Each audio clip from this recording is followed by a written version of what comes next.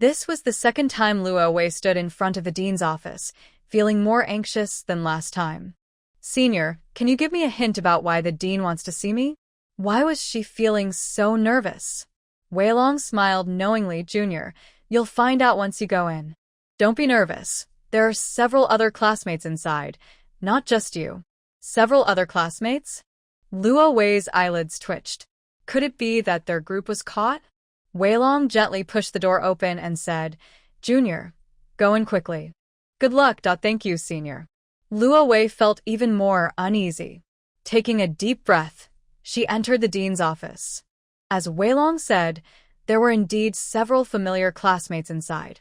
Hall, Gladys, Lola, and Theodore. Their group was complete. "Dean, you wanted to see me?" Dean Morrison looked up at Luo Wei, stood up with a papyrus record book in hand, and said, "Everyone is here. Let's go to the meeting room next door to talk." He led the 5 of them into the meeting room. Once everyone was seated, Dean Morrison opened the record book. "Besides you all other students who violated school rules this semester have already been dealt with. Do you know why you were the last ones called in?" Theodore grinned. "Because we made the least mistakes?" "I know," Gladys said seriously with a hint of excitement, "because we are good students and the school wants to reward us." "Huh?" The dean laughed in frustration, slamming the record book on the table. "Because you all made the most serious mistakes. Let's start with the intermediate students. Theodore, there have been strange holes in the college lawn and garden. 2 willow trees have fallen, and 3 pine trees have died. Do you have anything to explain? The truth will set you free. Resistance will be harsh." Theodore winced. "Dean, I think there might be a groundhog destroying our beautiful campus." "A groundhog?" Dean Morrison scoffed. "But the monitoring teacher and student council caught someone sneaking around the campus for 2 nights, digging up tree roots and damaging the vegetation." "What do you have to say about that?" "That can't be blamed on me," Theodore protested. "Blamed? The monitoring teacher saw you returning to the dorm with the dug-up tree roots. Do you still want to argue?" Theodore fell silent. Dean Morrison coldly announced his punishment. "You lose 20 points for the semester, must fill in all the holes before school starts, restore the damaged vegetation, read a self-criticism to the entire school at the beginning of the next semester, and complete 10 days of community service, as arranged by the student council." Hearing the punishment, Theodore wilted. "Lola, Professor Tobias Azal was attacked at night half a month ago. The monitoring teacher tracked the smell to your bedroom and found several owl feathers on your clothes. Do you have anything to explain?" Lola lowered her head. "I'm sorry, Dean. I admit my mistake. It was all because she was so dizzy from hunger that she mistook the bird and caught the owl. Although she realized it was wrong and let the owl go, the monitoring teacher still found out. Given your sincere admission and that it's your first offense, you lose 5 points, must write a self-criticism, and apologize to Professor Tobias's owl," Dean Morrison decided. "Yes, Dean." After dealing with the intermediate magic apprentices, Professor Morrison turned to the junior students. He glanced at the 3 and started with the one with the lightest offense. "Hall, there have been 47 complaints against you this semester. You made 2 classmates faint with a potion in class, 7 classmates with toxic fumes from your alchemy project, and 38 classmates complained about an odor coming from you. Can you improve?" Hall's innocent smile almost faded, and he quickly lowered his head. "I'm sorry, Dean. I admit my mistake. I can fix the odor issue, but I don't know why the potion and metal turned out that way." I followed the professor's steps. Dean Morrison paused for a moment. "In the future, do your assignments for those 2 classes after everyone else leaves. Also, you lose 10 points for the semester, must read a self-criticism to the entire school at the beginning of the next semester, and complete 5 days of community service." "Yes, Dean." Hall accepted the punishment. "Gladys," Dean Morrison called her name, "you have been out 4 nights this semester, scared classmates 4 times, and caused chaos in the equestrian class 3 times. Do you have anything to explain?" "I didn't scare them," Gladys said, confused. "They cried when they saw me, and so did the horses. I don't know why." Dean Morrison's temple twitched. "You stared at classmates talking bad about you while chewing raw meat in the cafeteria to intimidate them. Is that true?" "It wasn't raw meat," It was steak, medium rare. I saw them talking about me. What about causing chaos in the equestrian class? Is that true? I didn't do anything, I don't know. The horses ran wild on their own. What about sneaking out to the castle rooftop to watch the moon? Dean Morrison questioned sternly. Gladys lowered her gaze. I admit that. Dean Morrison rubbed his chest to calm himself and finally said, You lose 10 points, write a self-criticism, and at the start of the semester, I want your brother to come over, so I can talk to him about your issues. Gladys frowned, glaring at the dean unhappily. Dean Morrison felt a headache coming on and turned his attention to Luo Wei, which only made it worse. Luo Wei, do you know what you did wrong? Luo Wei quickly thought of everything that had happened since the semester began and tentatively asked, Was it because I made a potion in class that made classmates cry? Think again. Was it because I wasn't sincere in astrology class and got a turtle shell? Think again. Was it because I knocked over the wine barrel in the cafeteria and didn't compensate properly? Dean Morrison's face darkened. No. Luo Wei genuinely couldn't think of anything else. It couldn't be that the dean discovered she stole a magic book or cheated in room class, right? If it wasn't that, would she be exposing herself? Dean, could you give me a hint? Luo Wei cautiously looked at Dean Morrison. The student who refused to admit her mistake made Dean Morrison feel exhausted. Leaning back in his chair, he said, Rovey, yesterday Professor Mike discovered something interesting while checking the Academy's magic array. The Academy's warning line was crossed by the same person 36 times, always leaving after the bedtime bell rang and returning just before dawn. It has been a long time since someone so bold appeared at the Academy. Rovey, do you know who this person is? Rovey hesitated, worried that the dean might be trying to trick her. Dean Morrison asked, Do I need to provide evidence before you believe me? I admit my mistake, Rovey said decisively. I'm sorry, Dean. Please punish me. Voluntarily admitting her mistake would lead to a lighter punishment, and since it was her first offense and she hadn't caused any damage like others, the dean finally concluded that her mistake was the smallest. Maybe it would just be a 10-point deduction? She thought optimistically. All right, since you admitted it, I'll tell you your punishment. Dean Morrison sneered. You will lose 40 points, write a 1,000-word reflection to submit at the start of the semester, do 15 days of community service, and patrol the warning line for a month. Rovey. Why was her point deduction so severe? She just skipped class. Besides, isn't it normal for students to sneak out? Who doesn't have a nightlife? What's wrong? Do you have a problem with this punishment?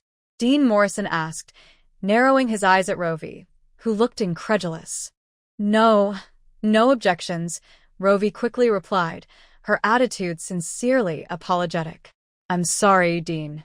I accept the punishment. Around her, for sympathetic gazes fell upon her.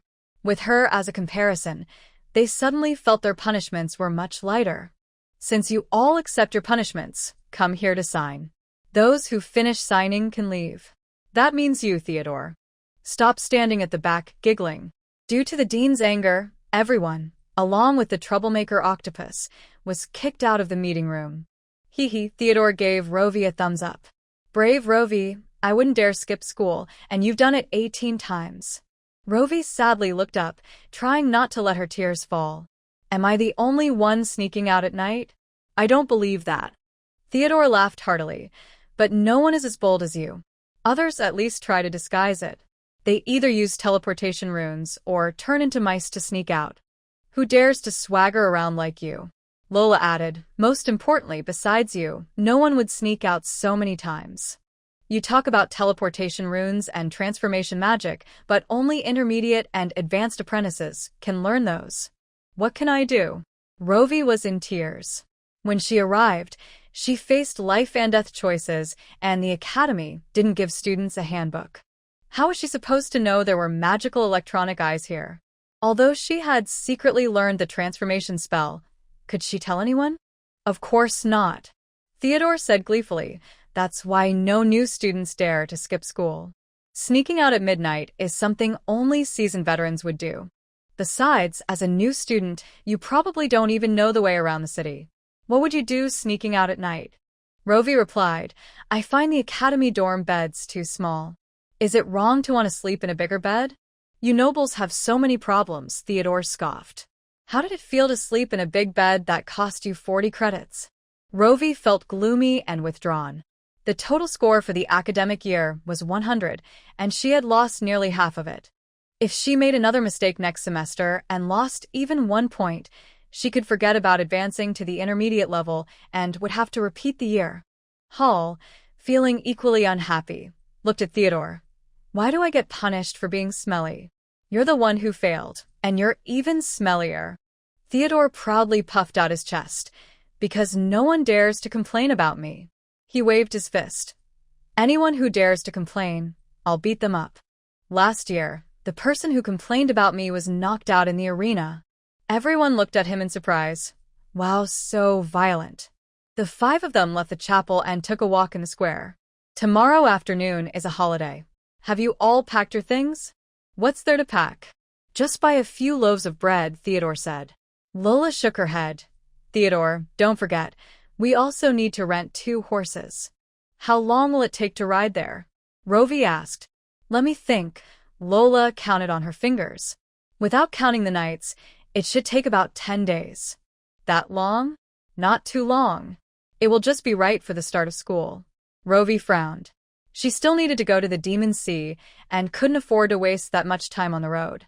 If I say I have another mode of transportation that can get us there in a day, would you all like to come with me? She asked everyone. Hall asked in surprise. We can get there in a day. Is it a long-distance teleportation array? Rovey shook her head. No, you'll find out when the time comes. Hall thought for a moment and nodded. I can. We can too. Lola and Theodore quickly nodded. With such a good opportunity to hitch a ride, how could they refuse?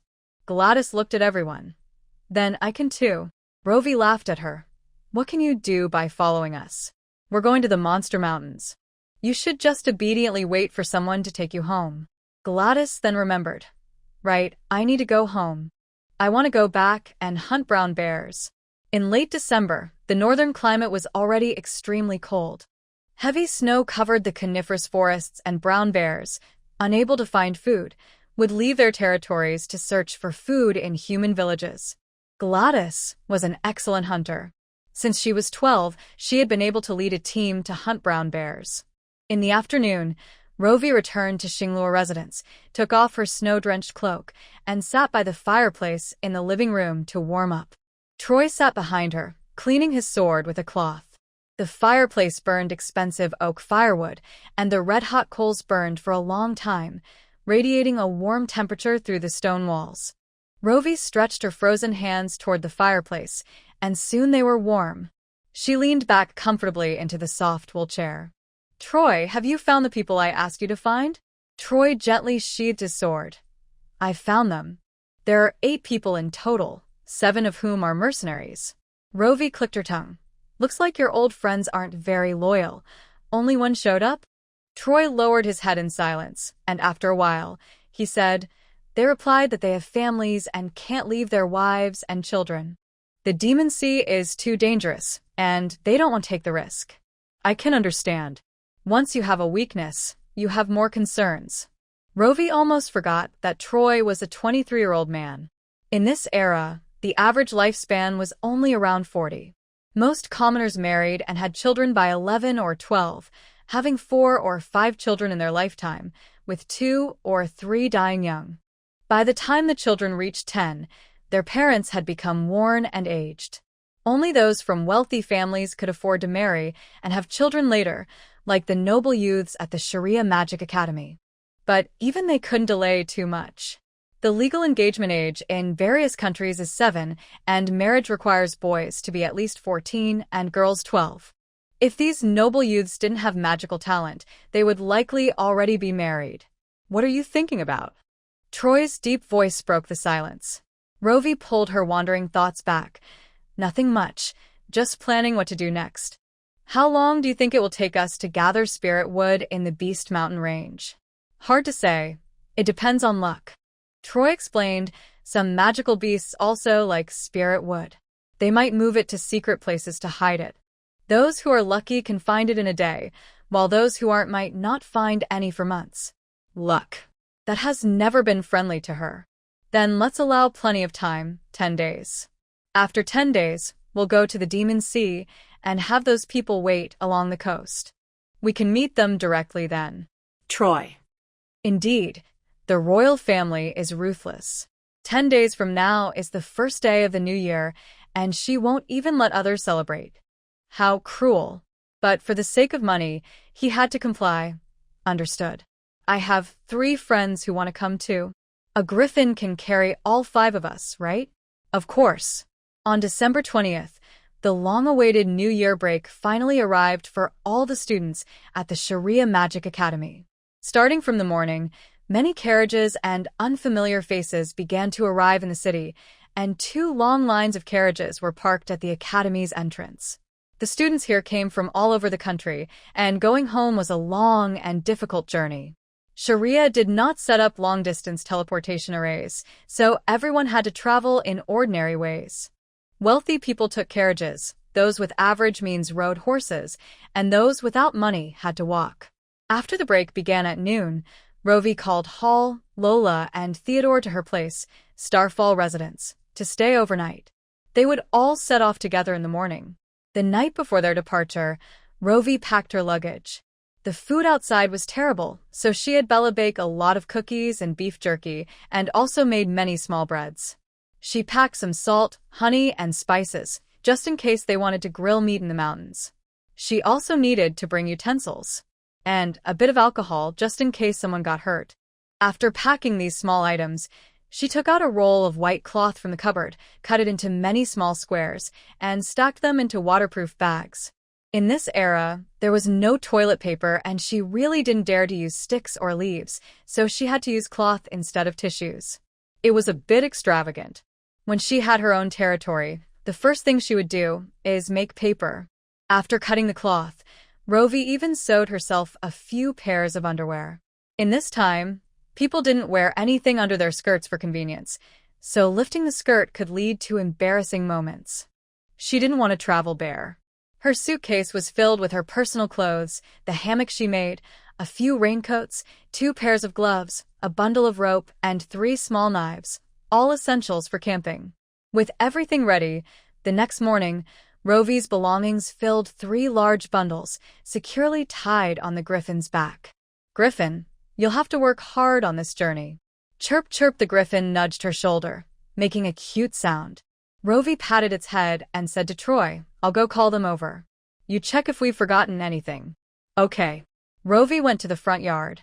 As soon as she left, Troy looked at the griffin. Why do you chirp at her, but just call me? The griffin gave him a disdainful look. Are you looking down on me? Have you forgotten who fed and clothed you back then? Chirp.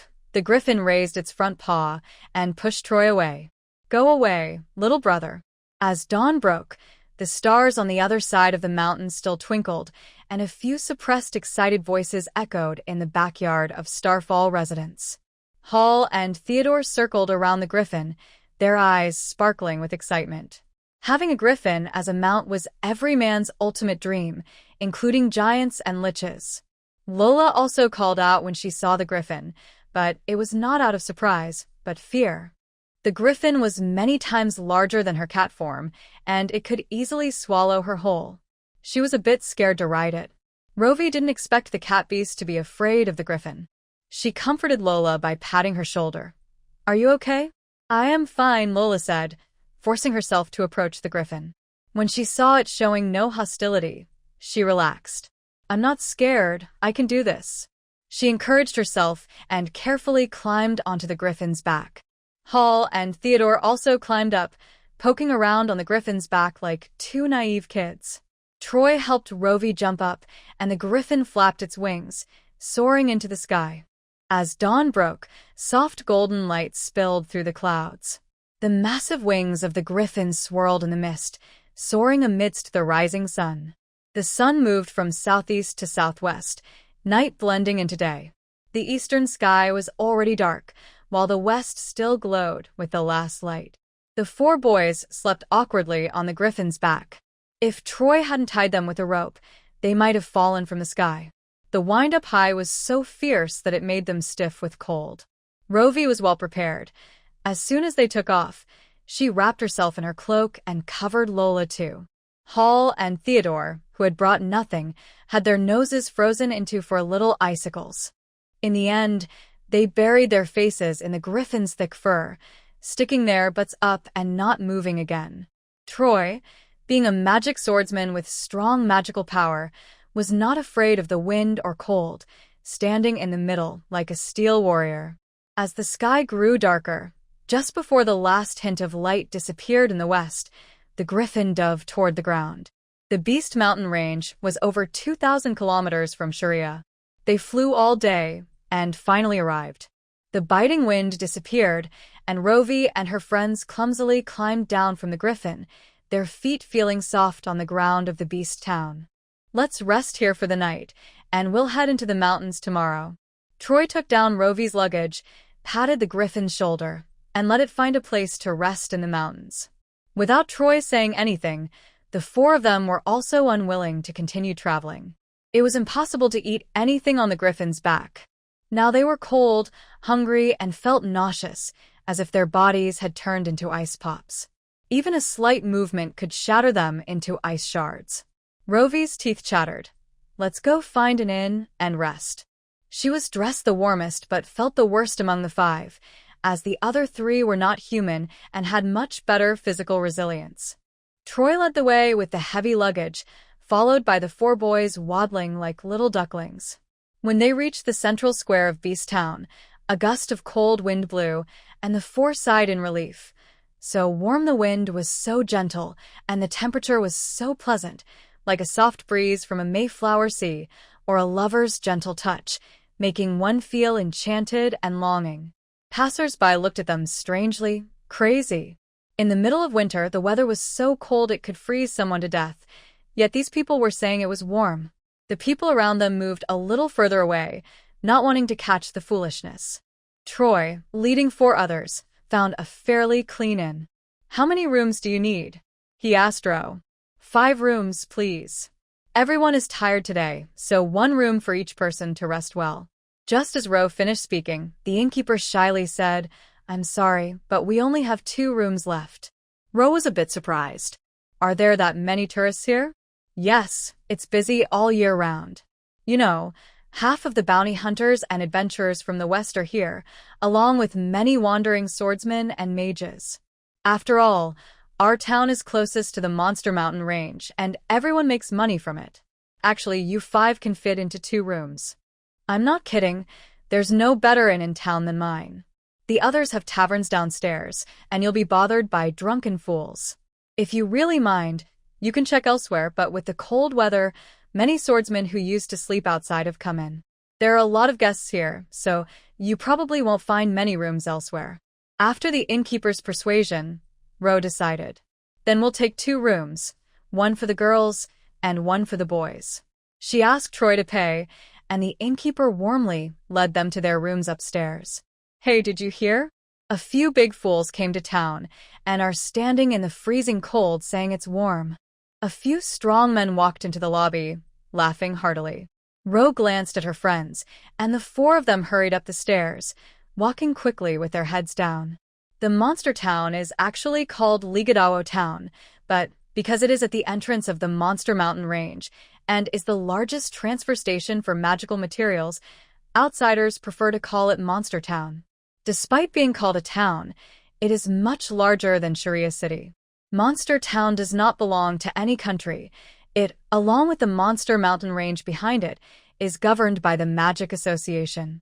The Monster Mountain Range is open to everyone, but those who enter do so at their own risk. Those who come out alive must go through a detailed inspection by the Magic Association, and they must pay 20% of the magical materials they bring out as a fee for maintaining the organization. Lola told Ro all of this. Lola also said that her home was near the Monster Mountain Range, but when she was young, she ran out to play and was recognized by a mage.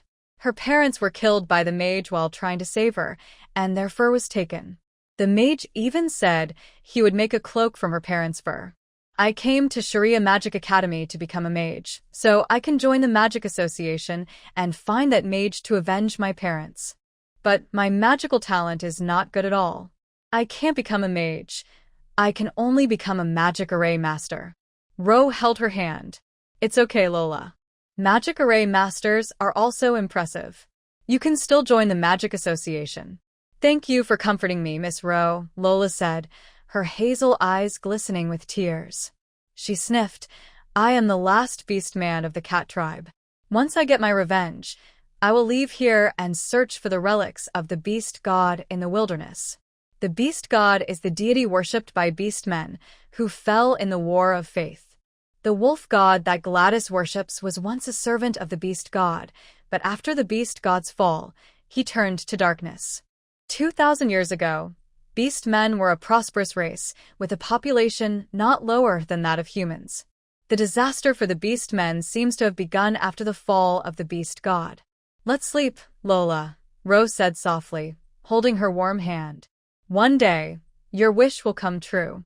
After spending a warm night at the inn, the five officially began their adventure. The Monster Mountain Range is home to many fierce and deadly monsters, and the Holy Magic Master who founded the Magic Association set up a magic array here to keep the vicious monsters contained within the mountains. Those outside who want to enter must pass through the magic array. Fortunately, that Holy Magic Master left a teleportation magic array in the town to transport those who wish to enter the mountains. The five paid their fees and entered the teleportation array of Monster Town. Is this the teleportation magic pattern carved by the Holy Magic Master? Rose stood on a circular stone platform 16 feet long, watching as the magic stone in the center emitted a golden light. The golden light flowed like water into the grooves at her feet, illuminating the entire magic pattern in an instant. This is a medium-sized magic array that can teleport 10 people at once. Lola, a magic array apprentice, had been learning to draw teleportation magic patterns and knew a lot about magic arrays. She explained to Ro, the magic stone in the center is a mixed magic stone refined from 5 elemental magic stones, which can provide pure magical power for the teleportation magic pattern instead of a mage. Teleportation magic patterns are different from enchantments. Using them once requires a lot of energy. That's why most mages choose to use magic stones to activate the array, so they won't be drained of their magic. Ro looked at the golden magic pattern on the ground, feeling the active magical elements around her, and a sense of wonder rose in her heart. Magic patterns truly defy science. Can drawing a circle of complex lines on the ground, plus a magic stone, really achieve space travel? It's about to start. Quickly, hold hands and stand steady, or we might get separated. Lola reminded everyone. Ro held Lola's hand with her left and grabbed Troy's sleeve with her right. Troy held onto Theodore and Hall on his right. A circle of light rose from the edge of the platform, enveloping them in the magic pattern. The air suddenly became thin, and the lively magical elements playfully passed through them. A strong sense of dizziness hit, and Ro quickly closed her eyes. She had wanted to see how the teleportation magic pattern worked, but it turned out that it had a dizzying effect like high-level spells, making it impossible to observe. Magic power is like intelligence. If it's too low, you can't understand anything. After feeling dizzy for a while, the rushing wind suddenly stopped, and strange sounds filled the air. Ro opened her eyes to see a brown monkey swinging through the treetops, jumping into the nearby bushes. A few rabbits quickly darted into the underbrush, and within a 20-meter radius around the 5 of them, no small animals could be seen. Did we arrive? She asked, puzzled. Why does the Monster Mountain Range look just like an ordinary forest? Why are the animals so afraid of people? This is the outskirts of the Monster Mountain Range. The magical elements are thin here, so there are no large monsters. It's relatively safe. Just watch out for poisonous snakes and insects, Troy said, cutting through the thorns in front of them as they walked toward a clearer area. Are there still poisonous snakes in winter? Ro questioned. Yes, Troy replied. Frostbite snakes like to appear in winter. If we climb over the mountain ahead, there will be even more poisonous snakes. The Monster Mountain Range is located along the eastern coast, shaped like a crescent moon. Monster Town is on its back, and if we climb 7 or 8 more mountains, we will see the crescent-shaped coastline. The coast has warm winds blowing even in winter, and the temperature is higher than inland. Warm winds? Could it be a warm current? This contradicts what she learned in geography. Isn't it supposed to be warm in the east and cold in the west in lower latitudes, and cold in the east and warm in the west in higher latitudes?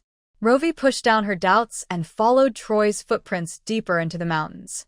The widest part of the Beast Mountain Range is over 300 kilometers, and they still need to go east for at least another 100 kilometers to reach the area where large magical beasts appear. We've been walking for so long, but why haven't we seen many people? Theodore looked around, puzzled. When we trained here last year, we would encounter 1 or 2 small teams every few kilometers. Why haven't we seen anyone today? Rovey replied, maybe there are fewer people in winter. And the teleportation circles connect to the magic circles in the Beast Mountain Range, sending people to different locations, Laura added. Hall looked up and said, the weather isn't good today. It looks like it might rain. Rovey tightened her cloak around her. I hope not. I don't want to climb in the rain. As they went deeper, the vegetation around them grew taller, with towering ancient trees blocking the sky, making the forest dim. Rotting tree roots were covered with wriggling black segmented worms, and colorful birds flitted among the branches. Tall human-faced flowers hung down, attracting forest flies and wasps with their sticky nectar.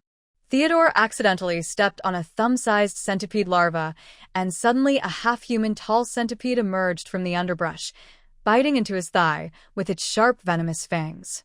Swish, a long sword pierced the centipede's body, pinning it to the ground. Theodore, are you okay? The others rushed over, concerned. Theodore had 2 dark red fang marks on his leg, and the stinking yellow liquid seeped through his thin burlap pants. Hall and Laura helped him sit on a fallen spruce trunk. Troy cut off the centipede's head, wiped his sword clean with some leaves, and quickly approached Theodore.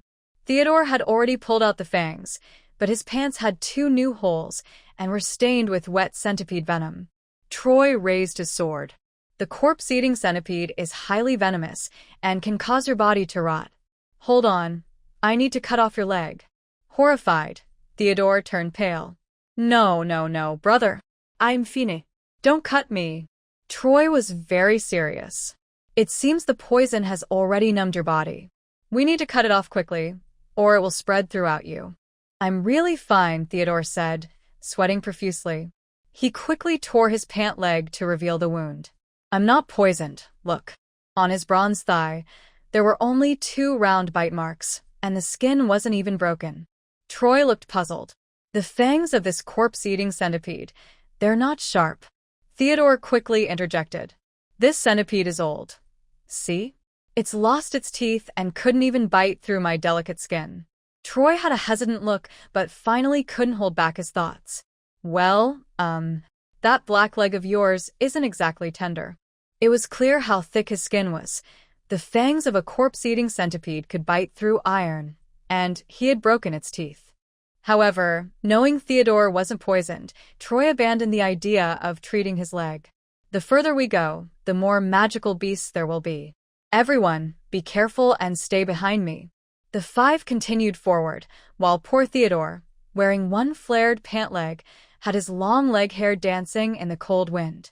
Those leg hairs were originally the thorny spikes from his original form, which had turned into fine hair after becoming human. After walking east for another 10 kilometers, various uniquely shaped magical plants began to appear around them. Hall discovered several snake staff grasses in a ravine. This is a low-level magical plant that can be used to brew insect-repelling potions, worth a silver coin each. He immediately smiled and rushed down with his burlap bag. Watch out for poisonous insects, Troy shouted. What does a lich fear from poisonous insects?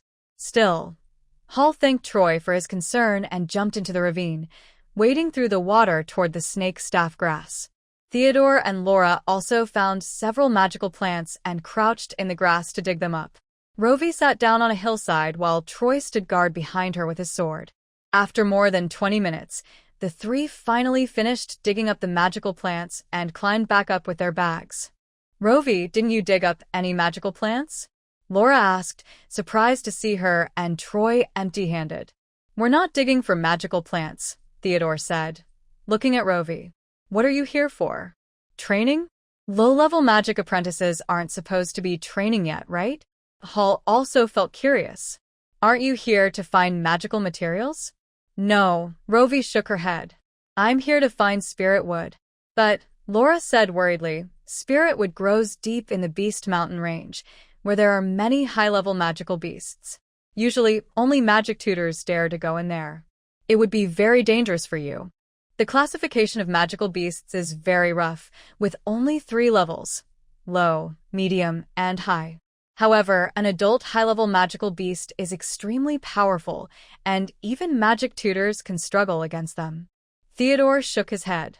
I wouldn't dare go deep into that kind of place. You shouldn't go either. You just started learning magic.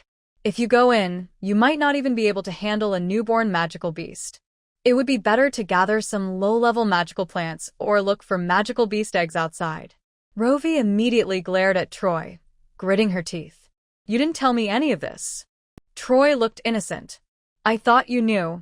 Besides, he had already said that spirit wood grows in valleys rich in magical elements, where there are many magical beasts, making it hard to collect. So what do we do now? Can we still go in to find spirit wood?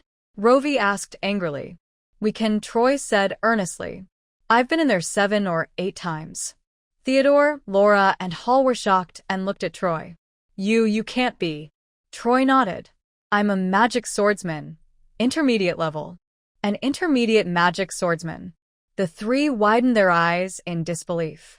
He was so young and looked so shabby, yet he was an intermediate magic swordsman. The ranks of swordsmen are the same as those of mages, with 8 levels: low, intermediate, and high swordsmen, low, intermediate, and high magic swordsmen, followed by great magic swordsmen and holy magic swordsmen. Moreover, leveling up as a swordsman is much harder than as a mage. At the same level, a magic swordsman's combat power is much stronger than a magic tutor's, as close combat is faster and more lethal, while mages take longer to chant spells. There are fewer than 100 magic swordsmen in the Xiuan continent, fewer than 50 intermediate magic swordsmen, and even fewer high-level magic swordsmen. The way they looked at Troy was filled with admiration. As a magic swordsman who dressed so simply, he must be a person of high character. No wonder even griffins were willing to be his mounts. But then they thought about it. Such a powerful swordsman was actually Rovey's bodyguard. Oh no, Rovey is amazing too. The 3 felt envious and wanted to cry, determined to hold on tightly to Rovey's strong leg. Laura gathered her courage and nervously walked over to Rovey. Rovey, I know a place where 1,000-year-old spirit wood grows. 1,000-year demon spirit wood? Luo Wei said in surprise. Lola leaned close to Luo Wei and whispered, it was planted by our cat ancestors. My parents took me there once when I was little. I know the way, but I don't remember the name of the place. I can lead you there. But there are many high-level magical beasts inside. It's dangerous for you to go. There's a magic swordsman with us, so I'm not afraid. Luo Wei hesitated.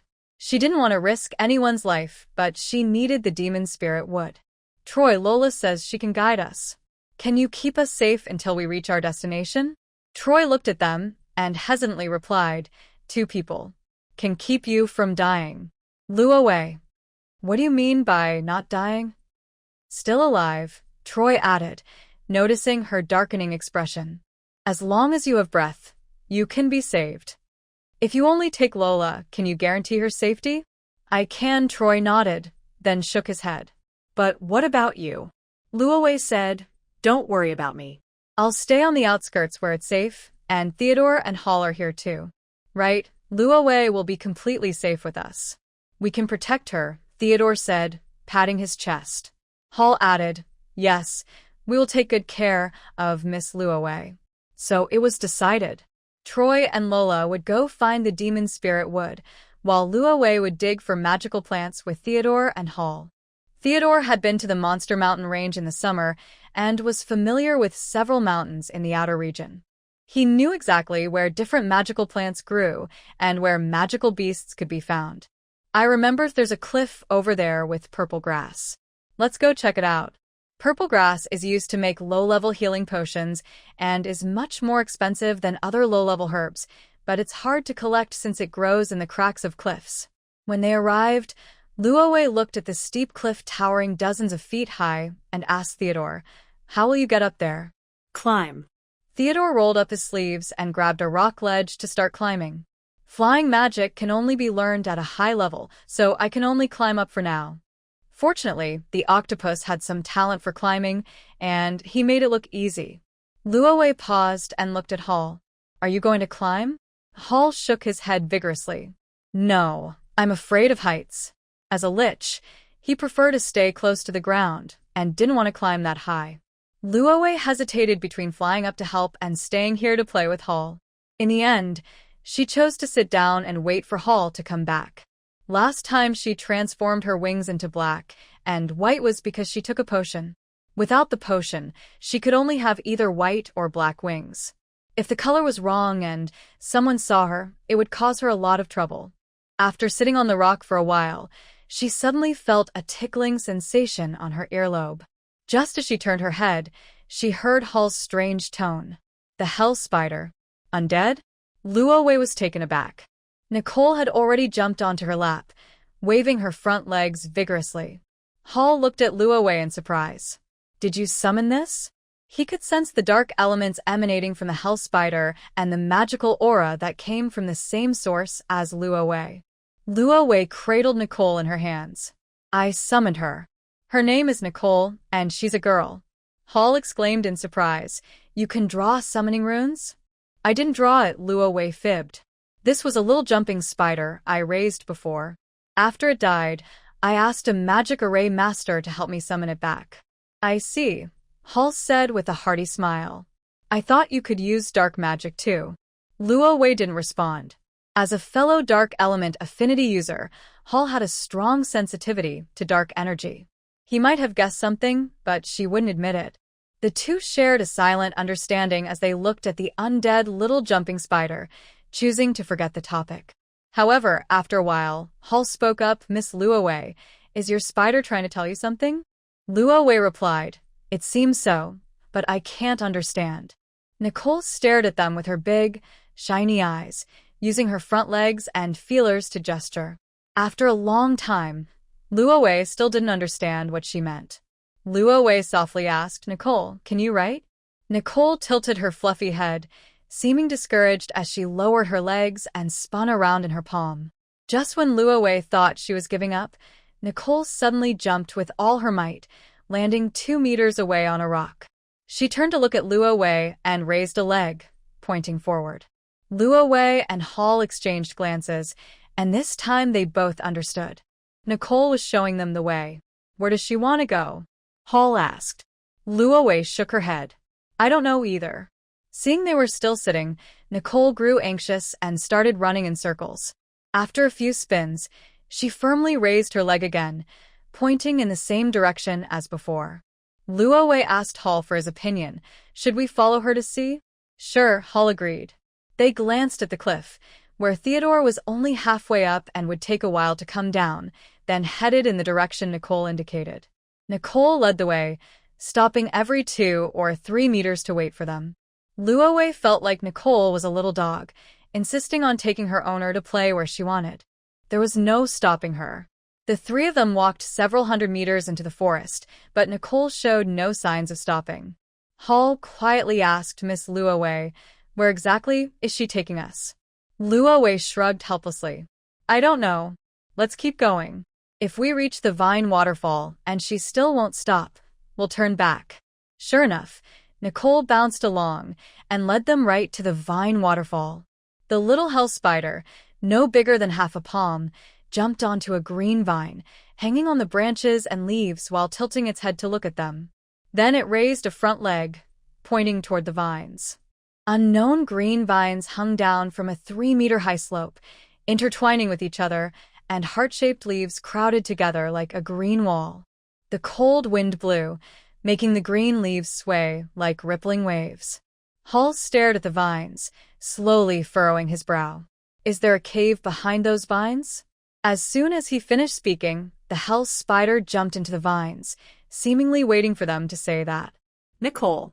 Luo Wei called out, but when the spider didn't come out, She picked up a stick and pushed aside the vines. There was indeed a cave behind, just big enough for them to squeeze through. The hell spider crouched at the entrance, meeting their gaze before turning and jumping into the cave. "I'll go take a look," Hall said, bending down to enter the cave. Luo Wei couldn't stop him. A few minutes later, Hall's head popped out of the cave. "It's big inside and there's no danger. Do you want to come in and see?" "Yes." Luo Wei bent down and crawled into the cave.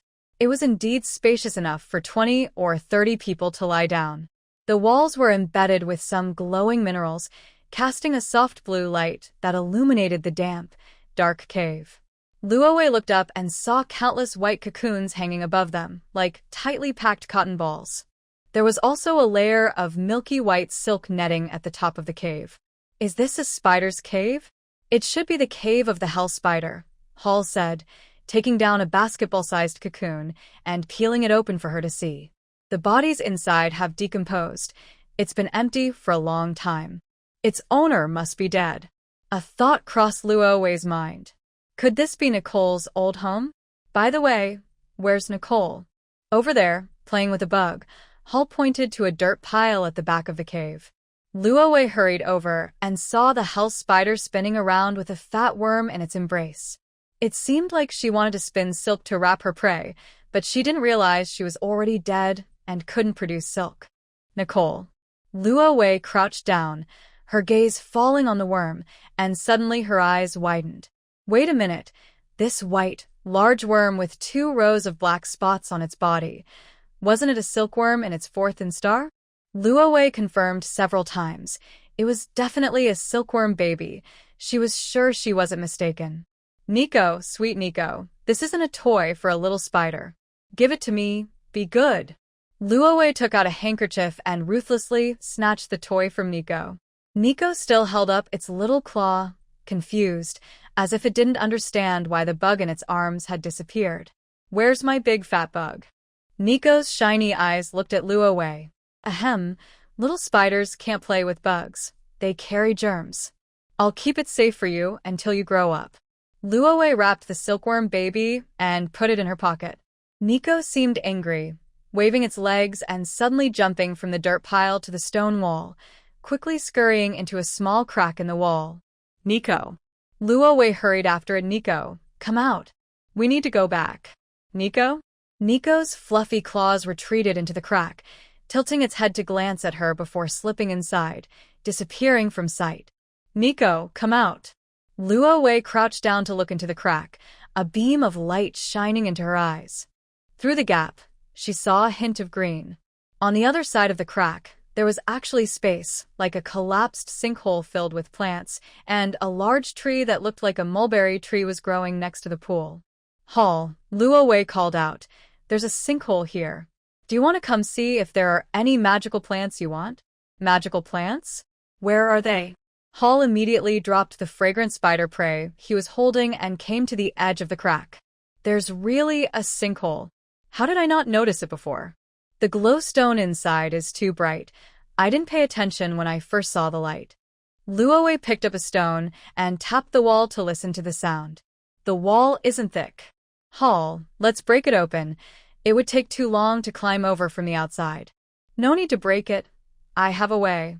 Hall reached his hand into the crack, and his slender fingers transformed into brown branches, growing and expanding like tree roots. Soon, he shattered the walls on both sides, creating an oval stone door.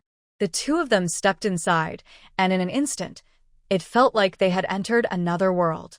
This was a small sinkhole over 20 meters wide, with a ceiling that connected to the outside, allowing light to pour in and illuminate the bottom of the sinkhole. The lower part of the sinkhole was funnel-shaped, with a pool of black water at the bottom, surrounded by dense plants. The mulberry tree Luo Wei saw was right next to the pool. "Wow, look at all these Nasami fruits, fire crow vines, and Gigi melons. These are all intermediate magical plants." Hall took out a burlap bag and jumped into the thorns to start collecting. Strangely, the temperature in the sinkhole was actually 10 degrees higher than outside. These magical plants, which had already withered in the snow, were still bearing fruit here. Luo Wei pushed aside the grass and carefully walked toward the pool, wanting to pick some mulberry leaves and maybe break off a few branches to take back for cuttings. The soil by the pool was very moist, sinking with every step. She stepped on the dense sawtooth grass and reached the mulberry tree, pulling down a branch. As she pulled, she noticed many black silkworm eggs on the tree, and some branches had already shed their cocoons. A few late-hatching silkworm babies were still munching on the leaves. This is amazing. She had silkworm eggs and a mulberry tree. She could raise silkworms and sell silk. Luo Wei quickly scraped off the silkworm eggs, carefully wrapped them in a cloth, and put them in her close pocket. The flexible branches of the mulberry tree swayed as she pulled them, and a few shimmering blue-purple feathers floated down from the tree, landing on the sawtooth grass. Hey, these are feathers from the colorful illusion bird. They are excellent alchemy materials, worth 5 silver coins each. Hall popped out from the half-person-high sawtooth grass, his eyes shining as he looked at the feathers. Miss Luo Wei, do you want them? If you don't, I'll take them. With the silkworms, who would care about a few feathers? Luo Wei generously replied, I don't want them. You can take them. Seeing Hall eagerly collecting the feathers into his bag, she curiously asked, what kind of bird is the colorful illusion bird? It's a magical beast with feathers that shine in many colors. They have a migratory habit, going south to live in winter and flying back in summer. Sometimes they even bring back berry branches from the wilderness to plant in their habitats, which is why they're also called berry birds or tree-planting birds. Flying to the wilderness? Luo Wei wondered. Isn't it said that the Monster Mountain Range has a magic array set by the Holy Mage, preventing magical beasts from leaving? Only the side of the mountains facing inland has the magic array, the side facing the sea doesn't. Magical beasts can leave over the sea.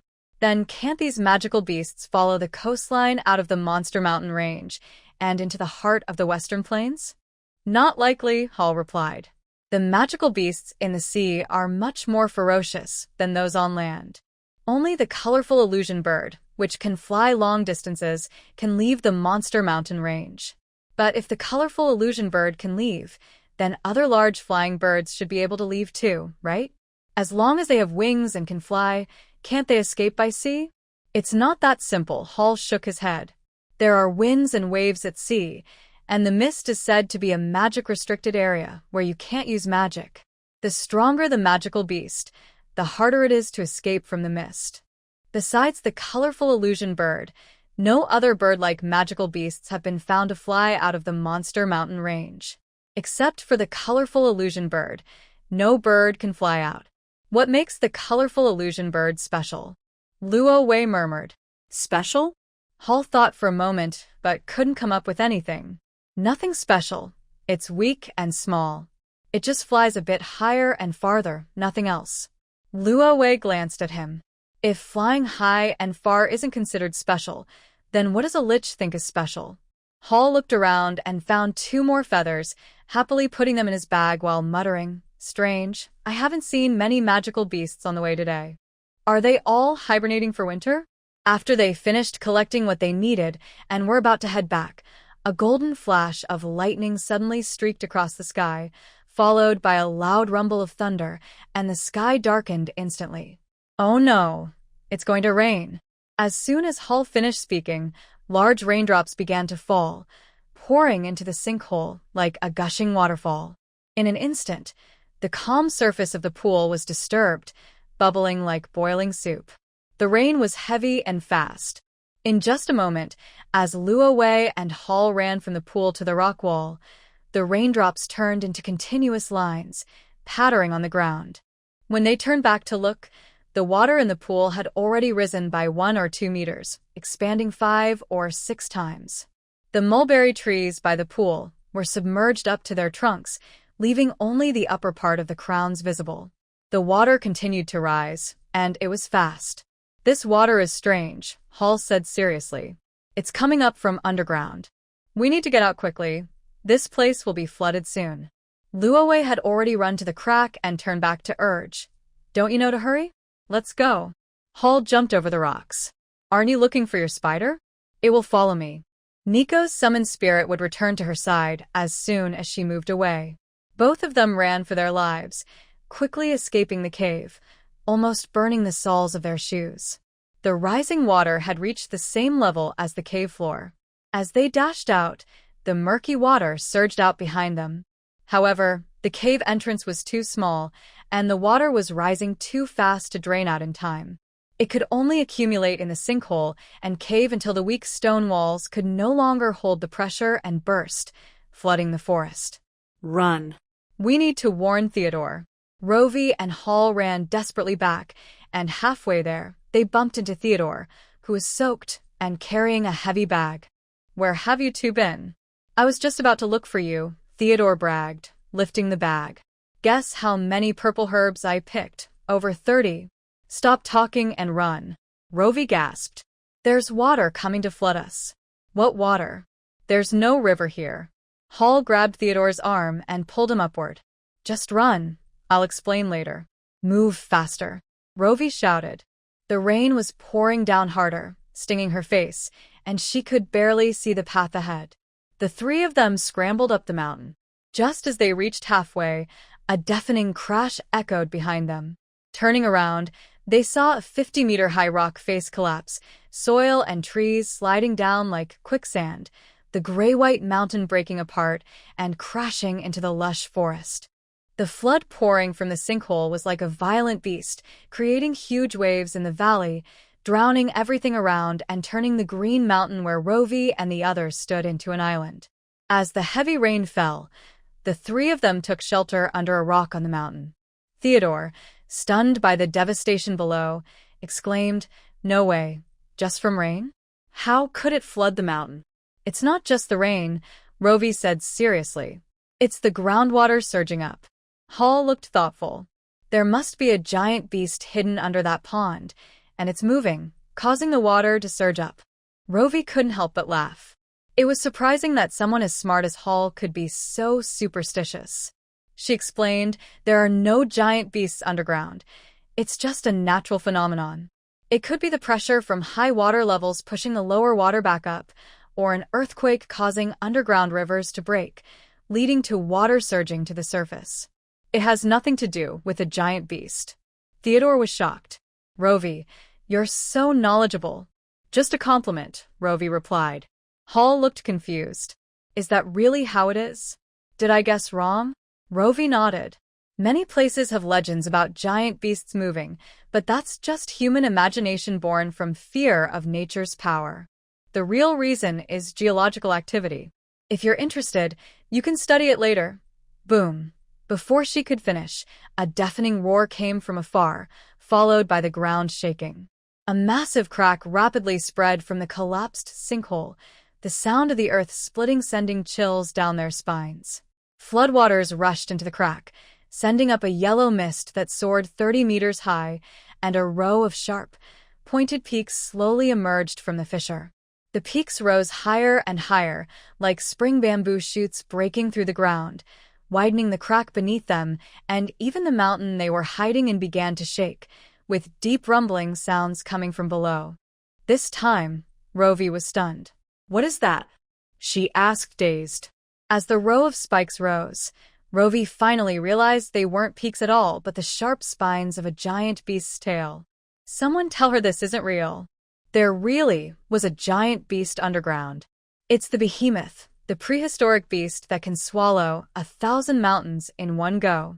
Theodore's voice cracked as he stared in fear at the massive tail swaying in the crack. With a sweep of its tail, 2 neighboring peaks instantly broke apart and collapsed, flattening the mountains. Hall croaked, "We're on the tailbone of the Behemoth. This mountain is about to collapse. What do we do?" Even an undead lich would fear extinction. A single step from the Behemoth could crush him to dust. He wasn't mature yet. If he died, he wouldn't leave any descendants. "What do we do? What do we do?" Theodore panicked. Though he was a giant, his current form was still smaller than a toe of the Behemoth. If it stepped on him, he would meet his end at such a young age. Rovey glanced at the two of them, silently took off her outer jacket, revealing her woolen undershirt with 2 slits on her back. Before setting out, she had anticipated meeting Wings one day, so she prepared many such clothes to avoid tearing them each time she transformed. With a whoosh, 2 pure white feathered wings sprouted from her back, and her long hair gradually turned silver, becoming as white as snow. Theodore and Hall turned their heads at the sound, and their pupils widened in shock at Rovey's transformation. With her holy wings and snow-white hair, a soft glow surrounded her, as if she were draped in a layer of white gauze, making her seem untouchable. She looked like an angel living in the clouds, not someone who should be in this filthy mud. Theodore and Hall suddenly understood the feeling of being blinded by light. Their friend, from their cursed and abandoned race, was an angel. How ironic. If an ordinary person saw this scene, they might feel excited or in awe, but not them. They felt despair. They didn't want to bask in the angel's holy light. "If you're not afraid, I can take you both flying," Rovey said seriously. She had never tried to carry 2 people at once, but human potential is limitless. How would she know it wouldn't work if she didn't try? If it really didn't work, she would seek help from the god of the undead. Surely, he wouldn't abandon such a devoted follower. "Hurry, grab my arm. If we delay any longer, the mountain will collapse." Theodore and Hall exchanged complex looks. "You don't have to worry about us," Theodore said. "You have a better chance of escaping alone." Hall lowered his gaze. "I'm a lich. I'm not really alive. You don't need to save me." "What are you saying at a time like this? Have you lost your mind?" Rovey couldn't help but scold. Seeing they still weren't moving, she angrily grabbed their arms and, disregarding their wishes, flapped her wings and took off into the air. The 2 boys felt incredibly heavy. Rovey felt like she was lifting a ton of iron with each arm, gritting her teeth and straining every muscle, her back aching and numb. "Hold on to my arms. I can't lift you both." Theodore and Hall finally reacted, both reaching out to grab her thin arm. As if suddenly realizing something, Theodore quickly pulled out his wand and cast a wind spell on the 3 of them. Then he took out 2 metal plates and activated the weight-reducing and speed-increasing runes on them. Hall immediately pulled out all his rune plates to help reduce weight and increase speed for Ro. Ro sighed in relief, feeling lighter. "Which direction should we go?" The rain was so heavy that everything looked white, and Ro shouted, unable to open her eyes. "The Behemoth is to our east. We should head south. Your left hand is south," Hall shouted back. Ro changed direction and flew south. The Behemoth was enormous, its body stretching across the Beast Mountain range, head facing east and tail facing west, over 90 kilometers long, almost spanning the widest part of the range. No matter which way they went, they couldn't escape its destructive reach. Having slept for many years without eating, the Behemoth was thin and long. Hall estimated it to be only about 20 kilometers wide. They could escape to the south or north in the shortest time. The north was cold, so flying south was best. They needed to move quickly. Once the Behemoth fully emerged and began to eat, everything within 100 miles would be consumed and turned into mud by its hungry stomach. Normally, Ro could fly 20 kilometers in just a few minutes, but with 2 people hanging on her and the heavy rain pouring down like cannonballs, her speed dropped significantly. After 10 minutes, they had only covered 5 kilometers. Ro felt anxious and tired, flapping her wings heavily while desperately calling for the god of the undead. If her troublesome boss didn't come soon, she would really die here. She vowed never to complain about the blessings of the god of the undead again. She would accept anything, no matter how painful, just to leave this place quickly. Suddenly, Ro felt a warmth on her back from the rain, and she was overjoyed. The god of the undead was truly a good god. She would worship him for 10,000 years. Theodore and Hall suddenly noticed they were moving faster, covering several kilometers in just a few minutes. They were now only 2 or 3 kilometers away. This was terrifying. Was this the true power of an angel?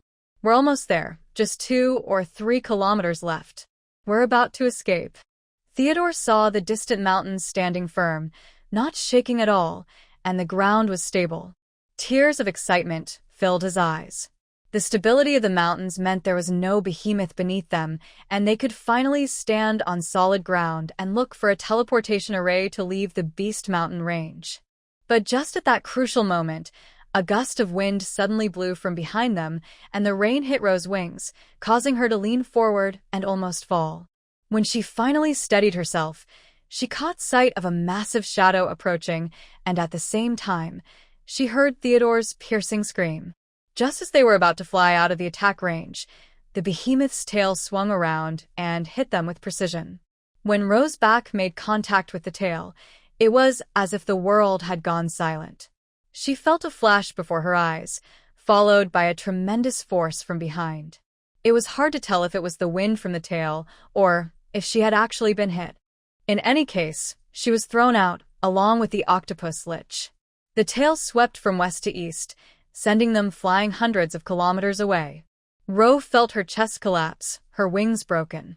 She lost her ability to fly, but was free-falling into the sea. Everything was dark, but her body felt hot, almost burning. Before she hit the water, Ro lost consciousness. The sky was overcast when a gray-blue octopus glided through the air, its thick tentacles wrapping around two people, plunging into the turbulent sea. Ro and Hall were both unconscious, Ro from physical weakness and Hall from fear of heights. Only Theodore remained awake. Though he had screamed the loudest, he had also reacted the fastest when the behemoth's tail came swinging. He had transformed back and used his tentacles to shield Ro and Hall, so he was the most injured. 5 of his 8 legs were broken, and tears streamed down Theodore's face from the pain. It hurt so much. His body ached, and his heart ached too. With a thud, he also lost consciousness.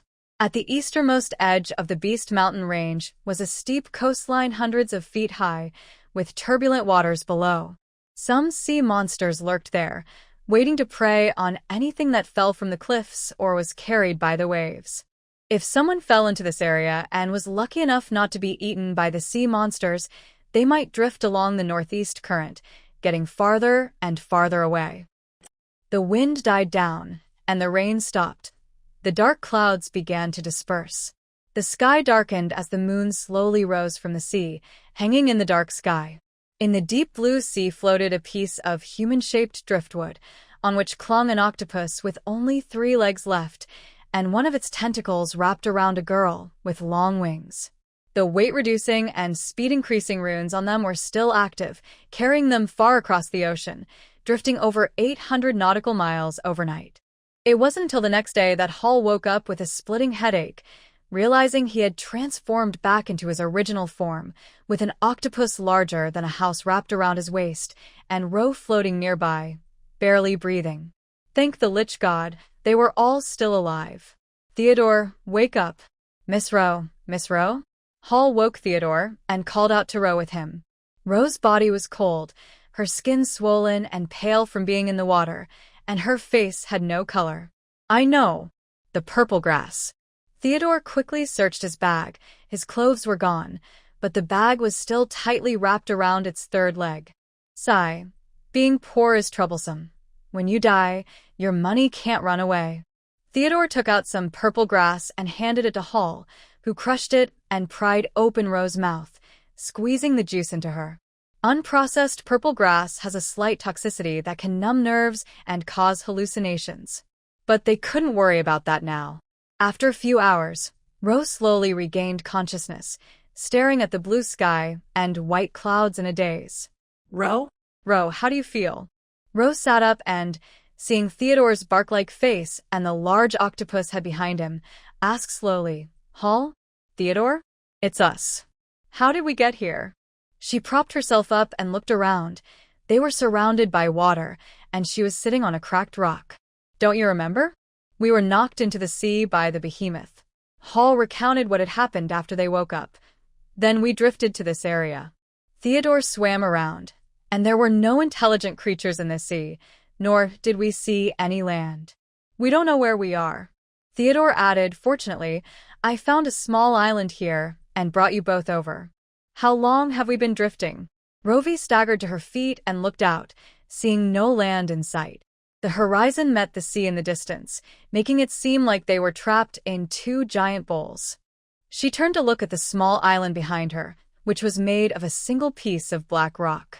Every 200 to 300 meters, there was a deep, curved crack. These cracks covered the entire island, appearing evenly spaced, as if following a special pattern. On the other side of the island was a towering peak, also a massive black rock. Seeing this stone peak made Rovey anxious. She pointed and asked Theodore and Hall, "Did you check the island carefully before we came? This wouldn't be another giant beast, would it? Once bitten by a snake, one is afraid of a rope for 10 years. She felt this deeply now. Are you scared silly by the behemoth? There can't be that many giant beasts in the world." Theodore's octopus had let out a laugh like a bellows. Hall, drying his waterlogged magical plant, said, "No way. The behemoth is the largest magical beast in the world. We checked the water before you woke up. This should be a ridge in the sea. We swam along it for 7 or 8 nautical miles without seeing an end. This island is very sturdy." Okay. Rovey touched her racing heart, forcing herself to relax. She looked at the sun in the sky and then at her long shadow, which suggested they were close to sunrise or sunset. If it was just after sunrise, her shadow pointed northwest. If it was near sunset, her shadow pointed northeast. "Hall, how long have you been awake?" "I don't know, maybe a few hours?" Hall replied uncertainly. "When you woke up, was the sun high? In which direction was it, higher or lower than now?" Hall blinked his light blue eyes. "I forgot. I woke up late. You should ask Theodore." Theodore stared with his big frog-like eyes. Ask me? I don't know either. I didn't pay attention to the sky when I woke up, but it was bright." Rovey sighed in frustration. "Then let's wait. We'll determine the direction at sunset and follow the stars back to the mainland tonight." "Sounds good." Hall agreed enthusiastically. Theodore glanced at them and moved into the water. "Wait, I'll go catch some fish for you." There was no food on the bare island. Only the fish in the sea could fill their stomachs. Theodore had already eaten his fill on the way to the island, swallowing any small fish or shrimp that swam near him without fear of bones. But Rovey and Hall probably didn't like raw food and hadn't eaten anything yet. The giant octopus slipped into the water, blending in with the gray-blue sea until it quickly disappeared. Rovey frowned. What was going on? Don't octopuses have 8 legs? "Theodore, are you hurt?" "Oh, just a little," Hall said, focused on his magical plant without looking up. "I lost a few legs, but it's fine. They'll grow back if I eat more." Even if he lost an arm or a leg in his human form, it would grow back in a year or so. Giants had strong recovery abilities. Rovey was stunned by Hall's casual tone, as if losing a few legs was no big deal. Is this how resilient the demon race is?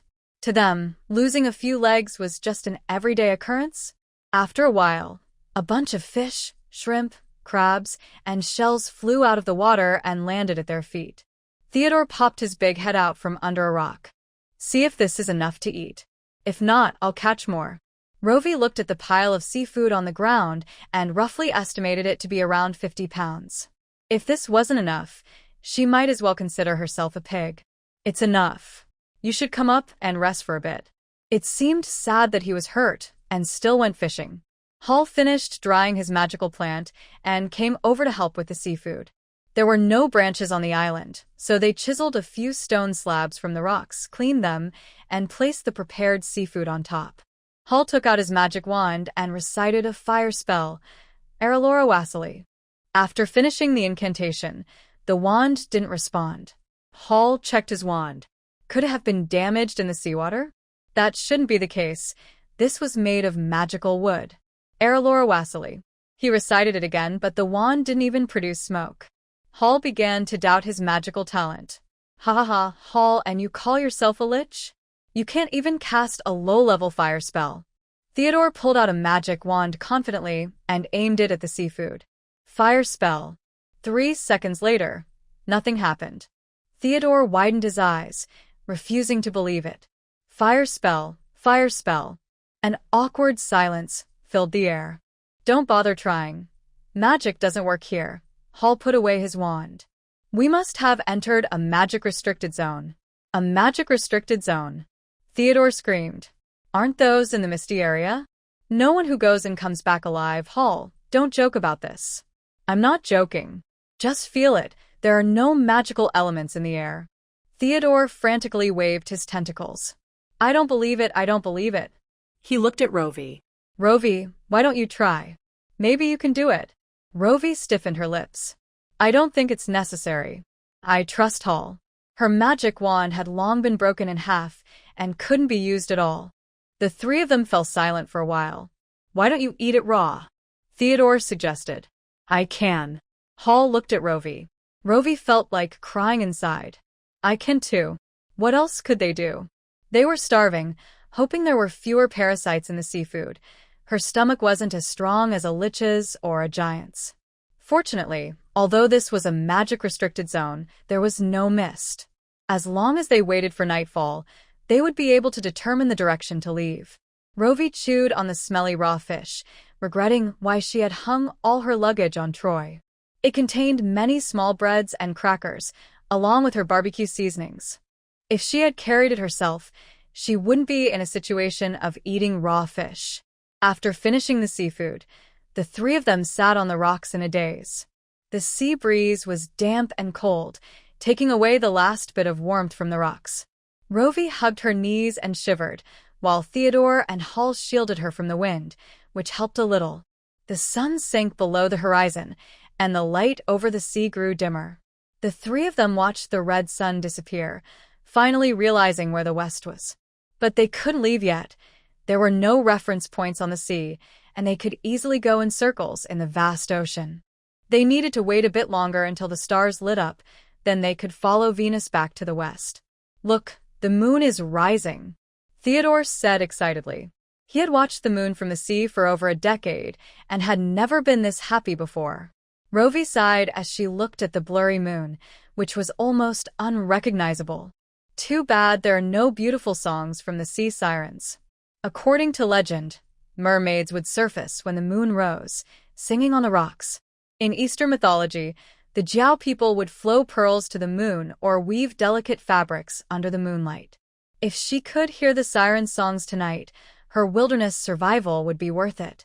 What are sirens compared to us? Theodore scoffed, pouting. We giants can sing too, Rovey.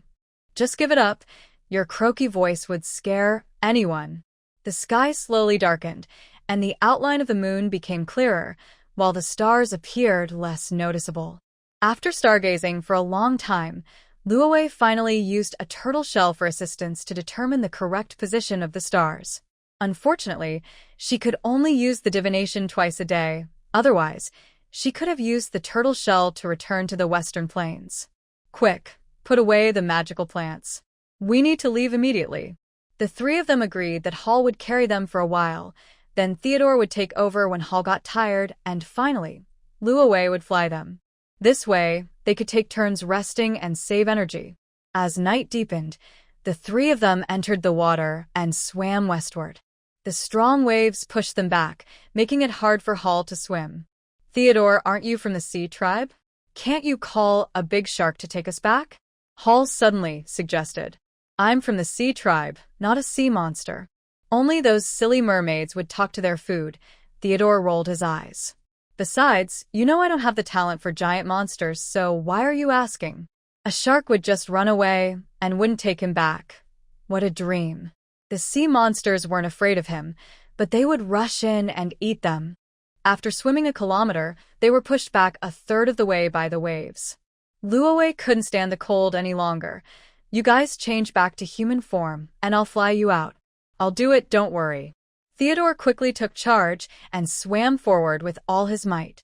After a while, it got darker, and a faint mist seemed to rise from the sea. The mist thickened quickly, and within minutes, it enveloped the sea, making even the moon invisible. Theodore shivered. Did we swim into a fog bank? We didn't swim into a fog bank, Luo Wei said calmly. I'm afraid we've been in one all along. This thick fog just rose. What? So the fog only appears at night? Why didn't anyone tell us? because those who knew are all dead. We can't see the direction in this fog. We need to leave here quickly. Luo Wei spread her wings and grabbed Theodore and hauled to fly upward. This fog seemed to come from nowhere, silently spreading across the sea. She flew over 1,000 meters, but still hadn't escaped the fog. A sound like roaring waves echoed in the mist.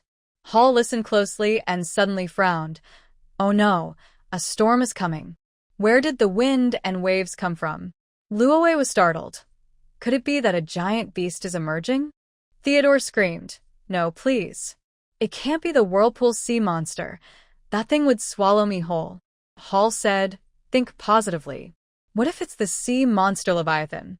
Leviathan is one of the 7 sea tribes, known for its low intelligence as big as a whale, and likes to fish in groups, creating massive waves wherever it goes. Theodore patted his heart. Leviathan is better than the whirlpool sea monster. At least Leviathan can understand human speech, while the whirlpool sea monster has no ears. Luo Wei flew up another 1,500 meters and finally broke through the fog. Looking into the distance, her voice was bleak. Why aren't you guessing it's a sea python? The sea python has been extinct for thousands of years. Our ancestors who lived in the sea never saw one. It's probably long gone. Theodore said loudly. Really? Did your ancestors like to go outside? Go outside? They didn't like to, they just loved to sleep. Besides, the outside isn't our territory. We only operate in the southern sea of the Western Plains. Then, why don't you look over there? Look at what? Theodore turned his head and suddenly fell silent. In the churning mist, a giant sea serpent's head slowly emerged from the water. Its 2 nostrils shot up towering water columns, like 2 great rivers thrown into the air, crashing down and creating waves hundreds of feet high. A sharp black stone peak grew between the giant python's nostrils, pointing high into the sky, with its long snake tongue extending outward as if breathing toward the moon. That enormous mouth seemed capable of swallowing the moon whole.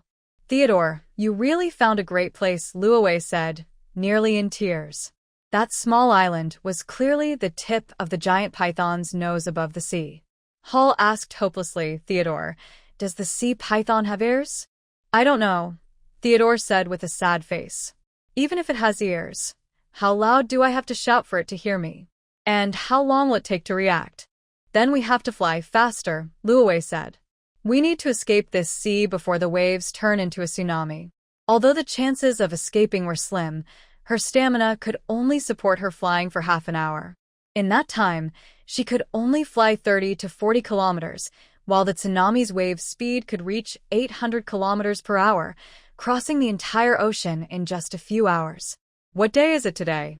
Why are the Behemoth and Jormungandr, who haven't appeared for thousands of years, suddenly showing up?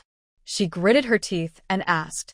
The Behemoth, also known as the Earth Beast, is a wild creature from Western mythology, the largest land creature, said to be created by the creator god. Jormungandr, the sea python, is even more formidable. It has a famous title, the world serpent, said to be the strongest monster among the giants. In Norse mythology, Jormungandr encircles the world, connecting head to tail. As a child, it was thrown into the bottomless sea by Odin, the highest god of the Aesir, and has been trapped by the sea ever since. If this world's sea python Jormungandr is the same as the giant serpent in Norse mythology, then they have no chance of escaping. Just as Luo Wei was thinking this, she heard Hall's low voice. When I was young, I heard a legend that Jormungandr is over 20,000 kilometers long and more than 400 kilometers wide.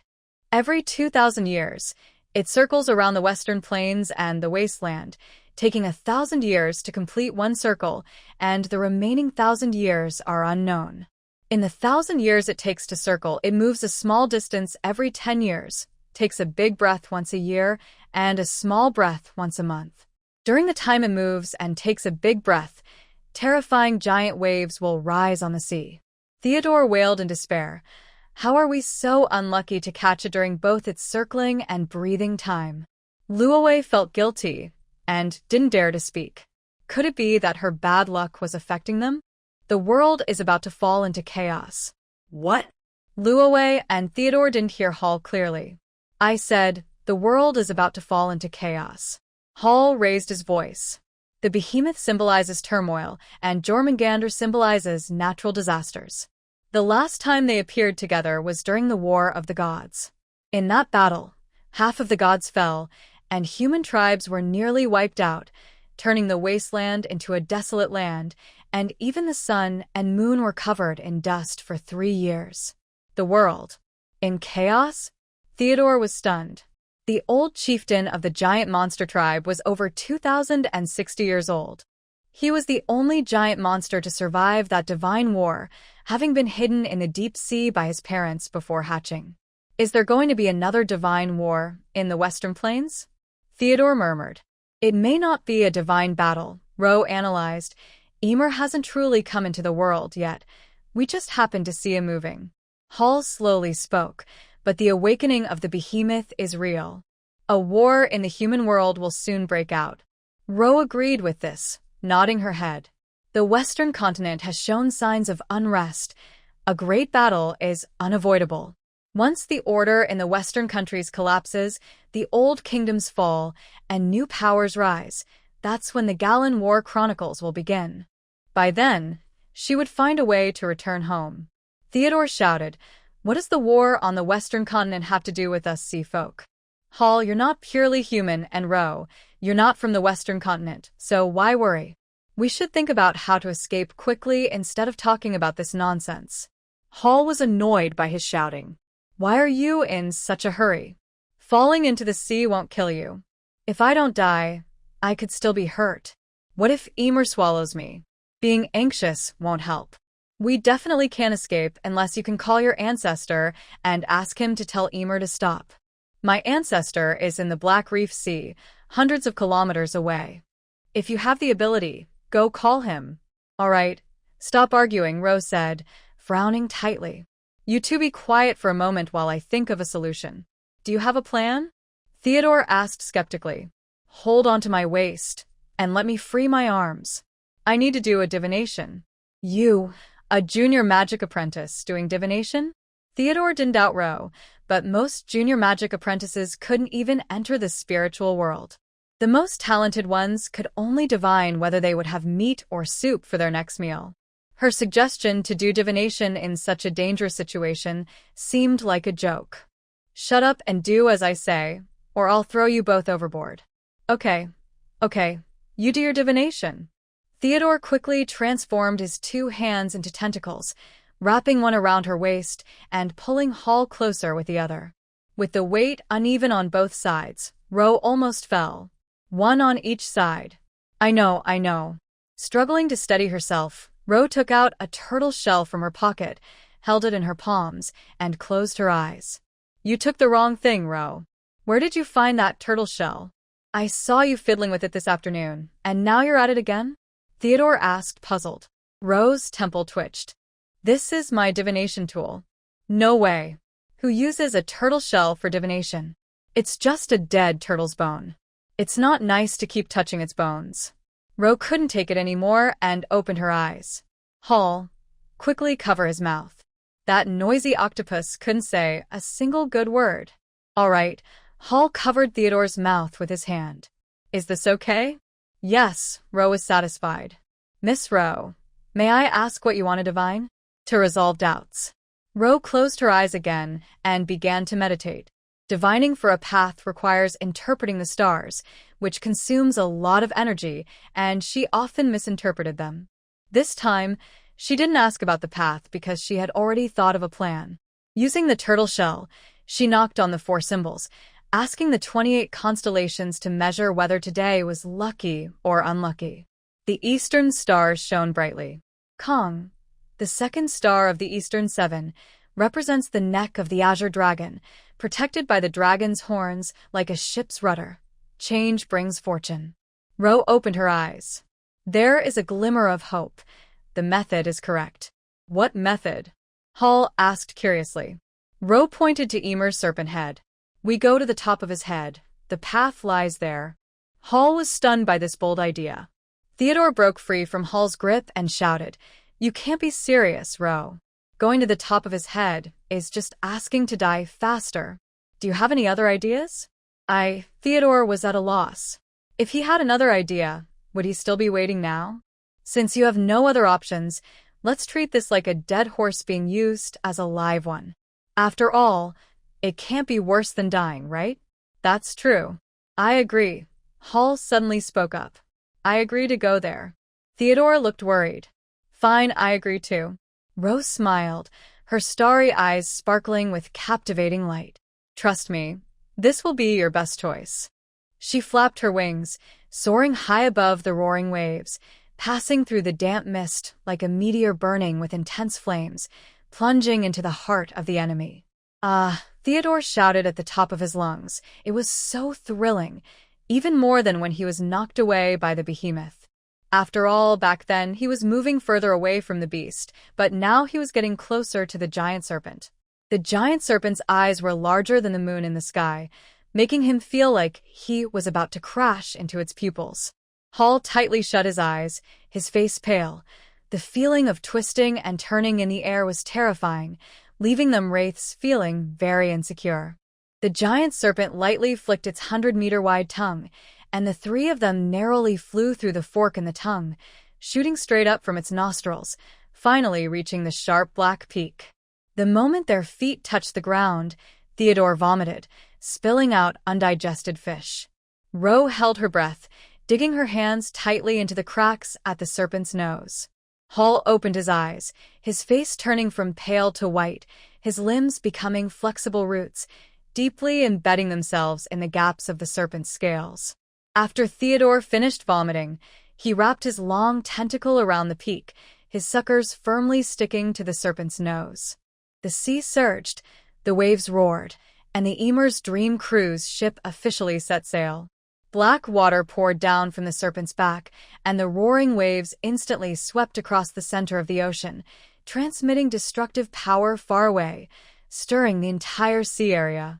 In less than half an hour, the rolling waves submerged several islands hundreds of kilometers away, swallowing seabirds and leaving no trace of weak sea monsters.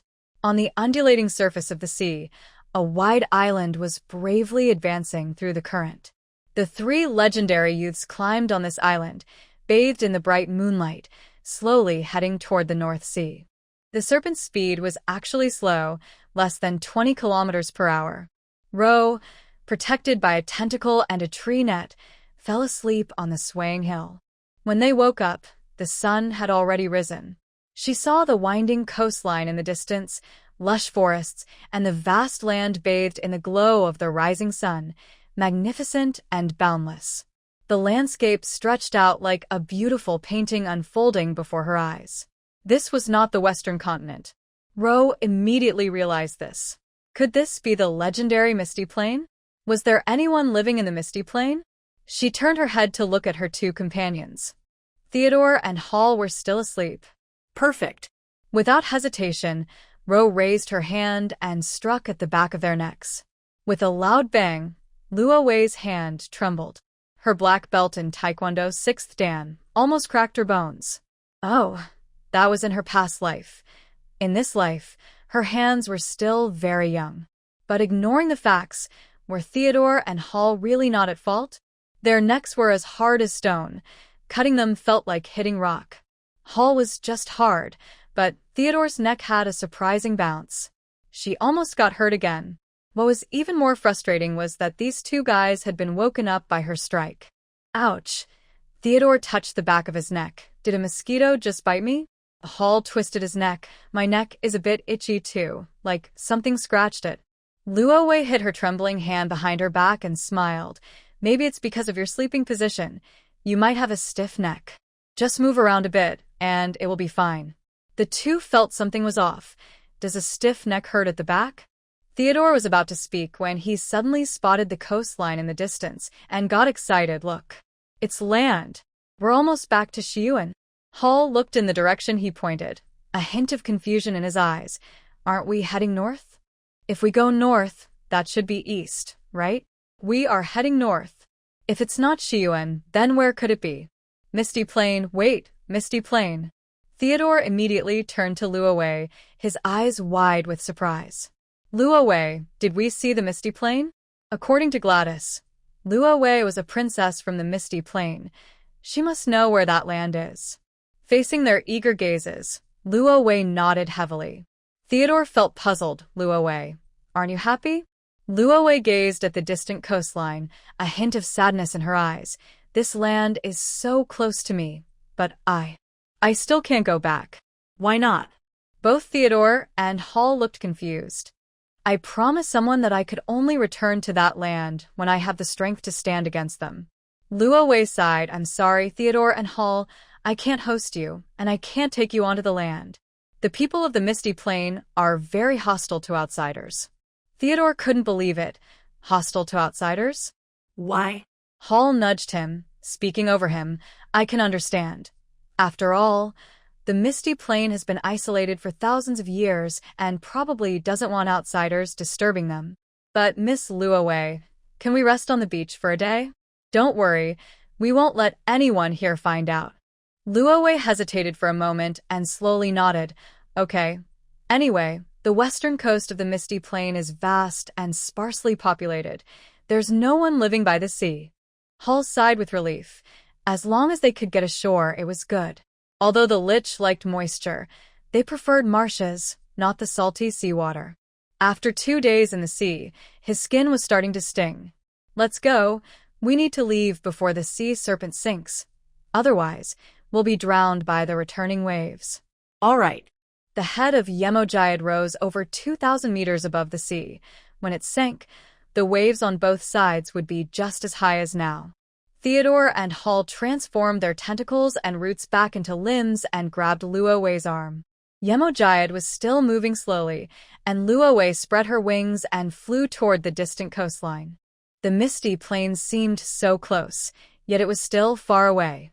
It was just that they had been standing on top of Yemojayad, which was much higher than the coastal land, so they could see the coastline. As they descended, the coastline disappeared from view. The three of them flew and swam, finally escaping the mist before sunset. The mist that rose at night would no longer trap them. Leaving the magic restraining area, Hall and Theodore's magic patterns and spells were back in action. The moon sank into the sea, and the faint light of dawn gradually brightened. Theodore's loud roar broke the silence of the sky. Roar, land, land. We survived. Luo Wei and Hall covered their ears, their faces showing smiles of relief. The waves rippled like a blue gem, pushing the three of them onto the shallow shore. The moist sea breeze brushed over their heads, drying the hair that hung over their foreheads. The warm sand stuck to their feet, tickling them. Exhausted and hungry, Luo Wei sat on the beach for a while before getting up. I'll go gather some dry wood. Let's make a fire and cook. Okay, I'll catch some fish, Theodore said eagerly. Hall also got up. I'll look for fresh water nearby. Luo Wei drew a small knife from her waist, holding it as she walked toward the trees on the beach. Theodore glanced at her back but didn't immediately go into the sea. Instead, he turned to follow Hall. Hall, what did you mean earlier? Why didn't you let me speak? When? When we were on top of Yemojayad. I asked Luo Wei why she was hostile to outsiders, and you interrupted me. Theodore said angrily. I'm your senior. You brat. Don't you think Luo Wei's words are suspicious? I don't think so. Hall turned his head and asked, why do you think a royal princess like Luo Wei ended up in Shiyuan? To study, of course, Theodore replied matter-of-factly. Xiria Magic Academy has the best magic teachers in the whole continent. But there aren't many royal nobles in Xiria Magic Academy, are there? Theodore, the royal family is different from ordinary people. The heir to the throne doesn't need to have powerful magic. They need to learn how to govern the country. Then, why did Luo Wei come to Xiria? Theodore asked. That's the question I just asked you, Hall said helplessly. Don't you remember? Gladys said that Luo Wei accidentally came to Shiyuan. She has to complete a trial to go home. I guess her trial might be to become a powerful magician and then build her own force. Theodore was a bit confused. What does she need to build a force for in Shiyuan? The royal family has serious internal strife and power struggles. Perhaps she was persecuted by another faction in the royal family, or maybe she was plotted against by her siblings. Staying in her own country is dangerous for her, so she had to come to Shiyuan to find a way out. She doesn't want us to enter the Misty Plain. She's probably afraid we'll reveal her whereabouts and get her hunted down. Hall's explanation opened Theodore's eyes. So that's how it is. You liches are so perceptive. Nothing can escape your notice. All right, Senior, go catch some fish. I need to find water. What water? Isn't fresh water just a water ball spell? Come on, go fishing with me. Hall was pulled into the sea by the limping Theodore. The two dove into the shallow coral reefs, catching fish and crabs that were foraging among the seaweed. Glub suddenly, a strange sound came from the other side of the coral, and a blurry figure quickly hid into a deep stone hole in the sea. Who's there? Theodore's expression changed, and he fiercely chased after it. Theodore. Hall quickly grabbed the fish that Theodore had dropped and chased after him to the cave. Ouch! Ouch! Ouch! Let go! Let go! Let go! A terrible scream, worse than a duck's quack, came from inside the cave. Before Hall could ask what happened, he saw Theodore rush out in fear. Behind him, a pair of eerie eyes quickly sank into the snake hair that was thrashing about. Hall couldn't describe how those eyes made him feel. The silver irises surrounded the pitch-black pupils, cold and devoid of humanity, leaving even him, a lich, frozen for a while. Hall, Theodore suddenly slapped him on the shoulder. Run. Why are you just standing there? Hall snapped back to reality, realizing he had been mesmerized by those eyes, and his face turned pale. Who was that? A Gorgon? Don't ask, just run. Theodore pulled him, and they burst out of the water, scrambling onto the beach. After looking back and seeing no one chasing them, he gasped for breath and said it was a Gorgon from the sea serpent tribe. He raised his battered right arm. Look at the bites. There are holes everywhere. If I hadn't run fast, I would have lost this hand. The octopus's blue blood dripped onto the sand, staining it like blue ink on a golden canvas. No wonder we haven't seen any sea serpents in the West for so many years. They must have moved here, Hall pondered. Do you think the missing sirens and mermaids have come here too? I don't know. Anyway, after all those years in the sea, I've only seen whirlpools and leviathans. Theodore grimaced as he dipped his arm in the water to wash his wounds. Rovey returned with a pile of dry branches and saw the scene. Theodore, are you fishing with your arm? She asked in shock. Theodore turned his head mechanically, his dull eyes wide. What a cold heart you must have to say such heartless words. Rovey. She looked at Hall. What's wrong with Theodore? Hall recounted their encounter in the sea to Rovey, focusing on Theodore's panic while fleeing and the state of his injuries. Rovey felt both amused and sorry for him, so she asked Hall to bring out the remaining purple grass to treat Theodore's wounds. The Gorgon snake hair shouldn't be poisonous, right? Don't worry, it won't kill a giant. Hall skillfully squeezed the juice from the purple grass, using a shell to hand it to Theodore.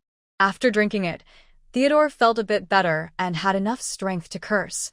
Darn it. That brainless fool with worms in his head, that stinky sea serpent dared to bite me. Just wait until I call my ancestor. I'll chew him up. Hall moved a little further away to avoid getting sprayed by his spit. Is calling your ancestor really useful? The first wife of the giant ancestor was from the sea serpent tribe, right? Would he really attack his wife's family? Theodore replied unhappily, what do you know? We're enemies with the sea serpent tribe. They are not family. I'll tell you. It turned out that 2,000 years ago, a war of faith nearly wiped out the giant tribe. To ensure their survival, the giant ancestor chose to marry a female from the sea serpent tribe. In the demon tribes, the stronger bloodline of the parents determines the talents of their children. No other tribe has a bloodline stronger than the giants. Although Leviathan is powerful, he is the only one of his kind, and a new one only appears when he dies. So the powerful giant ancestor thought his sea serpent wife would bear many little giants, but to his surprise, she only gave birth to little sea serpents. Later, he found out that his wife thought he was too ugly and found a lover in the sea serpent tribe, so all her children were from her lover. In anger, the giant ancestor hid in the deep sea to have children by himself. Some species can reproduce asexually when they are about to go extinct, and the giant ancestor developed this ability, laying eggs and hatching them alone, creating a thriving tribe. Since then, the giant ancestor claimed to be a female demon, which infuriated his wife, leading to their unhappy separation. Later, when the sea serpent tribe was hunted by humans, the Gorgon leader sought help from the giant ancestor, but she chose to remain indifferent. Thus, the two tribes completely fell out and had not contacted each other for 1,000 years. In short, we are not on good terms with the sea serpent tribe. My ancestor will definitely take revenge for me. Theodore insisted. Rovey sighed. You're on their territory now, and you're still making threats. By the time you call your ancestor, we might already be dead. They wouldn't dare. Why wouldn't they? It's far from the Emperor. If they eat you, no one would find out. Theodore gritted his teeth. They want to eat me? The sea serpent tribe is truly no good. No wonder the people of Mist Plains don't live by the sea. They must be scared of them.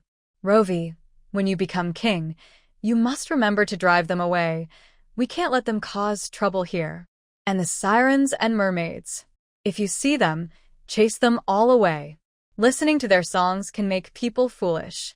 Rovey shot him a sideways glance. Giants aren't exactly good either, right?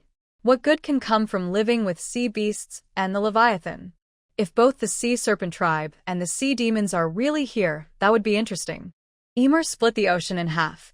The most ferocious 3 tribes lived on one side, while the beautiful singing tribes lived on the other.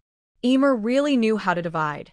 The 3 of them chatted while starting a fire on the beach, turning sticks to roast fish. After 2 days and nights, they finally managed to eat a hot meal, although there was no salt in the food, making it a sad sight. After eating, the 3 began discussing how to return to the west. Miss Rovey, how did you get to the west originally? Hall asked. A giant sea python blocked the middle of the ocean, swallowing surrounding magical elements and turning the area into a magic-free zone. At night, it released thick fog, causing anyone who got close to lose their way. Crossing the ocean under such circumstances was extremely difficult. They could only thank the goddess of luck for getting across, but luck wouldn't always be on their side. They might not be so fortunate next time. Hall was very curious about how Rovey and her guard managed to get across. Me? I flew over. A divine bird took us, Rovey said, pretending to reminisce. A divine bird, like a griffin? No. This divine bird is called a bar-tailed godwit. It can fly over 10,000 kilometers in one go without stopping. That's amazing. Theodore admired. Flying over 10,000 kilometers at once is much faster than Ymir. That guy only travels 20,000 kilometers in 1,000 years. Hall was more concerned. Miss Rovey, do you have a way to ask that divine bird to take us again? Rovey shook her head.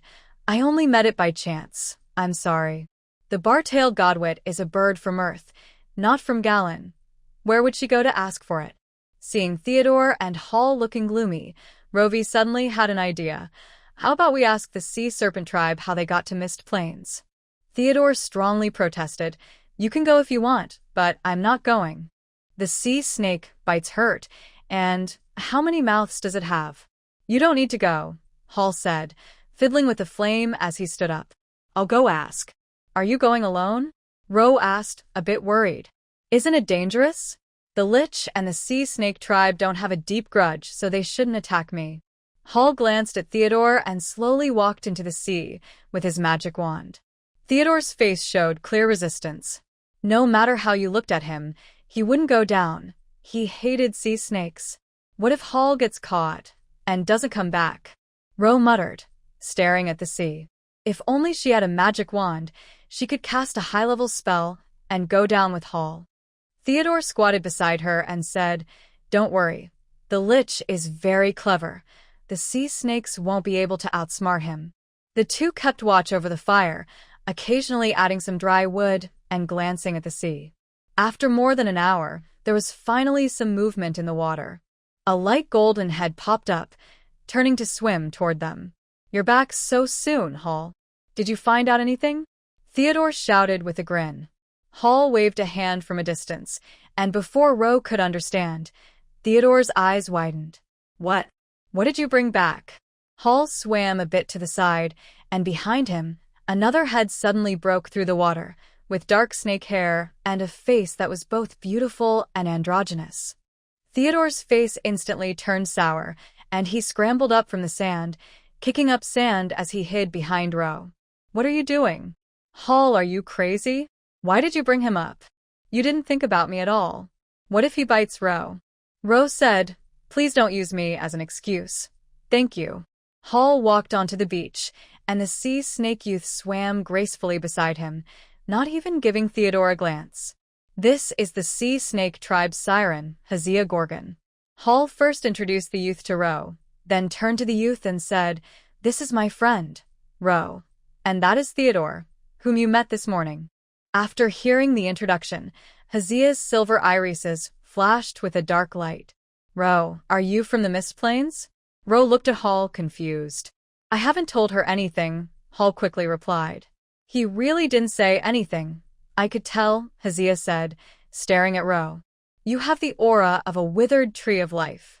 The tree of life is a sacred tree given to the elf race by the god of life. Although Ro didn't know what a withered tree of life smelled like, it didn't stop her from responding. A withered tree of life, she said, showing a knowing expression. Have you seen our people on land before? I haven't seen any. Humans have never appeared in this sea area, and we haven't come ashore. Hazia's slender snake hair danced behind her head, her voice deep and distant, like waves echoing in a conch shell. But I have seen the tree of life. 1,000 years ago, an elf gave a branch of the tree of life to our chieftain, and that branch has been worshipped in our cave ever since. Later, when the tree of life withered, the elves fell into a deep sleep. I thought there were no wise beings left on the Mist Plains. Did you not expect to see me today? Ro said with a light laugh. Fortunately, the god of life has blessed us. We have not perished. Hazia looked at her with a strange expression. The god of life? Didn't the god of life fall? The god of life has fallen? When? Theodore, who had been silent, suddenly jumped in disbelief. There are still statues of the god of life in the West Temple. How could he have fallen? Hazia ignored him and looked at Ro and Hall. You didn't know? Hall shook his head. I've never heard of this. Ro frowned. I haven't heard either. We are followers of the god of life.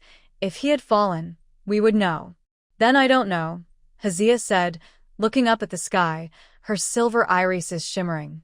As far as I know, the divine war 2,000 years ago severely injured the god of life. His power was taken by other gods, and his divine essence scattered into the world. Why don't I know any of this? Ro asked, frowning tightly. Hazia, can you tell me where you heard this? It was that elf who told us. Hazia did not hide anything. 1,000 years ago, we accidentally fled here and met that elf. The elf race is favored by the god of life. They are born from the tree of life, have long lifespans and beautiful appearances. Even in death, they remain lovely, but that elf was nothing like the legends. Our chieftain said she was shocked when she first saw him because his face was full of wrinkles, like an old human.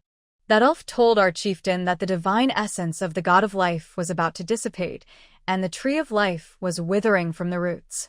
To find a way to keep the tree of life alive, they took a part of the branch and sent it to various faithless races, hoping we would become followers of the god of life. Did you agree? Ro asked. We did. My ancestors prayed day and night to the branch of the tree of life, but it still withered. The withering of the tree of life doesn't necessarily mean the god of life has fallen, Ro analyzed. Perhaps the god of life is just unable to provide nourishment to the tree of life anymore and chose to withdraw his blessing. Hazia spoke up. Have you seen the oracle of the god of life? What? After the tree of life withered, the god of life has not spoken to his followers.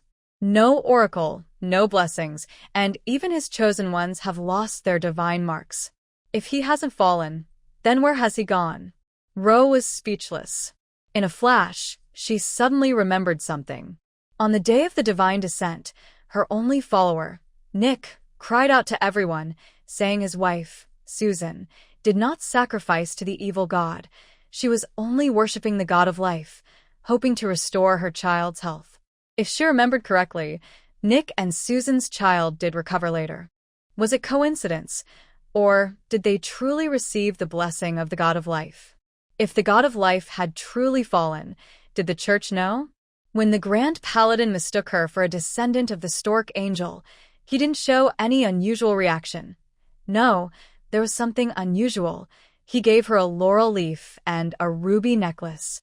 At that time, she thought the laurel leaf symbolized honor, while Dean Morrison thought it symbolized love. Perhaps both of them were mistaken. In Greek mythology, laurel leaves are a decoration for Apollo, and it seems the sun god of this world has kept that idea. Leaving behind the story of the laurel leaves, they symbolize neither honor nor love. They represent the crown of the sun god, which is the sun god himself. Did the paladin chief give her laurel leaves to make her submit to the sun god? Rovey let out a deep sigh. Perhaps the God of Life has truly fallen. Otherwise, how could Queen Isis, a descendant of the Goddess of Life, be so easily plotted against and then go missing? Rovey decided not to think about such complicated matters. The fall of the God of Life had nothing to do with her. She just wanted to know how to return to the West. Hall, have you asked Hestia? She looked at Hall. I asked. Hestia said they swam from a trench that is 10,000 meters deep. 10,000 meters deep. Just hearing it made Rovey shiver. If humans entered such depths, they would be crushed by the immense water pressure. If you want to swim through, I can guide you, but I must warn you, it's very dangerous, and you might not survive. Half of our ancestors died in that trench. Hestia linked her arm with Hall's. You are Hall's friends. If you die, Hall will be very sad. Rovey's eyes widened as she noticed Hestia holding Hall's arm. You too. I've already accepted Hestia's proposal, Hall said with a bright smile on his innocent face. Rovey's mind went blank. She never expected the story to go in this direction. Hall. Theodore shouted angrily, pointing at Hall, trembling. How can you be with her? Hestia tightened her grip on Hall's arm, glaring dangerously at Theodore. Hall is my fiancé. If you dare to like him, I will kill you. Theodore jumped up as if he had exploded. Me? Like him? Are you out of your mind? I'm a guy. I'd be crazy to like him. You brainless sea snake. Has your head been hollowed out by a snake? Hestia remained on guard. Our clan leader said that sea giants like to disguise themselves as male demons to deceive innocent female demons. Ha! I'm a male demon. You sea snake women are the ones who like to seduce good male demons. You're not loyal at all. Get lost. Hestia stuck out her crimson tongue, her gaze fierce. Ugly giant, if you say one more word, I will eat you. How funny. Who will eat whom? You promiscuous sea snake. We giants can swallow you whole without spitting out the bones. Try it, you ugly creature. Flirtatious worm. You think I won't dare? Rovey and Hall grimaced in pain, exchanging a glance before quickly stepping in to mediate. Rovey covered Theodore's mouth. Stop arguing. Don't you want to go back to the West? Hall stopped Hestia. Don't be angry, dear. Look, your skin is drying out from being out for so long. Let's go back and soak in some water. Finally, they were pulled apart, and Hall quickly took Hestia back to the sea, preventing a bloody incident. Theodore pried Rovey's hand away, his face red with anger. Why did you stop me? Hall has been taken by that flirtatious fairy. That sounded a lot like a jealous woman. Rovey raised an eyebrow. Theodore, you don't really like Hall, do you? Am I crazy to like him? Ugh. Theodore almost vomited Rovey. Are you out of your mind? The one I like is Lola. Oh, Rovey raised an eyebrow meaningfully. So you like Lola? Does Lola know you like her? Theodore's face turned dark red. And no, she doesn't know yet. Rovey found him increasingly fascinating. An octopus had fallen for a cat beast, and he wasn't even afraid of Lola drooling over his true form. But octopuses have many tentacles. If one gets cut off, it can grow back. He probably wouldn't mind being nibbled by Lola a couple of times. The sun was setting, casting a warm glow over the shimmering sea as Hall finally emerged from the water. Seeing Hall, Theodore rolled his eyes. Some people actually know how to come back? Hall smiled slightly, wiped the seawater from his face, and sat down beside them. Do you really like Hestia? Rovey handed him a cloth to wipe the seawater from his eyes. Hall, you don't have to force yourself for us. Theodore perked up, turning his head. What do you mean? You don't like that sea snake? Hall didn't say whether he liked her or not, but quietly said, in this sea area, the sea snake clan is the only intelligent species.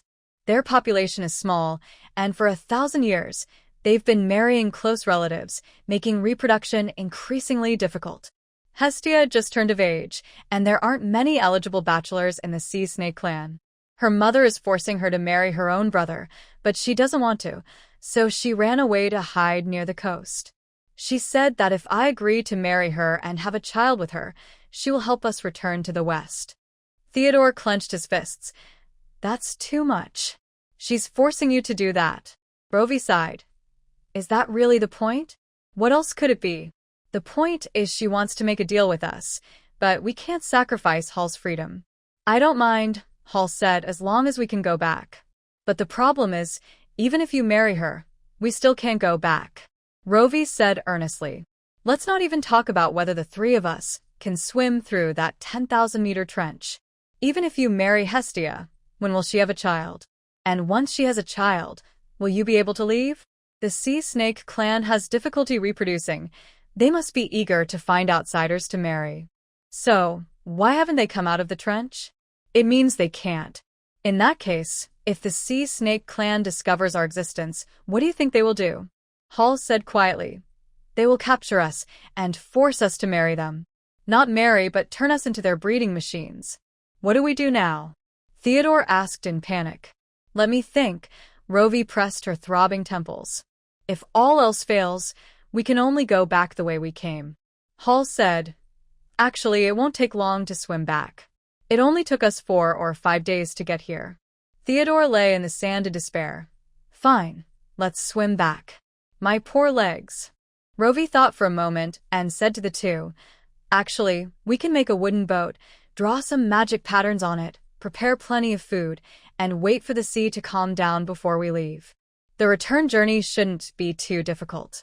But sailing against the current would be much slower than with the current. It might take a month to drift back. What if we enter the fog zone? Hall asked worriedly. The fog zone is over 400 kilometers wide. Once inside, we won't see the direction. Even if we can fly up to see the way, we might not find the boat when we come down. Theodore said, I have an idea. How about we move during the day and stay still at night? Do you guess how those who entered the mist died? Ro shook her head. There are many people smarter than us. Those who dared to venture out to sea surely made thorough preparations. Yet, they still died in the mist, which shows there are even more terrifying things inside. Everyone who goes to sea knows it's easy to get lost. They prepared a bunch of compasses, but sadly, no one returned with one. I agree with Miss Rowe. The mist is definitely not that simple. Hall speculated, I suspect this mist might be toxic. Breathing too much could make people lose consciousness. We just didn't stay long enough to be affected. It was strange that they fell asleep in such a dangerous situation, especially since Rowe, the weakest, was the first to wake up. Hall seriously doubted that the stronger one's body was, the more weakened they became in the magic-restricted zone. I got it. We can make a glider. Rowe thought for a moment, then suddenly had a good idea. Lacking magic, they could rely on science. She couldn't fly for long, but a glider could make up for that shortcoming, even if it would take time to build. If they could find some magnetite nearby, they could make a few compasses. Regardless of their usefulness, it was worth a try. With a clear goal, the three of them immediately got to work. They chopped trees, wove vines, hunted, made magnets, and cut their clothes to create glider wings. After an afternoon, they had become quite primitive. Rowe was better off, keeping one long dress, while Hall and Theodore had given up all their clothes and turned into 2 wild men wearing little grass skirts. As night fell, they built a tent with palm leaves and branches beside the fire, curling up inside to sleep. The damp branches in the fire crackled, and the boys in the tent closed their eyes, their breathing gradually becoming long and even. The waves gently brushed against the rocks and beach, like a deep cello playing a soothing melody in the quiet night, lulling them to sleep. Hall? Theodore? In the middle of the night, Rose softly called out twice and quietly crawled out of the tent. The fire was almost out, so she added some wood, glanced back to confirm Hall and Theodore were asleep, then spread her wings and flew deeper into the continent. She wanted to see if there were any humans on this land. With 300 pounds less weight, Rose flew quickly. In 5 hours, she covered over 700 kilometers, seeing rolling mountains, vast primeval forests, endless grasslands, low plains, and hills. She didn't know how large the misty area was, but within this 700 kilometers, she saw no signs of human life. The misty land looked like an untouched territory, sleeping before her eyes.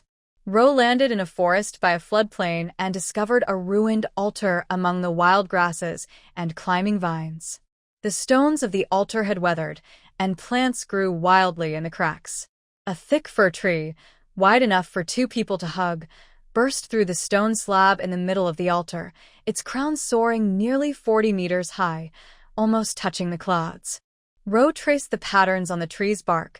This tree had been growing here for at least 300 years. She searched around the altar and found many signs of human presence: animal bones, broken pottery shards, rusty arrows, charcoal marks, and rotting treehouse floors. Many years ago, someone lived here. Of course, it might not have been humans. Other intelligent beings, like elves, could have been here too. Heather said that no humans had ever appeared in that sea area. They only saw an old elf. That sea area was calm, rich in marine resources, with wide, flat beaches and no large beasts in the forests. It was strange that no humans lived there. Rose leaned towards the idea that this continent had no humans at all. It was originally the land of elves, who lived here for generations. They liked to dwell in forests, so they never built city-states. After the Tree of Life withered, they lost their source of life and gradually disappeared from this land. Their traces were covered by rampant plants, and the elven civilization vanished into the river of history. Rose cleared the altar stones around the fir tree and carved the patterns she had memorized before entering the Monster Mountain range onto the stone slab. She didn't know if she could restore the teleportation magic pattern, but she didn't want to miss the chance to claim such a large piece of land. Sweat dripped from her forehead onto the cold stone slab as Rose gritted her teeth, gripping the dagger and carving into the hard surface, leaving half a finger-wide grooves. She knew she couldn't replicate the teleportation magic pattern drawn by the holy mage exactly, but Rose had a good understanding of space. She had studied advanced geometry in her past life, so breaking down the magic pattern was easy. The only difficulty was that her magic wasn't enough to finish drawing the teleportation pattern.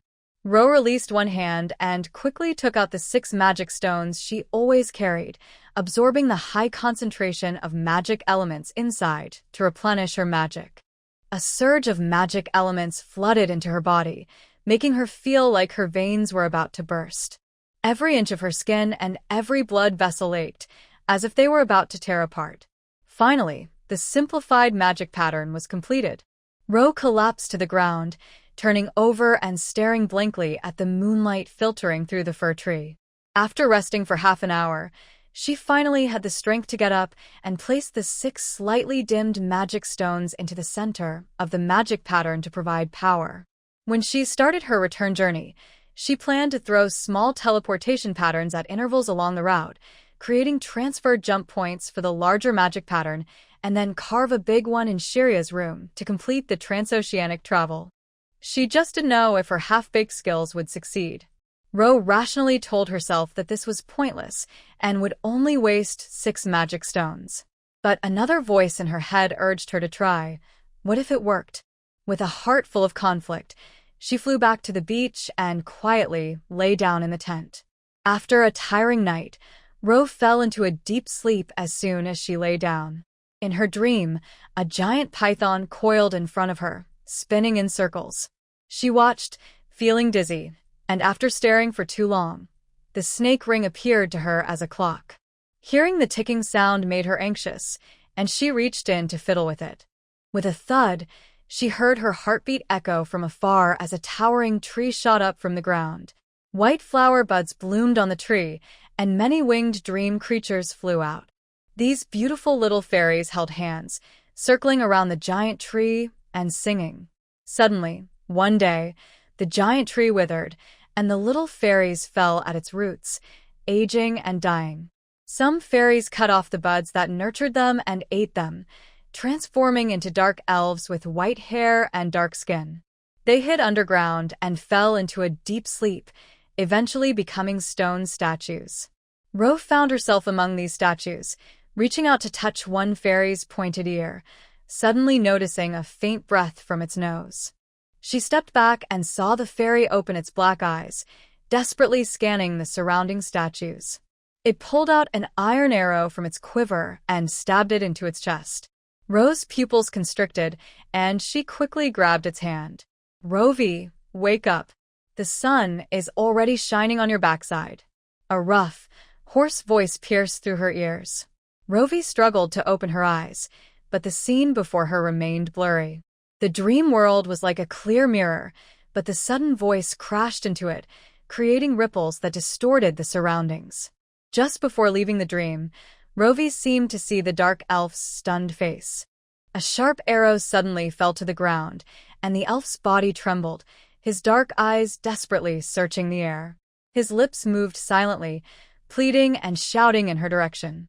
Rovey held her breath, trying to hear what he was saying, but the annoying voice continued. "Rovey, you really need to wake up. How can you sleep so much? You sleep more than I do. Hurry up, Rovey. We can't build that gliding chicken you mentioned." Rovey. With a snap, Rovey opened her eyes and glared fiercely at Theodore. "Theodore, can you please be quiet? I was dreaming." And just when it was getting to the crucial part, this guy woke her up. Rovey was filled with frustration. "It's already noon. What are you still dreaming about?" Theodore said, chewing on a charred grilled fish. "Want some fish? If you don't eat, I'll finish it all. After that, we can make the gliding chicken." "It's a glider." Rovey rubbed her forehead and crawled out of the tent. "Leave me a raw one. I'll cook it myself." She couldn't eat the burnt stuff. After finishing the tasteless grilled yellow fish, Rovey yawned while weaving sturdy ropes from vines to secure the glider's frame. The dream from the morning kept replaying in her mind, and she found herself lost in thought. The dream felt so real. When she grabbed the elf's wrist, she could almost feel his cool, elastic skin. That moment startled her. Why did she have such a dream? Was it because she heard Hestia's story yesterday? You think about something during the day, and it comes back at night? "Rovey, what are you thinking about?" Theodore waved his hand in front of her, looking puzzled. Rovey? What? Rovey snapped back to reality and looked at him. "Hall said the rope is enough. No need to weave more." Theodore placed the split wood on the ground. "We've got everything you wanted. What do we do next?" "It's simple. Wait a moment. I'll draw a diagram for you." Rovey picked up a thin twig and sketched the outline of the glider in the smooth sand. "The circles I drew are where we need to enchant. You guys need to draw the wind magic pattern and the weight reduction pattern before tying it all together." With their teamwork, the glider's frame was quickly assembled. In the afternoon, Rovey attached the wings to the glider and finished up some details. Theodore went into the woods to hunt, while Hall went to the sea to catch fish and dry them. They planned to leave at dawn the next day to avoid being discovered by the sea serpent tribe. To conserve energy, Rovey didn't explore the misty plains that night. Before sleeping, she ground charcoal into granules, mixed it with crushed vine fibers, and wrapped it in cloth to make 3 gas masks. Hall and Theodore worked on a simple compass for most of the night, and it seemed their alchemy lessons paid off. After preparing everything for the next day, the 3 of them crawled into the tent. The warm firelight illuminated their faces as they drifted off to sleep. In her dream, the ticking of a clock began again. This time, Rovey didn't touch the clock. The dream scene was the same as yesterday. The withered tree of life, the fading flowers, and the falling elves were all there, while the dark elves that devoured the buds hid in the cold underground. She walked into the underground palace, passing by the towering elven statues, and saw the faintly breathing dark elf. Elves that left the tree of life were like fish out of water, relying on sleep to delay their death, waiting for a miracle in their long slumber. But 100 years passed, and the miracle never happened. The elves who slept too long decayed in the dark underground, turning into stiff fossils. Only one elf remained alive in the palace. All his kin had perished. In despair, the elf repeated last night's actions, pulling out an arrow and stabbing it into his chest. Rovey reached out to stop him, but as her hand passed through him like loose sand, she suddenly realized this was an illusion, a projection of the past. She couldn't change history that had already happened. The last elf still died in the dark underground. Rovey witnessed the extinction of the elven race, feeling an indescribable regret. If only she could save him. She sighed and was about to turn away when the scene around her suddenly changed. Bright sunlight pierced through the treetops, dispersing the morning mist in the forest. A dark elf, carrying a longbow and quiver, walked through the collapsed graveyard of stone pillars into the elven sacred ground that hadn't been touched for 500 years. This was once where the tree of life grew, where generations of elves built wooden houses, planted flowers, and constructed vine bridges around their mother tree. They even built tall spires and beautiful arched castles, surrounding the tree of life like onion rings, singing and dancing day and night. Time changed everything. The tree of life had rotted, the spires had collapsed, and the castles were buried under fallen leaves. Only a few vines still grew on this forgotten elven land, wrapping around the stump of the tree of life, blooming with flowers that swayed in the wind. The dark elf searched through the ruins and finally found his home from centuries ago.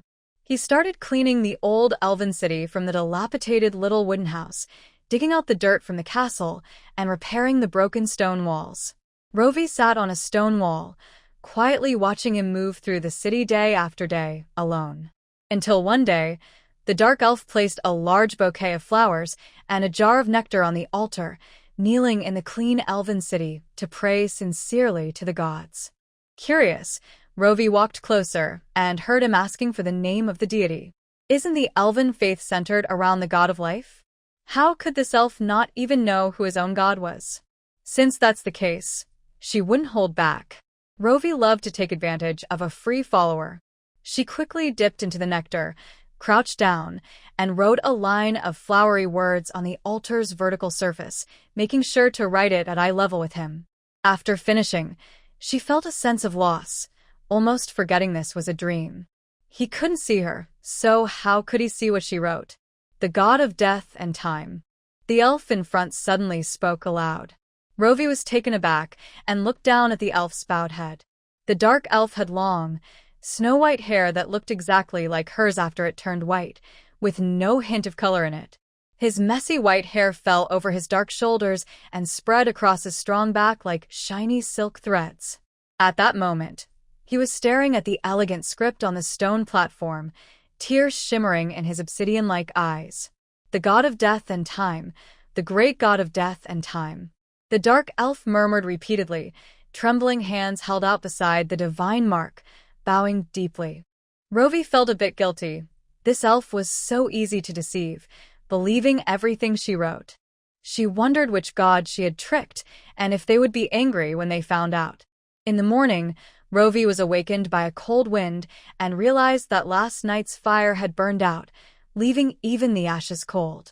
She quickly shook Theodore awake, asking him to start a fire for her so she could warm up before leaving.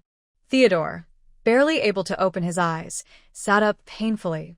Are you trying to get back at me? No, the sun is up. It's time for you to get up, Rovey said, hugging her arms. You're getting back at me. As Theodore complained, he took out his magic wand to light a fire, quickly getting it going before crawling back into the tent to sleep. But he barely slept for 2 minutes before Hall got up and dragged him out. Hurry up and pack.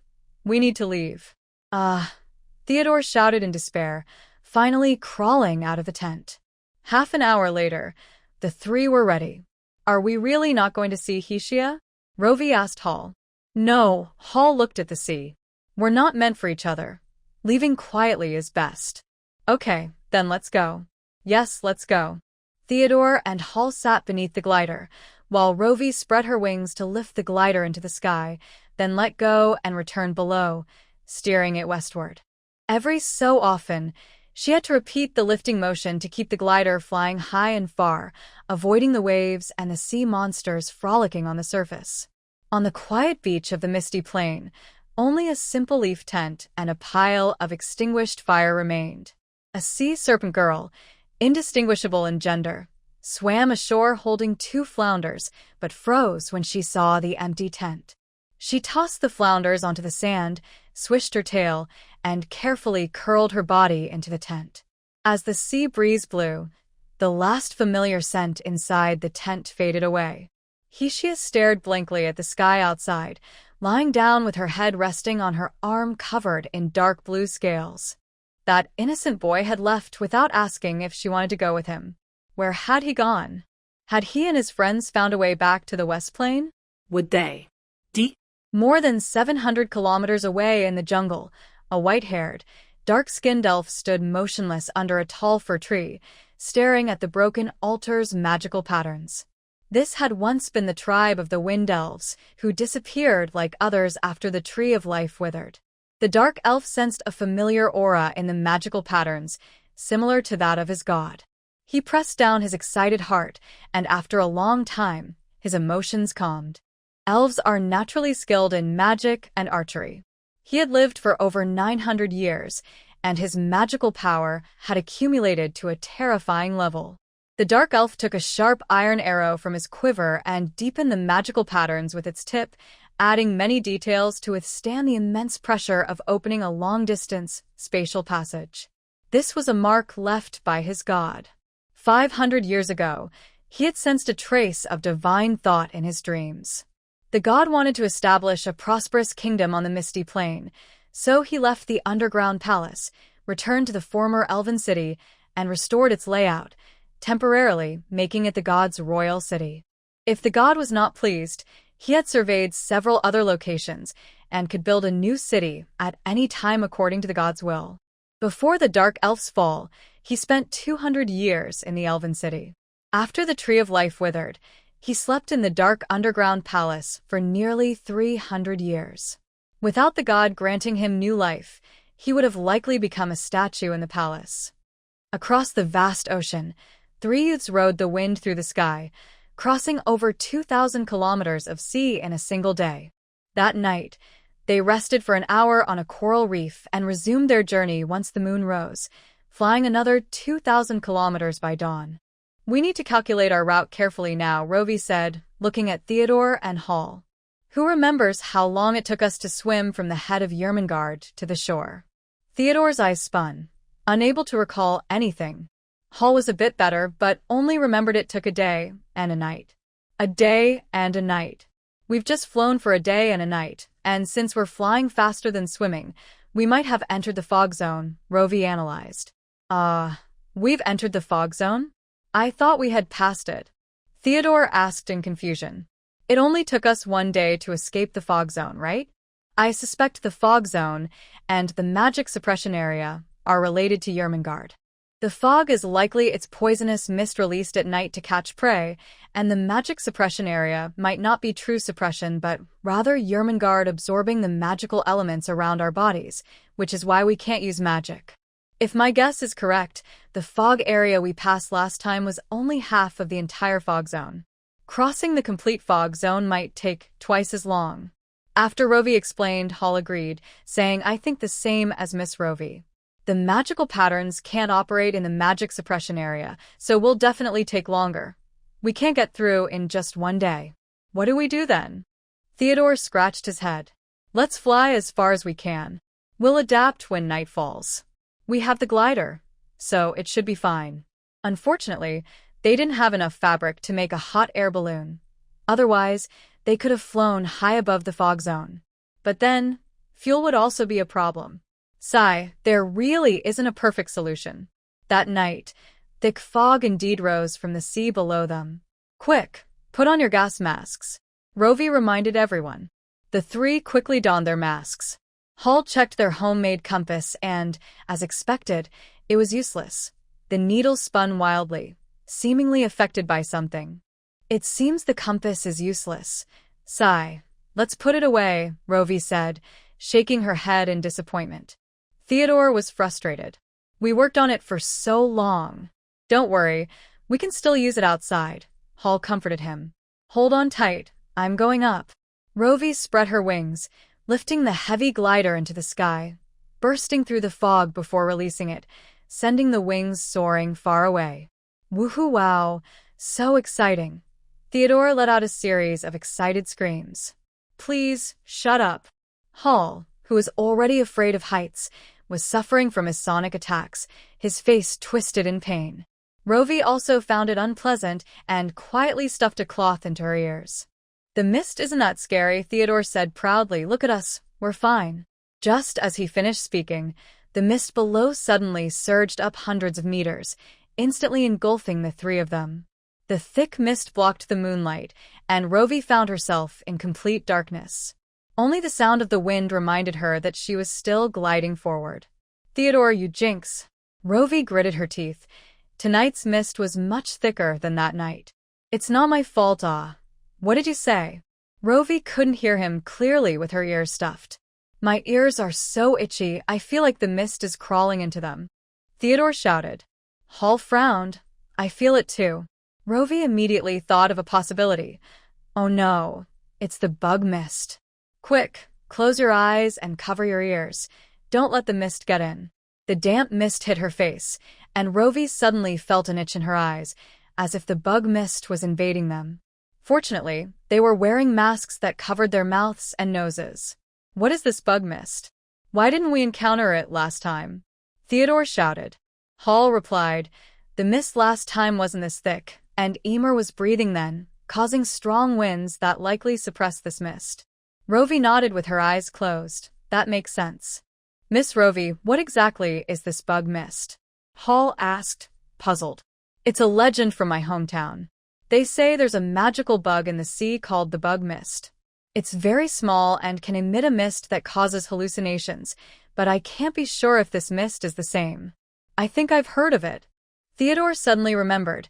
When I was a kid, my ancestor told me that he encountered a bug that looked like mist, which would slowly eat away at a person's skin without them feeling pain. Rovey felt a chill after hearing that. Could it be the same mist that the giant ancestor encountered? How did your ancestor escape? It just sucked in the bug mist and ate it. Rovey. Hall, who was listening intently. Both fell silent. After a few seconds, Rovey spoke up. Theodore, can you learn from your ancestor and suck in this mist? Theodore hesitated. I can't. I'm too small. My skin is too soft to withstand their bites, and I can't eat that much. Rovey took a deep breath. Fine, you guys have thick skin and won't die. I'll just wait to be eaten down to a skeleton. Even though she spoke despairingly, her wings kept flapping, trying to fly higher and escape the bug mist. Hey, wait. I thought of a way. Theodore quickly shouted, bugs are afraid of fire. Should we try burning it? Where do we find fire? We can't use our magic. Rovey splashed cold water on his idea, and you guys only have 2 grass skirts left. Are you sure you want to use them to start a fire? Theodore lowered his head in disappointment. Hall thought for a moment and said, I have a guess, but I'm not sure. I still have 5 purple grass plants left. What's the plan? Hall, you jerk. You hid my purple grass and lied to me that it was all used up. Rovey and Theodore spoke up at the same time, but their words were very different. Accused by Theodore, Hall remained calm. Last time, after using the purple grass on Miss Rovey, she didn't have any hallucinations. I was wondering if it counteracted the bug mist. Should we try it now? Rovey immediately suggested, let's apply the purple grass juice on our faces and see if the mist still gets in. Hall did as she said, giving Rovey 3 plants, while he and Theodore each took 1. Unfortunately, after applying the purple grass juice on their faces, there was no effect at all. Theodore said, maybe it's not enough. Do we need to drink it for it to work? Maybe I got it wrong. Hall pulled out a few round objects from his bag. No worries, I still have the GG melon. The GG melon? Why did you pick that thing? Theodore exclaimed. What's the use of the GG melon? Rovey was also confused. It wasn't mentioned in her potion studies. The Gigi melon is a magical plant that works very well against bugs. Many animals are afraid of it. Hall handed the Gigi melon to Rovey and explained how to use it correctly. Just squeeze it, and it will make a chirping sound. If you crush it, a powder like dry cow dung will fly out and drive away the surrounding bugs. That's not driving them away. That's making them faint from the smell. Theodore complained, that thing stinks so much it could kill anyone who smells it. Rovey felt hopeful upon hearing this. Fainting is good. I'm wearing a gas mask, so I'm not afraid. She immediately crushed the Gigi melon, and a cloud of yellow-brown smoke burst out, causing the surrounding mist to retreat 3 meters, creating a circle around her. Rovey felt the itch on her skin lessen a bit. When she opened her eyes, she could indeed see Hall and Theodore's faces faintly. It really works. Just as she was about to tell them to crush their Gigi melons too, a sudden, intense stench hit her nose, like sour feces and the pungent smell of a toilet that hadn't been cleaned in 800 years, almost blending all the foul smells she could think of. Rotten eggs, spoiled vegetables, feces, and canned herring. Ugh. She couldn't hold it in and vomited. Theodore and Hall also leaned over the glider's pole, retching. The smell of the Gigi melon wafted for miles, and within 10 miles, the bug mist surged and retreated, while the cool moonlight shone through. After Rovey finished vomiting and looked down, her brain immediately went into alarm mode. Stop throwing up. We're going to fall into the sea.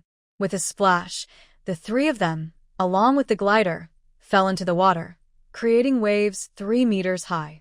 For hours later, the 3 finally swam out of the mist. Rovey lay expressionlessly on Hall, who had transformed back, while Theodore curled around one of Hall's legs, lying beside her. Everywhere they passed, fish and shrimp were left dead. White fish floated on the surface, and the seagulls in the sky thought they had found a feast, swooping down to grab one. In less than 3 seconds, with a splash, the seagull that had picked up the fish fell back down. Rovey had lost her sense of smell from the stench. She stared blankly at Hall. When you introduced the Gigi melon, you didn't mention its smell would last this long. Hall gazed blankly at the sky. I didn't expect it either. I've never tried it before. You let us use it without even trying. Theodore was so angry he wanted to smack him with his tentacles, but he was too weak from the stench. Look on the bright side.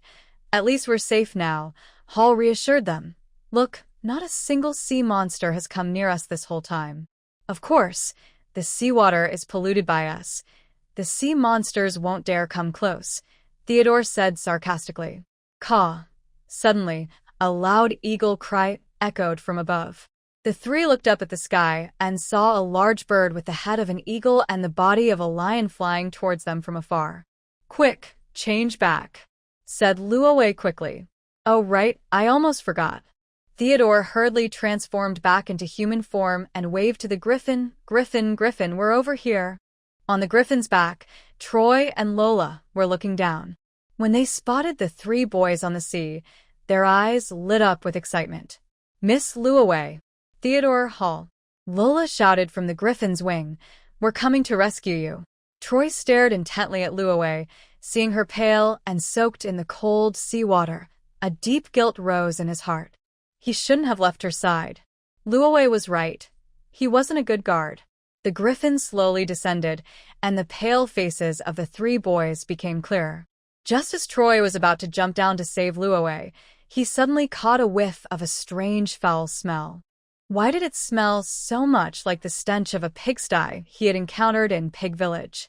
And the closer they got to the sea, the stronger the smell became, making Troy lose his focus and hold his breath. Ugh. What is that smell? The cat beast man Lola, with her sensitive sense of smell, nearly fainted from the odor. Even the griffin flew unsteadily, twitching as if it had drunk bad alcohol. Caw, caw, caw. So foul, it was killing the griffin. If it weren't for its long-term food source below, it would have turned around and fled. The griffin fixed its yellow eyes on Luo Wei. The lower it flew, the stronger the smell became. When it was only about 20 meters above the sea, it finally realized that the stench was coming from its food source. Ka the griffin held back the foul odor, trying to act cute for Luo Wei as usual, but as soon as it opened its mouth, the stench filled its nostrils. Ugh. This ugh was 1,000 times louder than the caw, and the griffin nearly vomited out the treasure chest in its throat. Oh no, the cute act failed. Would its long-term food source fly away? The griffin's ugh left the three below in silence. Theodore and Hall had stiff smiles, while Luo Wei, feeling the sea breeze, thought life had lost its charm. In the end, it was Troy who jumped down and pulled them one by one onto the griffin's back. The griffin carried the 3 moving stink bombs, tears of bitterness flowing from its golden eyes. It was so hard for a working griffin to earn a meal.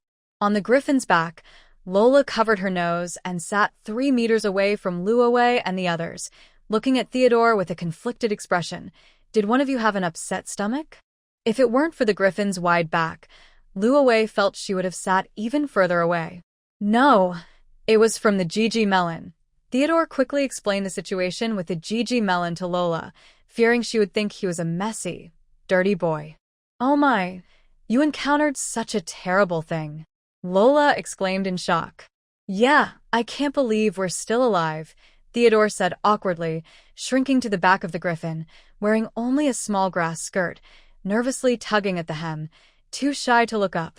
Lola then noticed his outfit and his missing right leg, gasping, Theodore, what happened to your leg? It was broken by a behemoth. I don't know where it went, Theodore said unhappily. That was 5 long legs, tender and delicious. He wondered which big creature had gotten them.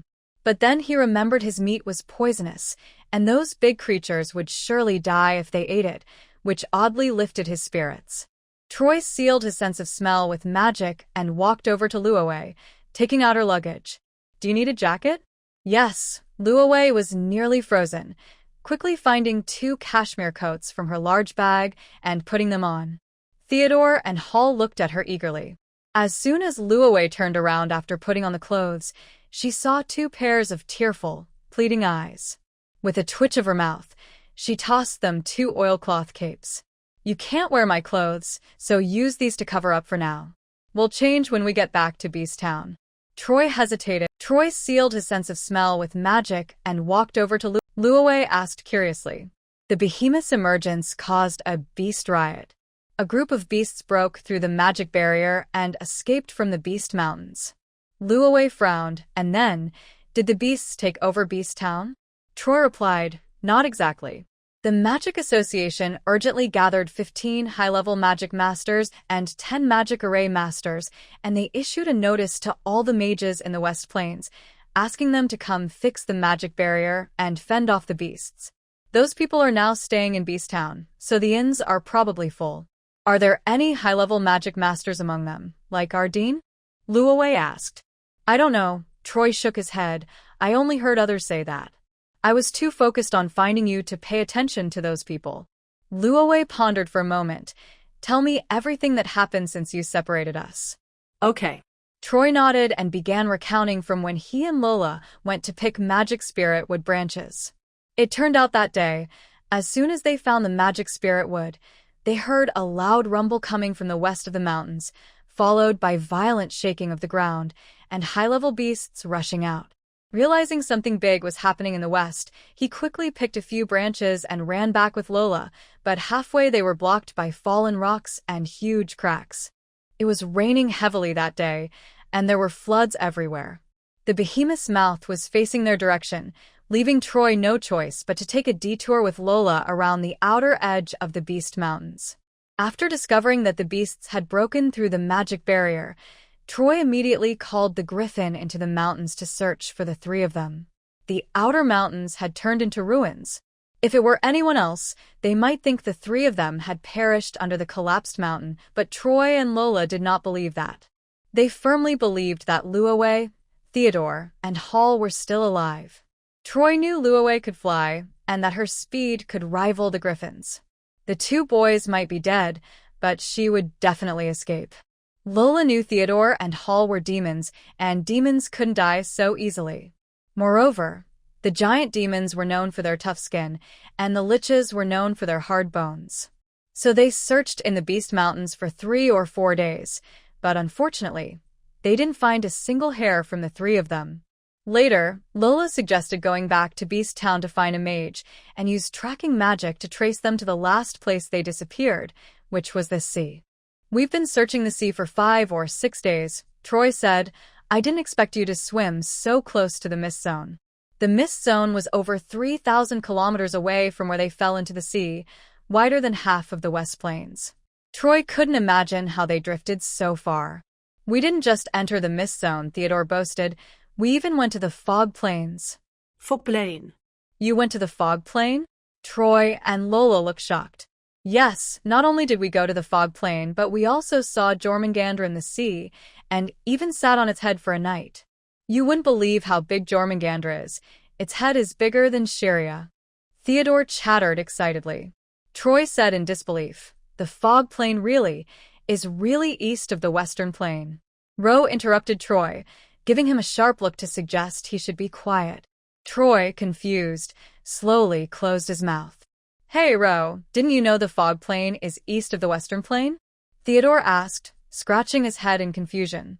"I didn't know," Ro sighed and shook her head. "I came from the north of the western plain, and I passed through the northern mist belt. Legends say the fog plain is indeed north of the western plain. Could there be a landmass extending from the fog plain to the north of the western plain?" Hall pondered. "That should be the case. The fog plain is vast, and there are many places I haven't visited," Ro replied calmly. "I got it," Theodore exclaimed. "The mist belt surrounds the western plain like Jormungandr. It's just that the northern sea is narrow, so people sailing out can't go far before seeing the mist, which is why they think the mist belt only exists in the north. On the eastern side of the western plain, the mountain range blocks the view, and the ocean is vast, so ships returning from the sea don't reach the mist belt." Lola asked, "If the mist belt surrounds the western plain, then why is there no mist in the southern strait of the western plain? That must mean it encompasses both the western plain and the wasteland. Otherwise, why wouldn't the people in the wasteland find the fog plain?" Theodore asserted. After listening, Hall suddenly had a strange thought. "Do you think the mist belt can move?" "The mist belt move?" Lola looked puzzled. "That's possible," Ro said. "I mentioned before that the mist belt is synchronized with the magic suppression zone and Jormungandr. Since Jormungandr circles around the western plain, the mist belt and the suppression zone would too. However, since Jormungandr is a continuous loop, the mist belt and suppression zone appear to be stationary." Ugh. "If that's the case, when Jormungandr leaves the western plain in the next 1,000 years, will the mist belt and suppression zone disappear too?" Theodore asked. Hall frowned. "But historical records show that the mist belt has never disappeared." "No, I think Theodore has a point," Ro said seriously. "To be precise, the mist belt in the north hasn't disappeared." Hall seemed to understand. "I think I get it."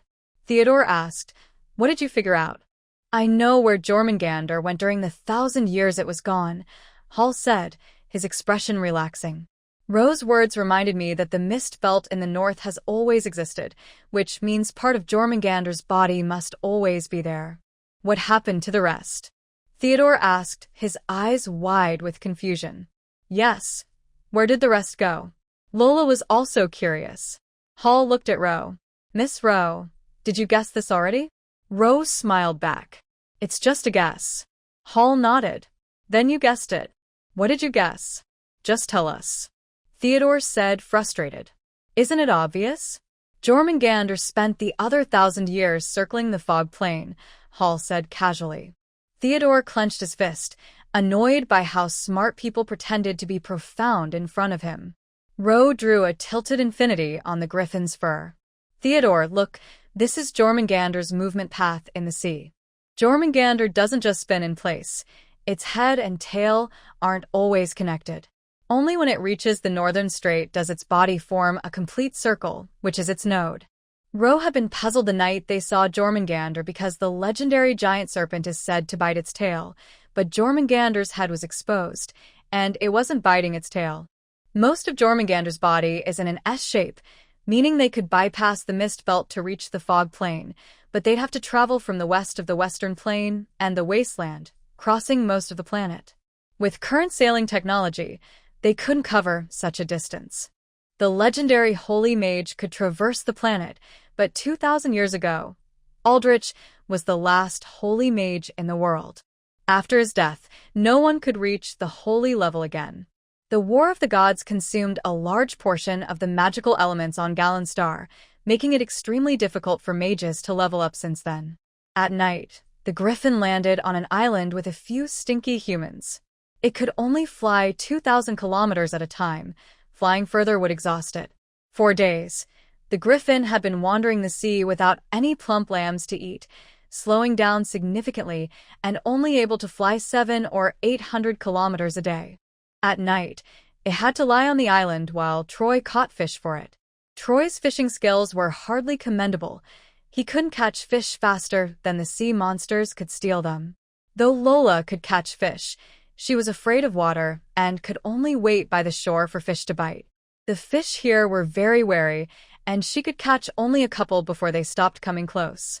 Tonight, with Theodore and Hall, the Griffin finally had a full meal. Ro also finally enjoyed a delicious meal.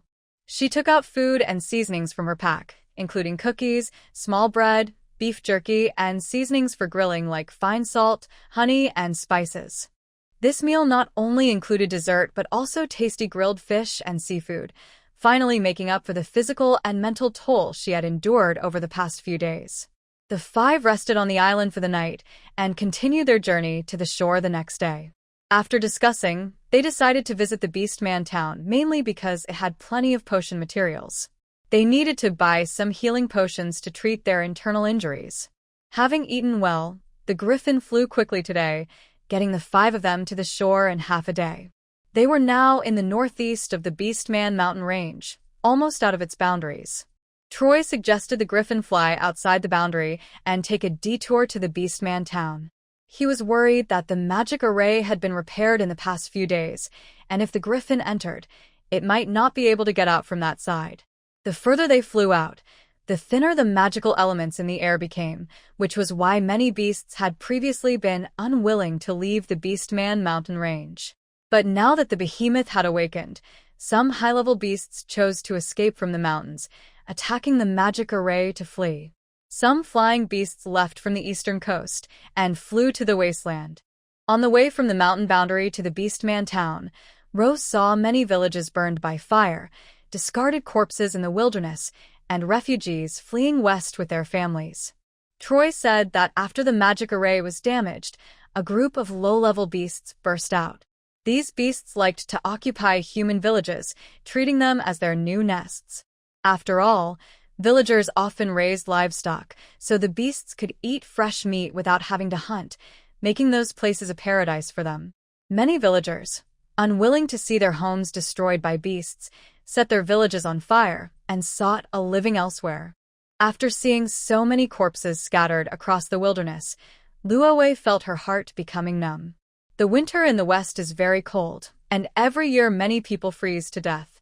Now, with the addition of man-eating monsters, it's easy to imagine how hard life is for the common people. Didn't the Magic Association summon high-level magic masters? Why are there still so many monsters roaming outside? Seeing a group of low-level magical weasels feeding on a corpse, Luo Wei couldn't help but ask. Troy replied in a low voice, "These low-level monsters aren't very valuable. Catching them takes time and effort, so most mages don't want to deal with them." Even though the Magic Association issued a notice, not many came to fight the monsters. After all, they don't pay mages in gold for helping. Most importantly, after the news of the Behemoth's awakening spread, countries are strengthening their defenses and can't spare time to support the monster mountain range. Luo Wei frowned. What about the lord of this area? What about the king? Don't they care about these common people? The lord has long since fled, and the king's capital is far from here. How could they care about the lives of the common people? Troy said sarcastically. Only the villages near the monster town are better off. That's the Magic Association's territory, and they have knights patrolling at night. As they spoke, the Griffin had already flown near Monster Town. The five jumped off the Griffin and silently walked toward Monster Town. After walking for about 10 minutes, Luo Wei heard a noisy crowd, chaotic and unclear about what was happening. Looking up, She saw that a triple barbed fence had been set up outside Monster Town, keeping the ragged refugees out. The refugees cried and begged to enter Monster Town, but when they rushed forward, the guarding knights pushed them back with long spears. In despair, they could only lie on the cold, muddy ground outside the fence, stuffing grass roots into their mouths. Luo Wei noticed that many among them were no longer breathing, and some thinly dressed refugees sat stiffly outside the fence, their brows covered in thick frost. In winter, with temperatures below freezing, the mountains and forests looked bare, and there was not a hint of green on the ground. These common people were wrapped in tattered burlap and patched sheepskin coats, suffering from hunger and cold, waiting for their lives to slip away, eventually becoming ice sculptures. "Why don't they make a fire?" Luo Wei asked softly. "The dry wood in the mountains has all been collected. The remaining trees can only be cut with tools, and they don't have axes or sickles." "Why don't they have any?" Luo Wei realized her question was foolish as soon as she asked. Most of these people are not free farmers. They don't own land, and all their property belongs to the Lord, including themselves. How could they afford expensive iron tools? "They are all serfs," Troy simply explained, "and the nearby mountains and forests belong to other lords. They can't infringe on the lord's property, or they would be punished." In medieval Western society, only free farmers were considered common people. They owned their land, paid taxes to the lord, pledged loyalty, and were under the lord's jurisdiction, but their bodies belonged to themselves. Farmers without their own land are serfs. Everything they have belongs to the lord, and all their actions require the lord's approval, including marriage, occupation, travel, and production activities. Those serfs who escaped the lord's territory violated the law, so Monster Town can't accept them. Luo Wei was silent for a long time before turning to the others. "We probably can't get into the town like this. Let's rest outside for a bit. At least we should wash up and change clothes, and gather some herbs nearby to brew a potion to get rid of the smell on us." "Okay." The others agreed. In the afternoon, the five finally got ready and walked toward the town gate. As they entered the crowd of refugees, pleas surrounded them. "Sir, please, we beg you for something to eat. Please give us food, we beg you. Miss, kind miss, please have mercy on us. My child is freezing, please take him inside." These refugees knelt at their feet, reaching out for food, their frostbitten faces swollen and rotting, resembling zombies Luo Wei had seen in movies in her past life. Their bodies were thin and frail, pressing their faces into the dirt as they begged, while others pushed forward, raising cracked, bark-like hands toward the five. Luo Wei couldn't describe her feelings at that moment. Human life seemed so cheap, so worthless that even the dirt beneath them seemed to scorn them. "Get out of the way. Back, go back. Get lost." The guarding knights pushed the refugees back and dismounted in front of Luo Wei. "Noble miss, are you trying to enter the town?" He judged that Luo Wei was the center of this group based on her clothing. "Yes," Luo Wei nodded gently. "Can we go in now?" "You can, but the town is already full. The mayor said no more people can enter." "Stop wasting time." Luo Wei tossed 3 gold coins to him. "We want to enter the town now." Can we or not? The knight caught the coins and his face lit up with joy. "Yes, yes. Please follow me." He was just a knight from a small lord's family, earning only 90 silver coins a year. 3 gold coins were enough for over 3 years of his expenses. The knight happily led the 5 into the town, but as soon as he turned around, he was surrounded by 2 other knights. "Hey, you're not trying to keep it all for yourself, are you? Come on, how could I be that kind of person? I was just about to share with you." Saying this, the knight reluctantly pulled out 3 gold coins and gave 1 to each of them. As Luo Wei and the others entered the town, it felt like stepping into another world. The square was bustling with people. Mages in robes chatted leisurely, and dashing swordsmen sat in taverns, discussing loudly with women. There were many vendors on the streets, and it didn't look like the town had been attacked by monsters at all. Outside, it was a frozen wasteland with corpses everywhere, but inside, there were warm fires and plenty of food and drink. It's been a long time since Monster Town was this lively. Yeah, so many important people have come this year that my wine cellar is about to run dry. Do you still have any sheep left? None. I'm trying to find someone to bring some from outside. A rosy-cheeked merchant passed by Luo Wei, excitedly discussing how much money he could make this winter. Luo Wei touched the pouch at her waist, hesitated for a moment, then let her hand drop. Forget it. What can I do alone? Even if I give bread and meat to the hundreds of refugees outside today, will they survive until tomorrow? Besides, with so many people in the town, the food wouldn't be enough for those important people. Let's go. First, we should buy some clothes and then some potions, Luo Wei said calmly. Okay. Theodore and Hall immediately replied. With so many people around, they kept their cloaks tightly wrapped around them, afraid someone would see their grass skirts underneath. The five entered a tailor shop, and when they came out, except for Luo Wei, who was already dressed elegantly, everyone else wore new, proper outfits. Dressing well would prevent others from looking down on them. Should we look for a room at an inn? Troy asked. Let's give it a try, Luo Wei replied. As they walked through the streets of the town, listening to the lively sounds around them, they couldn't muster a single smile. When they were almost at an inn, a commotion suddenly erupted in the town square. The prince is coming. The prince is coming.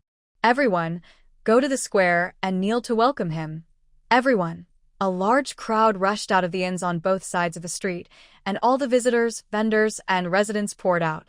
The five were pushed forward by the excited crowd, like pebbles caught in a mudslide, flowing down the street into the town square. In the throng, Luo Wei tightly grasped Troy's arm to avoid being separated. Who was the prince? She asked, standing on tiptoe to get closer to Troy's ear. Troy whispered, he is the Red Cardinal of the church, commonly known as the Church Prince. Followers must address him as Your Highness. So it's the Red Cardinal, making such a big fuss? Outside the town, two lines of knights violently drove away the refugees under the city wall, clearing a wide path, swords drawn on either side. 10 minutes later, a golden and silver-inlaid ivory carriage slowly approached, the Red Cardinal's luxurious hat and staff coming into view. Quick, we need to go back, Luo Wei said anxiously. What's wrong? Troy asked, confused. I have an illness that prevents my knee from bending. We need to leave. Luo Wei pulled Troy back, and the three young demon clan members, seeing her bent knee straighten quickly, followed them out of the square.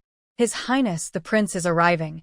As the carriage entered the city gate, everyone knelt down, sincerely bowing their heads in respect. The noisy crowd suddenly fell silent. Do all the kings of the countries have to kneel just because she does? She is not even from the Western Plains. In her 2 lifetimes, Luo Wei has only knelt before her ancestors' tombstones and the statue of the god of wealth in the temple. She has never knelt to anyone else. Just a cardinal. Can't she stand without being killed? Although that does seem possible. Luo Wei felt frustrated for a second and pulled Troy's sleeve, lowering her voice. Let's crouch.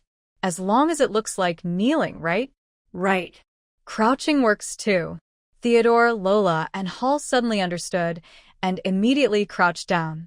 Honestly, crouching felt much more comfortable. Not only did it ease her mind, but from a distance, it looked no different from kneeling. Just as Troy was about to crouch down, he noticed Luo Wei still holding onto his sleeve and standing straight, 3 question marks appearing over his head. Didn't you say to crouch? Luo Wei stood tall, veins popping on her neck, gritting her teeth as she replied, Do you think I don't want to crouch?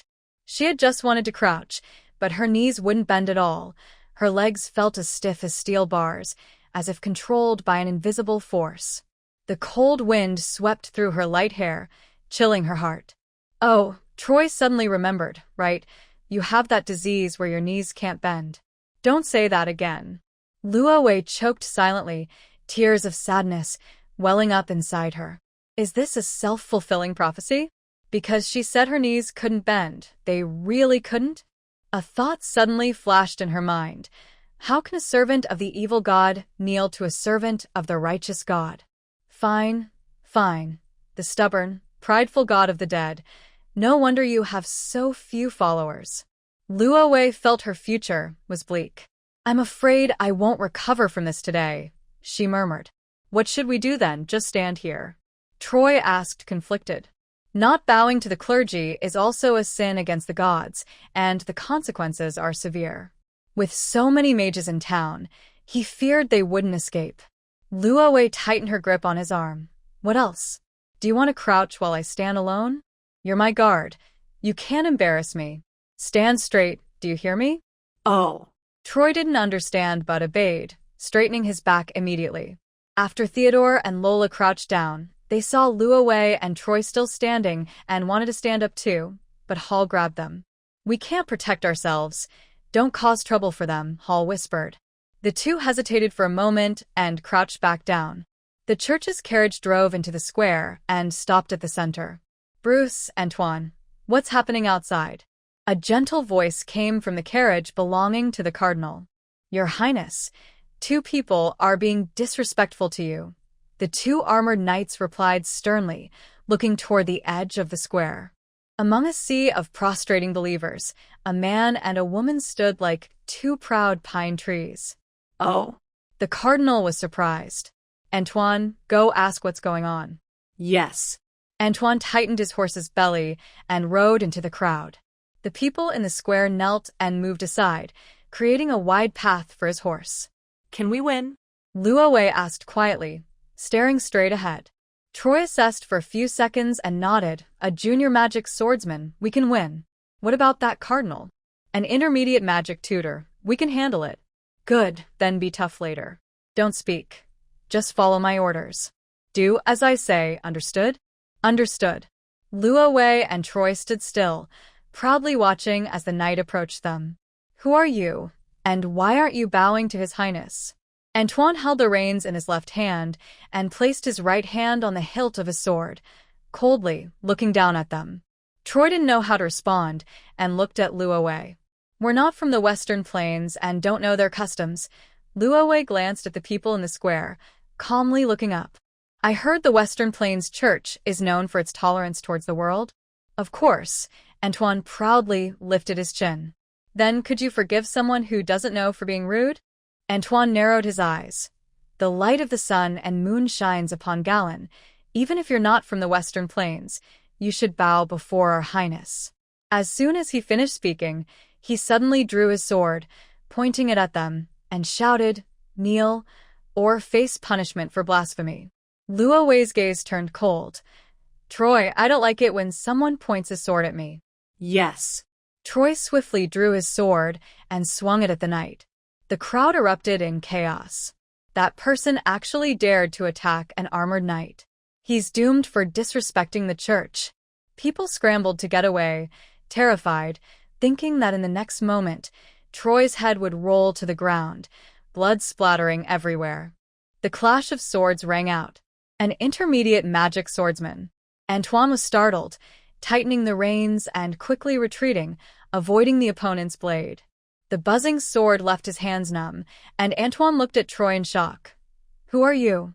There are fewer than 50 intermediate magic swordsmen in the entire Western Plains, each with a great reputation, either as generals of various kingdoms or as cardinals of the church.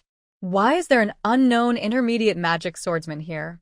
And why is an intermediate magic swordsman so obedient to a girl with low magical power? Troy remembered Luo Wei's words and didn't say a word without her command. Antoine, not getting a response, looked back at the arrogant girl beside him. Who exactly are you? Luo Wei raised her head proudly. I told you wouldn't know, so why ask? Clop, clop. The sound of hooves approached, and another knight rode over. Antoine turned around. Bruce? Bruce looked serious. His Highness sent me to see why you've been delayed. Antoine glanced at Troy and explained the situation to Bruce. Bruce frowned as he looked at Troy and Luo Wei, pondered for a moment, and suddenly dismounted to walk toward them. Ladies, if I have offended you, please forgive me. I am Bruce Hewitt. Bruce made a gesture of respect, lowered his hand, and smiled as he asked, May I ask your names and where you are from? Not wanting to offend someone who was polite, Luo Wei's expression softened slightly. My surname is Luo, my name is Wei, and I'm from Misty Plains. This is my guard, Troy. Misty Plains? Bruce showed a surprised expression, immediately recalling the rumors he had heard recently. It was said that the paladin had met a princess from Misty Plains and even gifted her a family heirloom ruby necklace. Could it be this girl before him? Bruce's attitude toward Luo Wei became more respectful. Noble lady, may I ask if you know our church's paladin?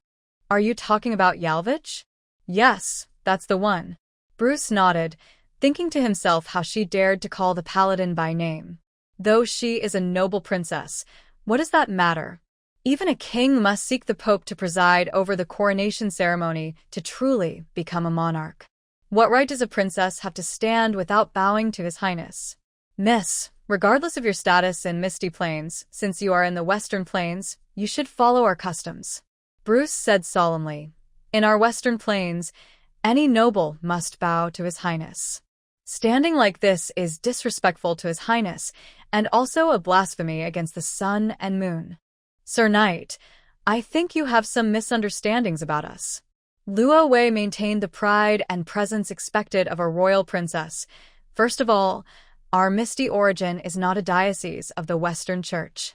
Secondly, we have a unity of church and state. The royal family members are priests of the gods. We worship the divine, not people, and we hope you can respect our beliefs and traditions. While writing this, Luo Wei referenced the priesthood system of ancient Babylon. According to the Code of Hammurabi, all priests are guardians of the king's son, or the queen, and the king is the messenger of the gods. Royal power is sacred and inviolable. If she wanted to establish a kingdom in Misty Origin, she had to hold the divine power in her own hands. She would not allow anyone to preach on her territory, establish another church, or divide her authority. Only the power structure in the Code of Hammurabi and the ancient Chinese concept of the mandate of heaven were similar, so Luo Wei unconsciously imitated it. Sir Knight, I think you should first ask Prince Alfred's opinion before sharing your thoughts with me. What do you think? This. Bruce hesitated for a few seconds and nodded. All right, I'll go ask. He turned around, gave Antoine a look to keep an eye on the two, and quickly walked toward the carriage in the center of the square. Your Highness, what is it? Speak. Bruce frowned and said, those two claim to be from Misty Origin, and the young lady seems to be a royal princess. She said their country has a unity of church and state, and the royal family are priests of the gods, so they worship the divine, not people. After a moment of silence in the carriage, Cardinal's gentle voice finally replied, if they don't worship, then so be it. Tell everyone that the Western Church welcomes guests from afar and that they are free to do as they wish. Understood. Bruce quickly returned to Luo Wei and Troy, raising his voice to announce, by order of His Highness, the Western Church welcomes guests from afar, so the two of you are exempt from kneeling. Bruce's voice was loud and clear, and everyone in the square heard him. People immediately showed expressions of admiration and reverence. His Highness is so kind to forgive their sins. Yes, His Highness is truly wonderful. His Highness is a good person and very tolerant of us. Prince Alfred is the kindest among the 9 princes. How lucky we are to see him. The commoners bowed deeply, trembling with excitement at having basked in the noble presence of the church's prince. Bruce was very pleased with their reaction and said to Luo Wei and Troy, you too, His Highness invites you to feel at ease. We will take our leave now. Thank you, Luo Wei nodded gently. Bruce and Antoine mounted their horses and returned to the carriage. The ivory carriage slowly passed through the square, moving past Luo Wei and onto the largest street in the beast town, heading towards the mayor's estate in the west. As the carriage passed Luo Wei, a nearly transparent glass window opened slightly, revealing a handsome face that cast a gentle glance in her direction. The face did not appear old. Its features were somewhat plain, yet together they held a unique charm, like a glass of aged wine, with the rich aroma of time. He wore heavy clothing and an overly ornate crown, but his superior bone structure easily bore such weight. Brilliant red gems were embedded in the golden crown adorned with floral patterns, highlighting his smooth skin, which was as white as jade. His deep blue eyes resembled a calm and gentle lake, seemingly holding infinite tolerance.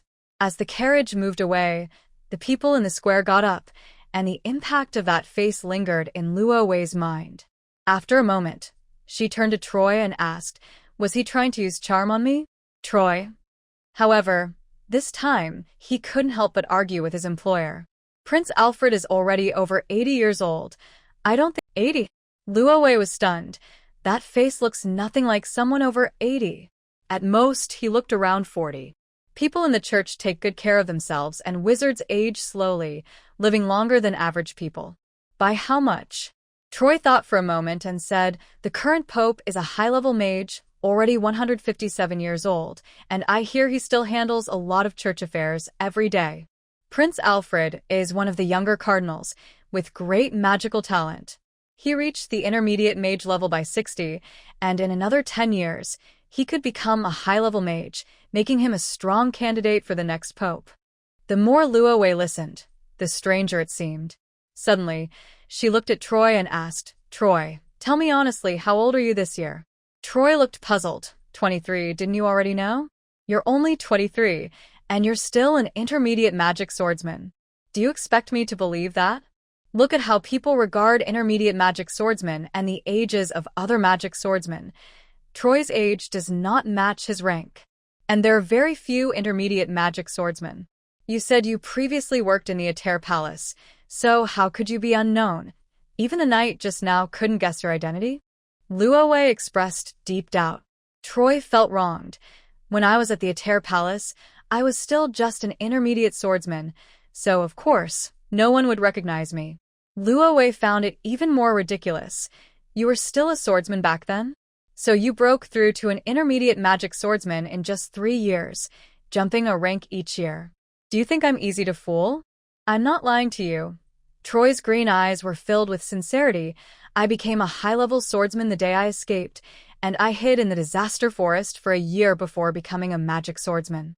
After becoming a magic swordsman, I originally wanted to escape to the wasteland, but I was discovered while boarding a ship, so I fled into the Beast Mountains, where I hid for a year and a half before becoming an intermediate magic swordsman.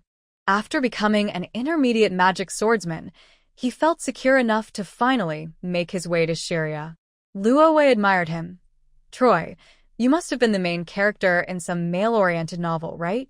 What main character? Troy didn't understand. Nothing, just saying you're lucky.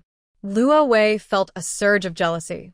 The more she thought about it, the more uncomfortable she felt. From Troy's perspective, wasn't she just a lucky find who provided him with money and resources? No. She couldn't think that way. She couldn't blame fate. In a way, Troy being framed, hunted, and forced to flee, ending up with nothing and being found by her, made him the lucky charm prepared for her by fate. He was shaped into an intermediate magic swordsman by the heavens, perhaps just waiting for her to pick up the equipment. Thinking from a different angle, her mood indeed improved a lot. Luo Wei patted Troy's shoulder and encouraged, "Do your best, and you'll get what you want." Troy looked at her, confused by her changing expressions, thinking that women's thoughts were truly hard to guess. The crisis passed, and Luo Wei tentatively squatted down. Sure enough, her knee, which couldn't bend, was better now. The process of recovery was as strange as the illness itself, deepening her understanding of the god of the dead. Not only was he vain and loved flattery from his followers, but he also had a strong possessiveness over them, not even allowing her to squat for a moment. Did he really dislike his followers so much? Was it a case of hating everything related to them? With nothing to do all day, he just stared at her. Luo Wei grumbled to herself and turned to the 4 others, saying, "Let's go buy potions. We'll leave right after. We're not staying here tonight." At the mayor's manor, officially named the Liejda Manor, the church prince was bringing people to stay at the manor, so the mayor of the beast town moved all the rooms to the annex to make space for them. At that moment, Prince Alfred was sitting in the mayor's private chapel, eyes closed, listening to the mayor report on the situation in the Beast Mountains. There was a significant overlap between the high-ranking clergy of the church and the leadership of the Magic Association, with most magic masters holding positions in the church. Many even jokingly said that the Magic Association was half a church. Except for Dean Morrison of the Sharia Magic Academy, all other high-ranking magic masters were bishops or archbishops in the church, with the lowest being a bishop. Of course, having high magic power alone did not qualify one for high church positions. Roles like pope, cardinal, and archbishop required affinity with light magic elements. Magic power was secondary. After the mayor nervously finished his report, Bruce took the parchment from him, waved his hand to signal him to leave. Once the mayor was gone, Bruce knelt beside Alfred, holding the parchment. "Your Highness, would you like me to read it again?" "No need, just leave it." Alfred opened his eyes. "The smell of alcohol from him makes me nauseous. Don't let him near me again." "Yes, my fault." Bruce bowed his head. "Don't let it happen again." Alfred tapped his fingers on the armrest. "What's that girl's name?" "She said her last name is Luo. First name Wei." "Last name first?" Yes. "Luo Wei. What a strange name." Alfred leaned back in his chair. "You said she only has that intermediate magic swordsman with her?" Bruce nodded. Yes. "No, there are two more people." Alfred closed his eyes to recall. "She has a strange potion smell. The magic swordsman doesn't have it, but the two boys kneeling beside him do." "No, it's three people." "Bruce, guess what interesting thing I discovered?" Bruce looked curious. "Your Highness, what is it?" Alfred slowly opened his dark blue eyes, a hint of interest appearing. "I caught 3 restless little mice. They dare not stand up to challenge my authority, yet they do not want to kneel and submit to me. They squat on the ground like 3 worms that think they are clever, but are actually foolish. Such little things are the most amusing." Bruce asked, "Your Highness, should I bring them here?" "Bring what, Bruce?" "Mice won't move when they're right under your nose. They just play dead." Alfred stood up from his chair and walked to the window, looking outside. "You have to let them go to catch more mice." "I understand. I will have someone investigate their identities and keep them under surveillance." "Go ahead." Bruce left, and soon Antoine arrived at the door. "Your Highness." "Come in." Alfred turned around. "Is everything done?" "Yes. 500 loaves of bread and 3 barrels of dough are ready to be delivered, along with 300 warm sheepskin coats and 8 carts of charcoal," Antoine replied. "Good. Then wait until dark to send them to the refugees outside." "Your Highness, why not send them out now?" Antoine asked, puzzled. "Those refugees are freezing. It will be even colder at night, and they might not last until then." "Antoine," Alfred said, looking at him sadly, "you are a good boy. You pity them, but have you thought about it? If we send it out now, they still have a lot of energy. They might fight over the food, and what if the elderly and children get trampled?" But "Also, refugees do not know when they are full. Once they get food, they will gobble it all down. Those who finish first will go after others. Do you want to see that happen?" Antoine suddenly understood, feeling ashamed. "So that's how it is." "Your Highness is merciful.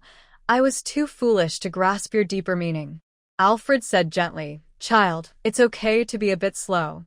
Your strength is your loyalty." Antoine was deeply moved. Even though he was slow, the prince praised his loyalty. He must be even more loyal to the prince. Meanwhile, Luo Wei and the others had bought their potions and were ready to leave the city. 1 bottle of healing potion costs a whole gold coin? Why doesn't he just rob someone? Theodore complained. "The healing potion is already the cheapest. A high-level healing potion costs 1,000 gold coins per bottle," Hall said. good thing we didn't buy it. "Making it ourselves with raw materials is much cheaper. We can brew a pot for just 10 silver coins." Yes, Theodore didn't buy the finished potions. He bought magical plants to brew the potions himself. Luo Wei generously gifted each of them a bottle of low-level healing potion. Hall's injuries healed significantly after drinking it, and Theodore grew a tentacle, so he no longer had to keep switching between having arms and legs. When Theodore was in the sea, he kept 2 arms for swimming and fishing, choosing to lose a leg. But this morning, before setting off, he changed back to 2 legs and 1 arm for easier walking. Troy had suspected him all morning, but after all 4 of them testified that Theodore had always lost arms, he began to doubt his own eyes and ears. The 5 of them chatted and laughed as they walked toward the city gate, but their laughter stopped abruptly when they saw hundreds of refugees outside the fence. A husband was crying, holding his wife. "Darling, please don't sleep. Don't sleep. We will have food soon." Did you know? The prince sent people to prepare porridge for us, hot dough, thick sheepskin coats, and warm charcoal. Hang in there, darling. Open your eyes. We will have food soon. His wife was too hungry to speak, her eyes barely open, and she couldn't even shed a tear. She could only open her cracked lips, making a faint sound like a stuck clock. Beside them, a shivering woman muttered, "They keep saying to wait a little longer." "How much longer do we have to wait?" A man curled up in a ball said, "Yeah, we've been waiting since yesterday from morning until now. Half the people around us have died. How much longer do we have to wait?" As they spoke, the man's wife could no longer endure the hunger and cold, taking her last breath. The man fell silent in grief, holding his wife tightly on the ground, not moving for a long time. Just when everyone thought he had also died, he looked up at the sky, letting out a heart-wrenching scream, and began to cry uncontrollably. Lola's eyes turned red. "Miss Luo Wei, why didn't the church send the bread sooner? We clearly saw they were ready when we just came out." Why do you say that? Rovey looked at the tragic scene before her voice flat and emotionless. Will those few carts of supplies be enough for these people to eat for several days? With so many elderly and children, what good does saving them do? Those poor people, who don't even have a complete set of clothes and whose hands and feet are frostbitten, will die sooner or later. Isn't giving them food a waste? Not to mention the expensive medicine needed to treat these frostbitten individuals. Even if they were healed, they would likely be left with lifelong disabilities. In this cruel era, serfs who lose their limbs lose their ability to work. They have no future. Just because you think it's a waste, you won't save them? Even if it means one more person lives. Lola said, unable to bear it. Though she wasn't fully human, she had lived in a human village with her parents since childhood and felt a strong sympathy for humans. Some of these people might have been her neighbors when she was young. Lola simply couldn't stand by. "Lola, you need to understand that lives can be measured in money. When the cost of saving them far exceeds the benefits they can provide, it's not worth it." When Rovey was selecting horses in Sharia, a merchant asked her if she needed slaves. The price of one horse could buy 4 slaves, showing just how cheap human life is. The most important thing, she paused before saying softly, is that pure faith often arises from despair. "Let's go. Some things are beyond our control." Rovey comfortingly patted Lola's shoulder and took her small round hand. The little cat's hand was soft and thick, feeling like a squishy silicone ball. Lola's true form was unknown, but she resembled a fluffy golden tabby cat from the West, right? She thought she had dreamt of it before, but forgot as soon as she woke up. The 5 of them walked out of the enclosure, silently passing through the refugees, their eyes fixed ahead, pretending not to see the painful scene around them.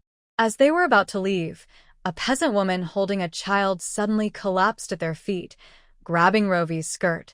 "Miss, kind-hearted lady, please save my child. Please take it away, I beg you." The woman's face was an unnatural dark red, her pupils dilated and lifeless, as if she couldn't feel the outside world, mechanically repeating her plea. Her shoulders were bare, and her outer garment had fallen away, with rough burlap wrapped around the baby in her arms. "Miss, please take it away, I beg you." The scene was eerie. The woman's words were pleading, but her expression was that of a soulless puppet, sending chills down one's spine. Lola felt both pity and fear. The woman's gaze was too frightening. "Miss Rovey."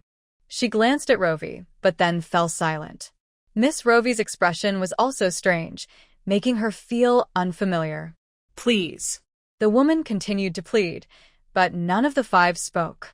If it were a 7 or 8-year-old child, or even 5 or 6, they would have saved it. But a baby, one that looked less than 5 months old, unable to walk or even eat without being fed, they couldn't save. Even Troy, who usually had a kind heart, turned away in discomfort. "It's too cold to care for a baby," Hall suddenly spoke. He looked at the woman blocking their path and seriously suggested, "Let it go. You're still young. You can have more children later. Put on your clothes.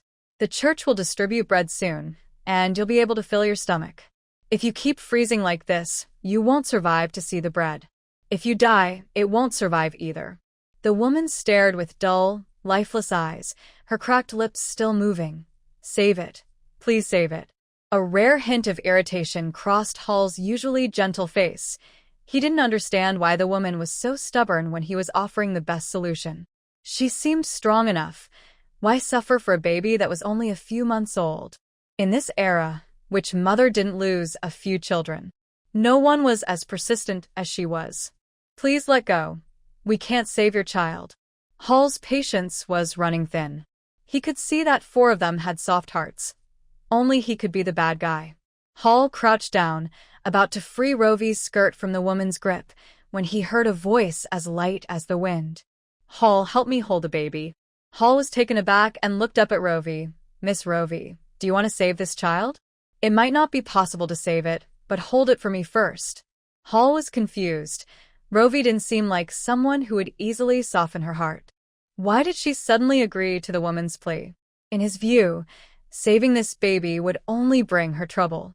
But Rovey insisted, so he took the baby from the woman's hands and stood up to show it to Rovey. "It's very dirty and smells bad. Are you sure you want to take it with you?"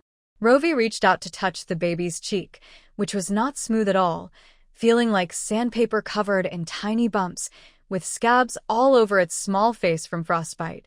"Yes, take it. Please hold it for me for now." After saying this, she looked at the woman and noticed that the woman's arms were covered in gruesome purple-red scabs, and her exposed fingers were bloody. She glanced back at the child, noticing a trace of blood at the baby's mouth. "I promise you, I will take it away. Go ahead." The woman stared blankly at Rovey, her mouth agape, her right hand still tightly gripping her skirt. Rovey bent down and pried her stiff fingers open one by one. The woman's hand fell limp, but a strange smile appeared on her face. "Ah." Lola covered her mouth. "Miss Rovey, She's dead." Rovey stood up calmly, watching as the woman's eyelids slowly closed. People on the brink of freezing to death often feel an unusual warmth. They think they are hot and don't need clothes, leading them to strip off their garments. Strong individuals can survive this phase, while the weak may die from various complications or heart issues. The woman had fed her blood to the child, and excessive blood loss hastened her death. Rovey looked at the baby in Hall's arms. The little one was still unaware that it had lost its mother, peacefully sleeping in the thick swaddling. "Is it a boy or a girl?" Hall quickly lifted the blanket to check. "It's a girl." Rovey nodded. "Then her name will be Roland." Roland, meaning hope, though she drew life from her mother's blood and was born from another life's end. She also carried that life's hope. If it weren't for her attachment to this child, the woman might have died long ago, or perhaps she had already died, with only her body still moving. After the execution scene, Rovey developed a shadow regarding the woman. She initially didn't want to help her, but the woman showed her another side of humanity, sacrifice and devotion. This was heavy maternal love. She didn't understand such sacrifice, but she respected such people. "Are we taking this child back to Sharia?" Lola asked anxiously, fearing the child might die on the way. Rovey thought for a moment and looked at Hall. "Can you do me a favor?" Hall guessed what she was about to say. "Do you want us to take her back?" "Please help me take her to Xingluo residence and give her to Bella," Rose said, taking out a pouch and giving him 5 gold coins. 1 coin for your return trip to rent a carriage, 3 coins as payment for bringing her back, and the last one, buy her some milk and rice porridge on the way. "That's too much," Hall said. "It's not too much. Taking care of a child is hard work." Theodore interjected, confused Ro. "Aren't you coming back with us?" "No, Troy and I are going to the North Sea." "The North Sea? That's my hometown," Theodore said, interested. "What are you going there for?" "I want to go too." "Theodore." Hall and Lola called out, showing disapproval. "Miss Ro must have personal matters to attend to in the North Sea. It wouldn't be appropriate for him to tag along." Theodore scratched his hair. "All right, I'll just go back to Sharia." Rose smiled and turned to Lola. "Lola, can you help me with one more thing?" "Sure," Lola replied immediately. What do you need me to do, Miss Ro? Ro took out a bundle of wilted mulberry branches. These branches were in a leather bag and accidentally got wet with seawater. Can you see if they can still be saved? Lola pulled out a branch to examine it and nodded. They can be saved. They're not dead inside. We can use a growth magic rune to help them root and grow. Ro sighed. My talent for magic runes isn't very good. Lola, can you help me nurture them into saplings? Of course, that's easy, Lola agreed cheerfully. She was a mid-level magic rune apprentice and could draw low-level growth runes 10 times a day. Thank you, and oh, here's a small bag, Ro added. I don't know if you're afraid of bugs, but this contains moth eggs. I want to raise them. I'm not afraid. I love playing with bugs, especially flying ones, Lola said happily. Just like Nicole, Ro chuckled and explained to Lola the conditions and methods for raising silkworms, as well as the environment and temperature needed for mulberry trees to grow. I understand. First, we grow mulberry leaves and then feed them to the silkworms, right? I got it.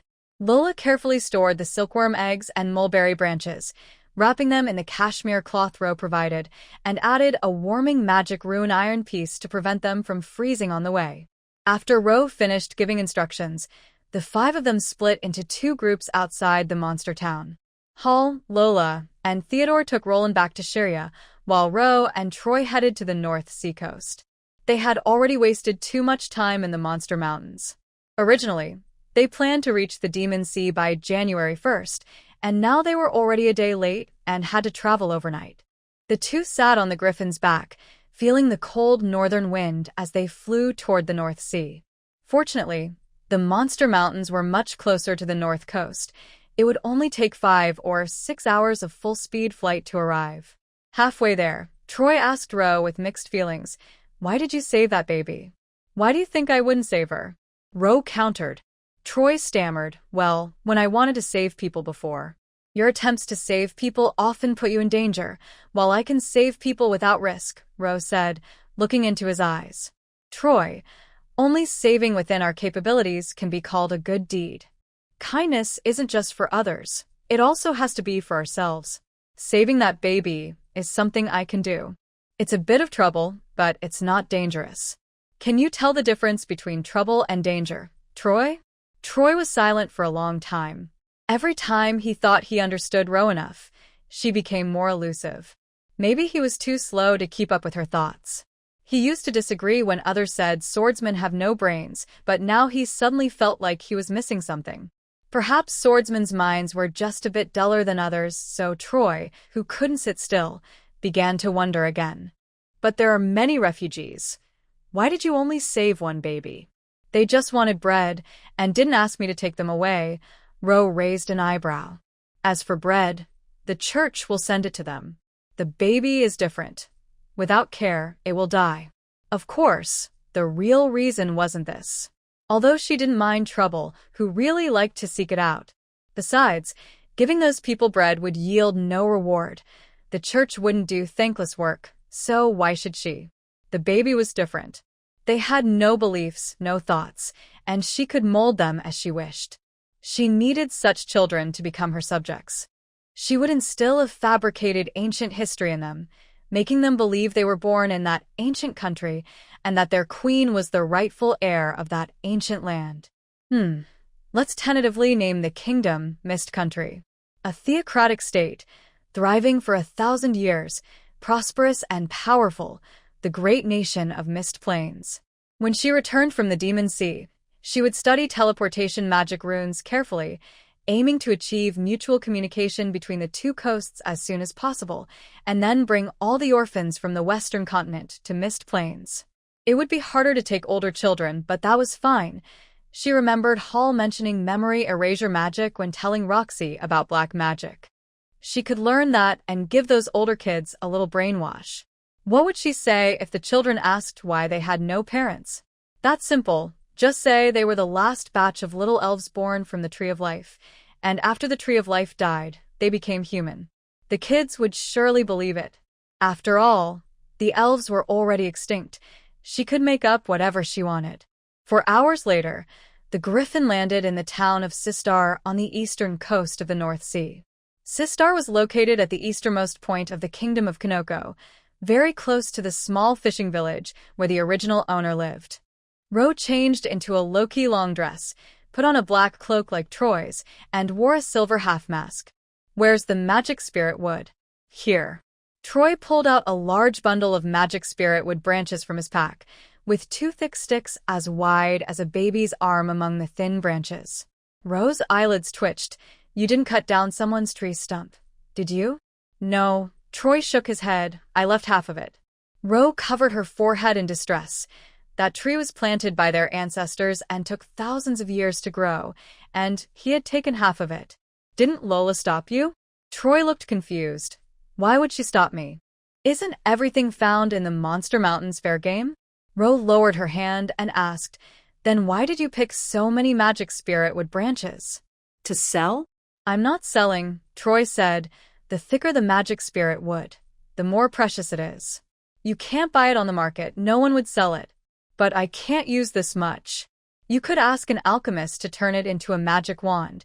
You'll need it in the future." All right. Ro thought that made sense. The two packed their bags and walked toward the only tavern in the town. The Macaulay Malt Tavern, a small shop that usually does decent business, has been particularly quiet these past few days. In the tavern's hall, 8 fierce-looking strong men sat, their arms thicker than the waists of the tavern maids, each carrying a sword taller than a person. These men had been in the tavern for 2 or 3 days, reportedly waiting for someone. The tavern owner felt uneasy seeing their swords and had prayed in his heart 800 times for the person they were waiting for to arrive quickly so they could leave. Although these men drank a lot and paid well, they scared away all the other customers, and the owner was afraid of them. Finally, as dusk fell, the small tavern welcomed 2 new guests. The owner, hiding behind the bar, watched as one of the newcomers also carried a sword. This must be the person they were waiting for. Great. Today, he could finally send these fierce men away. The tavern owner was overjoyed and was about to stand up to see them off when one of the newcomers walked over to him. "Boss, prepare 2 clean rooms. We will stay here tonight." The tavern owner's smile froze on his face. "Why, yes, of course. How much for a night?" asked Troy. 10 copper coins. Troy handed him 10 silver coins. "Prepare more roasted meat and meat pies." "Sure thing, sir." The tavern owner beamed. "It's foolish not to make money." After arranging things, Troy returned to Rovey's side, and they walked towards the 8 strong men. The men stopped drinking, their sharp eyes fixed on them. A swordsman and a little girl? What was the little girl doing here? Wasn't she afraid of being captured and sold as an easy girl? Troy scanned the group, and his gaze landed on a young man with a yellow beard at the edge. "Matt, long time no see." The young man stared at Troy, unsure at first, but upon hearing the familiar voice, he immediately stood up. "Troy." "It's me." Troy stepped forward and hugged Matt, then turned to introduce Rovey. "Miss, this is my friend, Matt." Matt looked surprised at Rovey and then at Troy, whispering, "Is this the noble employer you mentioned in your letter? She looks so young and delicate. What made her want to venture into the Demon Sea?" Troy nodded and continued to introduce the rest. "Miss, these are the mercenaries you asked me to find. The one on the far left is Cleveland, who has been a mercenary for 15 years and has rich combat experience." "Hello, esteemed miss." Cleveland tipped his hat to Rovey. Rovey nodded. "The second one is Alice, who has participated in many battles and is very agile." "Hello, miss." Alice tipped his hat. "The third one is Lori. The fourth one is..." There were a total of 7 mercenaries, all junior swordsmen, the oldest being 37 and the youngest 24. After introducing the mercenaries, Troy formally introduced Rovey to everyone. "This esteemed miss is our employer, Miss Rovey." "Miss Rovey." Everyone bowed to her again. Rovey nodded. "You all don't need to be so formal." After some polite exchanges, they all took their seats at the table, with Troy leading the discussion about the route to the island for the next day. Rovey maintained her aloof, noble persona, quietly listening to their discussions. Cleveland, who had arrived earliest, had gathered a lot of information in the past few days. It is said that there are 3 taboos in the Demon Sea: First, the living cannot enter. Second, one cannot retrace their steps after entering. Third, no sounds can be made once on the island. If the living can't enter, how do we get in? As long as we bring a corpse, we can enter. Someone has tried this and came out completely intact. In the dead of winter, where are we supposed to find a corpse? I've already got one. I found a dead criminal outside Mount Tanlai, left to rot. I'll dig it up tomorrow morning. Cleveland glanced at Rovey, worried she might say something like no corpses allowed. From his experience, noble ladies often cause trouble. If it weren't for the money, he wouldn't want to be here. But when he looked at her, he found her expression calmer than his. She didn't even blink at the mention of a corpse, her indifference more chilling than his. Scary. Cleveland muttered to himself, no wonder she wanted to venture into the demon sea. She might be a necromancer. The others continued discussing. Let's enter through the Nakasee's Bay. The water there is deep enough not to freeze. On the way back, we can take the Southern Sea route, so we won't have to retrace our steps. And remember to keep quiet once on the island. No talking. We'll communicate with hand signals. The island is full of skulls and poisonous snakes, so be mentally prepared. No matter what we see, we can't scream. It's said that the demon island is filled with spirits. Evil witches live in the woods, and man-eating monsters hide in caves. Human screams will attract them, and then none of us will escape. These last few sentences were directed at Rovey, as almost all the mercenaries thought the delicate girl would surely scream at the sight of a skull. Rovey could sense their disdain. They respected her on the surface, but didn't take her seriously at all. They all thought she was just a little girl playing house, inexperienced and likely to panic and cry for help once on the island. Rovey lowered her eyes, her fingers tracing the wooden cup, neither refuting nor getting angry. What kind of person she was wouldn't matter until she proved it through action. She had seen many corpses and skeletons, and had witnessed plenty of brutal scenes. Nothing in the world was scarier than a madman. She had already experienced the most terrifying things in life. In her past life, she had been taken to Salvador by a man's illegitimate child, navigating through gunfire for half a year. Later, she was kidnapped by a crime organization to Juarez, working illegally for 2 years in what was called the world's most violent city, preventing her from even graduating. If it weren't for the psychologist's excellent hypnosis techniques, implanting a heap of kindness and compassion into her subconscious and restoring her conscience, she would have been invincible by now. Unfortunately, before she could take revenge on that family, she was transported here. If she couldn't return to settle the score in this life, what would be the meaning of it all? And her mother, her ashes were still with that cold-blooded man. Thinking of these things, a surge of anger rose uncontrollably within Rovey. She gripped the cup tightly, trying to suppress the dark thoughts swirling inside her, her knuckles turning white from the pressure. The mercenaries exchanged glances and shook their heads disinterestedly. Sure enough, she was a spoiled noble lady. They hadn't even spoken a few words before she got angry. She really had quite the temper. Well, it's tough to earn money, and this job would be the last one they took. After spending a night in Sistar Town, the group packed their things at dawn and headed towards Nakasee's Bay. 8 mercenaries rode ahead, while Ro and Troy flew to the bay on a griffin, arriving half an hour earlier than the others. By midday, the winding coastline of Nakasee's Bay was covered in ice and snow. The shallow waters in the north were frozen, making it hard to tell land from sea, with only the deep waters remaining visible. The deep blue bay looked like a sapphire set in a silver pot. Nakasee's is an ice-free port with a thriving fishing industry. Troy bought 2 small fishing boats at the dock, while Cleveland arranged with a captain to take them to the Demon Sea area by sailboat. Demon Island is over 300 kilometers from the coastline, and the waters surrounding the island, 10 kilometers wide, are known as the Demon Sea. It is said that the water there bubbles as if boiling, and demons in the sea devour passing ships. Fishermen avoid that area, but some adventurers and mercenaries like to rent their boats to get close, then row to the island themselves. Troy and Cleveland tied the 2 small boats to the sailboat, and the group boarded, waiting for the sailors to set sail. The sailboat was long and pointed at both ends, with a mast in the middle, measuring about 20 meters, resembling an early Viking square sailboat. This was the best boat in Nakasi's Bay, but it could only reach a maximum speed of 12 kilometers per hour. At such a slow speed, they would need to sail for 3 days and nights to reach the outskirts of the Demon Sea. Ro had considered having the Griffin take them, but it was too large a target, and exposing it to these unknown mercenaries wasn't wise, so she ultimately chose to go by boat. This was also the plan discussed by the mercenaries yesterday. As for the downside of the slow speed, it could be compensated for with other means.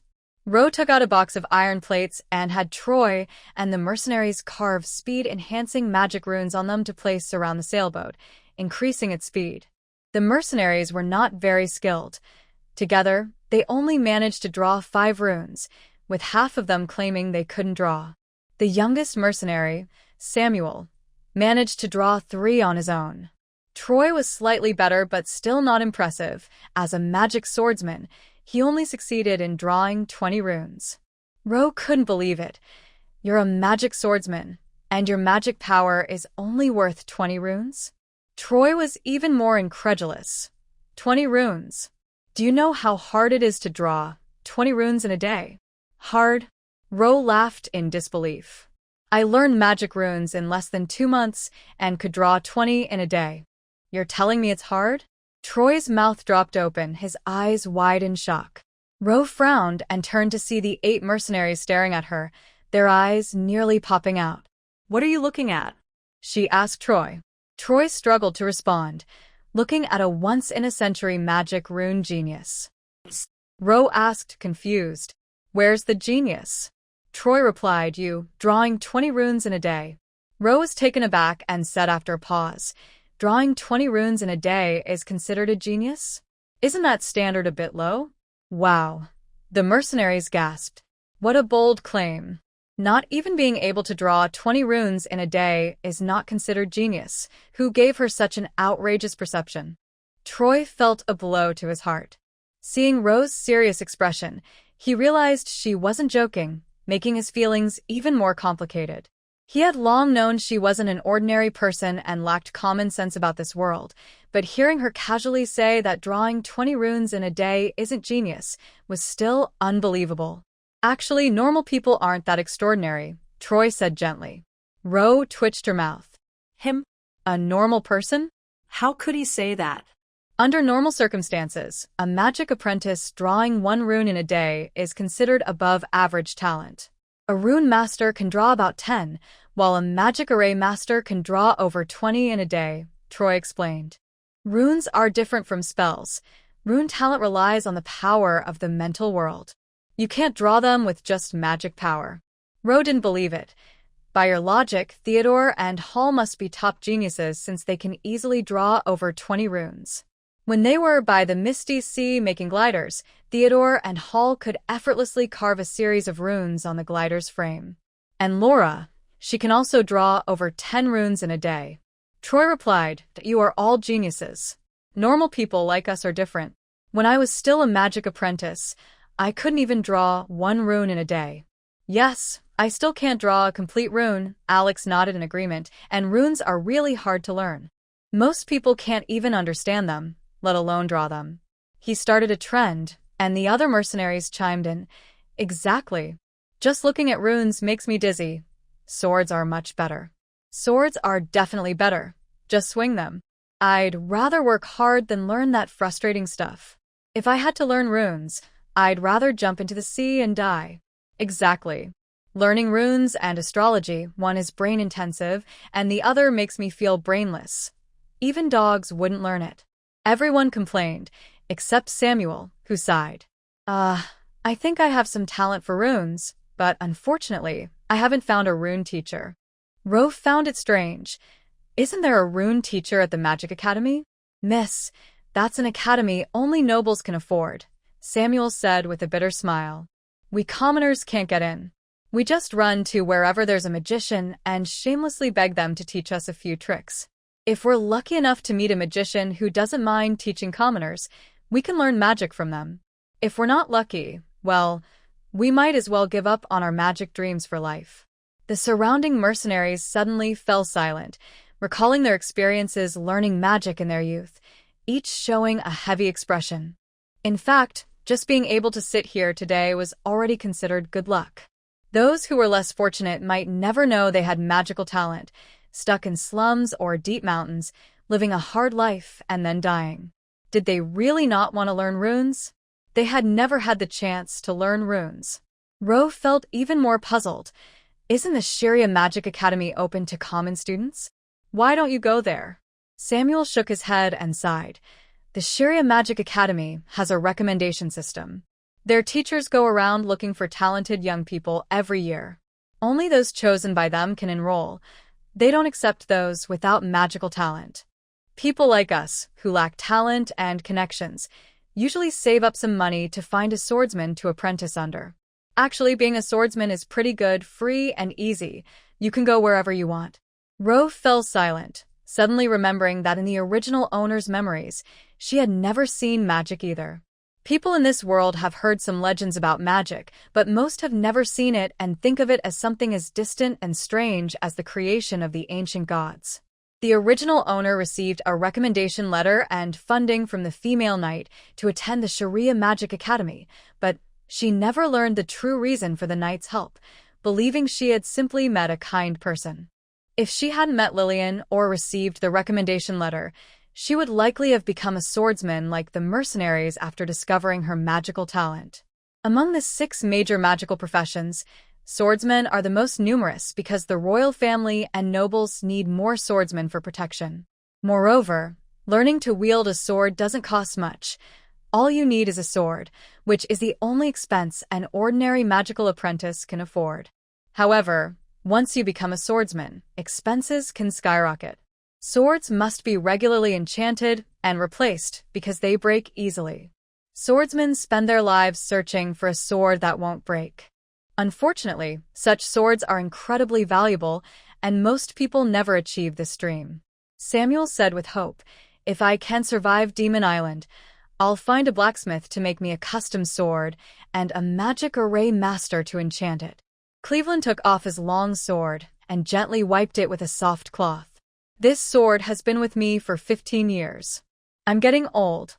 Once I finish this job, I'll take my old friend home and won't replace it."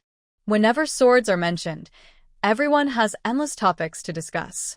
They fantasized about where to buy swords after returning from Demon Island with 100 gold coins and how to spend the rest of the money.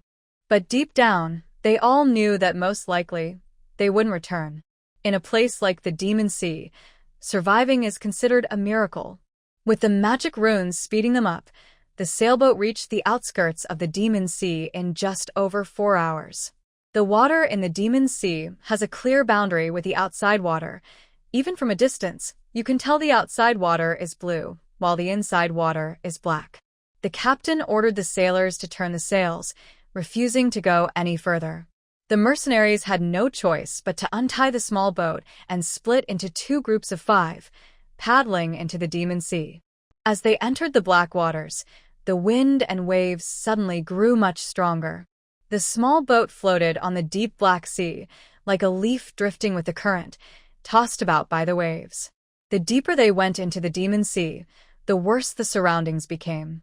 The sky was gray, white ashes floated in the air, and a foul-smelling smoke blew in from afar. Rovey sniffed and detected a faint smell of sulfur. She heard a mercenary accidentally hit the side of the boat with a paddle and immediately looked over. Alexis was signaling to Samuel. "What are you doing?" Samuel, excited, pointed at the sea ahead, his mouth tightly closed, his brown eyes darting around, revealing his fear. Everyone followed his gaze and saw the sea suddenly erupting with several dark waves, followed by a boiling sound like water in a pot and sizzling like water hitting hot oil. Seconds later, thick white mist rose from that part of the sea, and the murky water began to churn. Samuel waved his hands frantically. Demons. There are demons beneath the sea. But Rovey knew that was a volcanic eruption, and a new island was about to form in that area. She turned her head and gazed at the mysterious demon island under the gray sky. From its shape, it looked like a massive active volcano. The highest point of the island was spewing thick smoke into the atmosphere, turning Demon Island into a perpetually cloudy, uninhabited island. Rovey also saw the western cliff of Demon Island glowing with a fiery red light, with hot lava waves rushing down the steep cliff and pouring into the sea, creating plumes of white steam. She initially came to explore whether Demon Island was suitable for human habitation and could be developed into her territory, but now it seemed that idea was shattered. If the island was filled with such rivers of lava, then Demon Island lost its significance for occupation. Fortunately, after drifting a few kilometers east, Rovey spotted lush forests on the island.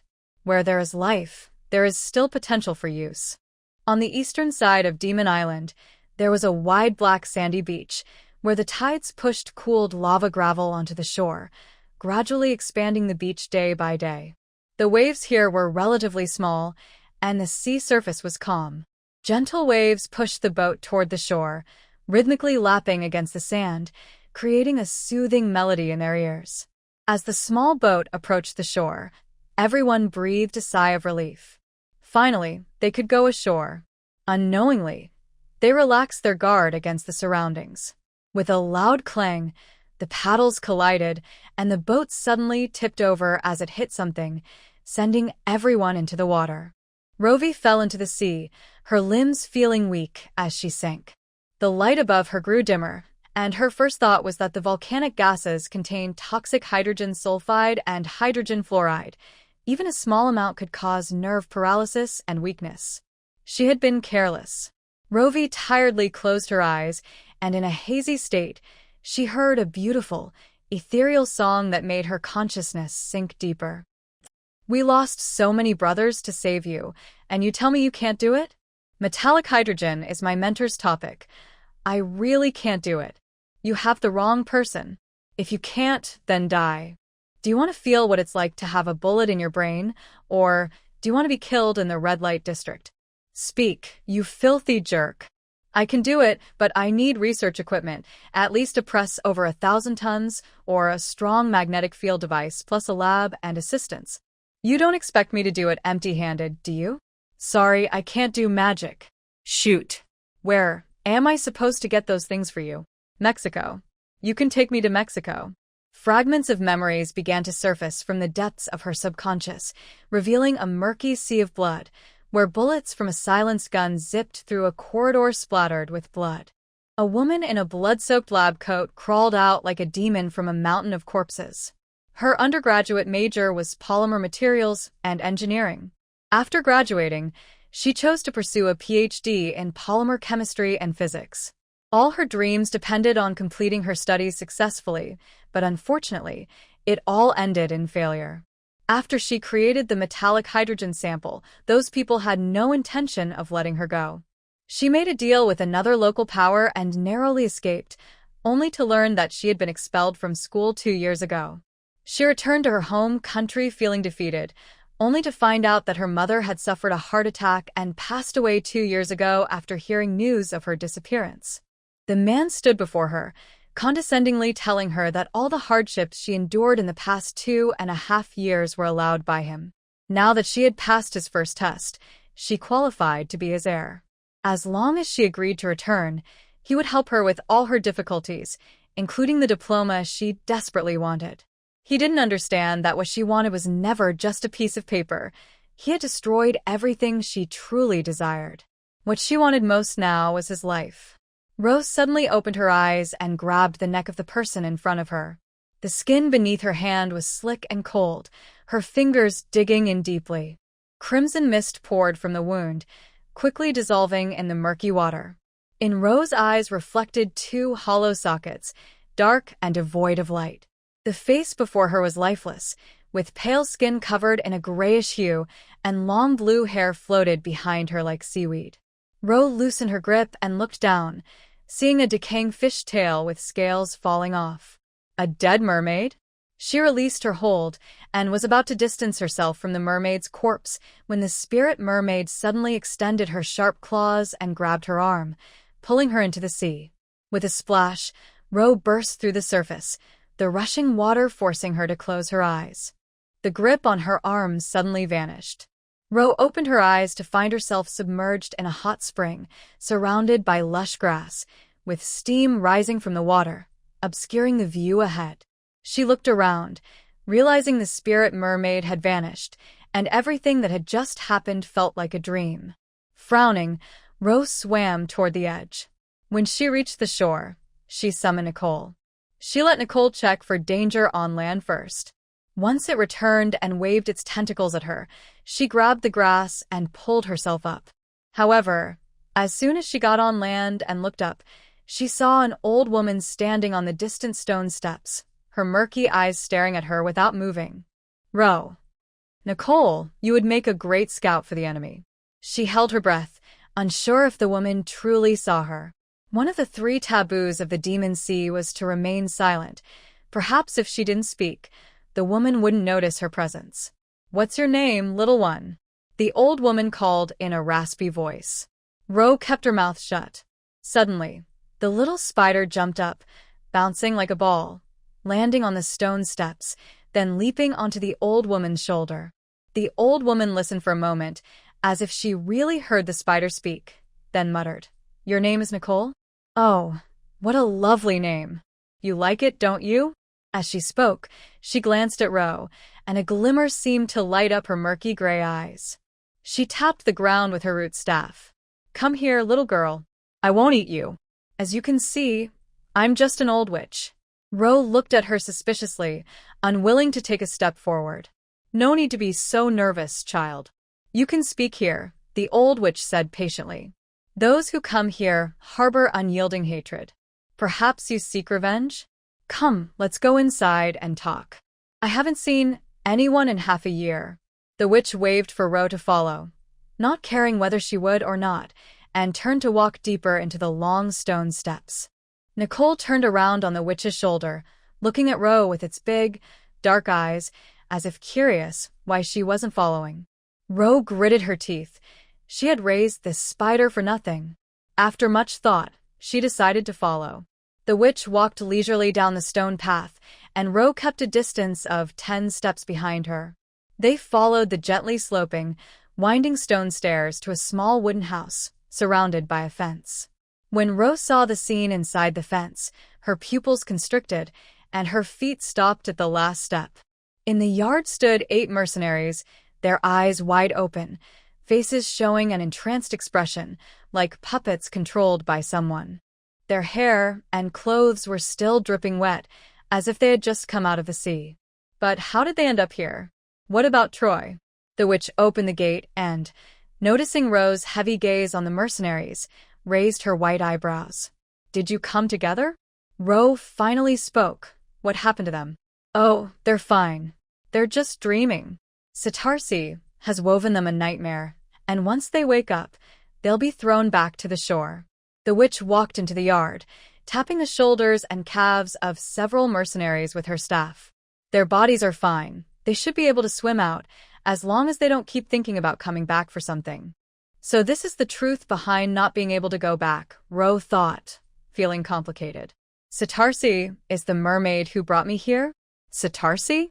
Oh, yes, she's a spirit mermaid, dead for over 1,000 years, the witch said, retracting her staff and shakily walking toward the wooden house door. "Come in, little girl, and tell me how you became a necromancer." Ro cautiously stepped into the fence, but paused again at the witch's words. "I'm a necromancer? Aren't you?" The witch replied. "You have an affinity for dark elements and can summon spirits.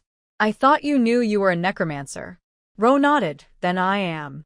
She followed the witch into the small wooden house, where she saw baskets of herbs and various animal bones. Either the demon island had a rich diversity of flora and fauna, or there were people frequently coming and going from the island. Otherwise, it wouldn't have so many things.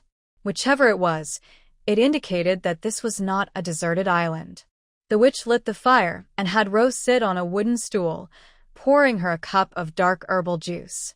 "Drink up, child. It won't make you sick." Ro lifted the cup to her nose, smelling the bitter herbal scent. It was quite strange. People in the West brewed herbs for purging, while the witch made a thick herbal drink.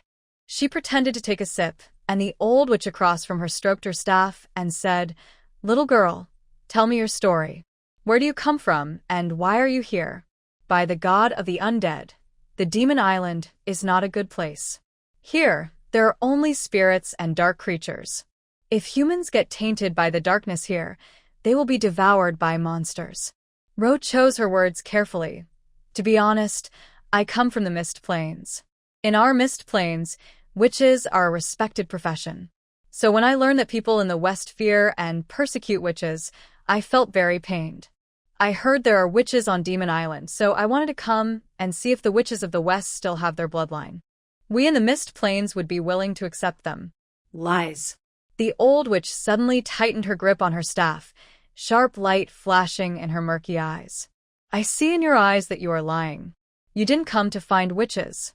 Reveal your purpose." Ro paused, setting down the herbal juice. "Perhaps, do you believe in the god of the undead?" The old witch's wrinkled face showed a hint of surprise, as if she didn't expect Ro to suddenly ask her this question. God of the undead. Her tone was complex and heavy as she avoided the question. The fate of the dead is in the hands of the god of the undead. Indeed, she believed in the god of the undead. Before asking this question, Ro was completely sure of her answer. Earlier, the witch had casually mentioned the god of the undead above, and on Demon Island, there are only the dead and dark creatures. Anyone who frequently speaks of the god of the undead, even if not a follower, at least respects his existence, much like those who must say may the sun and moon deities shine upon us when they meet. The second statement, on Demon Island, there are only the dead and dark creatures, included herself, indicating she was not alive but a spirit. Spirits, like the living, fear the god of the undead because they believe he controls their souls, preventing them from ascending to paradise. But who says fear cannot lead to faith? Just as ancient Chinese people worshipped plague gods and river gods, the more fearsome a powerful force is, the more it attracts worship and reverence, giving rise to a different kind of faith born from fear. People worship him not to seek blessings, but to pray that he does not unleash his wrath. Sometimes, a faith born from fear can be purer than one born from love, though it is less common. "I am a follower of the god of the undead," Ro said softly, her voice clear and strong.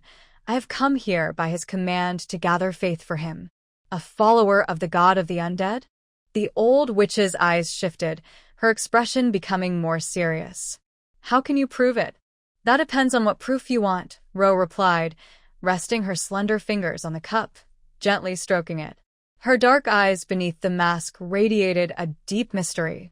The upper half of her face was covered by a silver ornate mask, while the lower half revealed her delicate chin and rosy lips, giving her a natural charm when she smiled. At this moment, she smiled lightly, calmly waiting for the witch's response, showing no sign of embarrassment at being in someone else's hands. The witch stared at her for a full 10 seconds before her sharp gaze softened. "It's not a lie. Since you are a follower of the god of the undead, you should bear his mark." Ido, Ro nodded. "Show me," the witch insisted. "Only then will I fully believe you." Ro replied gently, "His mark is on my back, which makes it a bit inconvenient to show." Interesting. You are a clever child," the witch suddenly laughed, her wrinkles deepening across her face. "All right, show me your mark, and I will grant you one request." "Any request?" "Of course not. It must be something I can agree to." Ro thought for a moment and tested her. "Give me this island?" "This island does not belong to me," the witch replied kindly. "Then who does it belong to? Or does it belong to no one?" Ro narrowed her eyes and tried again. "Help me take over this island?" "Ha ha ha. Child, I cannot fulfill that request," the witch laughed loudly, tapping her staff on the ground. "This island does not belong to humans, nor to the dead, nor to any ordinary creatures. If you truly want it, why not ask him yourself? If you gain his consent, all the spirits on this island will be willing to follow your orders, including me." After saying this, the witch leaned forward, her gray, cloudy eyes turning yellow.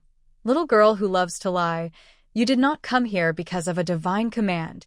You don't even know where this place is." "I certainly do," Ro replied calmly. "This is the place I arrived at by following the guidance of the god of the undead, but he did not tell me what to do here." The witch's expression shifted to one of uncertainty. "You really did come here by following his guidance?" Ro nodded gently. All right. The witch sighed repeatedly. "No need to show me your mark. If you are indeed chosen by him, you will surely be able to enter that place." She stood up with her staff, her frail body wrapped in coarse burlap, as if every step caused her bones to creak. "Come, little girl, follow me. The answers you seek are there." Ro got up and followed her. "Where to?" "You'll know when you get there." The witch did not walk toward the door. Instead, she turned and approached the back wall of the wooden house, lifting an animal hide hanging on the wall to reveal a small wooden door. She used her staff to knock away the rope on the door, which swung open to reveal a long tunnel, the dark entrance clearly carved into a mountainside. This little wooden house was built against the mountain. The witch used dark magic to ignite a cluster of blue flames, holding her staff as she entered. Ro touched the wand in her sleeve. It offered her no sense of security. She wondered how advanced this witch's magic was. If she were just a novice, Ro might have a chance to escape. But as the saying goes, you can't catch a tiger cub without entering the tiger's den. If she didn't take a gamble, how would she know if she was lucky? Ro tightened her grip on her sleeve and followed the witch into the tunnel. The tunnel sloped downward, and it seemed there were sounds coming from below, echoes resonating from deep within, drifting through the dry, empty passage. After walking for what felt like ages, Ro sensed a wave of heat rising, and when her palms began to sweat, she realized it was not an illusion. This tunnel seemed not to be man-made, resembling a natural lava tube. Hot magma flowed from the rock layers here, cooling to form a natural underground passage. Just as Ro was about to reach her limit with the heat, the witch finally stopped, tapping her staff. "We have arrived. This door can only be entered by you." In the eerie blue light, a massive underground lava chamber appeared before her. Directly in front of her stood a black rock door, towering about 10 meters high, adorned with intricate patterns that resembled the roots of a giant tree deeply embedded in the earth, entwining the stone door tightly. Behind the door came the roaring sound of bubbling magma. Ro gently shook her right hand, and the wand slipped into her palm. Would she even survive after entering such a place? The witch seemed to hear her thoughts and suddenly spoke. "This is the resting place of the god of the undead. Don't worry, he will not harm his only follower." A fleeting thought crossed Ro's mind, but it vanished too quickly for her to grasp. The witch approached the door, her dry palm caressing the patterns on the stone. "I have guarded this door for 1,000 years." Ro examined the patterns on the door, feeling a sense of familiarity. Wait, wasn't this just a larger version of the totem on her back? This truly was the place of the god of the undead. Ro looked at the witch in confusion. "Did the god of the undead make you guard this place?" That was 1,000 years ago. I wasn't like this back then." The witch paused mid-sentence, turning to beckon her. "Come, place your hand on the door. If you are chosen by him, the door will surely open." "Well, I might disappoint you, as all my words are made up," Ro thought to herself. But it wouldn't hurt to try. After all, she had never received any divine command, so she definitely wasn't the chosen one she spoke of. Once the witch realized she couldn't open the door, Ro would say the witch misunderstood. She was just here to gather faith. With that in mind, Ro stepped forward and placed her left hand on the stone door. "Is this enough?" she asked the witch, looking back. The witch gazed at her palm, a strange smile on her face. "Yes, of course." Rovey sensed something was wrong and was about to pull back, but the stone door beneath her palm suddenly shook and rumbled. Debris and dust fell from above, pouring down around her like an avalanche, making it hard for her to open her eyes. Rovey closed her eyes and stepped back, but the tall stone door suddenly collapsed, blinding white light flooding out and engulfing her. A fierce wind swept in from nowhere, lifting her like a drifting leaf and carrying her through the door into the center of the white light. She landed on a warm stone platform, and the sound of the wind stopped abruptly, leaving the surroundings quiet as if she had entered another world. Opening her eyes, she saw a soft green glow floating in the darkness. Upon closer inspection, it was two glowing green leaves, like a small blade of grass just breaking through the soil, gently swaying in the breeze. "God of the undead?" She called out, but received no answer. Rovey looked around, unable to see the edges of her surroundings due to the darkness. She touched her right arm and was shocked to find that her wand, hidden in her sleeve, was gone. Did she drop it when she came in? Frowning, Rovey turned to look at the glowing green object. It looked like some kind of magical plant. Surely it couldn't be the sleeping body of the god of the undead? She reached out and tentatively touched the two tender leaves. In the next moment, a beam of light shot up, and the leaves, like lively spirits, darted into her forehead. Startled, Rovey instinctively touched her forehead and felt a hard gem. No one spoke to her, but she strangely understood what it was.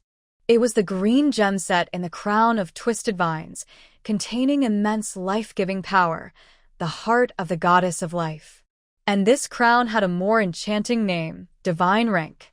Divine rank is the status of a god, the source of power, the identity and rank bestowed upon deities by the cosmic consciousness. Whoever possesses it can become a god. Rovey's mind raced. A strong sense of danger washed over her. She quickly removed the crown from her head, but it was too late. Her body felt light as air, uncontrollably rising, passing through thick rock and soil, floating into the soft white clouds, until she reached a place bathed in golden light.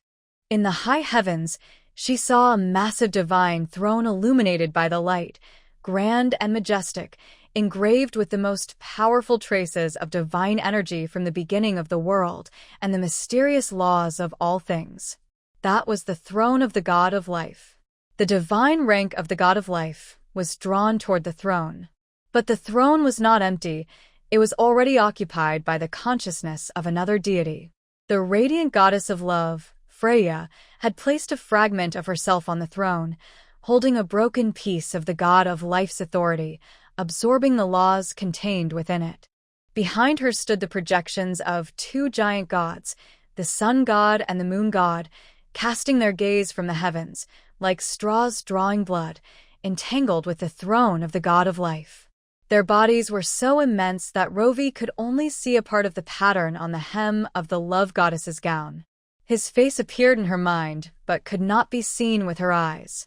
What she saw with her worldly eyes was so small, her body felt like a grain of sand on the love goddess's gown, yet her soul was exalted by the crown of twisted vines.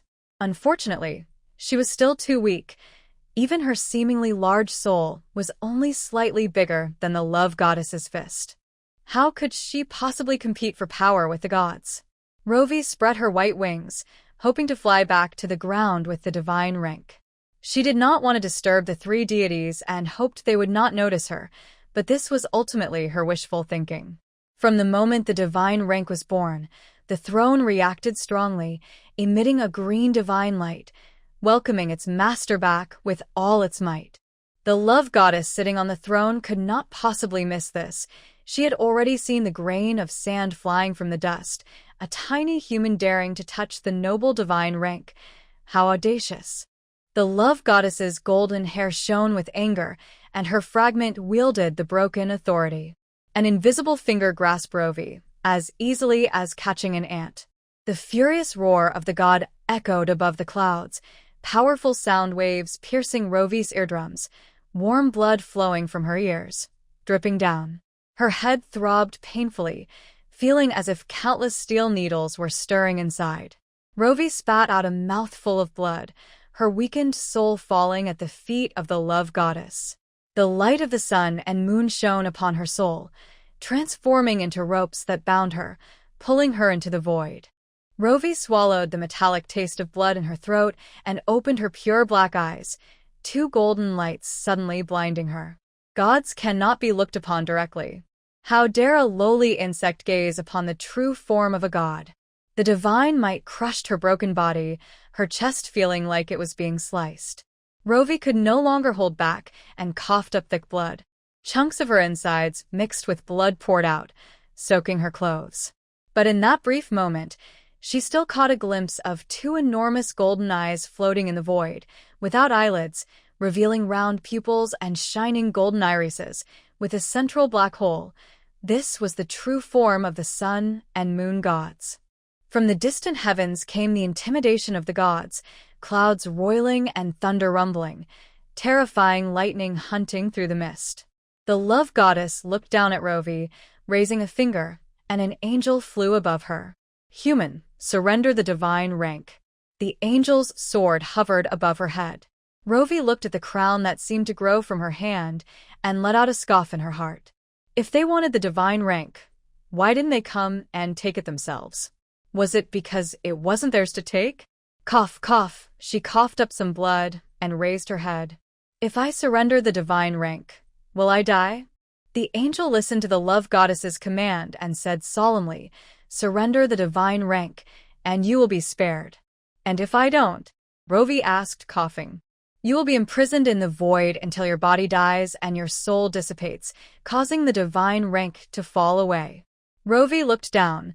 With her current strength, she couldn't even withstand a single strike from the angel before her, let alone protect the divine rank.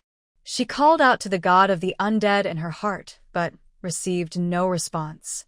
Was she really going to be trapped in the void and fade away? Cough. If I surrender the divine rank, cough. Rovey coughed for a while and asked with difficulty, will the gods let me go, and can I safely return to the lower realm? The angel said, God does not lie.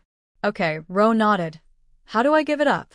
As long as the Green Mountains remain, there's no fear of running out of firewood. If she stays trapped in the void, she will be doomed. The angel looked at her coldly. You must say you give up your divinity.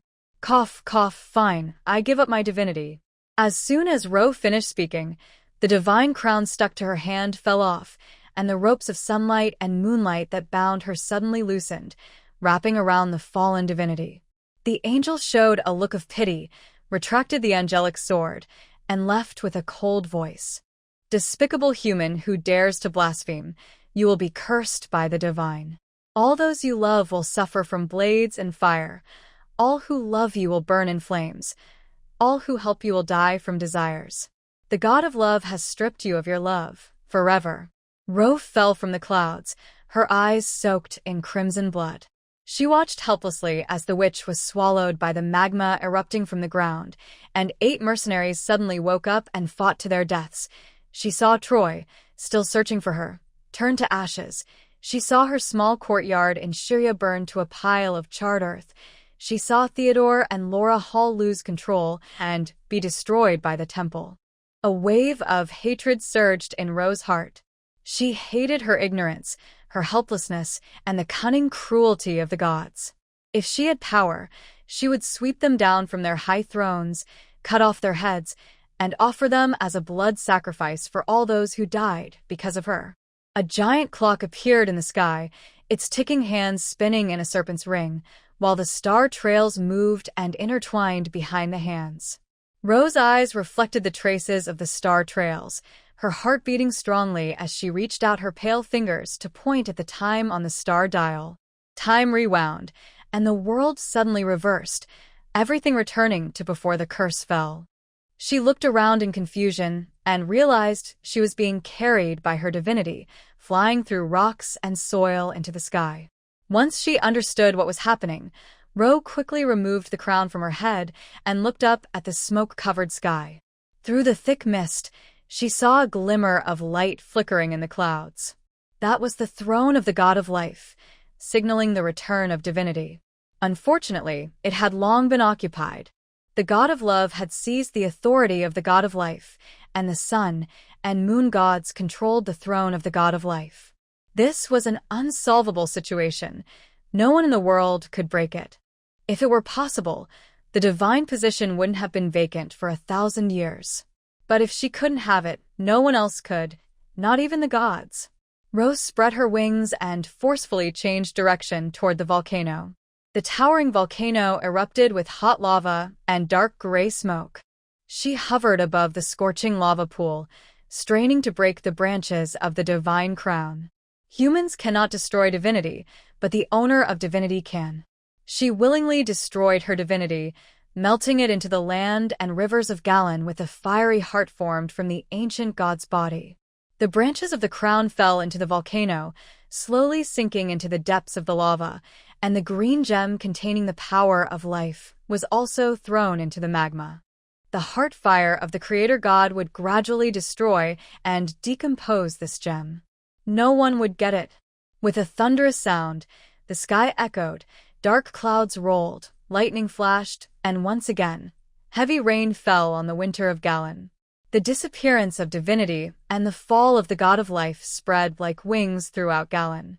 Above the clouds, the throne of the god of life collapsed, and even his authority shattered, vanishing into nature along with the fallen throne. The blood vessels of the sun and moon gods were affected by the decay of the throne, and they hurriedly severed a large number of blood vessels, while the avatar of the god of love, Freya, fell from the throne, scattering the laws of life into the mortal world. Since the god of life had already fallen, all his possessions should be buried with him until the world's rules give birth to a new god of life. Without divinity, she was still herself, but with the fall of the god of life, those gods who had usurped his authority would be severely weakened. She never intended to become a god. She just wanted to go home. It was they, these unworthy gods, who made her feel the urge to slay gods. The heavy rain could not extinguish the hot lava. Instead, it caused the volcanic ash covering the demon island to settle on the ground, revealing a clear sky. Even though it was raining above, Ro took one last look at the splashing red-hot lava, flapped her wings, and flew toward the forest on the east side of the island. Without the pull of divinity, her soul quickly sensed her body's call and was drawn underground. In the dark cave, her body lay bloodied on a dry, warm stone platform as if it had been tortured. As her consciousness merged with her body, Ro hadn't even opened her eyes before the pain from her limbs made her faint. Suddenly, clusters of ghostly blue flames lit up in the darkness, floating like fireflies in the vast lava cave. The witch stepped through the shattered gates of hell and came to Ro's side. "Is there anyone in this world smarter than me? I could tell at a glance that this child has a way to break the deadlock." Alas, the heartless little girl even dared to destroy her divinity. Teske, as expected of my chosen disciple, she truly has my spirit. The witch sighed for a moment, then plucked a gnarled root from the top of her staff. The swollen root ball unfurled into a black crown, with a blue gem set in the center. She placed the crown on her head, and the remaining staff transformed into a black scepter. The witch transformed back into a godly form, her handsome face resembling that of a male god, but the man's appearance quickly flickered away, soon becoming a cold, beautiful black-haired woman. Finally satisfied with her appearance, the woman waved the scepter and healed the wounds on the girl. The flames illuminated the cave in ghostly blue. Minutes later, Rose slowly awakened, opening her black eyes. "You're awake, my child?" What met her gaze was a cool yet gentle face. The woman had the same black hair and eyes as her, and their features resembled each other by about 70%. Rose sat up in shock, frowning as she looked at the face. "Who are you?" "Ro, my child." The woman gently called her name. "I am your mother. You may have heard my name. I am Beiji Isis, a descendant of the god of life." "Queen Isis?" Rose showed a look of astonishment. "Queen? Oh, yes, that was my former identity, but now I have a new identity. The goddess of the underworld," the woman said with a smile. The goddess of the underworld? Rose's mind momentarily froze. What was happening? Was the original host really the daughter of Queen Isis? And now Queen Isis had become the goddess of the underworld? Wait, isn't the goddess of the underworld called Odalit? Ro quickly reacted, looking at the woman with suspicion. Their information didn't match at all. The goddess of the underworld had existed for at least 2,000 years, and she was not named Beiji. "That's right, I am also called Odalit." The woman's voice suddenly became deep and magnetic, her smile flawless. "Child, I am your father, Odelit. 15 years ago, I fell in love with your mother and had you. Rose's temples throbbed, and she took a deep breath, saying, Do you think I'm an idiot? My child, you are certainly not foolish, the woman said with a loving expression. In my heart, you are the smartest human. Rovey felt goosebumps and backed away half a meter. So you think I'm a fool to deceive? One moment she claims to be her mother, the next her father. Does she really think she's some wild slug that can mate with herself? Besides, can a god really fall in love with a mortal? She would never believe that a descendant of a true god could love an evil god. Seeing Rovey's doubtful expression, the woman showed a hint of regret. All right, my little follower, I did deceive you. But what I said earlier wasn't entirely a lie. The woman raised her chin and said, I am a manifestation of the god of the dead, using the body of Beatrice Isis as a vessel, and then I gave birth to you. From the perspective of human kinship, I am indeed your mother. Rovey was half convinced. A manifestation of the god of the dead needs a vessel to descend? Of course, the woman said seriously. 2,000 years ago, the gods agreed not to walk among mortals, so gods cannot descend to the mortal realm.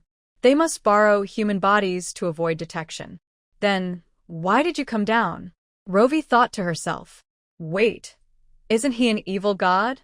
What does the true god's agreement have to do with him? Thinking like that in front of me, young lady, will make me angry. I don't like the term evil god, nor do I like you calling that ugly bunch in the sky true gods. The woman held her staff and snorted. They are merely gods born in the light. Does being a god of light make them true gods? A bunch of despicable beings. Rovey, aren't you being despicable by eavesdropping on my thoughts? The woman suddenly turned her gaze to her, her black eyes glimmering. What did you say? Ahem. Rovey covered her mouth and coughed, saying with righteous indignation, I said they are truly despicable, unlike you, the god of the dead, who is so noble and upright. The woman smiled, pleased. That is indeed true. This reaction, this self-adoration, confirmed it. She really is the arrogant god of the dead. Rovey believed her a little and asked with clear eyes, Great god of the dead, did you see an old witch with white hair when you came in? She deceived me, saying you were asleep here, but what I found was the essence of the god of life. Do you know what's going on? The god of the dead opened her mouth without any guilt. Oh, she is me in disguise, and the essence of the god of life is also mine. I can no longer wear that, so I gave it to you. Is that so? Rovey showed a guilty expression. I'm sorry, I accidentally dropped the essence into a volcano. That's fine. Since I gave it to you, you can throw it wherever you want. The god of the dead generously replied. Rovey looked grateful. So, great god of the dead, does what you gave me still count? What thing? The god of the dead asked casually. You said that if I had your permission, all creatures on the island would obey me. Including you. Of course, Rovey wisely left out the last 3 words. The god of the dead looked at her with a half-smile. What do you want this island for? Well, on my way to this island, I saw many refugees. I want to build a place here to shelter them, to let them know that the god of the dead is the one who saves them from danger, and to let them believe in you. Believe in me? Yes. The god of the dead noticed Rovey's earnest gaze and cursed little liar in her heart for tricking her. However, a dark light flashed in the god of the dead's eyes, and she finally agreed. All right, I agree. This island is yours, my child, who made me your mother. Great god of the dead, you are truly the most generous deity I have ever seen. Rovey smiled while secretly cursing. Still deceiving her, calling herself the god of the dead, she should be called the god of lies instead. She endured the humiliation and asked, Great god of the dead, may I leave now? I want to see my friends who came with me. Yes, go ahead. The god of the dead nodded, raising her glowing staff and gracefully standing up. Rovey followed her out of the cave, and the roaring sound of the underground lava gradually faded away. When she entered, the tunnel felt endless, but now it seemed much shorter. Soon, she and the god of the dead returned to the small wooden house. The god of the dead kicked open the wooden door, feeling light as if she had no debts. Heaven knows how boring it was to guard the essence for 1,000 years. Outside the wooden house, the 8 mercenaries were still dreaming, their expressions changing from bliss to fear, beads of cold sweat dripping down their foreheads, not knowing what they were dreaming about. Seeing them, Rovey finally felt a sense of returning to reality. Everything that had just happened felt too surreal. It was hard to believe. Who would have thought that the white-haired witch hiding on Demon Island was actually transformed by the god of the dead? No wonder she said this island didn't belong to any ordinary being. It belonged to a god. Can you wake them up? When Rovey turned around, she found nothing behind her. Not only was the god of the dead gone, but the house was also missing. Looking around, the yard, fence, and stone steps had all turned into a field of wild grass, with tall trees growing. The mercenaries stood among the trees, slowly waking from their nightmares, opening their eyes one after another.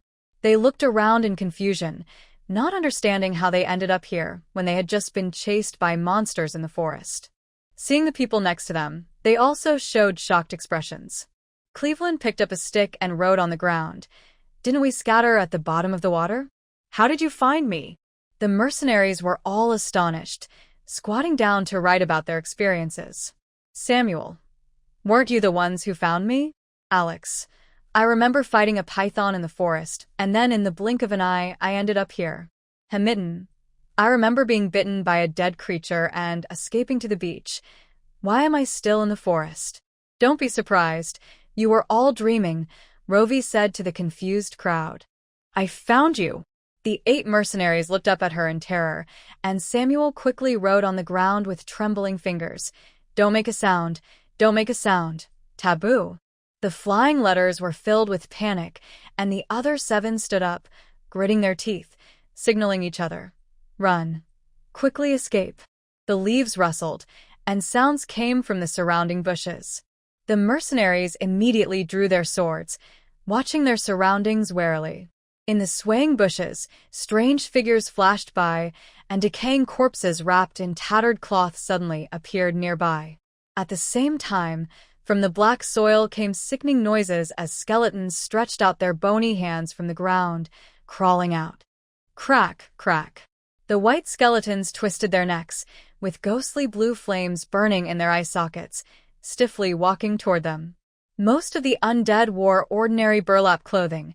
They only emerged from the ground after hearing the voices of the living, so they posed little threat.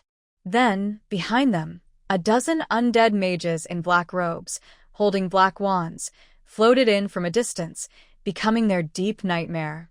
In the dream, they were defeated by these undead mages, losing their armor and suffering grievous injuries.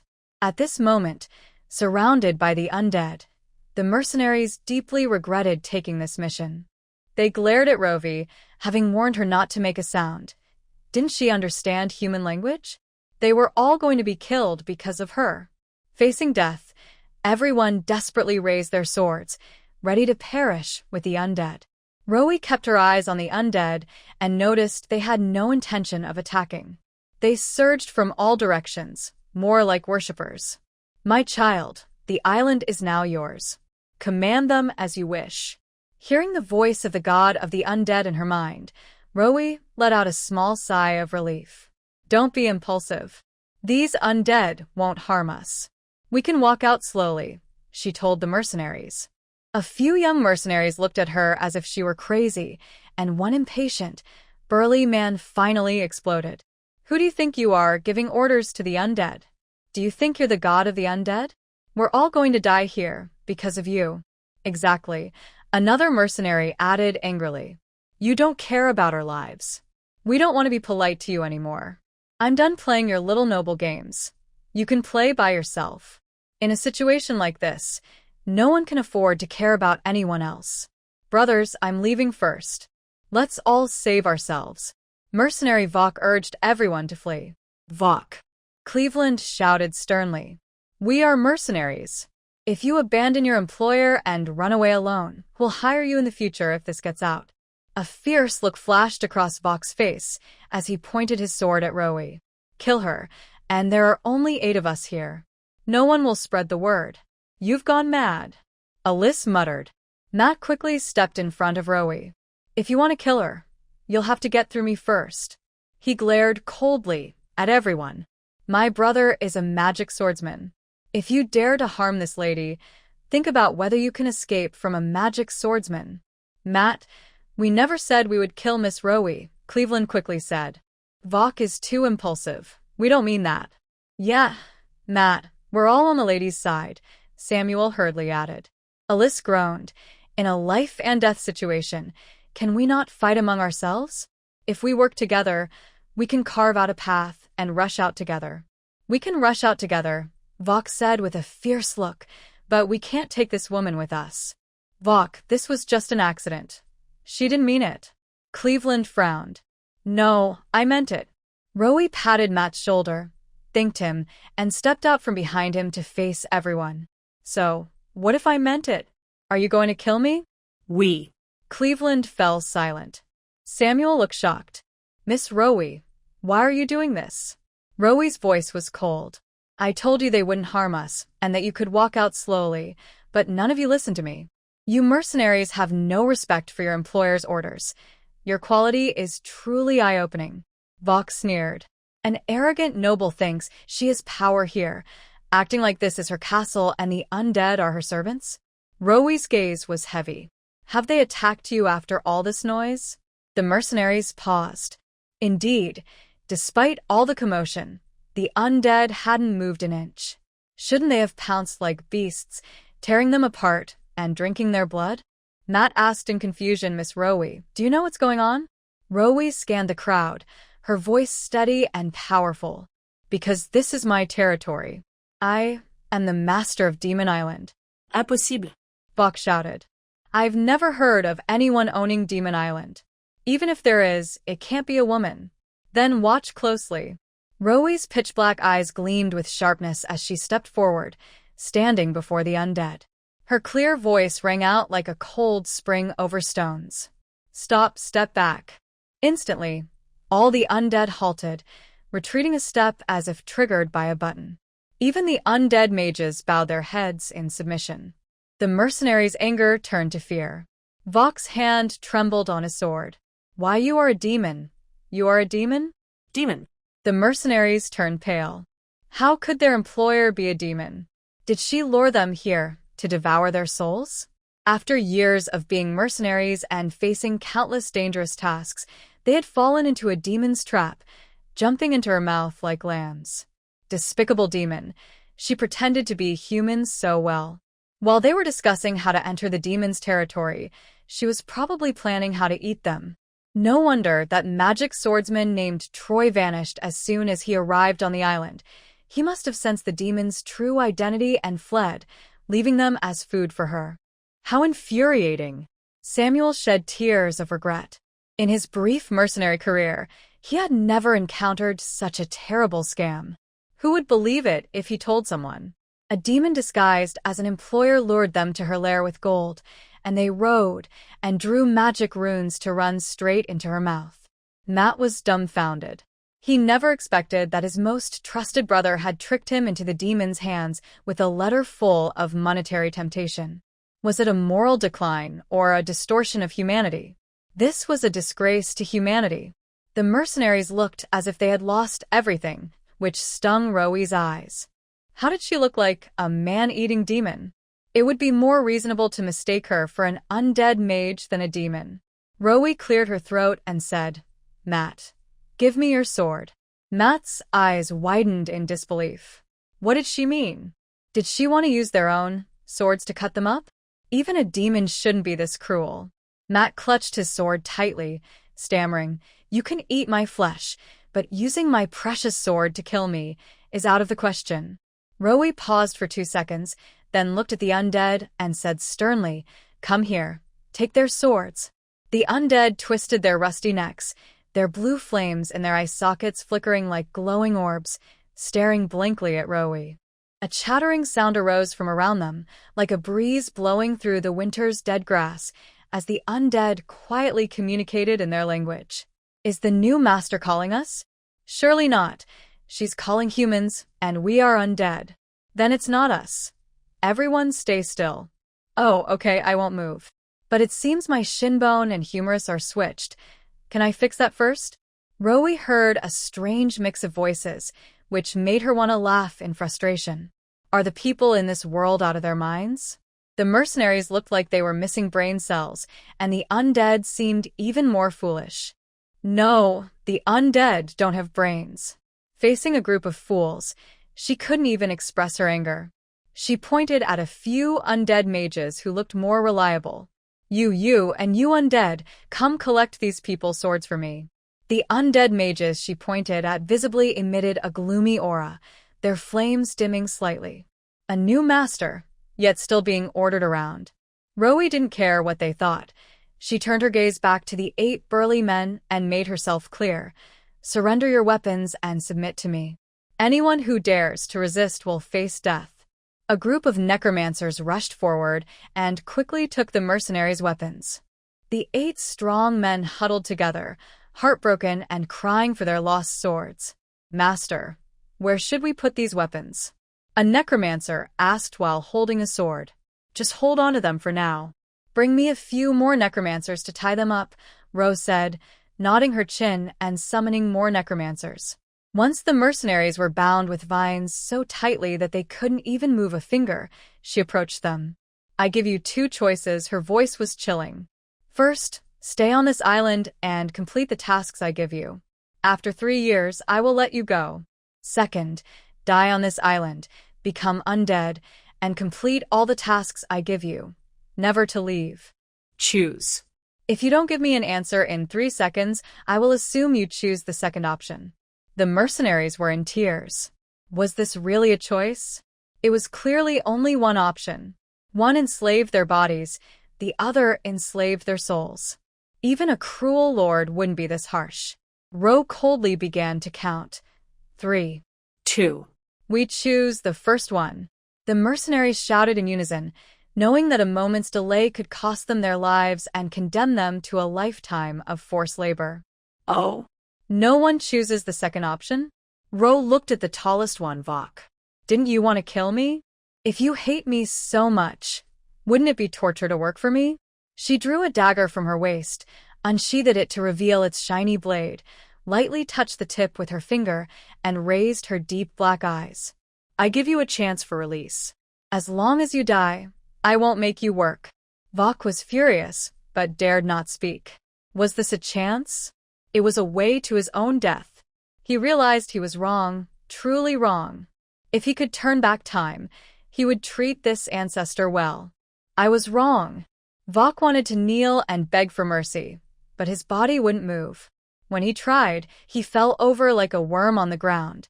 He cried, snot and tears flowing. My lord, demon lord, I was wrong. I'm willing to work for you. I don't hate you at all. I'd be happy just to work for you. Please don't kill me. Oh. Rose scoffed. I really can't think of a reason to keep you alive. Why don't you give me a reason not to kill you? I'm useful. Really useful. I can. Vok's mind raced, right. If you don't kill me, I can go out and recruit many mercenaries who can work for you. Other mercenaries. Is the role reversal this quick? He's already starting to betray us? And I'm strong. I can do the work of 3 people. And they will only work for you for 3 years, but I can work for 6 years, no, 10 years.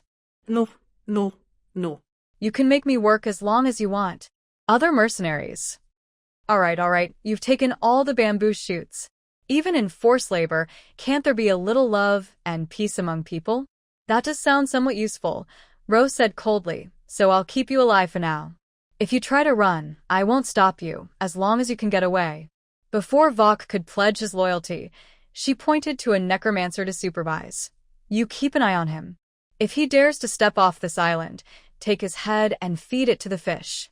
The necromancer bowed respectfully. Yes, master. Ro glanced at the stiff-faced Vok. A mercenary who was so afraid of death and full of tricks couldn't be trusted. The only way to control him was to dangle his life over him.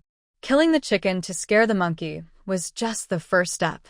Ro had the necromancer bring Cleveland before her and ordered, From now on, you are their leader.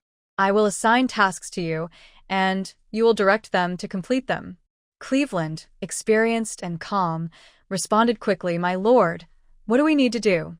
Ro had already prepared her plan in her mind.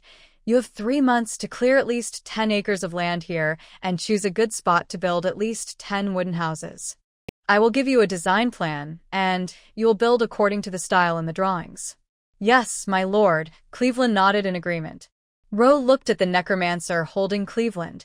The blue flames in his eyes were the brightest, indicating he was the strongest among them. "What's your name?" The necromancer opened his white jawbone and revealed 2 rows of neat teeth. "Patrick Sundike." "Patrick, count the number of undead on the island, register their names and death information, and find a piece of land for your cemetery, building tombs according to the number of people. All undead must not lie around carelessly, and no one is allowed to throw bodies or bones everywhere. They must return to their tombs to sleep, and the tombstones must have house numbers." "Yes, master." Ro then turned her gaze to Matt. "Have you been to school?" Matt stammered, "I have." "Good, from now on, you are their deputy leader. Besides clearing land and building houses, you will have an additional task. Carve a stone tablet. Demon Island shelters all witches and non-human intelligent races, takes in homeless women and wandering children, and shelters red-haired people and followers of the god of the undead. I will come to inspect in 3 months." "Yes, yes, Demon Lord," Matt replied, terrified, nearly biting his tongue. Ro thought for a moment and added to Patrick, "Demon Island will be closed for 3 months. During this time, no living person or undead is allowed to leave the island. But if someone breaks in, let them join this group. Laborers who come to their own door should not be wasted."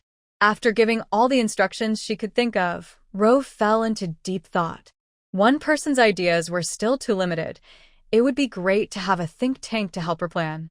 Currently, there was not enough food on the island, and she still needed a boat to bring supplies for these 8 people. Unfortunately, the Griffin wouldn't fly to the island. Otherwise, it could serve as the air transport.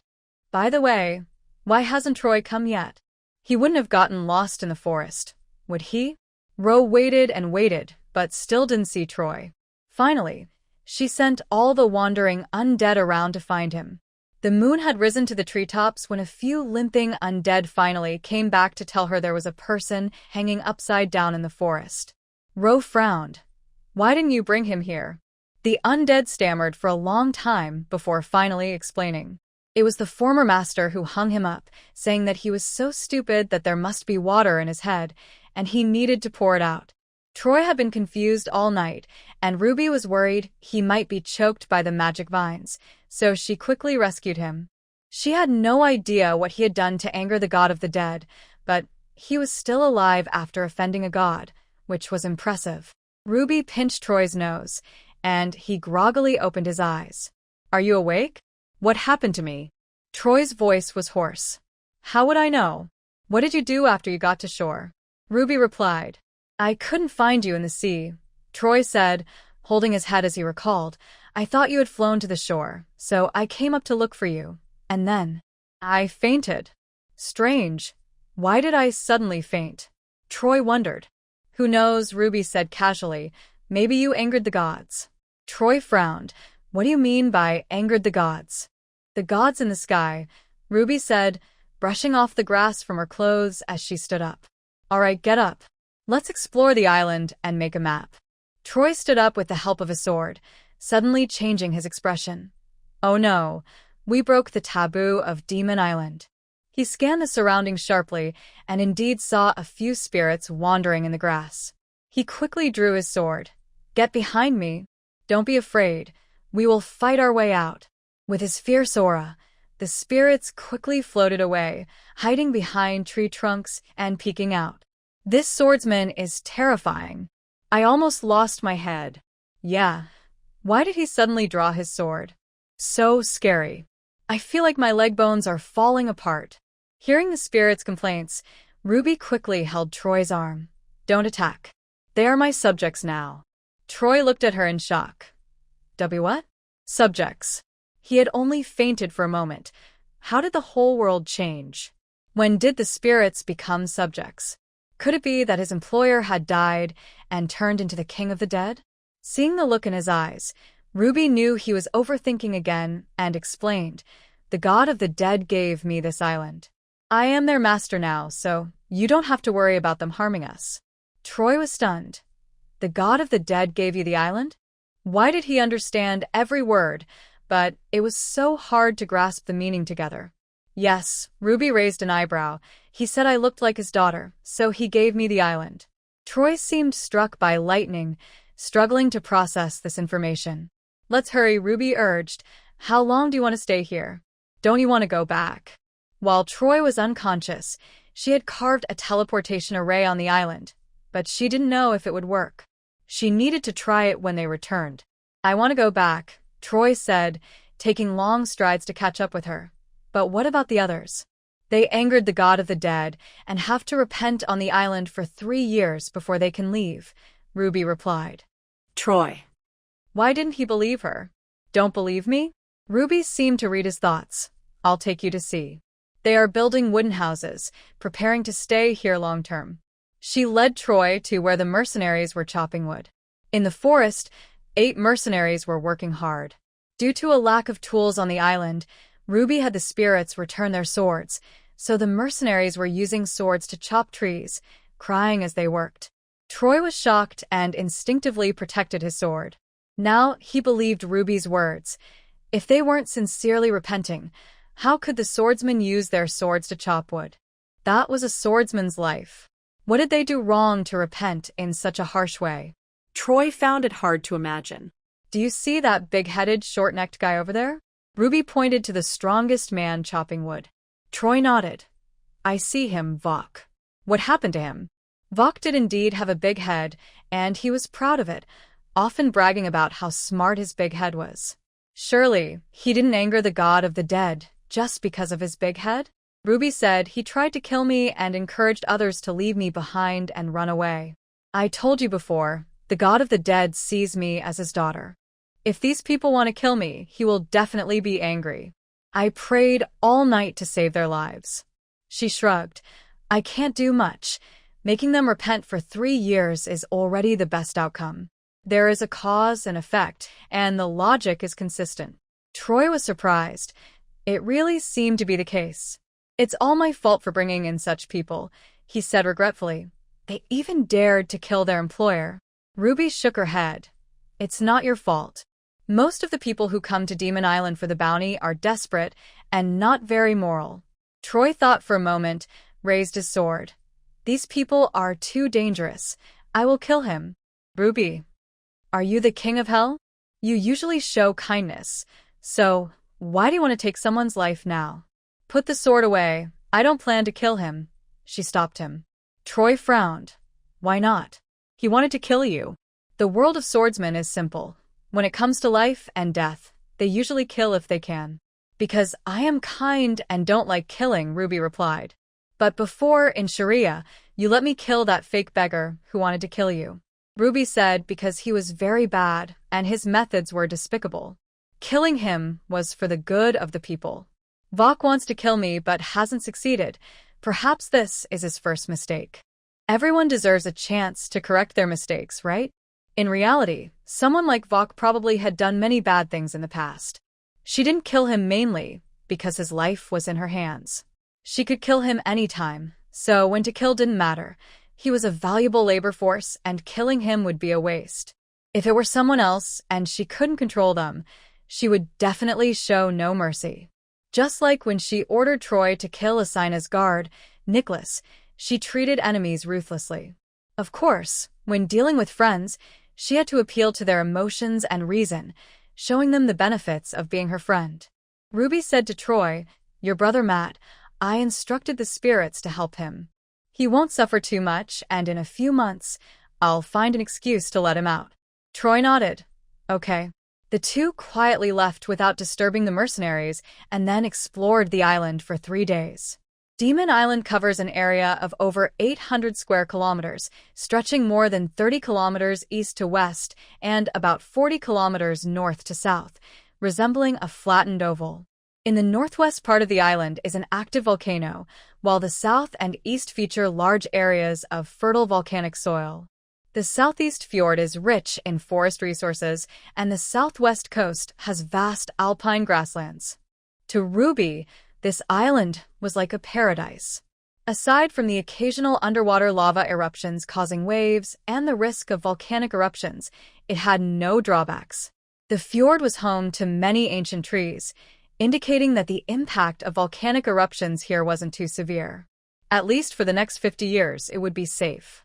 50 years was enough time for her to gather troops and raise horses, and to forge iron and build ships. Unfortunately, no copper, iron, or aluminum resources were found on the island. There were some rare earth minerals scattered around, but she couldn't use them at this stage. If she wanted to smelt iron here, she would first need to build a large ship in the south to transport the iron ore. Ruby drew a simple map of Demon Island, sealed it in a waterproof leather pouch, and stuffed it into Troy's waist bag. Let's go. It's time to return to Sharia. After being out for more than half a month, living outdoors day by day, Luo Wei's skin had visibly roughened. When she returned to Xingluo residence, she planned to rest for a while. Before leaving, they saw two spirits dragging a corpse on the beach. Troy recognized it as the criminal Cleveland had brought. Luo Wei asked the spirits and learned that 80% of the skeletons on the island were retrieved from the sea. People along the coast of Shiyuan continent found it troublesome to handle executed criminals. Whenever they collected bodies, they would just throw them into the sea, and the bodies would drift near Demon Island. In the Demon Sea lived a mermaid spirit who hated seeing these corpses decay in the water. Whenever she spotted them, she would toss them ashore. She also disliked being disturbed by the living. If she encountered living people, she would capsize their small boats to scare them away. One of the 3 taboos of the Demon Sea, no living people allowed on the island, originated from this. Later adventurers noticed this phenomenon and disguised themselves as corpses or mingled among the dead to hide their living scent, seizing the chance to sneak onto the island, where many would die. As a result, the number of spirits on the island increased. Those who escaped shared the method of entering the island, and eventually, it became known that bringing a corpse allowed entry to Demon Island. Luo Wei marveled at the audacity of these people, but then realized she was just like them. After a while, Troy dragged their small boat from the bushes on the shore and helped Luo Wei aboard. The two paddled slowly away from the Demon Sea. Southeast Bay. A man sat on a rock, his long black hair flowing like satin, and his deep eyes reflected the dark blue waves and white foam. His skin was pale, as if he hadn't seen sunlight in years, exuding a sickly beauty. His facial features were sharp and strong, creating a harmonious yet contradictory blend of softness and handsomeness. He knelt with one knee bent, resting his chin on his hand, watching the small boat drift away. It was worth all the magic I used to alter her memory. She saw me swallowed by lava, so she must believe I am her mother now, right? A pale-skinned, hollow-eyed mermaid spirit floated in the water beside him, silently drifting. Why do you pretend to be her mother? Her voice was clear and ethereal, tinged with a hint of heartbreaking regret. The god of the undead replied unhappily, if she truly gains the divine power of the god of death and time, I would become her subordinate god. She borrowed power from me, yet she would rise above me. I can't accept that. If I am her mother, it's different. As long as she acknowledges me as her mother, when her divine power is complete, I will be the mother of the Dark God King. Ha ha ha, I will still be the mightiest Dark God. Sataki asked, what if she learns the truth? If you become her subordinate god, she might seek revenge for your deception and strip you of your power. She won't know, the god of the undead said cheerfully, just like this island. She thinks I gave it to her along with the power to command the undead. In fact, she could always command the undead. Sataki's pale face showed a hint of confusion. Isn't that the result of your deliberate misdirection? How can you call it misdirection? She took my power, which was originally mine. But now it belongs to her. Sataki had to remind him of this fact. Fine. She took my power, and I took hers. It balances out. the god of the undead said helplessly. You said before that you owe her this. The mermaid's hollow eyes gazed at him. The man looked up at the sky and sighed. If it weren't to preserve the life of the god of life's offspring, I wouldn't have made this mistake. Sataki asked, Isn't the god of life you? Yes and no. In any case, the part of my divine power as the nature god has vanished. Once, he was a beautiful goddess who captivated many male gods, even more popular than the god of love. Unfortunately, the part of his body that naturally came into being fell, and not wanting to fade away, he resurrected using dark power, becoming a consciousness deity that existed in fear and darkness. As a consciousness deity of humanity, if one day he were forgotten, he would fall into death. Sadly, after using dark power, he could no longer wear the divine power of the god of life. Giving that divine power to Luo Wei was a well-considered decision. If Luo Wei could become the god of life, then he could replace the divine power of death and time, preventing himself from becoming a subordinate god.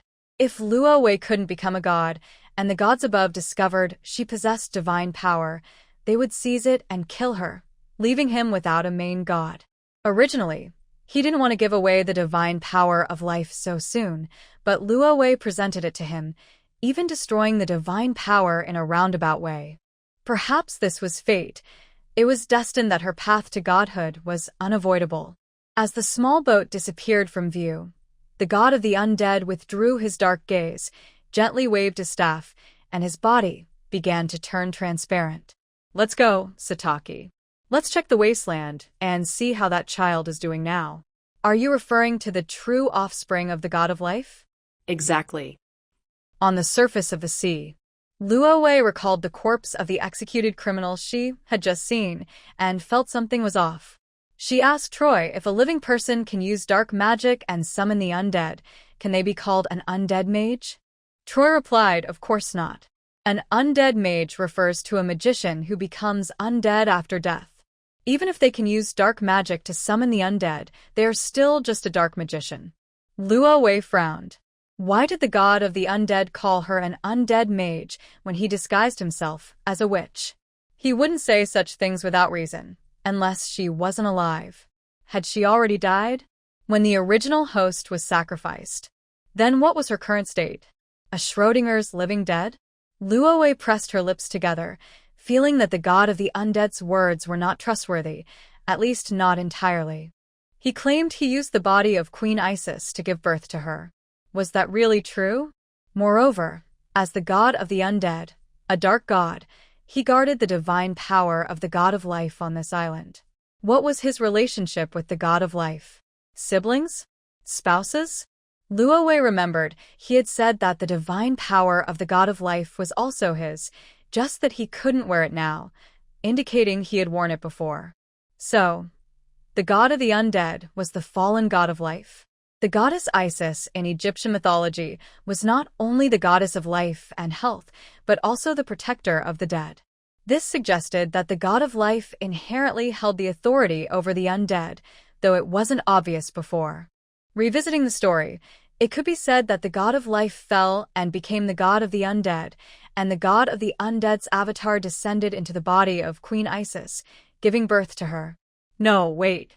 Luo Wei immediately realized that this conclusion made no sense.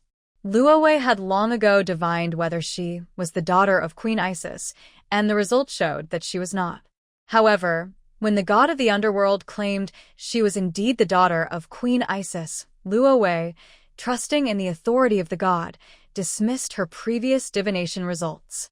She even found a reason for herself, believing that the eye she asked about in the divination referred to her soul, not the original owner, so the result of not indicated her. What if she had asked, is the original owner the daughter of Queen Isis? Would the result have been different? Yet even if the original owner was the daughter of Queen Isis, the god of the underworld could never be her mother. First, the true god is born from light, which implies that the evil god is born from darkness. The god of the underworld did not deny this statement. When she questioned why the evil god would follow the true god's agreement, he did not answer, but changed the subject. His silence already indicated the answer. The evil god does not need to use a human body to descend to the mortal realm. Moreover, he claimed to have guarded that door for 1,000 years, meaning he had already descended to the world 1,000 years ago. So, why would he need to borrow the body of Queen Isis? Secondly, if the god of the underworld said he borrowed Queen Isis's body and then gave birth to her, why did she end up in a fishing village? Did he, as a god, fear he could not protect her? Why did the god of the underworld never care for the original owner while she was alive? Only after the original owner sacrificed her soul and she entered this body did he bless her? His words were contradictory and full of holes. He was deceiving her. This body was not Queen Isis at all. But why would he deceive her? What benefit could he gain from this? Luo Wei reviewed their conversation and realized the god of the underworld had two objectives, divided into two phases. In the first phase, after she declared herself a follower of the god of the underworld, he disguised himself as a witch and tricked her into the underground cavern, aiming to get her to obtain the divine essence of the god of life. In the second phase, after she destroyed the divine essence of the god of life, he immediately changed his mind, not only revealing his identity, but also deceiving her into believing he was her mother, aiming to draw closer to her. The sudden shift in the second phase indicated that he did not expect things to turn out that way. Clearly, she had destroyed the divine essence and did not become the god of life, yet the god of the underworld's attitude toward her became friendlier. Why? Did she become important to him? However, her leverage had not increased at all. She had no power, no divine essence, low magic, and could not provide much faith. What profit could he possibly seek from her? The answer was none. Thus, his reassessment of her importance was not due to any profit. If a superior suddenly shows favor to a subordinate, it could only be for two reasons. Either the subordinate can bring great benefits, or the subordinate possesses something that makes the superior wary and cannot be eliminated. The first reason was ruled out, leaving only the second. The god of the underworld was wary of her. Luo Wei pondered seriously about what she possessed that could make the god of the underworld wary, and gradually, a huge clock appeared in her mind. The ability to alter time. It seemed she had the power to rewind time. If her experiences in the clouds before destroying the divine essence were not just a dream. Suddenly, Luo Wei frowned. She remembered that during her time in the misty plains, she had also dreamt of a clock. In that dream, she had prevented a dark elf from committing suicide. Could it be that she had interfered with time then as well? Luo Wei's heart raced. This meant she really had saved that dark elf, and the elf she saw praying in her last dream was real. At this moment, a dark elf was wandering in the vast primordial forest, 10,000 kilometers away in the misty plains. Finding what she sought without effort, Luo Wei had been worried that the teleportation magic circle she drew would fail and she might not reach the misty plains again, but now, her heart was at ease. She had saved the dark elf, and while the elf prayed, she mischievously wrote down God of Death and Time. She thought she had intercepted someone else's fate, but in reality, she had intercepted her own. The dark elf became her follower, and once she figured out how to issue divine decrees, she could communicate with the dark elf. Even if she could not physically go there now, she could command the dark elf from afar to build cities and cultivate land in the misty plains, waiting for her arrival. Unfortunately, the sea serpent tribe could not leave the water for too long and despised humans, unwilling to step onto land. Otherwise, she could have had the dark elf bring them ashore to help her cultivate. However, a deep doubt arose in Luo Wei's heart. Is the power of the gods really so easily obtained? The god she fabricated using the god of time, Kronos, and the Titan king, Cronus, had indeed granted her the authority over time. Isn't that too frivolous? Or is it because of her identity as a traveler that the heavens have favored her? Luo Wei pondered for a long time, unable to understand. She should think about whether she is truly the daughter of Queen Isis. This is important. If she really is, she can use that identity to gather more labor and followers in the wasteland. Queen Isis is a princess of the wasteland, and there must be many talents in her maternal family to uncover. Should she divinate once more? Luo Wei took out a turtle shell from her pocket, closed her eyes to meditate, and entered the spiritual world. The stars were dazzling as she looked at the star map. Am I the daughter of Beiji Isis? The stars dimmed, signaling her answer, no. Not. The original owner is not the daughter of Queen Isis? Luo Wei felt increasingly confused. So who is she? Why do both Athena and the god of the underworld say she is the daughter of Queen Isis? After calming down for a few seconds, she changed her question. Am I a descendant of the god of life, Isis, or the god of the underworld, Odalit? Suddenly, the star trails spun. Countless stars fell toward her, and Luo Wei's mind exploded with a loud bang as she was expelled from the spiritual world by the star map. Gods are not to be glimpsed. Again, this reason. Luo Wei suffered from a headache for a long time before recovering, her face pale as paper. The status of the gods is exalted. She cannot even glance at them or ask a single question, just as she cannot directly gaze at the sun and moon deities. For mortals to attempt to shake the gods is more difficult than an ant shaking a tree. She must quickly increase her strength. She cannot truly spend decades training to become a mage. That would take too long, and by then her body would be cold. In fact, she could feel her magic power rising. At first, she could only produce a small flame when casting spells, but now the flame is the size of a basketball and can be cast multiple times in succession. She can also draw 27 magic patterns at once. That is her limit. However, it seems her astrology skills have not improved at all. She had felt her divination skills had improved before, but now, for some reason, they have stagnated, even regressing a bit. Luo Wei is sure she is not mistaken because at the beginning of her astrology practice, she would feel dizzy and uncomfortable for a long time after each divination. Later, during a few astrology sessions, she felt much better when exiting the spiritual world, showing significant progress. Once was when she divined whether she was the daughter of Queen Isis. Like today, her dizziness was noticeably reduced. Another time was when she asked if she could return. She asked 3 questions then.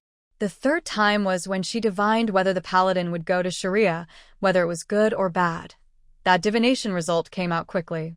Do these 3 divinations have anything in common? Unfortunately, the sample size is too small to find commonalities. Rovey rubbed her temples. Her head felt a bit swollen from overthinking.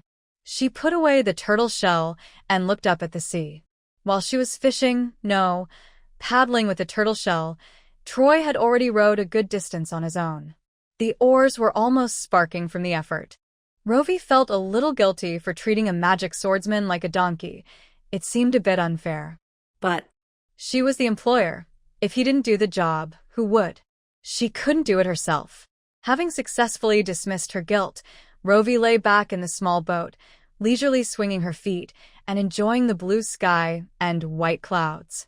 Troy was grunting as he rowed, focused on the hard work, and soon they had rowed out of the demon sea. The surrounding water gradually changed from black to blue, the smell of volcanic ash faded, and the air became much fresher. Rovey asked Troy to blow the bone whistle to call the griffin to pick them up. They were no longer in the demon sea, so the griffin should not be afraid.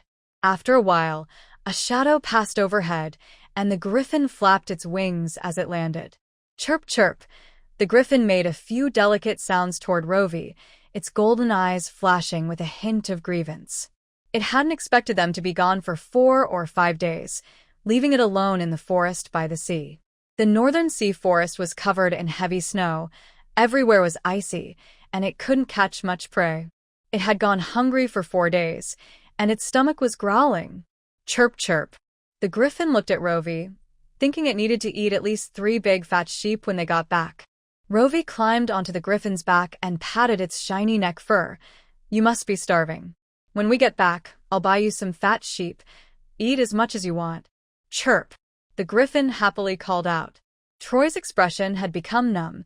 He had long accepted the fact that the griffin had betrayed them. Now, seeing this scene, he felt no stir of emotion.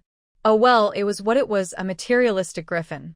The 3 of them flew toward the coast and soon reached the Nakasee's Bay, landing not far from the port dock. At the dock, There were 8 horses kept by mercenaries, all carefully selected by them, each worth at least 3 gold coins. Rovey couldn't let others benefit. "Let's go get the horses and keep them safe until the owners return from the island," Rovey said earnestly. Troy nodded in agreement. "We should take them. If the horse owners didn't return for too long, those watching the horses might secretly sell them." The two of them took the 8 fine horses by showing their faces and then rode back to the town of Sistar.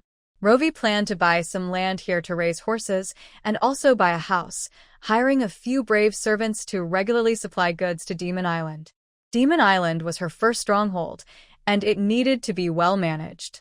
Since Rovey and Troy were unfamiliar with Sistar, they went into the Macaulay brewery to ask the owner for a reliable house. The owner, Macaulay Gray, looked gloomy as he introduced them to a vacant house belonging to his wife's aunt's son's uncle. While showing them the house at the distant relative's place, Macaulay trembled, fearing that these 2 masked figures in black robes might suddenly stab him and throw his body into the cellar to take over the house. After all, those 8 strong men had disappeared after going out with them, and no one knew where their bodies had been thrown, most likely into the sea. Macaulay clearly saw that the 8 horses brought back by these 2 were the same as those belonging to the missing mercenaries.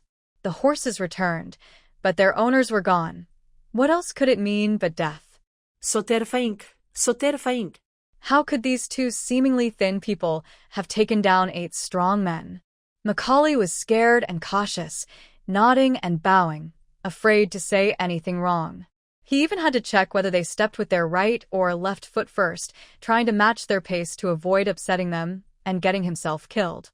After looking at the house, Rovey and Troy were quite satisfied. Although the house was somewhat remote, about 7 or 8 miles from Sistar, and a bit old and worn in many places, it had a large area of hillside in front and behind, with a small river nearby, and was sparsely populated, making it suitable for doing things that shouldn't be seen. Rovey immediately decided to buy the house, completing the transaction for 5 gold coins. The owner was also very happy. The house was built in a remote area, hard to access, and not worth that much. 5 gold coins were enough for him to buy a larger house in town. Macaulay was even happier. These 2 had chosen this place at a glance, so he wouldn't have to take them around to look at more houses. He could soon be rid of them. "Mr. Gray, please wait a moment." Rovey suddenly called out to him. "Would you be interested in helping us manage this house, and also help us purchase a batch of food every month to send to a designated place? The price is negotiable." Rovey liked Macaulay's character. He was low on curiosity, spoke little, worked efficiently, had good insight, and was friendly. As a local, he was suitable to develop into her subordinate. Macaulay's legs trembled.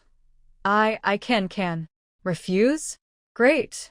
That's wonderful, Rovey said with what she thought was a very friendly smile.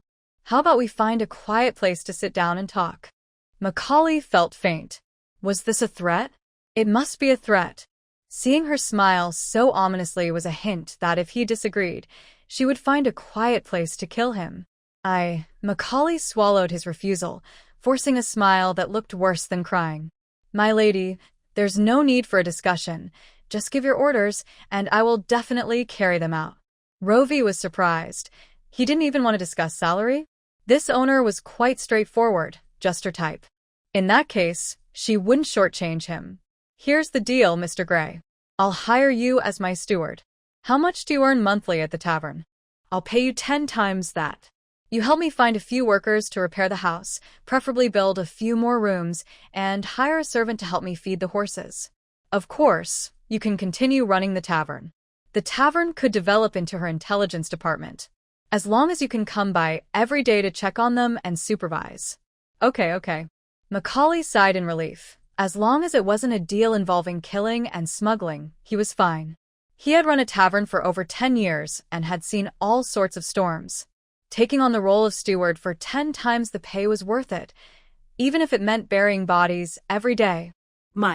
Master, Macaulay quickly changed his address. "Is there anything else you need me to do?"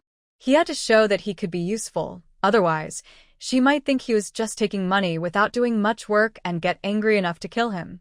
Suppressing his fear, Macaulay leaned forward eagerly. looking at Rovey. Yes, there's one more thing, as I just mentioned. You need to send supplies to a specific place every month. Rovey explained as gently as she could. I have 8 friends who are training hard on Demon Island. Please buy some food and clothing, as well as tools like iron nails, axes, and sickles, and send them to the island regularly. Oh my God, it would be better to kill him. Macaulay stared wide-eyed, his soul seemingly leaving his body. Demon Island. That is Demon Island. Sending supplies to Demon Island is no different from sending him to his death. What a fool, ugh. You got greedy for money and agreed too quickly. Without thinking, are there really free lunches in this world? Is money that easy to earn? Macaulay suddenly slapped himself twice, leaving clear handprints on his face. Mr. Gray, what are you doing? Ro looked at him in confusion.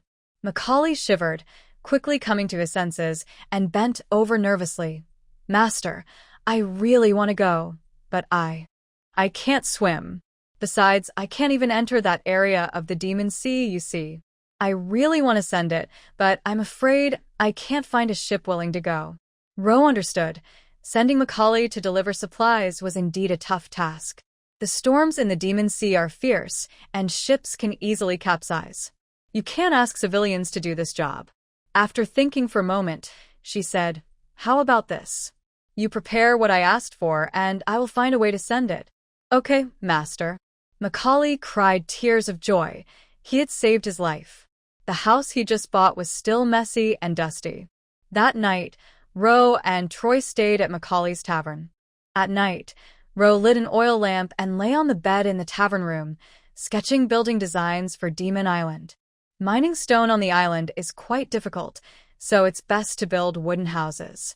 She didn't have high requirements for the small wooden houses, just that they be livable. To save on nails, the main frame would use simple mortise and tenon joints. The wooden houses should be built on stilts to prevent seawater from flooding in during high tide. As for her house outside Sistar Town, it should be remodeled into a courtyard style to avoid prying eyes. After all, this is her talent exchange center. Any labor force brought from elsewhere must first pass through here before being sent to Demon Island for for construction. The courtyard will be called Rose Courtyard, named after the Chinese word for screw, as this is her small screw production base for building her stronghold. It would be best to build a lumber mill on the back mountain of Rose Courtyard. Relying on a few mercenaries with swords to chop wood and fix houses would take ages. If workers are hired here to prepare the wood and then transported to the island for assembly by large ships, it would be much faster. As she was writing, another idea popped into Ro's mind. The northern forests of Shiyuan are vast and sparsely populated, filled with barren slopes and primitive forests. Since a lumber mill is being built, why not also develop a paper-making industry? She was really tired of drawing design plans on heavy sheepskin and coarse burlap, and of the days without toilet paper. However, making toilet paper is a bit complicated. Achieving toilet paper freedom might take a few years, but writing paper must be produced first. Once she makes white paper, she can distribute flyers to recruit new residents for Demon Island and write the history of Misty Plains, establish regulations, and persuade her scattered people around the world to return. With this in mind, Ro carefully wrote down the methods for making grass paper and wood pulp paper. She only remembered the basics of papermaking, and it would require workers to experiment and refine the process, so she needed to recruit some smart individuals. After finishing these notes, the oil in the lamp was almost gone. Ro tapped her fingers on the sheepskin paper, making a rhythmic sound. Recruiting workers and building factories is easy as long as there's money, but who can she find to deliver supplies to Demon Island? Relying on the people here won't work. The Griffins are too timid, and Troy has to stay by her side to protect her. She couldn't think of a good solution for now. Just as Ro was feeling frustrated, Nicole suddenly appeared beside her, her big, round eyes circling the sheepskin paper, her fluffy head tilting back and forth as if asking why she wasn't resting yet. Nico. Ro gently touched Nicole's little forehead with her finger, and suddenly a spark flashed in her mind. Wait, if she can't find suitable people to deliver supplies, why not consider the undead? Why not have the undead mages on Demon Island move the supplies? Her mind had been stuck like a rusty gear. How could she not think of such a simple solution? Not only could she have the undead mages deliver supplies, but she could also recruit undead workers to produce wood and paper, saving a lot on labor costs. Undead are not exclusive to Demon Island. They can be summoned wherever there are deaths. Ro had previously researched in the Academy Library and found that there are two types of undead. One type consists of powerful mages who automatically become undead after death, retaining their memories and having thoughts and habits similar to living people, except they cannot be exposed to light. The other type consists of ordinary people or beasts without magical talent. Their souls are too weak and need to be summoned and empowered to become undead. Once they are born, they recognize their summoner as their master. Nicole belongs to the second type, though Ro didn't even know how she summoned her. Nico, Ro lay on the bed and looked into the cute little spider's eyes. Do you know how to summon the undead? Nicole raised her little paw, her big, watery eyes full of innocence and purity. Using thoughts? Ro muttered to herself. Could it be like praying, where she just needs to keep calling in her mind to summon the undead? Ro tried it, but there was no response. Does she need to be in a place with a corpse? A corpse. Ro suddenly thought of a location. The small fishing village where the original owner lived, Naston. Naston had 16 households and a total of 53 people. Except for her, no one survived. Those pirates were ruthless, attacking the village at night, breaking into fishermen's homes and killing anyone they saw. Many villagers didn't even have time to scream before dying in their beds. After killing people, they set fire to the village, and some elderly people who couldn't escape were burned alive in their wooden houses. The fire raged from night until dawn, turning the entire village into ruins. If the original owner hadn't been hidden in the cellar by the village chief, she would have likely perished in that fire too. Now, recalling that disaster, Rose suddenly felt a sense of unease. It seemed that the pirates' purpose was not just to loot treasure, but to massacre the village. Because when the original owner thought the pirates had left and quietly crawled out of the cellar, the pirates were still lingering in the burning village, not missing any place where someone might be hiding. If it weren't for Princess Lillian passing by with her knights, the original owner would have definitely not escaped that day. The appearance of pirates on the barren northern coast is itself unusual. Ro had a gut feeling that those people were after her. After half a year, perhaps she should return in place of the original owner to take a look.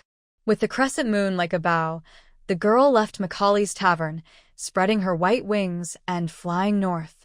The crescent moon shone faintly in the deep night sky, while the white snow on the mountains reflected a soft silver glow. The snow covered the ruins of the fishing village, blending the burned houses into the vast whiteness. The traces of human existence were easily swallowed by time. In just 6 months, this place had become frighteningly unfamiliar. Luo Wei crouched down and dug out a charred piece of wood from a snowdrift. The wood had fitting marks. It was a corner of a wooden door. All the houses in the village had been burned down, leaving only low walls made of stones. Although most had collapsed, the layout of the fishing village could still be vaguely seen. Leaning against the stone walls, Luo Wei found the original owner's home, which was completely destroyed. Besides some stones and fragments of pottery, nothing else remained. The bodies of the village chief's family had turned to ashes along with their house. She tried to summon the spirits, but unfortunately, it didn't work. Summoning magic runes was a subject only advanced magic apprentices would learn. She couldn't draw them yet, and the school's magic class didn't teach how to summon spirits, as it belonged to dark magic. Just as Luo Wei was about to leave, she caught sight of a semi-transparent, hunched figure suddenly floating out of the snow. With a white beard and hair like corn silk, the old man drifted above the ruins with a blank expression, like a ghost who had forgotten his past. Luo Wei was stunned, and a flood of memories suddenly filled her mind. These were all the moments from the original owner's life, from childhood to death, involving the village chief. From the time she started to walk and talk, the elderly village chief had bent his back and followed her with a cane. His thin, strong hands always lifted her when she fell, gently patting her back when she cried and making her laugh with dried fish. The village chief's son and daughter-in-law disliked the overly beautiful girl, often saying she would bring them misfortune, but the village chief was always kind to her. When the pirates invaded the village, if the village chief hadn't hidden her in the cellar, she would have been dead long ago. As the memories faded, Luo Wei walked toward the old man. "Grandpa Village Chief?" She called out, and the old man seemed to hear her, slowly looking in her direction. The semi-transparent spirit was light and ethereal, as fragile as a wisp of smoke, easily blown away by the wind. But the next moment, the wind really did disperse his spirit. Luo Wei stood in shock for a long time, unable to say a word. Ordinary souls were too fragile and required immense magical power to solidify. With her current abilities, she couldn't achieve that. Her magic could at most summon a small spider. To summon the spirit of a deceased person, she would need the strength of a magician. One day she would. Luo Wei told herself in her heart. She lingered for a moment where the old man had vanished, then turned and walked toward the village's edge. The origins of the pirates were mysterious, possibly related to the original owner's true identity. She wanted to search their remains for clues. After the original owner escaped the village, the pursuing pirates were shot by Princess Lillian and her knights on a hillside over 700 meters from the fishing village. Luo Wei found that hillside, but unfortunately, there were no pirate remains. They had likely been devoured by wild animals. She tried to summon the pirate spirits, but after several attempts, she still failed.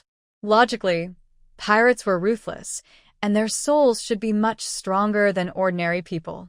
Why couldn't she sense their souls? Did the pirates have no souls? Luo Wei was puzzled and flew back to Sistar Town. Tonight, she had planned to summon a few undead workers. After a busy night, she had not summoned a single one, so she would have to recruit some from the undead on Demon Island. While thinking, Luo Wei turned and flew to Ro's courtyard. The night was still long, giving her enough time to draw another teleportation circle in Ro's courtyard. After a busy night, the problem of transporting supplies was finally solved. Once Macaulay procured the supplies, they would be placed directly on the teleportation circle. Luo Wei instructed Patrick to come over and receive them from the other end. Patrick had the level of a high-ranking magician in life, and activating a teleportation spell was easy for him. With his magic, he could easily activate it 10 times a day. However, having the undead handle this still carried risks. If the church found out, it would be troublesome. If only she could recruit a few loyal followers. A bright light sparkled in Luo Wei's eyes. Tensions were constant among the countries of the West, especially in the northern lands. Every winter, when food became scarce, the barbarian tribes from the north would send people to raid border villages in neighboring countries for food. Those poor farmers displaced by war were her best source of followers. Luo Wei pulled out her brand-new magic wand from under her skirt. With enough magic stored, she wasn't afraid of it breaking. It was time for the divine messenger to make a comeback. In this remote land, far from the church's reach, she could safely use transformation magic for disguise, going to the places with the most refugees, hoping to deceive at least one. With more deceived followers, she could pick out a few loyal and clever ones to manage the factories and infrastructure projects in the northern lands. A qualified leader doesn't need to do everything personally. They must learn to recognize and utilize others' strengths, fully unleashing their subordinates' energy and creativity, so she wouldn't be overwhelmed by heavy duties. With 13 days until the start of classes at the Sharia Magic Academy, Luo Wei decided to explore the war-torn areas of the north. She would put the plan for the paper factory on hold and wait until she had recruited followers to start. Building the lumber factory required no technical skills, so she left that to Macaulay. Luo Wei gave Macaulay the architectural plans for Ro's courtyard and the lumber factory, instructing him to find someone to start work according to the plans. She then rode away from Sistar Town with Troy, heading to the southwestern region of the northern lands. The northern part of the west is high in the west and low in the east. Geographically, the land in the west is much higher than that in the east, where the climate is harsher and the living conditions more difficult. The famous city of exile is located on the frozen ground of the Western Plateau, where people rely entirely on hunting for survival, as the land cannot grow crops. To the south of the city of exile lies the northern border of the West Tower Kingdom, where herders frequently face raids from the Ice Plains tribes. The place Luo Wei planned to go was the northern border of the West Tower Kingdom. If she couldn't recruit anyone at the border, she would promote herself in the city of exile. Perhaps she could even meet Gladys, the adorable little silver wolf. She had promised to scratch her ears last time, but she hadn't done it yet.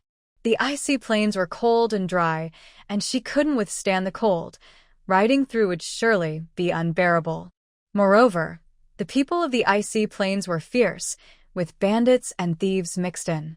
They would raid homes when they saw women and often rob passing merchants and civilians.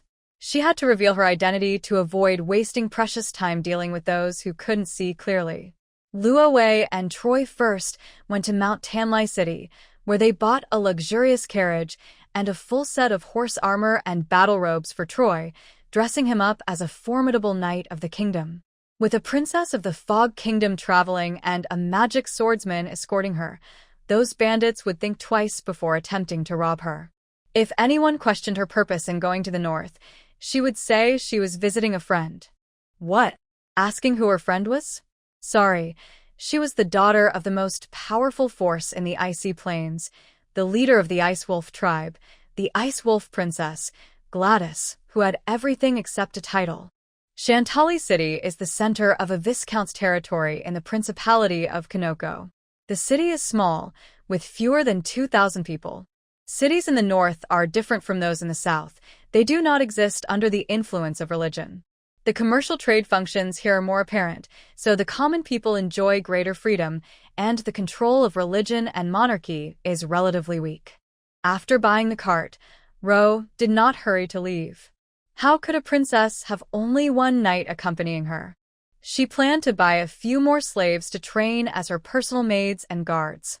Shantali City has many slave traders who go to victorious barbarian tribes to exchange food for captives and then bring them to the city to sell. Unruly slaves are sold to the gladiatorial arena, while obedient ones are sold to lords or wealthy merchants as household servants.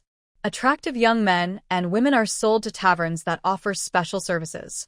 Sometimes, good-looking boys are even more popular with wealthy men. Ro covered her nose as she entered the foul-smelling slave market. Just one glance left her shocked by the scene. Some captured runaway slaves were tied to poles outside tents, their bodies covered in whip marks. There were also dead slaves, their bodies piled on wooden carts against the wall, like meat in a slaughterhouse, sent to the cold storage to freeze stiff. There were no cries for mercy or weeping as she had imagined. Most slaves were numb. They neither cried nor shouted, just lay with their eyes closed in cages, waiting for their fate. Not all slaves were caged. Some were chained, with the other end of the chain tied to a tree or a low post. Slave traders rarely whipped slaves. They are their property, and selling them is a significant profit, but if they die here, it's a total loss. With winter arriving, to reduce the number of slaves freezing to death, traders would herd them together to keep warm. In the tattered tents were more valuable slaves, mostly beautiful young women or handsome young men, as well as strong and obedient young laborers and some skilled workers who could fight or forge. The ground of the slave market was filthy and stinky, full of excrement, 100 times worse than the streets of the city. The slaves were also covered in filth. If it weren't for the cold climate, they would likely have contracted diseases by now. Once Rose stepped into the slave market, dozens of eyes scrutinized her. The slave traders assessed her behavior and attire with subtle glances, trying to determine her identity and purpose to decide whether to approach her. The huddled slaves quietly watched her, hoping to find a good master and escape this hellish market. They wished for Ro to rescue them, but dared not disturb her with hoarse voices, so they looked at her with eyes filled with pain and pity. In the barren and wild north, they had never seen such a beautiful and graceful woman, whose every move radiated noble elegance. She must be a cultured noble lady. The more exquisite her beauty, the more substantial her family wealth and noble status. The slaves could not find the words to describe the girl's beauty and the splendor of her dress. They only knew she seemed to glow, like a noble princess lost in a slum or an angel descended from the clouds. The slave traders had a clearer image of Ro. Some had transported slaves to the southern countries to sell to powerful lords, so they had seen many nobles. Experienced slave traders immediately recognized the fabric of Ro's dress. It was the most popular cloud velvet from the southern countries, even sought after by royalty, rare and precious, hard to buy even with money. Just the rainbow dress and the radiant shawl she wore likely cost over 30 gold coins, enough to buy 50 slaves here. Moreover, her outfit was even more luxurious than what they had seen before. The golden thread embroidery and lace woven from fine cotton adorned the hem of her puffy skirt, with pearl buttons the size of fingernails sewn at the neckline, and the stars twinkling on the outer sleeves and overlay looked like not crystal, but diamonds 100 times more expensive. The silver-threaded waist ribbon featured a unique pattern that the slave traders recognized as cloud pattern, an ancient noble family crest. Behind the girl stood a tall and strong knight, protecting her safety. Respecting her attire first, the slave traders lowered their gazes once they discerned her identity. Noble ladies dislike being stared at. It is an offense to them.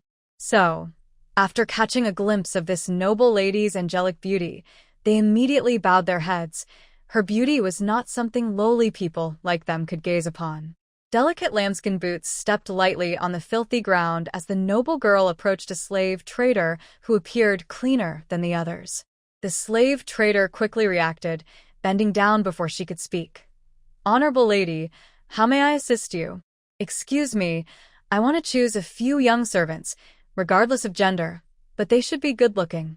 The noble lady's voice was soft and melodious, more beautiful than the sweetest nightingale song.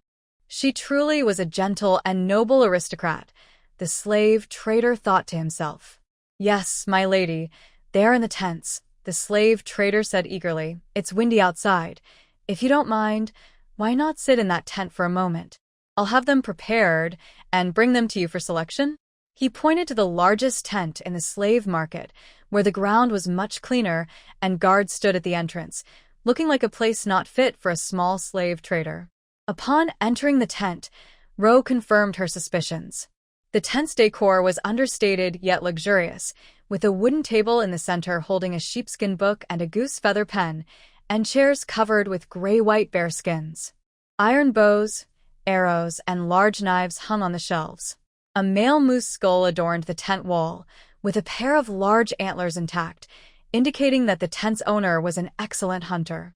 Ro was almost certain that these slave traders had a master behind them, and the tent was where their master entertained distinguished guests. To gather so many slaves, this slave trader must have extraordinary means. A glint flashed in Ro's eyes as she thought about meeting this person. As she entered, she had an idea. If it was hard to recruit followers, why not use slaves instead? By saving these slaves, some would surely be grateful and follow her. She didn't have to rule her followers through fear. She could control their hearts through kindness. Slaves were once refugees, the ones truly stuck in the mud with no way out. Before the slave trader left the tent, Ro spoke her second sentence in the slave market. Not to the slave trader, but to Troy. "Troy, these slaves are so pitiful.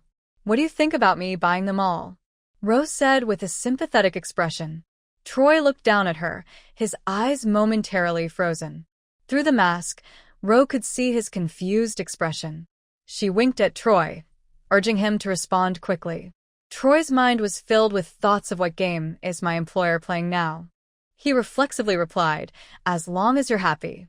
The slave trader had already stopped when Ro spoke, and upon hearing Troy's response, his jaw slowly dropped. He never expected this noble lady to be so. He couldn't find the right word, but he was even more surprised by how indulgent this knight was towards her. But then again, they had many old, weak, and sick slaves that couldn't be sold. These slaves couldn't do heavy work, and keeping them was a waste of food. If they died, burying them would be a hassle, burning them would be useless, and throwing them outside would attract wild animals. They were a real burden. If this kind-hearted lady really bought them all, they would be truly grateful. The slave trader's eyes lit up. This was a big deal that he couldn't miss. "Dear lady," the slave trader said immediately, "those slaves are so lucky to have such a kind owner like you. You don't know, during this cold season, our business has been bad, and we can't afford much food. Many slaves have starved to death. Meeting you is like getting a second chance at life. You are truly a merciful, noble lady." "Starved to death? Oh my." Rose showed a look of pity. "That's terrible. In that case, I'll buy them all. How much do they cost?" "Troy, you handle this." What? "He has to pay?" Troy nervously covered his wallet. The slave trader thought he was about to pay, and quickly said, No, dear lady, please wait a moment. I can't decide this. I need to ask our leader first." "Your leader?" Ro asked, confused. "Yes, our leader is Lord Bunyan. All business here is his." Without a strong backing, who would dare to engage in the slave trade? The slave trader bowed. "Dear lady, please wait a moment. I will go get Lord Bunyan." Ro nodded, bored. "All right, go ahead." The slave trader respectfully stepped back and quickly ran off in another direction. Inside the tent, Troy looked at Ro in confusion. "Why do you want to buy so many slaves?" Ro rested her chin on her hand.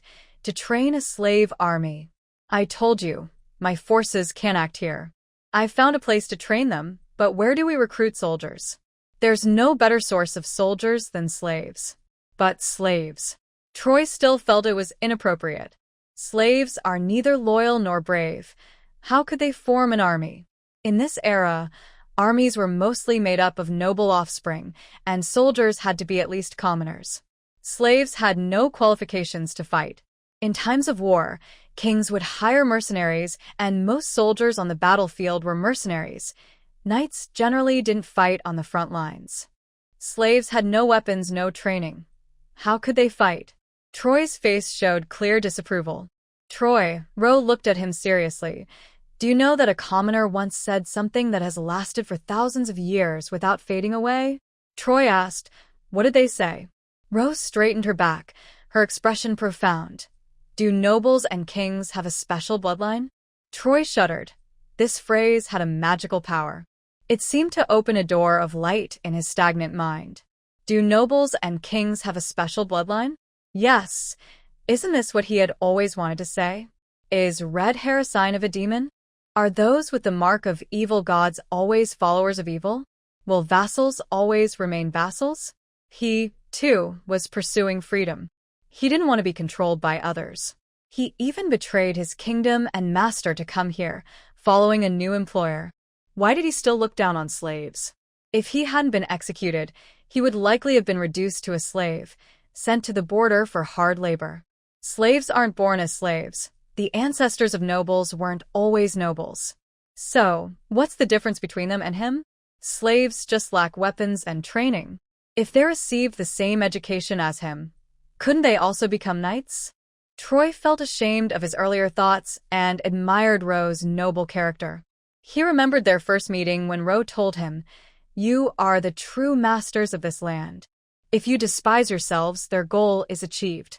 At that time, he felt she was like a wise person who recorded the history of the world, silently writing the truth for the voiceless.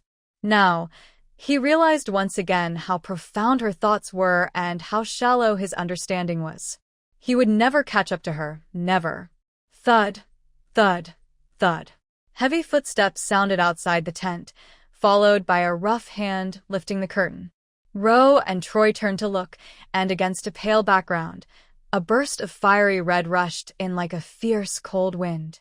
The newcomer was a burly man in his 40s, with broad shoulders like a hill, his rugged face framed by a circle of red hair, and his green eyes resembled the deep green pine forests covered in snow, marked by the passage of time.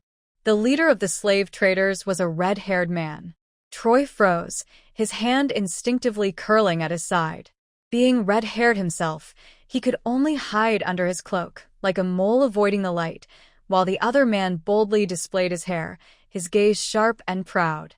The burly man glanced at them, his eyes briefly sweeping over Troy's sword before landing on Ro's face.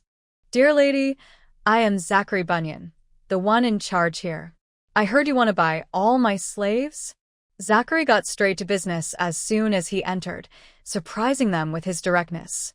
As he spoke, his thick red beard shook, reminding Ro of the Holy Roman Emperor, Frederick I, nicknamed Barbarossa. Barbarossa means red beard. Zachary's rugged style exuded a powerful presence, making even Troy tense up, but Ro remained relaxed in her deerskin chair, her pure black eyes revealing a hint of curiosity. "Ah, so you are Mr. Bunyan," she said with a gentle smile. "I am Ro. Ro is my surname." "Miss Ro?" Zachary frowned at the unusual name. "Surname Ro. Name Wei, but she is called Ro. What a strange woman." While Zachary was puzzled, Ro stood up, pressing on the armrest. "Mr. Bunyan, I want to know how many slaves you have here." "How many do you want?" Zachary asked. Ro smiled lightly. "I want as many as you have." "Ha ha." Zachary threw his head back and laughed loudly. Afterward, he looked down at the young girl before him, who seemed as innocent as a chick just out of the nest, and said playfully, "This is not a place for noble ladies to play." He raised a hard fist to show Ro. "See this? I could crush your head with it." "Mr. Bunyan doesn't seem interested in this deal?" Ro stopped the sword-drawing Troy, narrowing her eyes. "Miss Ro doesn't seem like the kind-hearted type either." Zachary relaxed his fists and looked at her curiously. As they exchanged glances, the room filled with the smell of gunpowder. Troy tensed his muscles. Why did he sense a threat from what seemed like ordinary conversation? A dark undercurrent flowed as a cold light flashed in Ro's deep black eyes. "Mr. Bunyan, do you have a bias against nobles?" Zachary Bunyan laughed heartily. "Bias? Perhaps. I've never seen a noble lady show kindness outside her family's territory. Especially to a group of slaves." He fixed his pine-green eyes on Ro. Ro sat back in her deerskin chair, fingers interlaced on her crossed knees, leaning forward with an aggressive and arrogant posture. "I've never seen a slave trader who doesn't want to sell slaves." Zachary looked at her dangerously for a moment, his mustache twitching. "Sell? Why not sell?" He settled into the main bearskin chair, leaning back. "But all our good slaves have been sold to the south. What's left are just unsellable old bones." Ro replied, "I said, I'll buy as many as you have. I want people, regardless of their age." "What about the disabled?" "Yes, as long as they are alive," Ro hinted, "but I hope there are no talking birds among them." "Ha ha ha, interesting, interesting." Zachary laughed, his red hair flying, nodding repeatedly to assure Ro, "You can rest assured. We merchants always stand by our integrity." He picked up the sheepskin book on the table, his expression finally turning serious. "Let me see. There are still 130 slaves here. Oh, this data is 10 days old. I need to have them counted again." "Glover," Zachary called out loudly. "Yes, sir." A slave trader rushed in from outside, the same man who had brought Ro in earlier. Zachary threw a new sheepskin paper to him. "Have someone count again how many two-legged sheep are still alive, and bring the living ones here for this lady to see." "Yes, sir." Glover took the sheepskin book and left. The tent fell into an eerie silence again. Zachary sat in the main seat, his bright eyes moving back and forth between Ro and Troy. Troy kept his grip on the sword hilt, seemingly ready to fight at any moment. Ro, however, relaxed in her deerskin chair, hands folded in front of her, resting her eyes. Her completely relaxed posture made Zachary even more interested. A delicate, noble lady, not afraid at all when he raised his fist, sitting here as if she were at home. Was she just naive or truly capable? Minutes later, outside the tent, the sounds of the slave trader shouting and the chaotic footsteps of dozens of people filled the air, like boiling water slowly seeping into the thick tent. Zachary looked at Ro with his light blue eyes, extending his hand. "Miss Ro, please?" Ro adjusted her skirt and stood up slowly. "Troy, let's go take a look." They walked ahead, with Zachary following behind them. Troy frowned, feeling uneasy about exposing his back to someone who was unfriendly and somewhat threatening. But seeing Ro so calm, He couldn't show any weakness. Troy convinced himself to ignore the person behind them, though his right hand remained tightly gripping the sword. Not due to a lack of mental strength, but because his duty was to protect his employer, and he could never let his guard down. Outside the tent, a crowd of people huddled on the cold grass, the emaciated slaves fearfully looking at the whip in the slave trader's hand, shaking like leaves in the sub-zero wind. Two-legged sheep. Ro recognized the cruelty of this term. The slaves had lost their dignity and freedom, reduced to unsold goods waiting to be sold, trapped like sheep in a pen set by a shepherd, and she was the last link in this sinful trade. Without buying and selling, there would be no killing. This phrase, originally applicable to animals, was now turned against the very human race that invented it. But in this era, whether or not someone bought them, they would still die. The slave traders wouldn't let these people eat well every day. If they couldn't be sold, they would become fodder for the arena or forced labor in the mines. The worst outcome was being sold to cannibal tribes for dinner at the price of a sheepskin. Glover handed the sheepskin paper to Zachary, who glanced at it and then passed it to Ro. 121 slaves, all here.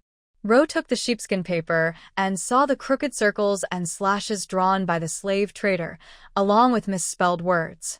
The sheepskin only recorded simple names and prices, a circle representing a gold coin, and a slash representing a silver coin. People in the North generally had low literacy. There were few cities, mostly in the East, and towns lacked schools, so commoners couldn't afford education. Glover was likely among the more educated of the slave traders. 121 slaves was not a small number, considering there were fewer than 2,000 people in the entire city of Shantiel. Of course, slaves didn't count as people and weren't included in the citizen population. Ro rolled up the sheepskin paper and turned to Zachary. "Mr. Bunyan, may I inspect the goods?" "Of course," Zachary nodded. "How would you like to inspect them?" Ro looked at the group of slaves. "Have them separate by gender and line up in 2 rows. Zachary nodded to Glover. "Did you hear that? Do as this lady says." "Yes." Glover immediately turned to the slaves. "Everyone, listen up. Men, stand over here. Women over there. Line up in 2 rows. Hurry up." The half-naked slaves timidly moved to their designated spots, the quicker ones in front and the slower ones lagging behind, leaving a bunch of elderly and disabled slaves in the middle. After a while, the slave traders pushed the group to either side. "Troy, go count how many men and women there are," Ro instructed. "Yes, miss." Troy nodded and walked into the crowd. Moments later, he returned. 46 men, 75 women. Ro asked, "How many elderly?" Troy thought for a moment and uncertainly replied, "About 60 or so." Rovey nodded and handed him the parchment. "Take out a pen and write this down later." Yes. Rovey looked at the group of slaves and raised her voice. "Are there any children under 12? The crowd shifted for a moment, revealing 5 or 6 dirty little slaves. The slave trader caught a few more and brought them in front of Rovey. There were a total of 9 children, their faces dirty, hair messy, and it was hard to tell their genders. Rovey glanced at their tattered sheepskin coats and the rags wrapped around their feet, recalling how she first met Roman. These children were even more miserable than Roman. They looked like kittens crawling out of a dung pit, with wide, anxious eyes waiting for their fate.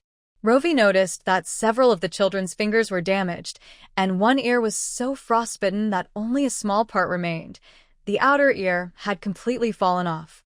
"Introduce yourselves, your names, ages, and genders," she said softly and gently. "I don't like to enslave children. Answer truthfully. It concerns your future." "I am Julius," the boy at the edge said, gathering courage, his eyelashes trembling. "I'm 9 years old, and I'm a boy." "Julius," Rovey nodded and turned to Troy. "Did you write that down?" Troy was already writing. Got it. Rovey looked at the second child. "Go on, what's your name?" "I am Yulia, 10 years old, also a boy." The third child spoke up. "I'm Daniel, 7, 8 years old. I'm a boy. I am called." Among the 9 children, the oldest was 10, the youngest 5, with 7 boys and only 2 5-year-old girls. Rovey had them stand aside, and addressed the group of slaves again. Are there any elderly people over 60? The slaves looked at her in silence. No one answered. Zachary let out a low, mocking laugh. Miss, I won't take in any 60-year-olds. If there were any, they'd have died long ago. Rovey calmly asked, what are your standards for accepting slaves? Must be able to walk, endure the cold, and work, Zachary replied, raising his reddish-brown eyebrows, his red hair flowing like wine, looking hot but feeling cold. He spoke the truth. Most of these slaves had come from the western ice fields. Weak old people who couldn't even walk far would never make it here. Such goods had no value. Understood. Rovey lifted her skirt and walked gracefully between the two rows of slaves. The slaves seemed to flinch from her presence, fearfully stepping aside, widening the gap to 2 meters. They lowered their heads, anxiously staring at her skirt. They worried about dirtying the noble lady's hem. If that beautiful dress got ruined, they feared it would cost them their lives. Rovey walked slowly through them. Among the 112 slaves, judging by their appearance, there were over 20 people over 50 and more than 30 over 40, mostly men. Most of those under 40 were women, as the strong men had died on the battlefield. Rovey had a clear idea and began to point out people as she walked back. You and you come out. She pointed out 4 young people, 2 boys and 2 girls, who looked the best among the slaves. Their exposed skin was relatively clean, and their clothes were more intact. They were likely the premium goods kept by the slave trader. What are your names, and what can you do? One by one, they answered. Master, my name is Eve, and I can play the flute, said a boy around 17, bowing his head obediently. Master, my name is Belira, and I can play the lyre, answered a beautiful girl in a soft voice. Master, my name is Gal, and I can dance, said the handsome boy named Gal. Master, my name is Chris, and I can. The last girl hesitated, shyly glancing at Rovey, her eyes glistening with tears. I can serve you. Rovey paused, looking at her expressionlessly. Chris's face turned pale, her rosy lips trembled, and she lowered her head in despair. Lift your head, Rovey commanded coldly. Chris raised her head, her pale face swaying in the cold wind. I don't like timid maids, Rovey said, looking at her. Chris's eyes widened in disbelief. She's clever, Rovey thought to herself. She turned to Zachary, who was watching her with a mocking gaze, and said coldly, How much? Just give me a number. 1,000 gold coins, Zachary said, asking for a high price. Rovey looked up. If I'm not mistaken, the most expensive slave on the parchment is only 5 gold coins. Zachary's eyes sparkled. Yes, selling them separately isn't worth that much, but Miss Kindness is worth that price. Don't you think? Of course, if you think they aren't worth it, you can sell fewer. 1,000 gold coins is the package price. If you only want those 4, it will cost 20 gold coins. Zachary, never force anyone to buy. Miss, you can think it over. Zachary shrugged, like a rogue bandit. All right, Rovey suddenly laughed, her eyes showing disdain. Just 1,000 gold coins? Buying 100 lives is quite a bargain. However, Mr. Bunyan, she continued as the buyer, I have one more request. Oh? Zachary provocatively put his hand to his ear. Miss, say it louder? Deliver them to my designated place, all of them, and ensure they don't die. Can you do that? Rovey said coldly, if you can do it, I'll buy them. If not, then forget it. Sure, but it will cost more, Zachary greedily replied. Charging by distance, 1 gold coin per kilometer. 1 gold coin per kilometer, Rovey sighed. What a cheap price, Mr. Bunyan. Are you sure you want to do this? Zachary thought she was joking, his lips curled in a mocking smile. What's wrong, Miss Rovey? Are you having second thoughts? No, with such a good deal. Why would I regret it? Rovey shook her head. I'm just afraid you might back out. Zachary scoffed. I never go back on my word. That's good, Rovey said, her expression relaxing. The place I want to send them to is less than 800 kilometers from here. Let's round it up to 1,000 gold coins. Zachary looked at her with a strange expression, surprised that this lady was genuinely willing to spend money for a good cause. All right, Since Rovey was so generous, he readily agreed. For 2,000 gold coins, I guarantee to deliver them to the place you mentioned without losing a single hair. I feel relieved with Mr. Bunyan's words. However, Ro frowned and said, 2,000 gold coins is too much. I never carry that much money when I go out. Mr. Bunyan, do you like jewelry? As long as it's valuable, it can be used for trade, Zachary said, squinting. We Northerners have always traded goods. That's good. Ro pulled out a handful of pearls from her pouch, sparkling with diamonds and a few rubies and sapphires. She counted and handed Zachary 2 gems and a small handful of pearls. This is a deposit. The rest will be paid once the delivery is made. Zachary's eyes lit up at the sight of her pouch. Which family does this girl belong to that allows her to handle so much money? Zachary suddenly regretted his earlier disdain for Ro. They were in need of money right now. So, miss, where's the place you mentioned? After receiving the jewelry, Zachary remembered he hadn't asked where to deliver it. Ro parted her red lips and said a few words. Demon Island. Zachary's expression changed drastically. Demon Island? Yes, Ro said, her dark eyes sparkling with a captivating smile. What's wrong, Mr. Bunyan? Are you scared? Zachary's gaze darkened. Little girl, are you playing with me? Everyone knows about Demon Island. No one in the Western Plains is unaware. It's said to be a gathering place for the undead and monsters, where even a magic master might not escape. Many adventure teams have perished there. Those who were lucky enough to escape didn't even set foot on the island. They just circled the demon-infested waters.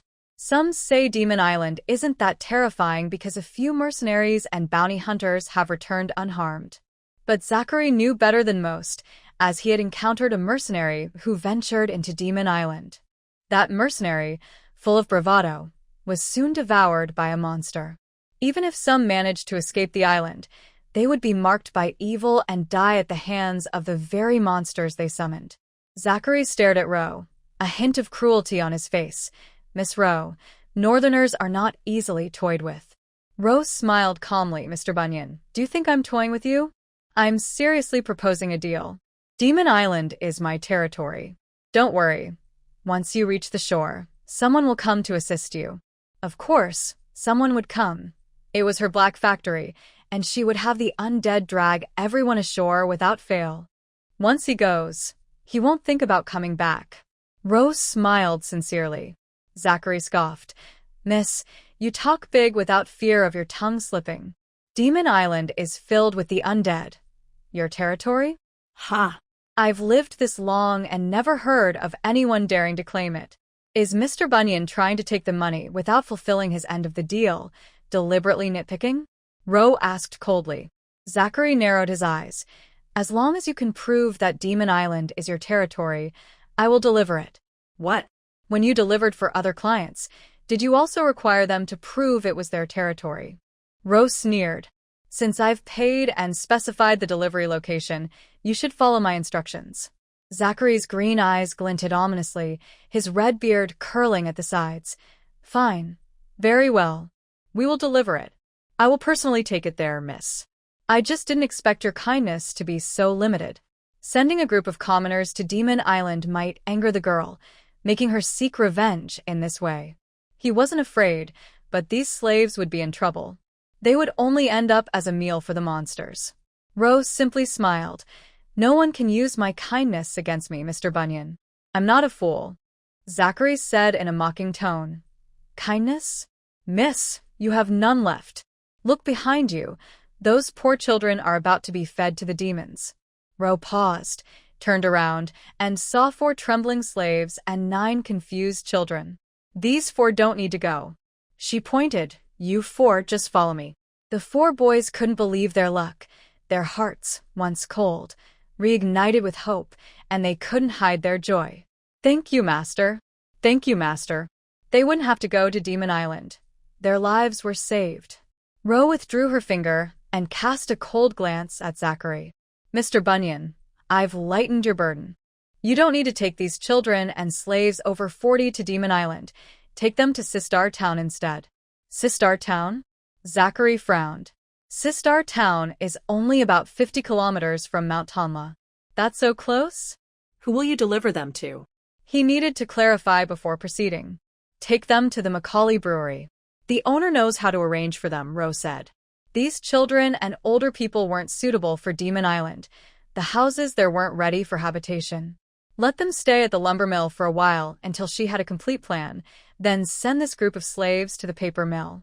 As for the children, Ro would have the slave trader tell Macaulay to have them do some light work, like mowing grass and feeding horses. She couldn't let these children think of her as a soft-hearted person. Charity doesn't work in this era. Let them do what they can for now, and later, she would open a primary school in the factory to educate the children she collected. After drafting the contract, Zachary quickly signed it and handed it to Ro. Ro signed her name as well and exchanged it with Zachary. The agreement stated that if Zachary failed to deliver the slaves, he would refund Ro half of her money. Miss Ro, I hope you won't regret today's decision, Zachary said, rolling up the parchment, his voice deep and rough. In the Western Plains, there is no place Zachary, cannot reach. I certainly believe in Mr. Bunyan's abilities, Ro replied with a smile. Their eyes locked, like two sharp points facing each other. 3 seconds later, they looked away. Troy, let's go. Ro tightened her cloak and left the slave market with Troy and the 4 slaves.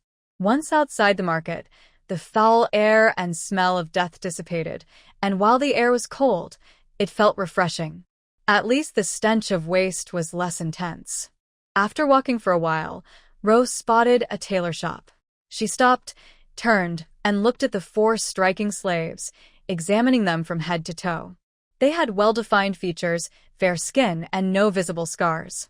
Their ears and noses showed some frostbite, but it wasn't severe. They wouldn't be disfigured after healing. Though they were neatly dressed and their hair was combed, they still smelled unpleasant. Moreover, their clothes were too cheap and didn't match her status. Troy, Ro tossed him a small pouch. Take them inside to pick out 2 sets of clothes. Don't let them embarrass me. Yes, Miss, Troy nodded. I'll wait for you at the inn. Don't take too long, Ro instructed as she headed toward the inn.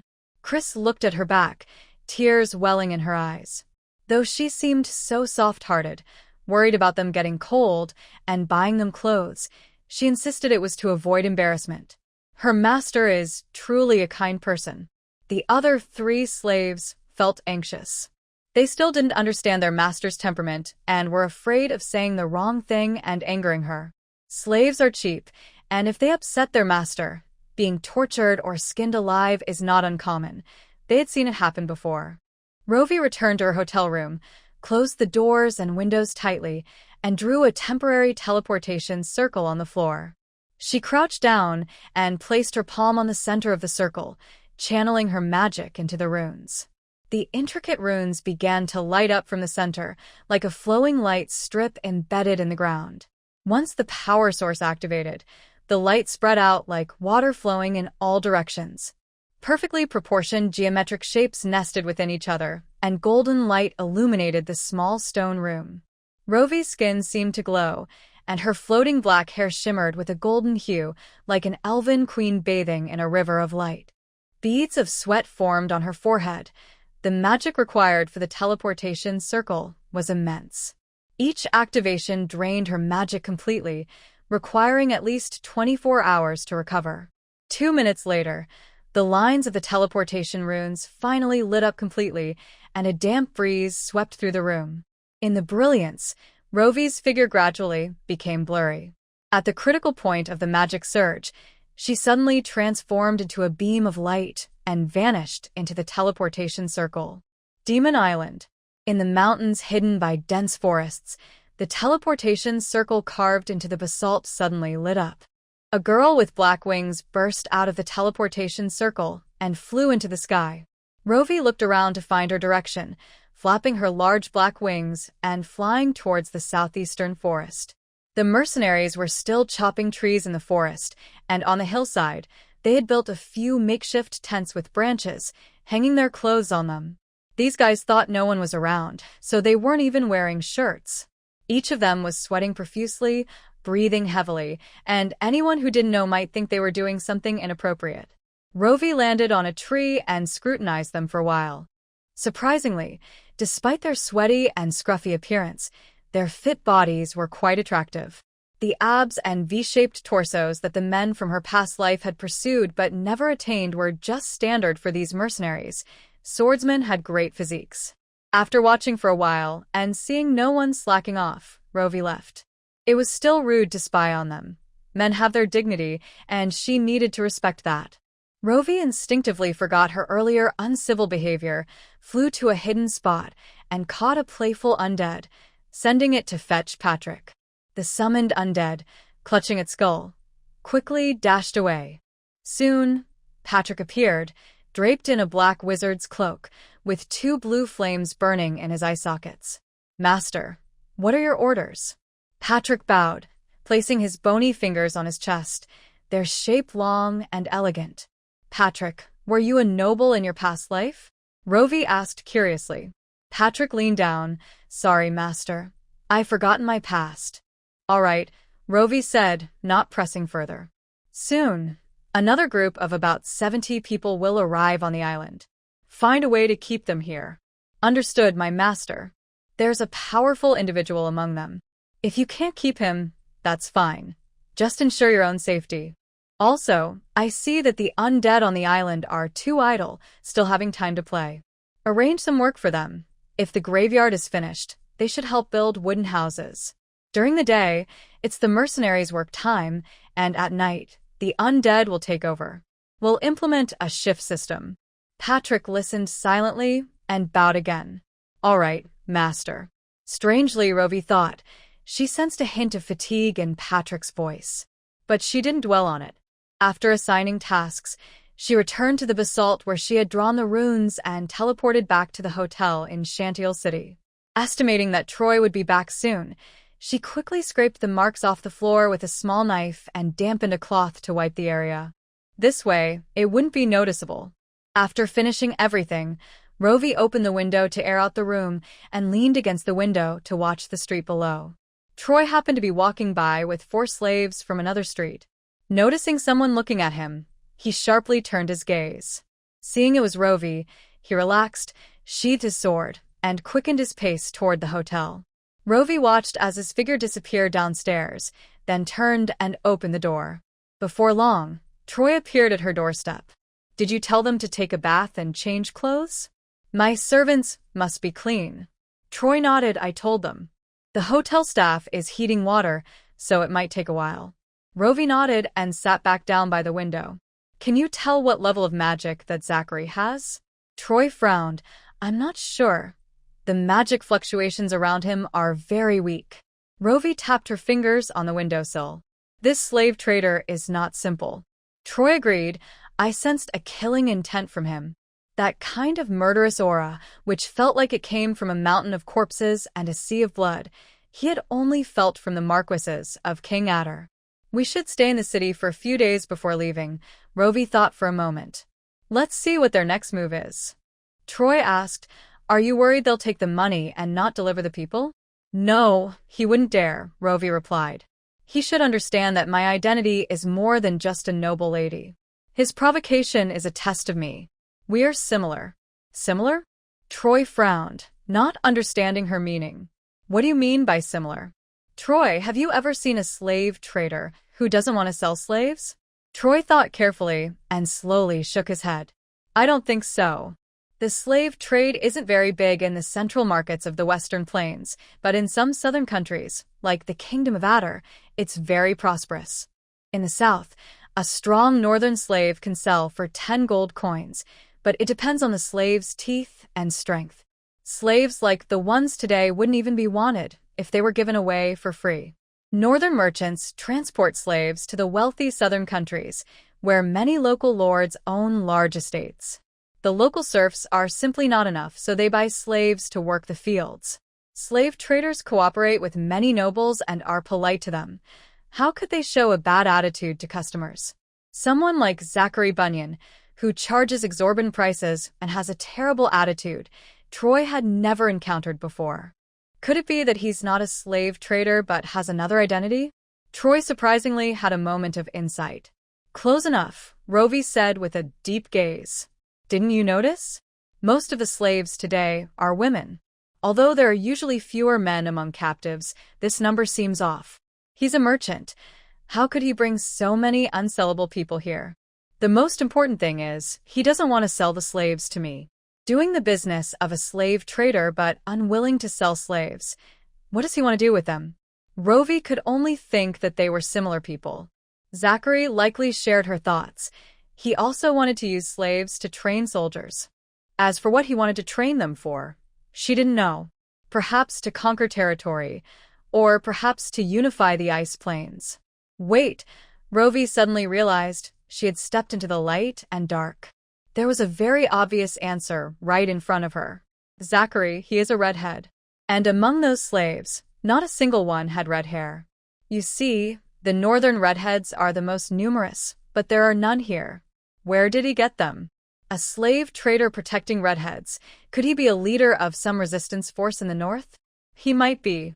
Rovey started to speak, but quickly realized she couldn't tell Troy about this. She feared that Troy would get carried away and rebel, following Zachary to fight for the rights of the redheads. This Zachary might want to unify the north. Rovey subtly smeared his reputation. Look at how greedy he is. He must think he hasn't made enough money and wants to unify the north to become king, oppressing innocent civilians. Troy's expression turned serious. What should we do? Should we rob the money back? No need. He will return the money to me, Rovey said, her eyes flashing with cunning.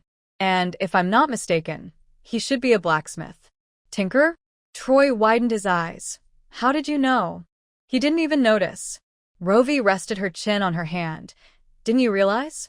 Zachary has a light lower body, but a strong and steady upper body. His right arm is thicker than his left, his fingers are calloused, and there are cracks on the web of his right hand. He has a bow hanging on the wall, and I saw him writing with his right hand. If he's right-handed, his left hand should have calluses from using the bow. Even if he uses a knife with his right hand, there wouldn't be that many calluses. It makes more sense if he's using a forging hammer. His bow and sword are made of fine iron, showing high forging skills. Also, the chains used for slaves in the market are iron, so I conclude he is an alchemist. I asked you, and you couldn't determine his magic level, but he showed no fear when he saw the magic patterns on your sword, indicating his magic level is not low. At least higher than yours. Zachary seems rude and reckless, but if he were truly straightforward, he would be curious about our identities. Yet, he never asked, which doesn't fit his character. His lack of curiosity about their background shows he doesn't take them seriously.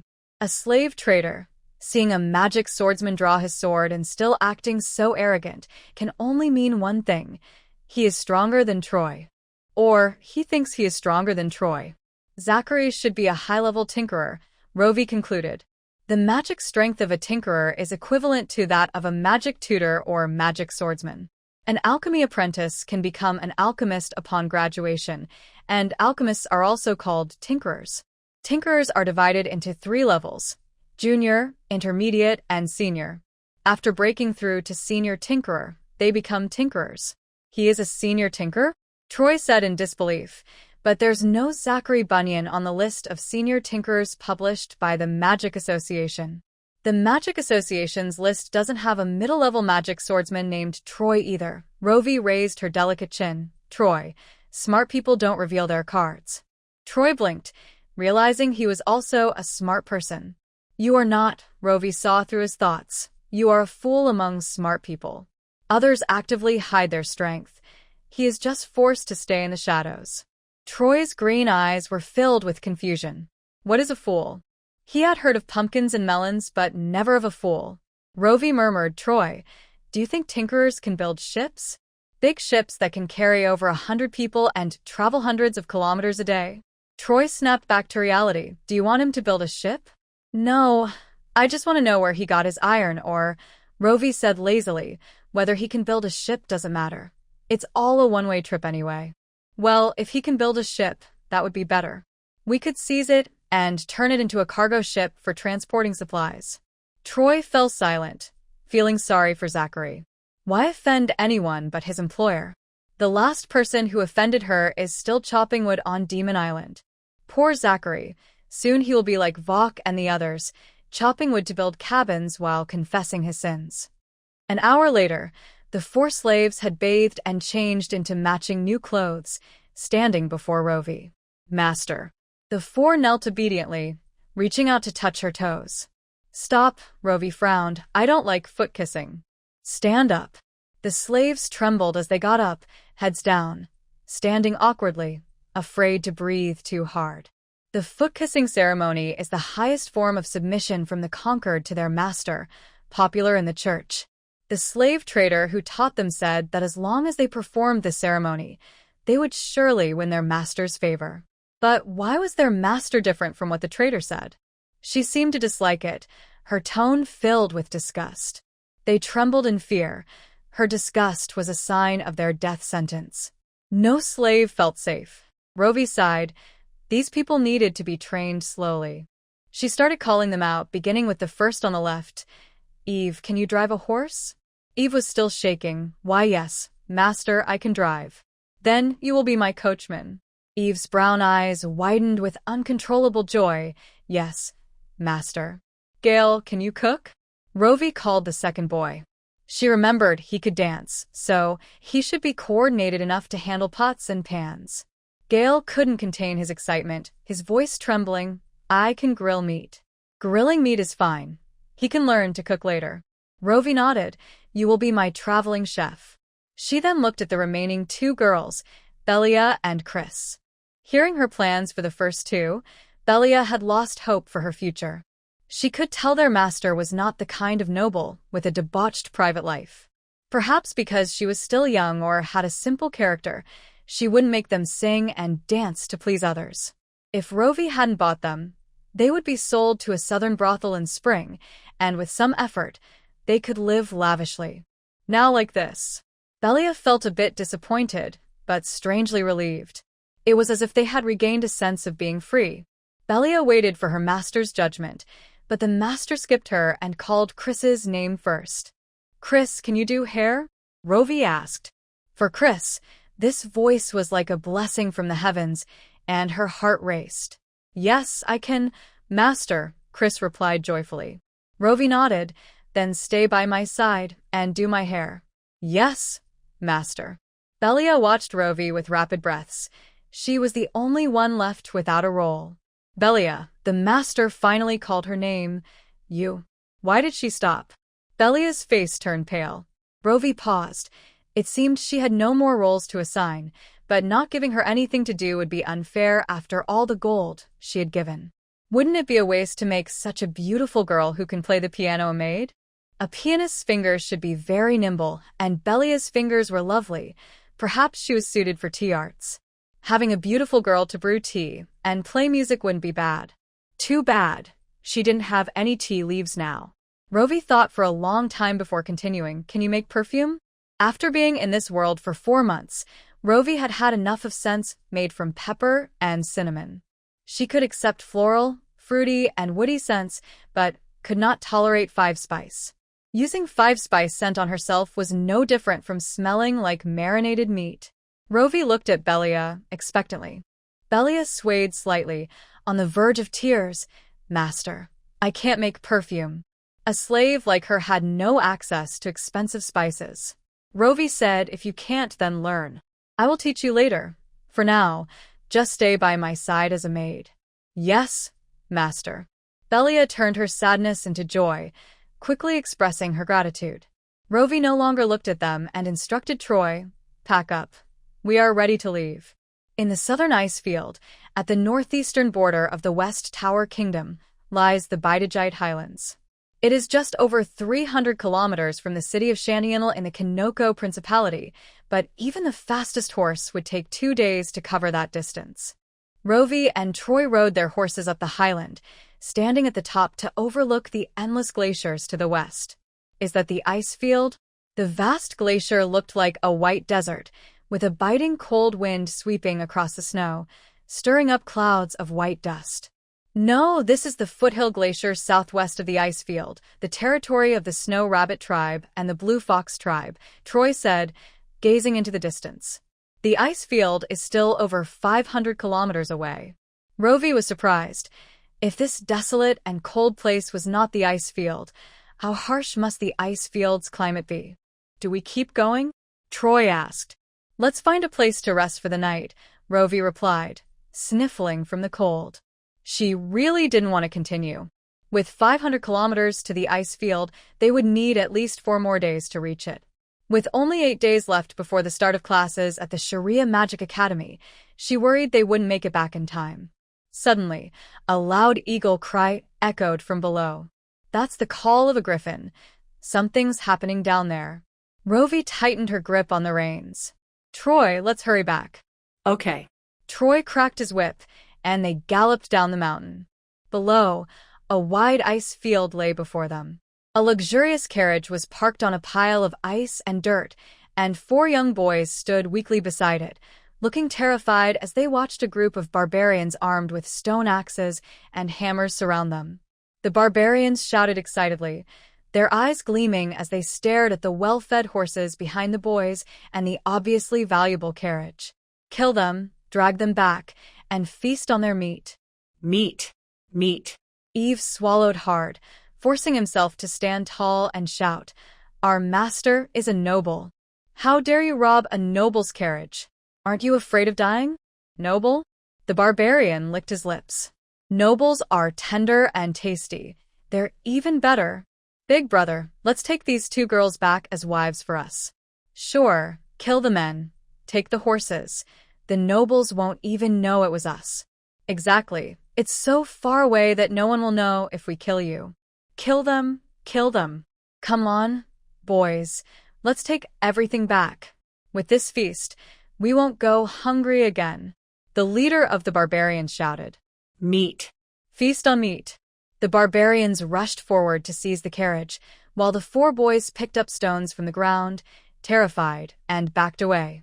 Don't come any closer. Our master will be back soon. Ha ha ha.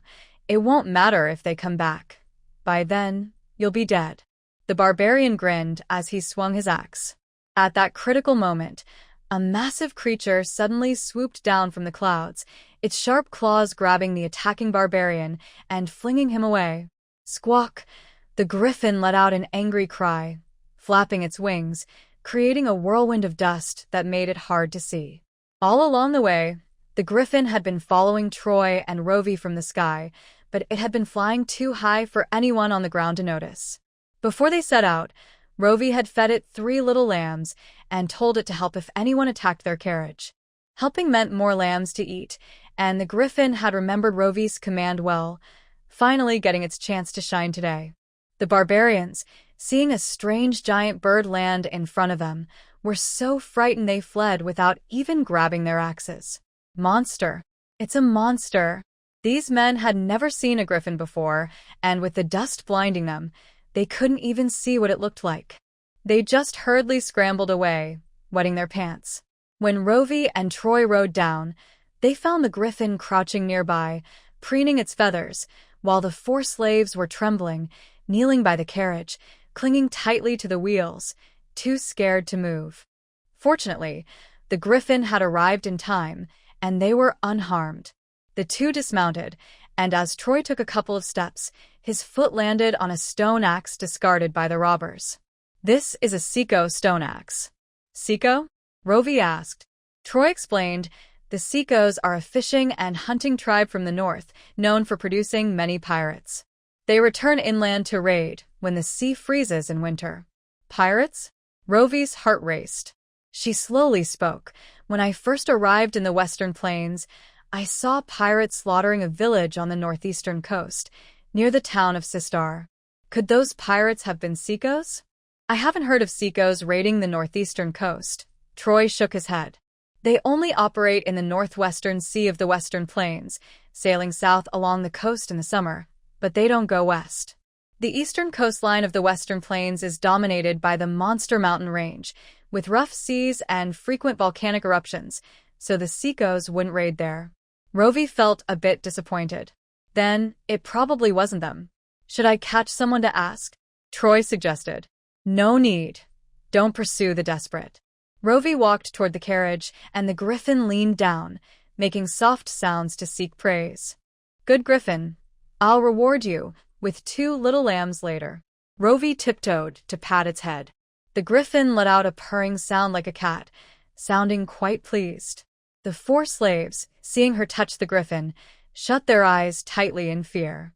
They didn't know what this creature was, but if it opened its mouth, it could easily crush a person's head. After Rovey finished petting the griffin, she noticed the 4 slaves were nearly hiding under the carriage. Come out, she said as she approached. The griffin is Troy's mount. It won't harm you. The slaves crawled out, trembling, bending low, their voices filled with fear. Master. My servants shouldn't be so weak, Rovey frowned at them. If you can't stand tall, then there's no need to follow me. I do not raise cowards. Please, master. Cliss raised her head in panic and saw Rovey's cold face. Master, please don't send me away, I will change. Saying this, Cliss held back her fear and straightened her back with effort. The other 3 slaves quickly stood up straight, looking at Rovey with pleading eyes. You only have 1 chance. Don't let me see you shrink back again, Rovey said without mercy.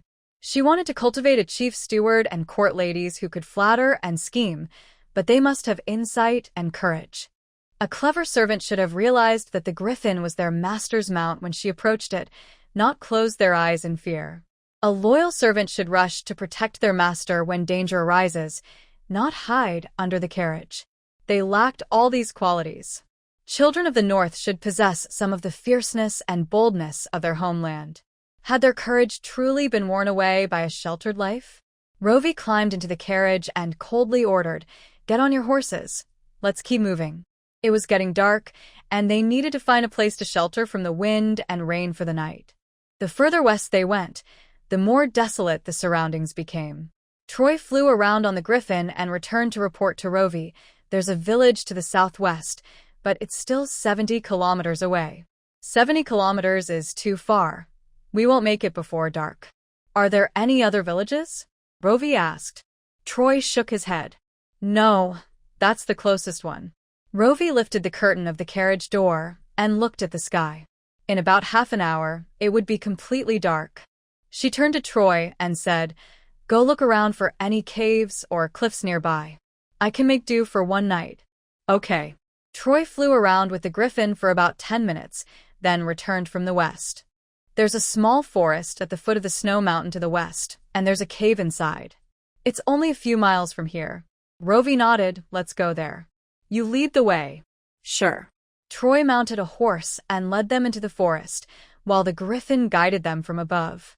When they arrived at the forest, the moon was just rising above the treetops. The northern night sky was so dazzling that it left people speechless. The bright Milky Way flowed across the night, and countless stars twinkled in the distant clouds, making the world feel as if they had entered another planet. Rovey used her magic wand to light a fire at the cave entrance and placed the bread and meat pies made by Bella on the coals to roast. Gal knelt beside her, intently watching her every move. Chris gathered some dry grass to make a bed in the cave, while Belil used the herbs Rovey gave her to smoke out any potential insects hiding inside, even though caves in the north likely didn't have such things. Ive was outside the cave, cutting grass to feed the horses, stamping his feet to keep warm and breathing into his hands. The aroma of the roasting bread wafted from the fire, the sweet smell of butter and the richness of milk made mouths water, and stomachs growled. Troy had been waiting by Rovey's side, his eyes glued to the roasting bread, not looking away for a moment. Ever since Rovey taught Bella how to make bread and cakes, Troy's wallet had never been full. He could eat dozens of bread at a time and had a sweet tooth, devouring half a tub of cream at once. The gold coins he earned from Rovey each day would be spent before they even warmed up, with half saved for maintaining his sword. It should be ready, Rovey said, pulling out her chopsticks to flip the pies. Gal, bring over the wooden plate. Yes, my lady. Gal held the tray, watching as she carefully placed the golden, sizzling meat pie onto it, swallowing hard. He had never seen such delicious bread and meat pies before. They seemed like precious food only the nobility could afford. Slaves were not allowed to covet their master's food. They were only worthy of black bread and stewed beans. Gal shut his mouth tightly, to keep from drooling. Rovey added another piece of roasted bread to the plate and lifted her chin for Troy. Gal held the tray with both hands and presented it to Troy. "Sir Knight, please enjoy your meal." Troy was so hungry he could hardly wait, grabbing the meat pie and stuffing it into his mouth without caring if it was hot. Rovey couldn't watch anymore and turned her head to instruct Gal. "There are breadsticks in the carriage. Each of you can have one. Go get them." Gal's eyes widened in disbelief. Such precious food, and the master was willing to share it with them, the slaves. "Quickly, go call them over. It's cold. Let's eat while it's hot." "Yes, thank you, my lady." Sparks flew, and smoke curled. A moment later, by the warm fire, 4 slaves knelt in a row, roasting themselves while savoring the delicious bread given by their master, nearly brought to tears by happiness. How fortunate they were to meet such a kind master. At that moment, the 4 slaves made a firm decision to protect their benevolent master who provided them with food with their lives. After dinner, Gal moved the fire into the cave, and they all rested together inside. A griffin stood guard outside, so no one needed to keep watch. The night was deep, and a layer of silver frost covered the forest. Nights in the north were particularly long. It got dark early. It looked like it was late at night, but it was only a little past 6. Rovey dozed on the grass mat covered with sheepskin, and hearing the even breaths around her, she quietly got up. She took Troy's large cloak and tiptoed out of the cave. Coo! In the dark night, the griffin's eyes glowed like 2 golden moons, looking curiously at the cave entrance. "Shoo!" Rovey placed her finger on her lips, signaling it to be quiet. "I'm going for a walk. I'll be back soon." The griffin obediently nodded, closed its bright eyes, and pretended not to see. Rovey spread her wings and flew into the starry night sky. It had only been a little over 4 hours. Those bandits couldn't have gone far. They were robbers, and if there were no villages within 70 kilometers, what were they doing here? Something else must have attracted them. Rovey held a grudge. Since they dared to steal from her, they should be prepared to be robbed in return. From high above in the dark, the mountains and rivers blurred into a mass, but some things became particularly clear. Light sources. Less than 20 kilometers from their resting cave, on the other side of the snow mountain, there was a flicker of fire. Rovey adjusted her cloak and hat, waved her magic wand, and transformed into a demon envoy with porcelain-white skin and blood-red eyes. Referencing her appearance when she first manifested as the envoy of the gods, she retained 80% of her features but changed the white mist surrounding the demon into black mist. Hopefully, there were no mages among those bandits. Rovey gracefully spread her wings and flew into the valley below. When she was still over 30 meters above the ground, she heard a piercing cry. On the ground, a large group of bandits sat around a roaring fire, tearing at charred meat on sticks and fighting over wine in clay pots. Thick smoke billowed, and a strange stench mixed with the aroma of grease wafted far away. The smell made Rovey feel nauseous. She covered her mouth to keep from throwing up and flew into the stone forest behind the group. As she got closer, she could see what kind of meat they were roasting. Human flesh.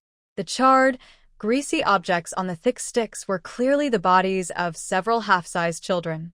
The cry she had just heard came from the grass nearby. By the firelight, Rovey saw a dozen civilians bound with vines lying in the grass, including a woman in her 30s, whose voice had gone hoarse from crying, and blood oozed from her eyes. Rovey hadn't expected that what she thought was the bandits' treasure was actually a group of living people. She had underestimated the cruelty of the barbarians. These people weren't drawn here by anything.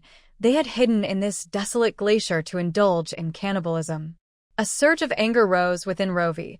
Those who eat humans could no longer be called human. They were a pack of beasts. Originally, she had planned to capture these people and send them to Demon Island as laborers, but now she changed her mind. Her island wouldn't accept just anything, at least not beasts.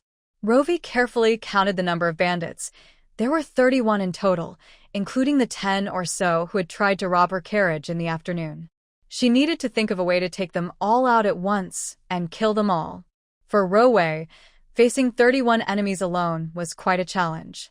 In her past life, she was a taekwondo expert, but in this life, she had been too busy to train, and her muscle strength was not strong. If she used magic, she could only cast 13 fire spells at most, and these agile people might not even be hit. Should she go back for help? She could, but she couldn't rely on help every time she faced a problem. She needed to be able to protect herself and handle things independently. Besides, she didn't want to explain to Troy why she had flown out in the middle of the night to find the Seiko people. Although Troy knew she could fly, he didn't know that she knew he knew. It was best to keep things unspoken. Once that barrier was broken, many things between them would need answers. Luo Wei's mind raced. How could she eliminate this group of Seiko people? If only she had a gun, but it was still the age of cold weapons, and the infrastructure was too backward to produce precision parts. Luo Wei mentally checked her equipment. A magic wand, a turtle shell, 2 daggers, a black cloak, and a bag of jewels. A direct confrontation wouldn't work. She had to rely on stealth.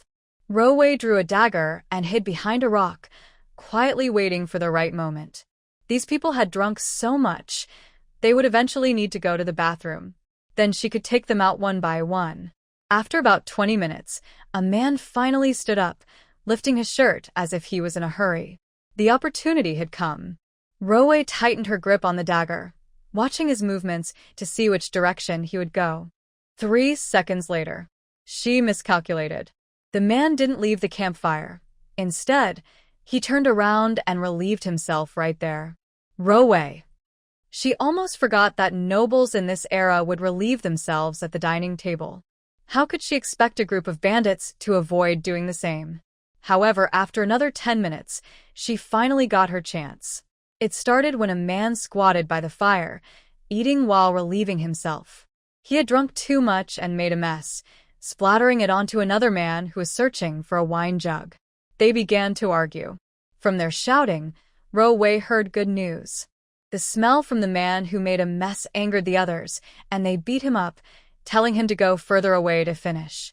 The man, still uncleaned, was pushed away. Luo Wei watched him run off alone and glanced at her dagger. To kill or not to kill, that was the question. If she killed him, she felt her dagger would get dirty. But not killing him. She couldn't let them go. She gritted her teeth and followed him. The first man was taken down easily. He was likely too drunk to notice. As he squatted to finish, Luo Wei covered his mouth with her left hand and pressed the dagger into his throat with her right. Blood sprayed, soaking her palm, and the warm, metallic smell quickly dissipated in the cold wind, turning into red ice shards at her fingertips. She laid the body on the ground and wiped the blood off her dagger with a soft cloth. The bright blood coated the blade like a layer of red plastic. The cloth couldn't clean it, so Luo Wei used her nails to scrape off the frozen blood. Now, she just needed to wait for the next person to come out or for someone to notice a missing companion, and she could strike again. 10 minutes passed, and Luo Wei miscalculated again. These people were so drunk that not one noticed they were down a member. Luo Wei's hands and feet grew numb from the cold, and still, no one came out. Suddenly, a sharp scream came from the campfire. The group, still hungry, had pulled a female captive from the bushes, laughing about how tender women's and children's meat was, planning to roast her on a spit. Crying and laughter intertwined, creating a darkly ironic scene. Luo Wei frowned, her long brows resembling sharp butterfly knives. These beasts didn't deserve to live another second. Scanning her surroundings, she noticed broken rocks on the ground, and an idea sparked in her mind. An egg dropped from the 25th floor could kill a person. A nail dropped from the 18th floor could pierce a skull. Those stones would slow down due to air resistance. If dropped from a high enough place, the impact could still be deadly. Luo Wei gathered heavy stones in her skirt and spread her wings, soaring into the sky. It was a clumsy method, hard to control in the air, and easy to miss the target. She could only try to avoid harming the innocent. The wind howled, whipping her cloak around. Calculating the height, estimating the air resistance and wind force on each stone, she figured out the approximate terminal velocity and the impact force it could generate. Rovey flew to about 100 meters above the ground, took out a stone the size of a goose egg, and aimed at the flat, sandy area on the other side of the campfire. The higher the drop, the greater the potential deviation, so she needed to test it first. The stone slipped from her hand, falling toward the exposed ground. With a loud thud, the stone hit the icy, sandy beach 20 meters away from the Seco people's fire, sending dust and sand flying. Who? The loud noise startled the drunken men, who quickly grabbed their axes and looked toward the source of the sound. What's happening? I don't know. It doesn't sound like a wolf. A few Seco men, about to skewer the female captive with sharpened sticks, paused, gripping their weapons. Is someone there? The wind blew, and the group sobered up a bit. The Seco leader drew a machete. Leave a few to watch the sheep. The rest follow me to check it out. A large group scrambled up, grabbing burning wood from the fire, charging toward the sandy beach. Thanks to their torches, Rovey had clear targets. She coldly watched them enter her planned area, grabbing stones from her skirt and letting them fall. The stones rained down like hail, and the Seco leader's ears perked up, sensing something strange. Not good, run. But it was too late. The stones fell heavily upon them, blood splattering, and within moments, cries filled the air. The sharp edges of the stones pierced their flesh. Some were killed instantly by blows to the back of the head, while others fell, injured and scrambling in fear. The Seco leader's eyes widened in rage as he swung his iron sword to deflect falling stones, shouting, "Spread out. Put out the fire and use your weapons to defend." As seasoned pirates, their reflexes were much quicker than normal people. Though they didn't understand why stones were falling from the sky, they quickly raised their axes above their heads and scattered in all directions. Rovey's supply of stones was running low, but the casualties among them were still less than half. Her aim was still too low. She wasn't discouraged. Achieving this result was already much better than she had expected. This tactic was meant to scatter them. Once they were separated, none would escape. Rovey tossed her last stone, took out her magic wand, and dove toward the ground. On the icy gravel beach, there were no shelters, and the people scattered into the stone forest and the extremely cold bushes. Rovey cloaked herself in thick black mist, holding a dagger in her right hand and a magic wand in her left, floating about 7 or 8 meters above the ground. The night wrapped her in invisibility. The black mist in the air was not obvious, and the others looked around but could not see her. If they hadn't extinguished their torches, they might have noticed her dark cloud. But they had led themselves to their doom. Everything was going according to her plan. Rovey silently descended behind one of them. Just before he noticed her, she stabbed her dagger into his heart from behind, twisting the handle forcefully before quickly pulling it out. Her movements were so fast that he barely had time to grunt before he died. Slitting throats and stabbing hearts from behind were deadly skills Rovey had practiced countless times in Central America. Both moves were perfect for attacking from behind, and if done quickly enough, the victim wouldn't scream. The neck is the most vulnerable part of the body.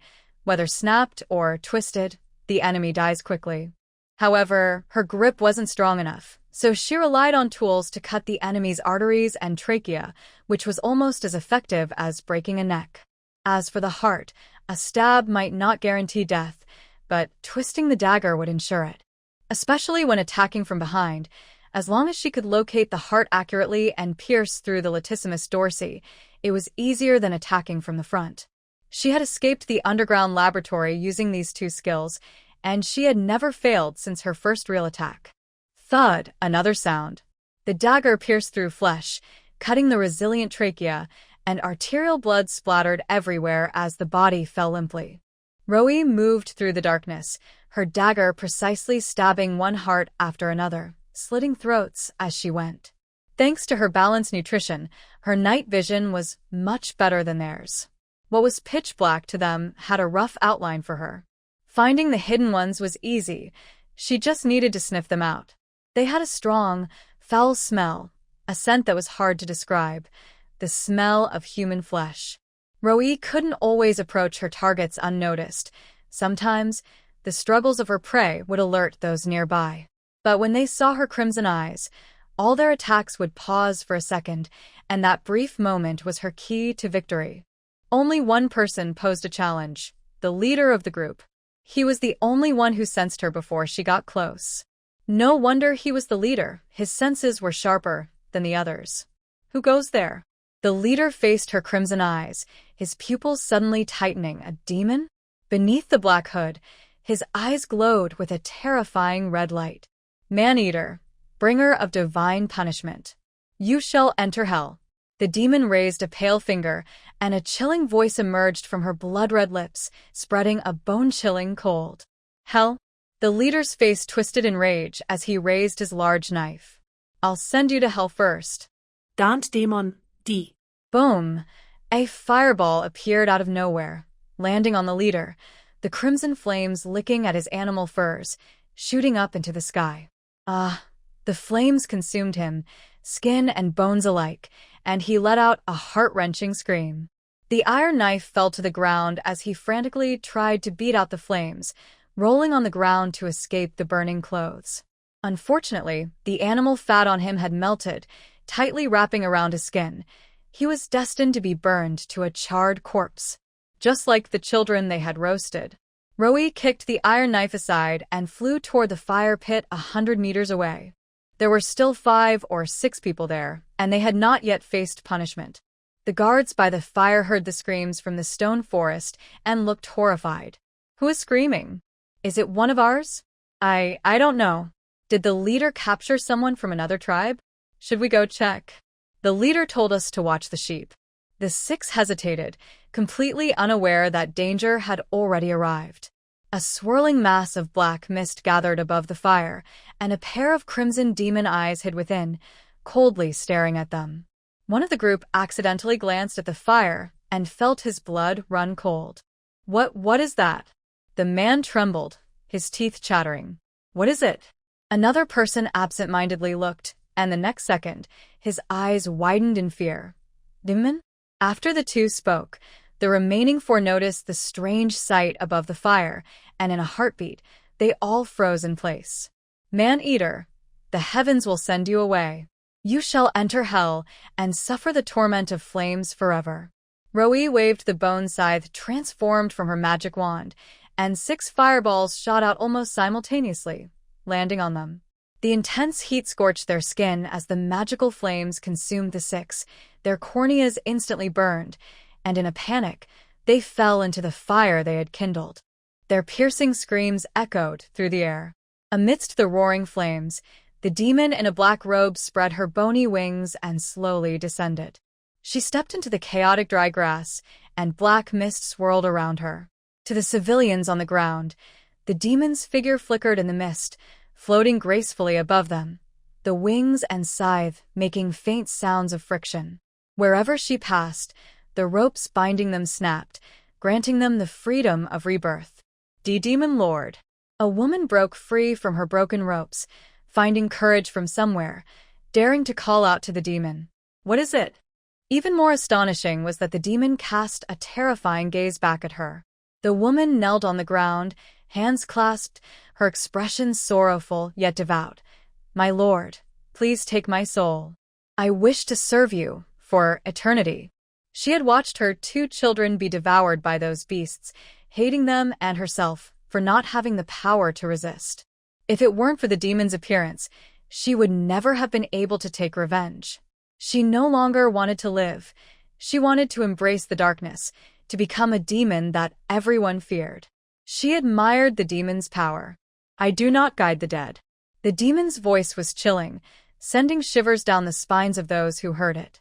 But the woman pleaded desperately. Demon Lord, please, I am willing to sacrifice my soul to you. Please tell me how I can become as powerful as you.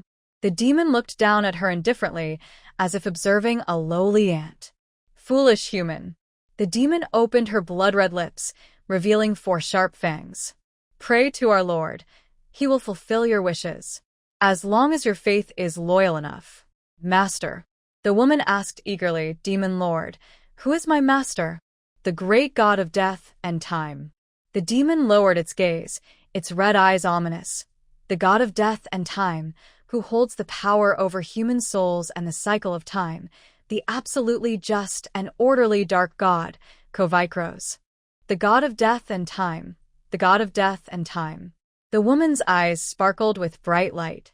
As long as her faith is strong enough, the god of death and time can fulfill her wishes.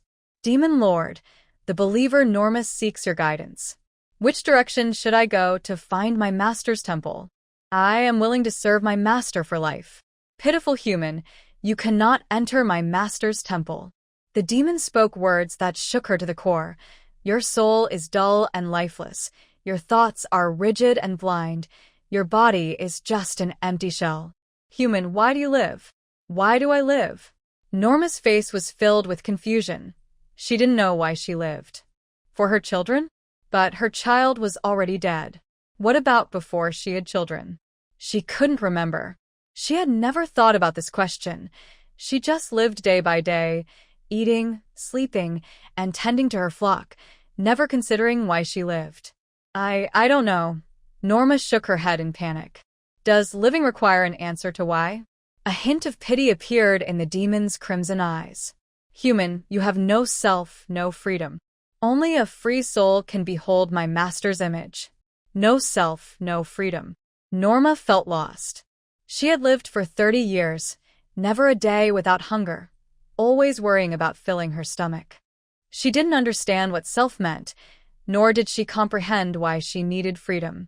Commoners are born to be ruled by nobles and trained by the church. Their bodies belong to the Lord, and their souls belong to the God. No one had ever told her that she had no freedom. Yes, she had no freedom. Her life, her marriage, her existence were all in the hands of others. The Lord could take her lamb with a wave of his hand. Her parents could marry her off to a man she didn't like with a nod, and robbers could easily take her child away. Her life was like a flickering candle in the wind, ready to be extinguished by a gust or drenched by rain. Freedom. She longed for freedom. Norma knelt on the ground, humbly pleading, Demon Lord, please guide this ignorant believer. What must I do to gain freedom? The thick fog swirled in the air, and the demon's red eyes flickered in the darkness. Poor mortal, go east. There is a land of freedom. Norma hesitated. East. Is that the East Coast? The demon did not give a clear answer. It merely cast an indifferent glance at Norma. After dawn, walk 10 miles east, and you will meet a benefactor who will give you the answer. The black fog thickened, and the demon gradually faded into the night. Norma watched in panic as if losing her last hope. Demon Lord, where are you going? Demon Lord, will you return? How should I call your name? Demon Lord. Norma stood up and shouted anxiously at the sky. The demon's figure had vanished, and the dazzling red eyes were no longer visible. Norma fell to the ground in sorrow. Suddenly, a cold mountain wind blew from the snowy peaks. The demon's deep voice was carried by the wind, ethereal and vague. My name is Indu. The voice faded into the sound of the wind. Indu. Norma's eyes sparkled with renewed hope. Is Indu the divine messenger sent by the god to guide them? Norma knelt on the ground, sincerely praying to the god, grateful for the new life granted to her. The long winter nights in the north were torturous, and the fire lit by the Cirque people had not yet gone out. A dozen rescued commoners crawled stiffly to the fire, stretching out their hands to feel the long-lost warmth. It had been 2 days since they were captured by the Cirque people. For 2 whole days, the Cirque people had given them no water or food. They lay on the cold ground, licking the ice and snow from the stones, gnawing on grass roots when hungry. They had thought they were doomed, but unexpectedly, a demon appeared. The demon killed the Cirque people and untied their ropes. These commoners couldn't understand why the terrifying demon would save them, while the human Cirque people would eat their flesh and drink their blood. They were not as bold as Norma and dared not look directly at the demon, but they listened closely to the conversation between Norma and the demon.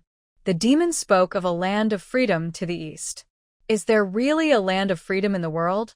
They quietly looked at Norma, wondering if they could go with her to find the benefactor the demon mentioned after dawn.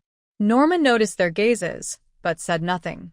She lowered her head, searching for her child's remains by the fire. Scattered bones lay everywhere, mixed and indistinguishable. She only found her child's clothing, a small sheepskin coat stitched with coarse thread, made by her with a bone needle. My child. Norma collapsed to the ground, holding the coat and weeping uncontrollably. The people around her also had tears in their eyes. They were hurting people from the same tribe connected by blood. The Cirque people had burned their tents, killed their cattle and sheep, and captured them all here. Their home was destroyed. Darn the Cirque people. They gritted their teeth in hatred, seeing the charred bodies of the Cirque people in the fire, wishing they could drag them out and whip them again. One person grabbed the charred leg of a Cirque person, wanting to eat it in revenge, but another stopped him. Did you not hear the demon say? Those who eat humans will face divine punishment and go to hell. That person laughed and cried, "Ha ha, hell. They deserve it. These beasts deserve to go to hell." Norma tightly held her child's clothing, hoarsely murmuring, "Did you hear that, my child? They will go to hell. They will not find peace in death. My child, you can rest now." The fire burned out. The herders found other Cirque bodies on the icy beach, stripping them of their clothes, taking weapons, and collecting bags of wheat and dried meat. Darn the Cirque people. They clearly had food. They had food but still chose to eat human flesh. They are the real demons. Dawn broke, and the weary herders wrapped themselves in thick animal furs, moving toward the rising sun. The grassland people possess their own wisdom. They knew the sun rises at different angles in winter and summer, and with the experience passed down from their ancestors, they could find the right direction in the vast wilderness. Under the slanted sunlight, 14 slender shadows moved across the desolate glacier, seeking the east they longed for. Not far ahead, they saw a horse-drawn carriage rushing toward them, a luxurious carriage appearing abruptly on the barren land, seeming unreal. The ground trembled as they paused to watch. Beside the carriage was a fine horse, with a majestic knight sitting on its back. Behind the carriage, 2 reddish-brown horses followed, a man and a woman riding, seemingly attendants to the carriage owner. Norma's breath quickened. Could one of them be her benefactor? Phew, Troy's horse stopped, its forest green eyes watching ahead with caution. Troy, why did you stop? A clear voice came from the carriage, belonging to Ro. Troy replied softly, "There are people ahead." "Cliss, open the curtain." "Yes, my lady." The beautiful maid knelt at Ro's feet, stood up, and pulled back the carriage curtain. Ro turned to look outside and immediately saw a group of ragged shepherds standing on the icy beach. They were moving faster than she expected. Indeed, the northern people were strong. "Troy, go ask them who they are and why they are blocking the way." Ro withdrew her gaze and spoke calmly. All right. Troy urged the horse forward toward the shepherds. Ro watched from a distance as the shepherds knelt to the ground upon seeing the approaching knight. After a few minutes, a tall woman stood up from the crowd. Ro couldn't see her face clearly from so far away, but she suspected it was Norma, the one who had dared to speak to the demon last night. Troy glanced back at the carriage, then lowered his head to speak a few words to the woman before turning the horse around and riding back. "My lady, there is a commoner who wishes to see you. She says you are her noble benefactor and wants to ask you something." Oh, refeignez de surprise. "What does she want to ask?" Troy replied, "I don't know. She insists on seeing you first." They look quite pitiful. "Let's go meet her," Ro instructed. "I've drive the horse." "Yes, my lady." I've cracked the whip and directed the carriage toward the group of commoners. Troy rode ahead to clear the way. The carriage moved in the middle, and Gal and Belia followed behind. They arrived in front of the shepherds. The splendid carriage came to a slow stop, and a lovely young girl jumped down. The shepherds knelt on the ground, cautiously lifting their heads, their eyes curiously fixed on the girl. She wore a dress made of wool dyed with indigo, with a soft and precious linen lining beneath the thick wool. Is she the noble lady protected by the knight? The shepherds thought to themselves, but then saw the girl turn back after getting off the carriage, take a small stool from inside, and place it in front of the door, bending down to extend her hand toward the carriage in a supportive gesture. In the sunlight, a delicate hand rested in the girl's palm, her skin glowing white without a single flaw.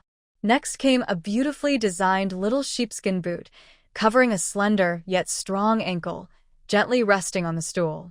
The vibrant yet simple violet dress draped over the sheepskin boot, with lace at the hem resembling daisies blooming on a green meadow, adorned with round pearls and sparkling diamonds, like morning dew reflecting light or the brightest night sky.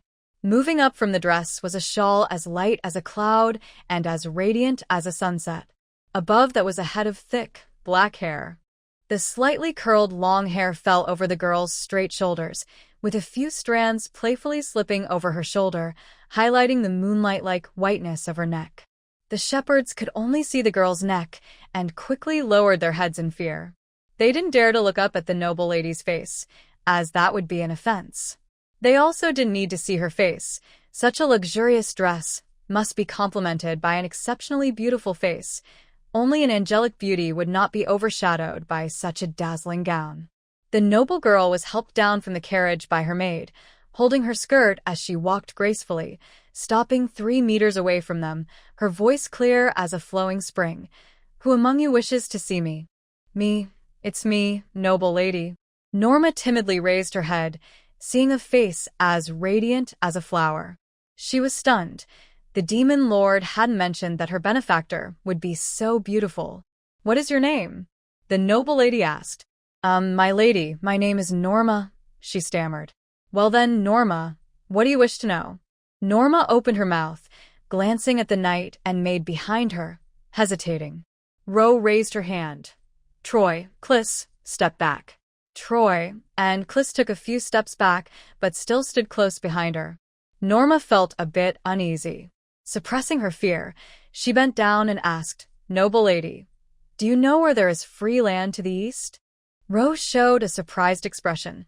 "Free land?" Yes, Norma looked at her hopefully. "There is such a place," Ro smiled, "but I've heard it's the demon's territory, beyond the Nakesai Sea. Perhaps you've heard of its name." Norma's face changed. Could it be the Demon's Sea? Indeed, Ro nodded. Recently, an interesting rumor spread that some mercenaries entered the Demon's Sea and successfully landed on Demon Island. It is said they conquered the undead on the island and established a free city-state there, building houses and roads. Norma's eyes widened slightly. "Noble lady, is this true?" "I'm not sure if it's true," Ro gently explained. "After all, I've never been to Demon Island. However, I heard from my people that they received supply orders from Demon Island. Those people seem to want to stay there long-term. They also seem to have carved a stone tablet, saying they would shelter homeless women and wandering children, taking in the needy and followers of evil gods." "What bold people they are," Ro exclaimed. Norma, however, was very excited. The demon lord had spoken the truth. There really was free land to the east. Demon Island might just be the demon lord's home. She wanted to go to Demon Island. Ro noticed the excitement in her eyes and asked curiously, "Norma, do you also want to go to Demon Island?" Norma quickly lowered her head. No, noble lady. I was just asking casually. I'm sorry to disturb you." "Don't be afraid, Norma," Ro chuckled, covering her lips. "I'm curious about it too. If you really want to go, I can provide you with some support. Just remember to write me a letter when you get there, telling me what it's like and if there really are demons on the island." "Please, Norma, I'm very curious about the mysterious legends there." The girl's sweet voice carried a hint of affection, as if she were teasing her. Norma, who had just lost 2 children, felt her heart soften and suddenly felt a bit choked up. If the child she had given birth to at 15 hadn't died, they would be about the same age as the noble lady before her now. Norma had given birth to 5 children in total after marriage, but only 2 survived, and now none were left. "Thank you, my lady." She wiped her moist eyes. "I will definitely write to you." Ro beamed. Then it settled. "Kliss," she called her maid, "give this lady a bag of coins and some bread." "Yes, my lady." Kliss obediently went back to the carriage to fetch the coins and bread. Ro looked at Norma and said, "Norma, I have a house in the town of Sistar. You can find the owner of the Macaulay Ale House and ask him to take you to my house to rest. You can also tell him when you want to go to Demon Island, and he will arrange it for you." Norma bowed gratefully. "Thank you, kind lady." "No need to thank me," Ro replied with a smile. Just then, Cliss returned with a bag of silver coins and a bag of breadsticks. "My lady?" Give them to this lady." Norma received the generous gift from the kind, noble lady, tears of gratitude welling in her eyes. Such a precious gift. She had no way to repay it, only able to pray for her in her heart, hoping that heaven would bless this kind and beautiful lady. "Goodbye, Norma." Rose smiled at her from the carriage, her fingers lightly resting on the window frame. "I look forward to your letters." "I will. Goodbye, esteemed miss." Norma bowed to bid farewell. The herders stepped aside, watching the carriage and the knight leave.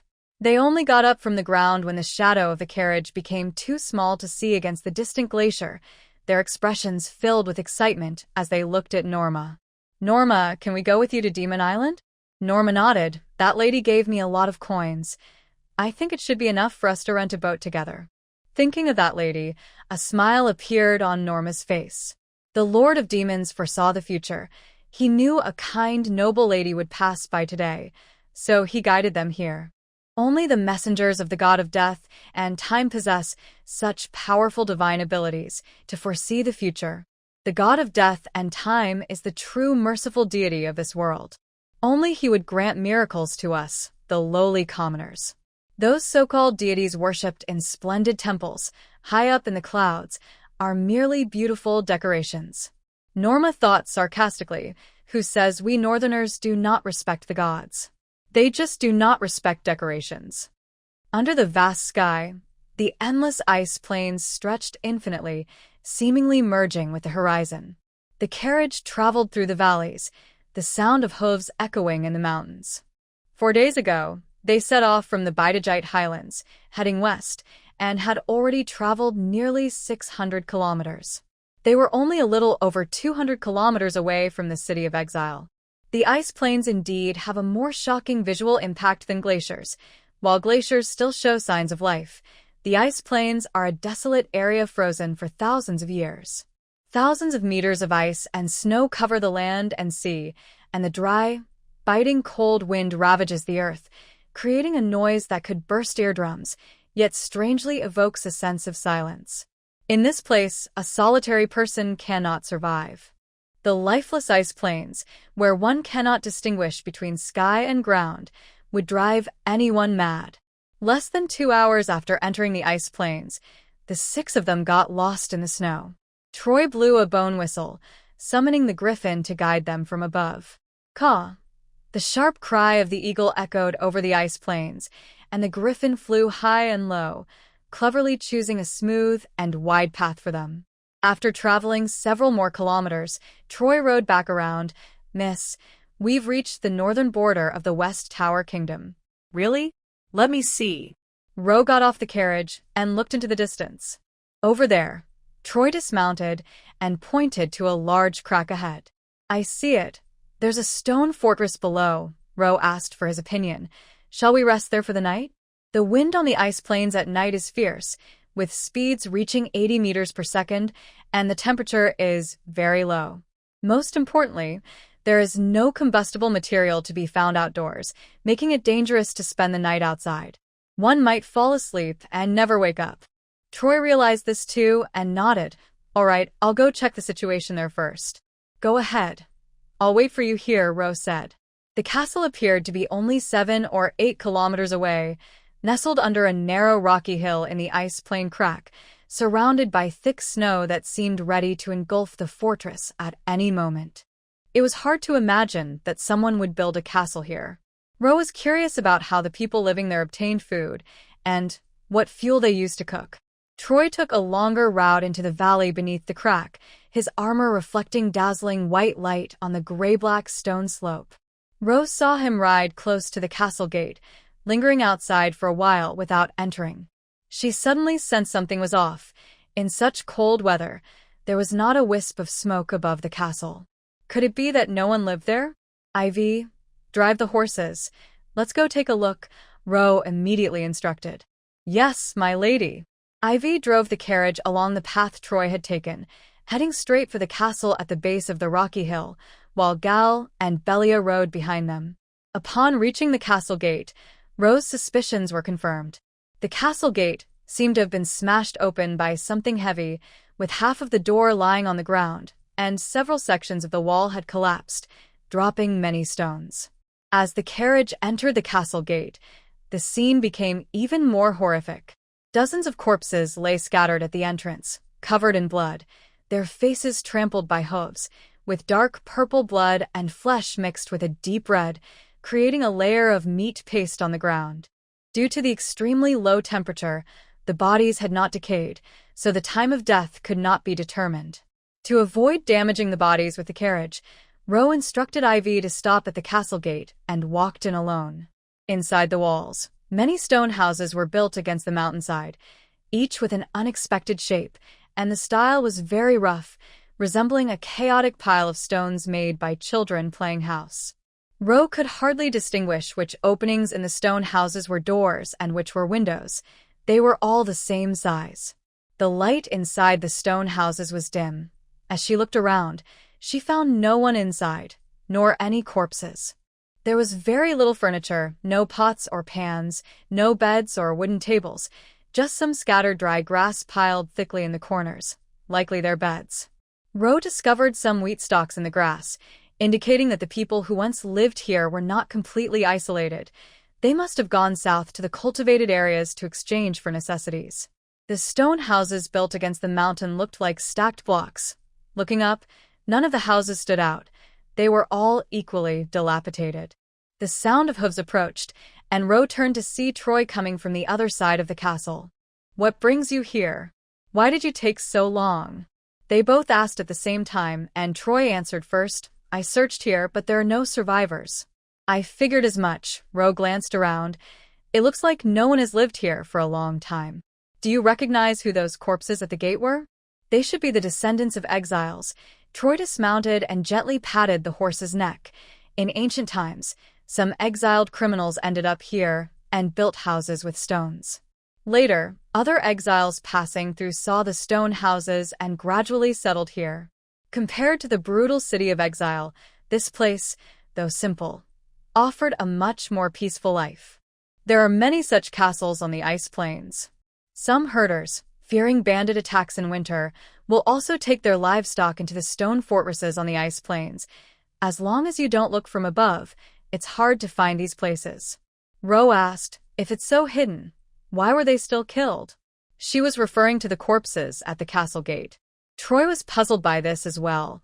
He shook his head, I don't know. Tie the horses to the stones. Let's go explore upstairs. Ro lifted her skirt and began to climb the steps beside the stacked stone houses. Have you checked up there? I didn't look closely. Troy followed her, but the stone houses above have collapsed, so there shouldn't be anyone living there. Shouldn't? Ro sighed. Many times, what should be is wrong. They climbed up on the shaky stones until they reached the top of the fortress, but they still saw no one. There were no bloodstains on the ground, and the stone houses had no leftover food or firewood. It was as if they had been completely ransacked. A few brown-feathered birds circled above, making short, sharp sounds. Snow bunting. What? Troy didn't hear clearly. I said the little birds flying above are called snow buntings. Ro looked up at the birds, smiling. Troy, do you believe there are people here? Snow buntings are birds from the far north, commonly found in tundra and coastal cliffs. They like to rest on bare ground, like the exposed rocks in front of them. But snow buntings are migratory birds.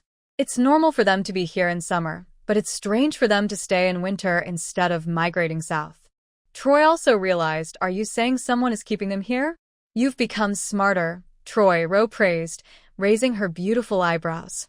Troy's ears turned red. I just thought it was odd that they keep circling here when there's no food on the tundra. Your suspicion is correct. Ro pointed to the stone houses around them. And look at these houses. They're so empty, it's like no one has lived here. Do robbers have the patience to clean this place out so thoroughly? Not a single grain of rice or piece of cloth remained. Such detailed work is beyond what robbers could do. Then where could they be hiding? Troy asked curiously, noting that he hadn't seen a single person in the castle. Where could they be hiding? Rose smiled mysteriously. Only the snow buntings that signal for them might know. She immediately ordered, "Troy, blow the whistle." Oh. Troy blew the bone whistle, and a shadow appeared in the sky. Chirp! A griffin wandering in the distance was called back by the whistle, looking down at the ground. Chirp, chirp. Why are they calling it back? The terrifying creature screeched above, while several snow buntings flapped their gray-black wings in a panic, diving toward the ground. Rose's gaze was fixed on their figures, her face showing a hint of surprise. The snow buntings actually fled under the city gate. It turned out to be true that the most dangerous place is often the safest. The entire castle, indeed, had the weathered soil under the city gate as the best spot to dig a cellar. As long as someone stepped through the gate, those underground would hear the noise. The stones on the mountain were too hard. Without iron tools, it would be difficult to carve. Ro quickly walked down the stone steps and returned to the city gate. She hopped on the stone-paved path like playing hopscotch, tapping the ground with the heels of her sheepskin boots, and found a loose stone slab with a mouse hole in the side. This is it. She turned to Troy and whispered, "Get your sword ready. We're going to explore." Troy drew his sword and nodded seriously. Ro crouched down and called into the space beneath the stone slab, "Is anyone there?" She spoke gently, "We are passing through and would like to stay here for the night. Is that okay with you?" There was silence beneath the slab. Not a sound could be heard. Ro called again, "You don't need to be afraid. I'm not a bad person. We promised to leave after resting for one night." Still no response. Ro felt something was off and stepped back. Troy moved the stone, "But be careful of traps." "Okay." Troy bent down and easily lifted the stone, tossing it aside. A large hole appeared, just big enough for an adult to crawl through. Ro took out her magic wand and lit a small flame, shining it into the hole to illuminate the cramped space below. A pair of brown eyes looked at her in fear, and the next moment, a small boy shrank out of her view. The air in the hole was so foul it was hard to breathe. Ro covered her nose with a handkerchief. "Troy, go down and check. It seems to be a group of children." Troy jumped into the hole, and a chorus of terrified screams echoed from below. "What's going on down there?" Ro extended her magic wand into the hole to light the way for Troy. After a few seconds, Troy's voice came from the hole. "There are 6 children and a corpse." Ro sighed in relief. "Move aside a bit. I'm coming down too." She jumped down with the magic wand, landing on a layer of soft mud.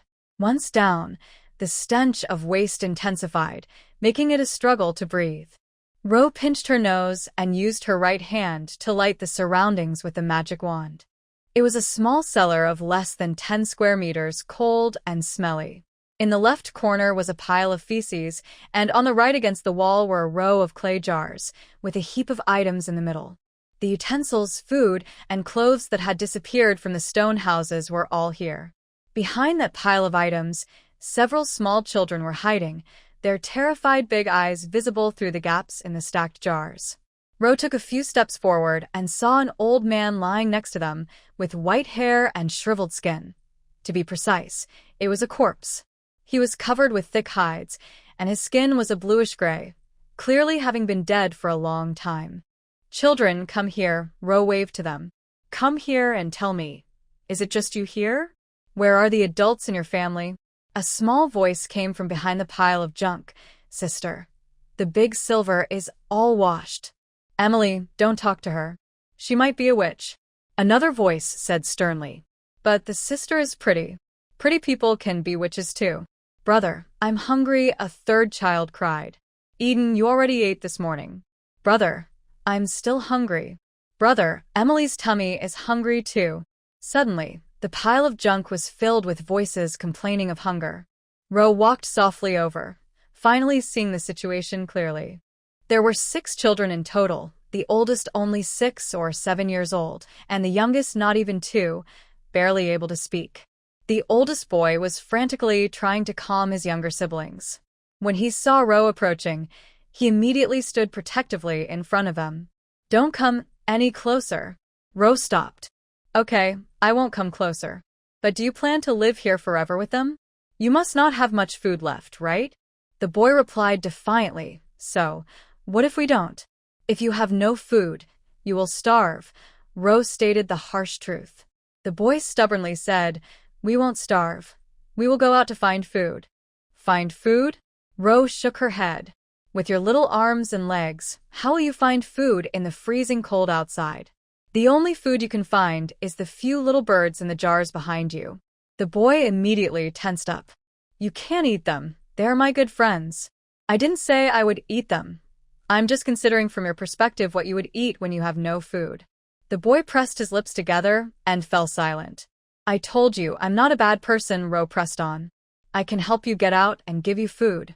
You don't need to treat me like an enemy. I don't believe you. Why would you save us? The boy held his head high. Grandpa Piga said that those who are nice to us for no reason want something from us. We have nothing to give you. Because I am a follower of the god of death and time, Ro showed a compassionate expression. The god says we should save the suffering in the world and help those in need. I save you without expecting anything in return. The boy immediately translated her words. I understand. You want to convert us. Oh, the little head is quite clever. Ro raised an eyebrow. You could say that. The boy became even more alert. What if we don't believe in your god? Ro deliberately said, then I might not be able to save you. Humph, I knew it, the boy scoffed. The god you speak of is a wicked god. A true god wouldn't do this. I won't believe in the god of death and time. I believe in the god of wisdom. Ro's smile faded, her back straightened, and her deep black eyes looked down at him. Wicked god? True god? Little one, why doesn't the true god you believe in come to save you? The little boy was confused by her question. Why didn't the god he believed in come to save him? That's because there are too many people who believe in him, the boy clumsily argued. There are so many suffering people in the world. How could God save everyone? Oh, Ro replied, sounding puzzled. But isn't God all-powerful? How could God not save people just because there are many who suffer? And your benevolent God allows the world to be like this? How can there be so much suffering? The boy struggled to find an excuse, because they all have sinned. Sinners will be punished by God. They need to repent for their sins. Ro scoffed, so you have sins too? Have you repented? What have you done wrong? The boy looked bewildered. He didn't even know where he had gone wrong. Ro continued, your relatives were killed by others. Is that also because they had sins? The little ones behind you are starving. Is that because of sin? The boy shouted, the priest said we are born with sin. Ro stared at him. A baby, with no past or future. Tell me, why would it have sin? The boy was left speechless. Why would he have sin? Why would a baby have sin? The priest said it was because their birth caused the Creator God to die, so their existence is original sin. But why didn't God, who was also born from the remnants of the Creator, have sin? The boy believed in the God of wisdom. He wanted to be a hero like Audric, thinking that having wisdom would solve all problems. But now he realized he wasn't smart at all. He couldn't even understand why people had sin. He thought hard for a long time before suddenly realizing, I have no sin, right? Ro raised an eyebrow. You have some sense. You haven't been completely brainwashed. She reached out her hand to the boy. Come here. With a head like yours, the god of death and time wouldn't even look at you. Don't worry, I won't take anything from you. Just as you said, you have nothing. I simply want to show kindness. The boy hesitated but took a step forward, then turned to look back. 5 pairs of bright eyes looked at him trustingly. They were so small they couldn't even climb out of the cellar. Finally, the boy made up his mind and turned to Ro. Okay, we'll go with you. Wise choice, Ro said. She withdrew her hand and called out, Troy, carry them all out. Okay. Troy strode over. Moments later, a row of small children stood at the castle gate, their little faces red from the cold, next to a tall knight standing straight like a poplar, looking serious, as if on guard. Ro couldn't help but laugh at the sight. Troy, You look like a bad soldier stealing children. Troy pressed his lips together tighter. He didn't like the kids. When he had carried them earlier, a 3-year-old boy had peed on his armor out of fear. Rose stopped teasing him and turned to command. Clarice, check how many soft cakes are left in the cart and bring some out for these kids. Yes, master. The liar, Gal. Go to the stone house and bring out some hay to start a fire for warmth. Yes, master. After giving her orders, Ro looked at the boy. Who is the body down there to you? How do you want to handle it? That's Grandpa Pigu, the boy said, tears in his eyes. He is our leader. I don't want him to be dead. Can we let Grandpa sleep forever? Yes, Rose squatted down to look at him. Little one, what's your name? My name is Yag Augustus. Augustus. Troy suddenly spoke up. Ro looked at Troy. What's wrong? Augustus is the name of the god of wisdom, Troy said with a complicated expression. Descendant of the god of wisdom. Royal blood? Ro questioned. Troy replied, no. Most of the royal family in the West has the surname Audric, not Augustus. There aren't many followers of the god of wisdom. His number of believers is even less than that of the god of thunder and the god of fire. It's just a surname. It could be a coincidence. Ro turned back to the boy. Yag, do you know what happened in the castle? Yag nodded, gathering his courage to recall. Many days ago, Grandpa Pigu was teaching us to read when a group of bandits rushed down from the mountain. That day, the old leader was playing with a group of children at the city gate when a sentinel suddenly reported that a group of bandits had appeared outside. Grandpa Pigu hid them in the cellar, and they listened to the fierce sounds of battle outside. The bandits rode into the castle, stabbing villagers with iron spears. Nearly half of the almost 100 people in the castle died under the bandits' hooves.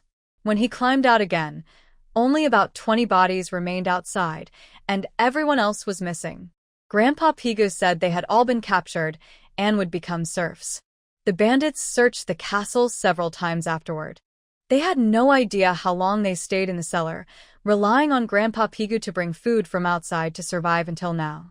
But Grandpa Pigu had also died not long ago. He starved, but the other children didn't know. They didn't even know what death was. They only knew Grandpa Pigu had fallen asleep. Yag wiped his tears. That's all I know. I've never left the cellar. The stone slab was too heavy for him to push open. Gal started a fire, and everyone sat by the flames, falling into silence. Ro was deep in thought. What kind of bandits had strong horses and iron soldiers? The Sikos had robbed so many villages but couldn't collect a few iron swords. Why were the bandits here so wealthy? Unless they weren't bandits at all, but a well-trained army. Ro raised her eyes and met Troy's secretive gaze. They both understood in an instant. It was no longer rare for the kingdom's army to pretend to be bandits, robbing border villages to fill their military funds. It was clear whose army was closest to the West Tower Kingdom. Troy, Ro said, please take a trip soon and send them to Sistar with the Griffin. These children definitely couldn't travel long distances across the icy plains with them. They were too thin and needed to replenish their nutrition quickly. Okay. Troy nodded.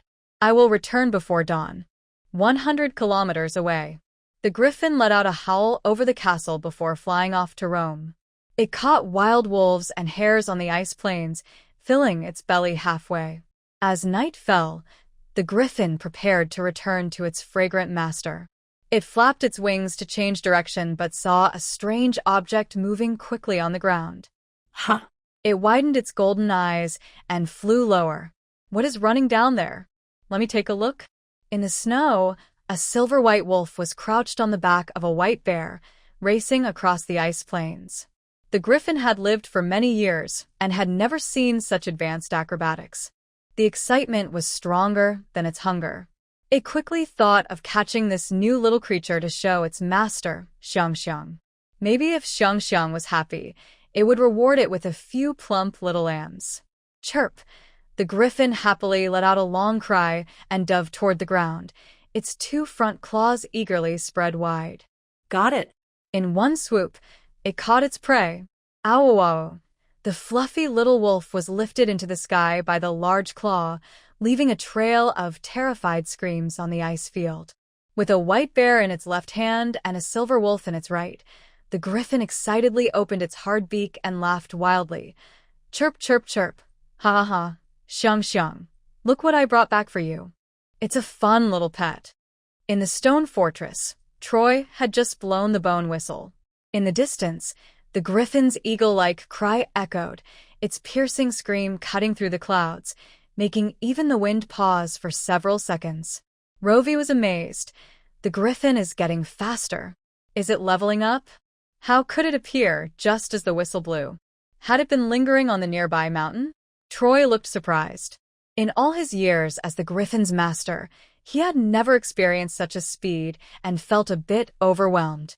The two looked up at the sky and saw the griffin swoop down like a shooting star, smoothly landing in front of them. Chirp, chirp, chirp. Chirp, chirp, chirp. The griffin landed on its hind legs, stood tall, and hopped over to Rovey, holding a chicken in its left claw and a duck in its right, swaying them back and forth. Chirp, chirp, xiang, xiang. Look at the good stuff I brought you. Chirp. Catch it quickly. It dropped the two white bundles on the ground, used its thick paws to push them toward Rovey, tilting its head to look at her like it was presenting a treasure. Rovey slowly opened her eyes wide as she recognized what it had thrown. She swore she had never seen such a ridiculous scene in her 20 years of life. A griffin with an eagle's head and a lion's body had brought her a polar bear and a polar wolf. The polar bear was curled up in fear, looking like a big dumpling, with its long snout and paws tucked into its belly, leaving only two scruffy, white ears visible. The polar wolf, still a cub, looked fluffy, with its white fur blown to one side by the wind, resembling a piece of soft seaweed. Rovey. Griffin, she said gently, I don't want to eat bear paws or wolf meat right now. How about you put them back? In her past life, this would be harming protected animals, and she would end up in prison. Chirp, chirp, chirp. The griffin understood her words and quickly explained. It wasn't food for you. It's for you to play with. Chirp, chirp. But if you want to eat, that's fine too. Rovey didn't quite understand. Are you saying we should cook it for you to eat? Awa. Awa. Awa. The little silver wolf suddenly howled, its voice so sharp and panicked that it sent chills down her spine. So strange, Rovey leaned back tactically. How did she hear a mix of familiarity, sorrow, pleading, and embarrassment in the wolf's howl? She didn't understand the griffin's calls, and she understood even less of the wolf's. Rovey looked at Troy for help. Do you know what they're saying? Troy wasn't sure. The griffin seems to be saying it wants you to play. As for the silver wolf's howl, he didn't know. Maybe it was calling for its mother? Play with me. Rovey hesitated. That bear was bigger than her. What was she supposed to do, get squashed by its paw? The griffin seemed to sense her hesitation and suddenly grabbed the little wolf, giving the big dumpling bear a tap on the back, making excited chirping sounds. Look, xiang xiang, quickly look. They were just running around on the ground. Not satisfied with the bear not moving, the griffin used its claws to prod it, wanting it to perform for its new master. Chirp, chirp, chirp. Run. Why aren't you running? Hurry up and run. It kicked the bear with its strong lion leg, puzzled as to why it wasn't running like before. The bear was frozen in place, lying stiffly on the ground, tucking its head in like a turtle hiding from danger. It's saying, to let the bear run? Troy translated with difficulty, is it asking for the wolf to ride the bear? The silver wolf let out a soft ah, lying on the bear's back and burying its face in its paws. Rovey oddly sensed a hint of embarrassment from its body language. Wait, silver wolf, polar wolf, those trembling ears. Could it be an ice-field wolf? Rovey cautiously stared at the little wolf, and sure enough, she saw its ears tremble again, its fluffy head burrowing deeper onto the bear's back. Oh no! The griffin had brought her classmate. Rovey remembered that Gladys once said she wanted to ride a bear at school, but the principal wouldn't allow it. Gladys? She called out tentatively. The silver wolf remained silent, and judging by its stiff back, it was already mortified. Rovey glanced at Troy, took a few steps closer, and whispered to the silver wolf, Gladys, I'll carry you into the carriage to talk. If you agree, don't resist, okay? The silver wolf wagged its fluffy tail and let out a low sound. Woo. Rovey understood this as agreement. She gently picked up the little wolf and gave Troy a look. This little wolf is a bit cold. I'll carry it into the carriage to warm it up. You keep an eye on the bear and make sure it doesn't harm the kids. Troy glanced at the bear, which was frozen in fear, and 3 question marks popped up in his mind. At this point, could it still harm anyone? And that silver wolf, with such obvious magical energy, he couldn't miss it. Did Rovey really think he was a fool? Troy felt frustrated, holding back his breath as he sat by the fire. He realized that Rovey used to avoid him when doing bad things, but now she didn't even try to hide. Today, when she pretended to be a dark god to deceive those kids, he was right there, and she acted like he didn't exist. Did she really trust his intelligence that much? On the other side, Rovey dismissed Eve and climbed into the carriage with Gladys.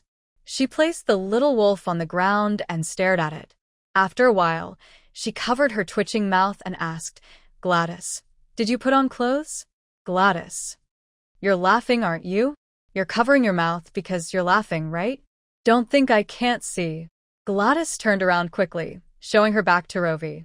"Rovey, I misjudged you, you're bad." Her cold voice carried a hint of embarrassment, making it hard to tell she was just a young wolf still shedding its fur. "Your griffin is awful," Gladys said angrily.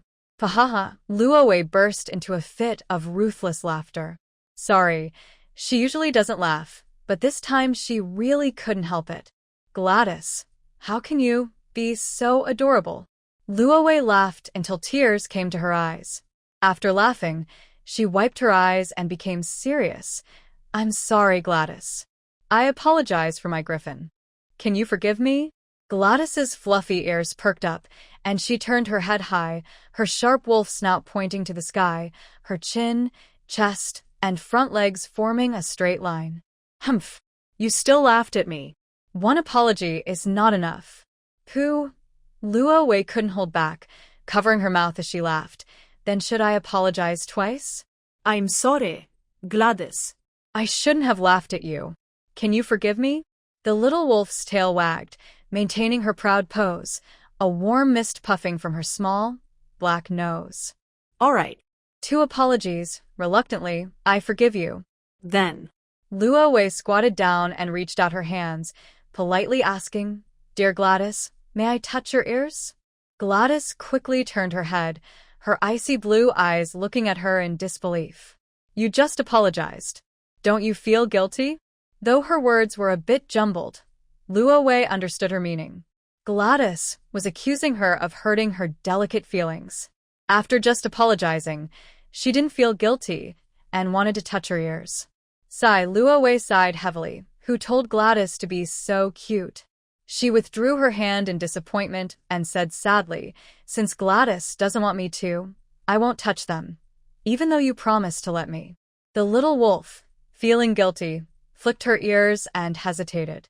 She raised her snowy white paw and turned around, stretching her fluffy head toward Luo Wei's hand. "Here, you can touch. Gladys, keep my promises." Luo Wei laughed through her tears, and her mischievous hands went to work, ruffling the little wolf's soft head. Knowing that animals' ears are sensitive, she didn't press too hard and avoided her ears while rubbing her head. The little wolf, who hadn't shed her fur yet, was all soft and fluffy, very comfortable to touch. After rubbing her head, she gently scratched Gladys's ears with her fingers. "All done? Thank you, Gladys." Gladys's ears twitched, and her voice became softer. "And no problem." Luo Wei was surprised to see that the little wolf was actually blushing. Even through a layer of white fur, she could see a hint of red. She didn't expect Gladys to look so aloof in human form, but be so shy. Feeling embarrassed under her gaze, Gladys stepped back and changed the subject. "Luo Wei, how did you come to the ice fields?" "I came to see the scenery," Luo Wei said. "I came out from the Beast Mountain and happened to wander here." Gladys looked puzzled. "The Beast Mountain is so far away. Is it really just a coincidence?" "It's not far. It only takes half a day by Griffin." Gladys replied. "Oh. And you, Gladys? How did you meet the Griffin?" Luo Wei asked. "It's all my brother's fault and the headmaster's," Gladys said angrily. The headmaster wrote a letter to complain, and my brother took me to school and wouldn't let him take me. Luo Wei asked, so you secretly ran away by yourself? Yeah. Gladys nodded. I shrank down and rode Frost. Frost, is that the white bear? Yes. Luo Wei covered her face. A big polar bear with that name was quite strange. She continued, so you just rode it out without any clothes? Gladys lowered her head, nervously shifting her paws. I had a bag with clothes, but my brother chased me and took it away. Luo Wei suddenly imagined a little silver wolf carrying a bag while riding on a white bear, and a smile appeared on her face. So cute. She wanted to hug her. Luo Wei controlled her strange feelings and asked Gladys, I have a few sets of clothes I haven't worn. Do you want a set? Yes. Gladys eagerly replied, wagging her tail. Thank you, Luo Wei. You're a good person. Giving clothes makes you a good person. The little wolf is so innocent. Luo Wei sighed in her heart. She found a loose outfit from her box and gave it to Gladys. Gladys was taller than her, so the loosest clothes Luo Wei had would fit her just right. Gladys placed her paws on the clothes and thanked her again. Do you want to put it on now? Luo Wei turned around. I won't look. You can change. It's okay if you look. You're a girl, Gladys said slowly, but I can't wear it now. They will be scared. Then I'll find a small bag to put it in. Luo Wei rummaged through her box, found a small cloth bag, tore off a strip of cloth, and tied it to make a small backpack. Do you want me to help you put it on? She asked Gladys. Okay. Gladys nodded, her soft fur bobbing. All right, lift your right paw, then your left paw. Luo Wei threaded the straps through her front legs, adjusting the position so the bag sat in the middle of her back. Is it tight? Not tight. Gladys shook her ears. Good. I'll let the griffin take the bear away. Be careful on your way, Luo Wei said. Gladys looked up, puzzled. Luo Wei, aren't you going back to Sharia? Of course I am. Why wouldn't I? Gladys said, there are only 5 days left. We can go back together. Luo Wei hesitated for a moment and slowly nodded. All right. It seems like going to the exile city doesn't have much meaning anymore. If she returns too late, she might miss the start of school. Her purpose in the north was to gather some free labor, and she had already collected quite a bit along the way. If she got more, her wallet wouldn't hold up. Sigh, it's a pity she didn't find many strong laborers. Most of those she found were old, weak, or sick. Better than nothing. You wait in the carriage for a bit. I'll step out. After telling Gladys, Luo Wei got off the carriage and walked toward Troy. She definitely couldn't take so many children back to Sharia. Xing Luo couldn't accommodate that many people. Luo Wei asked Troy to first take Jaeger and the others to Sistar, and then come back to take her and Gladys to Sharia. Okay. Troy agreed and let the griffin lower itself to pick up all 6 children. When it got to Jaeger, he was reluctant. I want to follow you. Jaeger stubbornly looked at Luo Wei. You said you would take us away. You didn't say you would hand us over to someone else. Luo Wei smiled. Little guy, I only said I would save you, not that I would keep you by my side all the time. Tell me. She leaned on her knees and bent down. Don't you think I'm hypocritical? You didn't want to believe in the gods of death and time. Why do you want to follow me? Because you are strong, Jaeger said, his brown eyes shining as he looked at Ro. You are amazing, and I want to follow you. She seemed very smart. Despite being so weak, she could command many people to work for her, just like a wise person.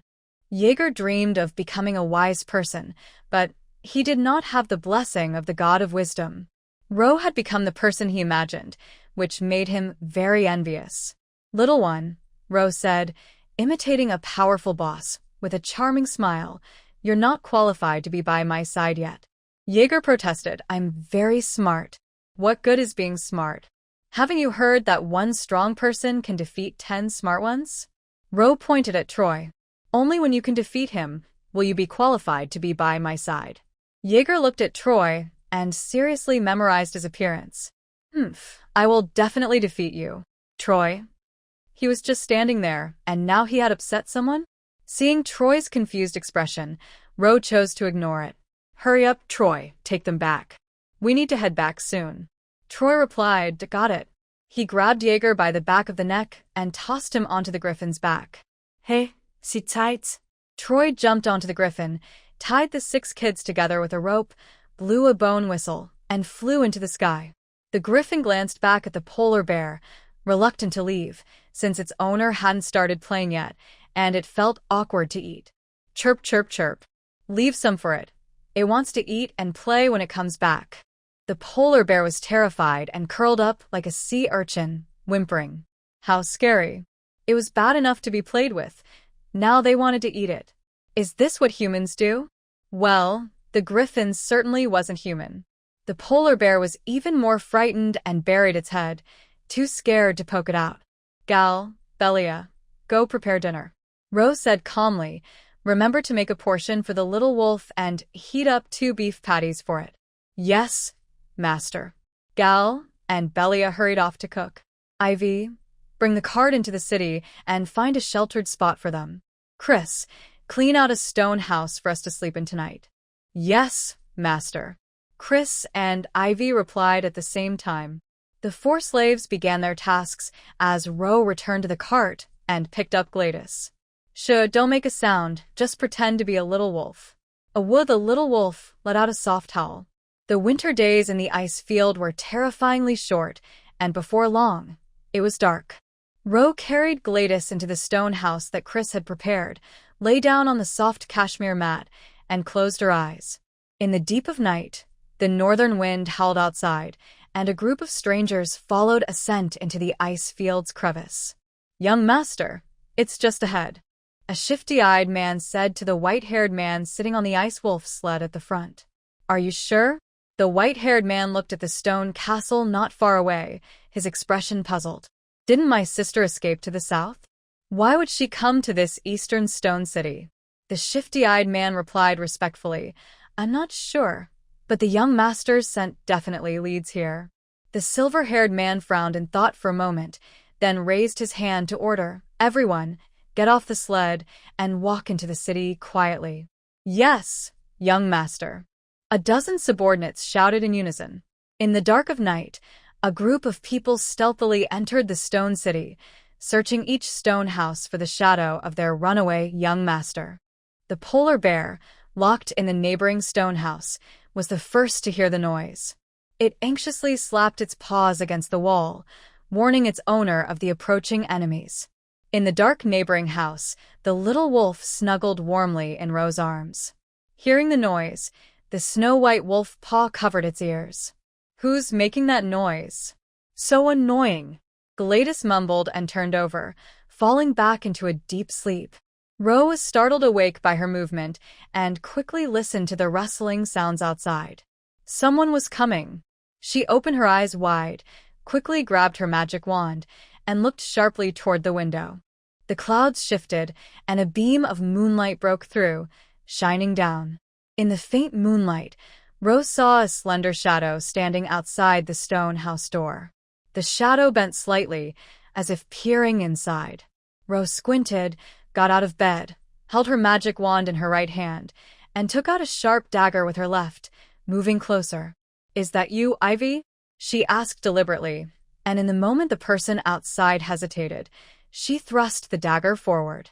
Clang! With a clear sound, Chris's carefully hung windbreak cloth was pierced by a sword. Rose's dagger clashed with the opponent's sword, producing a ringing sound. The cloth tore, and through the small gap, Rose saw a face that resembled Gladys's by about 70%. She paused. Who are you? The other person reacted faster than her, quickly retracting the sword and apologizing. Sorry, beautiful miss. I didn't mean to disturb your rest. Let me introduce myself. My name is Reginald, the young master of the Ice Wolf tribe. I'm here to find my sister, Gladys.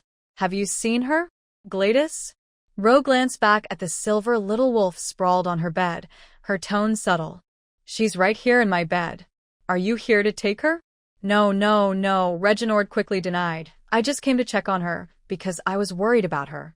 Ro stepped outside, her magic wand igniting a flame. You're her brother? Reginald looked surprised at her action. Miss, you are? My name is Ro. I'm her classmate, Ro paused, and also her friend. Reginald smiled with relief. Gladys has mentioned you. Thank you, Ro, for being her friend. Gladys is straightforward and cute. It's my honor to be her friend, Ro said modestly. Reginald shook his head. I still have to thank you, Miss Ro. Gladys doesn't speak much, and the other kids in the tribe often cry when they see her. Her peers don't like to interact with her.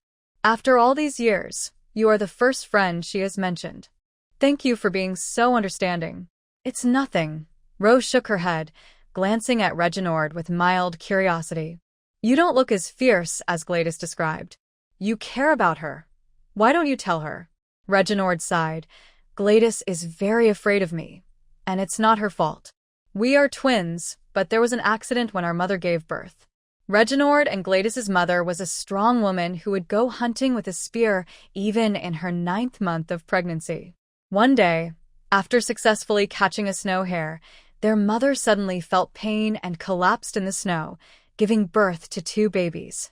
Reginald was a normal baby, but Gladys was born as a little wolf. She awakened the special bloodline of the ice wolf tribe and reverted to being an ice wolf. But their mother didn't know she was having twins. In her dazed state, she thought she had only given birth to Reginald.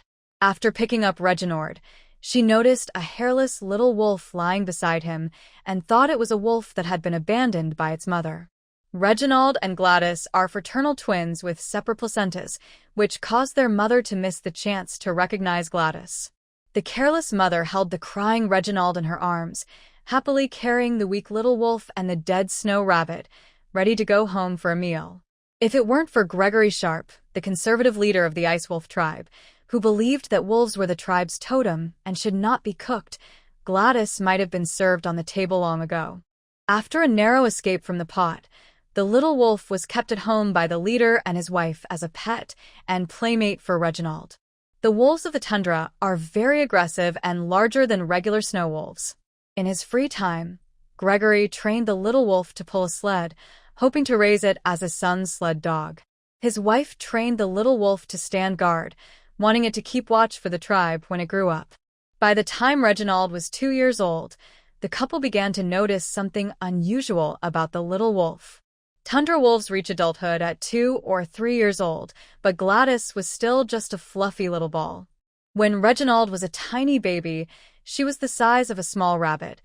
Now that Reginald was nearly a meter tall, she was still only as big as a rabbit and hadn't grown much. Though puzzled, the couple didn't suspect that the little wolf might be a throwback to a human ancestor. They thought perhaps it was due to a lack of meat in her diet. Reginald loved the little wolf, and the couple couldn't bear to get rid of her, so they kept feeding her meat, hoping she would grow strong. In the harsh tundra, the slowly growing little wolf had no ability to protect herself, which was dangerous. However, the little wolf didn't understand their concerns and was very picky, only eating 3 pounds of meat a day before refusing more, which frustrated Mrs. Sharp, who chased her around trying to feed her. The little wolf resisted fiercely and wouldn't open her mouth. Mrs. Sharp picked her up, pried open her sharp jaws, and had Reginald spoon-feed her bits of meat. Mrs. Sharp knew to start slowly and wouldn't feed her too much at once. On the first day, she only gave her half a pound, then increased it to a pound the next day, and after 10 days, it became 10 pounds. The little wolf's belly became round and bloated from overeating, causing her to have indigestion, so she could only run around the yard to burn off the excess energy. Seeing the little wolf so lively and strong, Mrs. Sharp believed her feeding method was starting to work. She quickly chopped up a large bowl of mutton, held Gladys in her arms, and let Reginald continue to feed her. After being stuffed with raw meat, Gladys became frantic, kicking her legs and finally held out human words due to the confusion caused by her mother and brother. The word "no" left Mrs. Sharp stunned, unable to respond for a long time.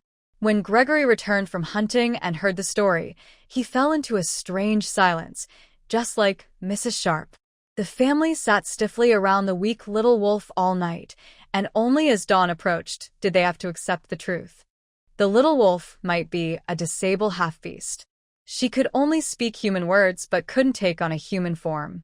Perhaps that was why she had been abandoned by her mother at birth. At this point, they still didn't realize that the little wolf could be their child. Later, when Gladys turned 7, her front legs were not agile, and she couldn't snatch a chicken leg from her much taller brother. Frustrated, she transformed into a little girl and ran to complain to the leader and his wife. When the couple saw the girl's resemblance to their son, they nearly had heart attacks from the shock. After raising the little white wolf as a pet for 3 years and as a disabled werewolf for 4 years, they discovered she was their biological daughter, who wouldn't go crazy in their shoes. The leader pounded his chest in despair, and his wife wept bitterly as they held Gladys and cried. Thinking of the suffering their little daughter had endured over the years left them choking with grief. They named their daughter Gladys, meaning princess, intending to raise her like one. However, Gladys had been raised as a wolf for too long, and many of her habits were different from humans. She spoke poorly and would howl when anxious. It took them great effort to change her howling habit, but other things couldn't be changed. Reginald sighed. The Ice Wolf tribe has been around for thousands of years, and our ancestral bloodline has long been lost. If Gladys hadn't been born, we wouldn't even know our ancestors were werewolves. Werewolves are different from beastmen. Beastmen are a wise race, like dog and cat beastmen, while werewolves are descendants of the wolf god. The wolf god is an evil deity, and werewolves are also embodiments of evil. In many folk tales, werewolves are depicted as brutal, bloodthirsty, and ugly dark creatures. They were hunted to extinction long before the nomads landed in the West. Who would have thought that the Ice Wolf tribe still retained a trace of werewolf blood and gave birth to a throwback werewolf 2,000 years later? Although the Ice Wolf tribe is strong and not afraid of protecting Gladys, the leader and his wife still worry about what would happen if they were gone and their daughter was bullied. I suggested that instead of relying on others, we should rely on ourselves and send Gladys to a magic academy to study magic. Werewolves naturally resonate with the element of lightning. If Gladys can become a powerful magician, her father and mother won't have to worry all the time. Reginald, acting as the older brother, took on the role of a concerned father. We thought about it for a long time before deciding to send Gladys to the Sharia Magic Academy. Gladys doesn't like school. I had to tie her up to take her to Sharia. That's probably why she's afraid of me. Rovey. She thought it might not be worth mentioning, but she believed Gladys wouldn't be afraid of him just because of that small incident. Moreover, after Reginald's lengthy explanation, concluding that Gladys was afraid of him because she didn't want to go to school was hard for her to accept. She preferred to believe it was because he had force-fed her meat as a child, leaving her with a psychological scar. Poor Gladys. Rovey glanced back. They had talked for so long, yet they hadn't woken the little wolf inside.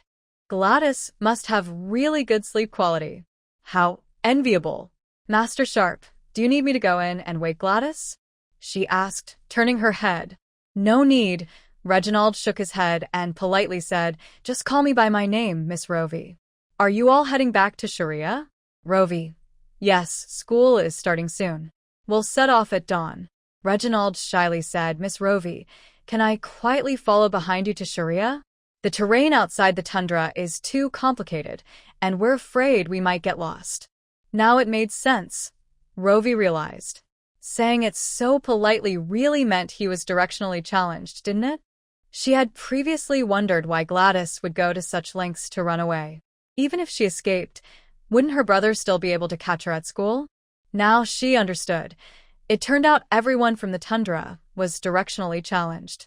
Sorry, I can't make decisions without Gladys knowing, Rovey said apologetically. Let's wait for her to wake up, and you can ask her yourself. Reginald felt disappointed, but he also had a hint of admiration for her. Rovey respected her friend and did not make any decisions about Gladys on her own, even though he was her brother. When Reginald heard Gladys mention her princess friend who knew she was a werewolf and didn't dislike her, he had his doubts. How could anyone not be afraid of werewolves, especially a noble princess? That girl named Rovey must have some ulterior motive regarding Gladys. But after meeting Rovey tonight, he realized how ridiculous his suspicions were. From their brief interaction, it was clear that Rovey was a clever, strong, wise, brave, and responsible girl. With her status and abilities, she had no need to deceive a silly werewolf girl. Even if she did have a motive, it would be an honor for Gladys to be involved with someone like her. Reginald believed Rovey was a smart and honest person. If she wanted something from others, she would surely offer something in return. She looked like an angel. A true angel. Pure and kind. "No need to apologize, Miss Rovey. It's my fault for not considering everything," Reginald said as he took his leave. "I plan to travel overnight to get to Sharia early, and would appreciate it if you could inform her of this bad news." Rovey nodded in agreement. Soon, Reginald left the stone castle with his subordinates. Rovey closed her eyes and listened to the sound of the wind. After a while, a smile appeared on her face. She could hear the sound of sleds gliding over the snow very clearly, but they hadn't made such a loud noise when they arrived. She opened her eyes, extinguished her magic wand, and turned to walk into the stone house. The world is vast, but sleep is the most important. Anything can wait until tomorrow. The next day, white light streamed through the window cracks, gradually brightening the dim stone house. Gladys woke from her dreams, stretched, and suddenly froze. How did she end up in Rovey's arms? Gladys felt extremely embarrassed. She held her breath and quietly slipped out of Rovey's embrace, lying down in the cold cashmere blanket beside her. Rovey had just woken up, turned over, and opened her eyes to see Gladys, lying stiffly. A smile flickered in her eyes. "Good morning, Gladys." The little wolf pretended to be groggy, opening her eyes with a slightly hoarse voice. "Good morning, Rovey." "Get up quickly." Rovey sat up. "We need to get going." "Okay." Gladys reluctantly climbed out of bed and jumped to the floor. "By the way, your brother came by last night," Rovey said casually. "He was worried about you and wanted to join us to Sharia." Gladys asked nervously, "Bad brother, is he outside?" "No, I refused him. He was very gentlemanly and didn't pressure me. He left last night, saying he would wait for you in Sharia." Gladys sighed in relief. Her brother definitely wouldn't reach Sharia in less than half a month. Last time they went to the academy, they had set off a month in advance and almost missed the registration time. Not long after dawn, Troy and the Griffin returned. He had restocked supplies in Sistar Town, buying a few bags of charcoal and flour so they could keep warm and cook on the road. As the carriage left the stone castle, the group climbed the gentle slope at the end of the crack and headed south across the ice field. Deep tracks were left in the snow, along with hoof prints stretching into the distance like buns. Rovey lifted the carriage curtain, looking back at the marks they left on the ice field, her smile growing wider. Reginald was a perceptive person. She didn't mind giving him a little convenience. Arriving early or late was still arriving, nothing serious. When they reached the edge of the ice field, Gladys jumped onto Frost's back and urged him to return to the Ice Wolf tribe. Going further meant entering the West Tower Kingdom, where the villages would gradually increase, and Frost might scare people, so it was better for him not to accompany them. Traveling from the West Tower border to Sharia would take about 7 or 8 days on horseback. Rovey and her group traveled day and night, changing horses at every town, cutting the 8-day journey down to half, and arriving in Sharia the night before school started. When they reached the outskirts of Sharia, Rovey placed the little wolf with the backpack into the mountains, calling it a release. A few slaves didn't suspect anything. They knew their master was a kind person. However, Troy looked at Rovey, wanting to say something but holding back, bringing the northern snow wolf to the south for release. His employer had once again insulted his intelligence. That evening, upon returning to Starfall residence, as the carriage approached the courtyard gate, Rovey heard the sound of a baby crying. She blinked, recalling that half a month ago, she had sent Hall and the others to bring back a baby. She wondered how Bella had been managing and if she had experienced the joys of motherhood. "Is that a carriage? Is it the lady's carriage?" "That's Troy ahead, miss." "It must be the lady returning. The master is back." What? Thank goodness. The master has finally returned. The gates of Starfall residence swung open, and a large group of people rushed out. Roman ran ahead, jumping high with excitement, peeking into the carriage. Roxy followed closely, her calm face showing a hint of suppressed excitement as her eyes brightened while looking at the carriage outside. Bella, holding the crying Roland, hurried out with a group of male and female servants to greet them, while Tom squeezed in among them, eager to jump out. The carriage stopped outside, and Clarice jumped down, setting up a small stool at the door. Rovey was helped down by her. Miss. Roman cheered, "You're back. Welcome home, Master." A dozen servants stood in 2 equal rows at the gate, bowing in unison to Rovey. This was a ceremony Bella had learned from the city's steward, practiced for a long time, just waiting for this moment to be put into action. Bella handed Roland to a maid behind her and stood gracefully in front of the group of servants, looking expectantly at Rovey. Did the master notice her progress? Did the master like it? Rovey. What could she say? In a normal world, she would have already socially died at this moment. "Bella, you've worked hard," Rovey said with mixed feelings.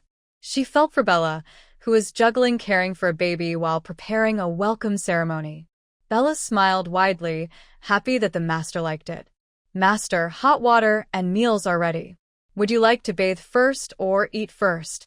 With the opening of Sharia Magic Academy approaching, Bella had instructed the servants every day to prepare everything the master would need upon her return, keeping hot water ready and making plenty of desserts, just in case she returned and needed them. "First, take a bath." Luo Wei had been on the road for 4 days and hadn't bathed during those days on the ice, so it had been almost 9 days in total. She felt disgusted with herself. "Okay, Master." Bella asked the maid to prepare the bath and towels while she stayed to handle the remaining tasks. "Master, who are these people?" Bella looked at the 4 young people behind her. There were 2 boys and 2 girls, all looking charming and not like servants, yet they were doing servant work. Were they the ones the master bought? Luo Wei lifted her skirt and walked in. "I bought these servants in the north. You can arrange them as you see fit." So they were indeed bought, and Bella felt a surge of caution. Her master was still young and shouldn't be harmed by these little charms. "There are no empty rooms in the side building, so I can only arrange for them to stay in the newly built small house in the backyard. What do you think, Master?" Bella slyly assigned them to a place farthest from the master's bedroom. "That's fine, just do what you think is best." Luo Wei hadn't been back for a month and was unaware of the new changes in the yard. She had secretly established a ceramic kiln in the backyard. To be safe, before leaving, she had asked Troy to buy a large piece of land next to Shingler residence to build a factory and a wall to block outsiders' views. In a month, the new factory should have been completed. After a long trip, both the outside factory and the home factory were spending money. She wondered how much liquid capital she had left. Thinking of this, Luo Wei asked Bella, "Have you organized this month's household expenses? The monthly report from the Icegale Dessert House, and the ceramic transaction records?" Bella quickly replied, "Yes, I've organized everything. Teresa sent the store's report 2 days ago, and I placed it in your study. Would you like to see it now?" "No, I'll look at it later." After speaking, Luo Wei went to her private bathroom to prepare for a bath. The maid carried the wooden tub and poured the warm water into her oversized bath, adding a layer of flower petals. The bathroom was filled with steam, and a pleasant fragrance filled the air. Luo Wei took off her clothes, stepped onto a small wooden ladder, and sat in the tub, feeling the warm water envelop her like a hot spring. It had been a long time since she felt this comfortable. She leaned back against the warm tub, closed her eyes, and let her mind go blank. The tension in her nerves suddenly relaxed, making her feel drowsy. "Call me in 10 minutes. Luo Wei told the 2 maids holding towels and clean clothes, allowing herself to sink into relaxation. On the other side of the main building, several male servants carried a tub into Troy's bedroom but left after setting it down, as Troy didn't like being attended to. He closed the door, took off his cloak, and his curly red hair was exposed to the steamy air, looking like wet red silk. There was no mirror in the room, so Troy glanced at the water surface. The steam made his reflection blurry. With a soft thud, he placed an iron mask on the stool beside the tub. Troy undressed, revealing his strong back and firm muscles, and stepped into the tub. The rippling water faintly reflected a twisted black totem. Troy closed his eyes, shrank down, and submerged his head in the water. His red hair floated in the water like a bunch of vibrant seaweed. After her bath, Luo Wei put on a robe and went downstairs to the dining room. The kitchen maid had already set the table, and Chris, dressed in fresh clothes, stood by the table and served her a bowl of warm chicken soup. After traveling for so many days, Luo Wei felt very tired and had little appetite. She finished the soup, ate a few bites of food, and instructed the maid behind her, "Clear the table, I'm done." Chris promptly handed her a napkin. "Master." Luo Wei wiped her mouth with the napkin, stood up, and went to her study upstairs. The first thing she looked at was the report from the Ice Guild Dessert House. This month, due to the holiday at the Sharia Magic Academy, the store lost nearly 90% of its noble customers and profits plummeted to less than 1/5 of what they used to be. How could they still have 1/5 of the profits after losing so many customers? Luo Wei puzzled over the parchment and found the reason on the last page.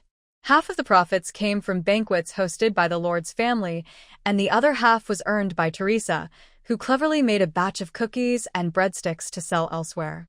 Teresa was quite a business-minded store manager. Luo Wei tapped her fingers on the table, contemplating whether to open a few branches in the royal cities of other countries. In 6 months, the Sharia Magic Academy would have another 2-month practice holiday, and then the Ice Guild Dessert House's profits would drop again.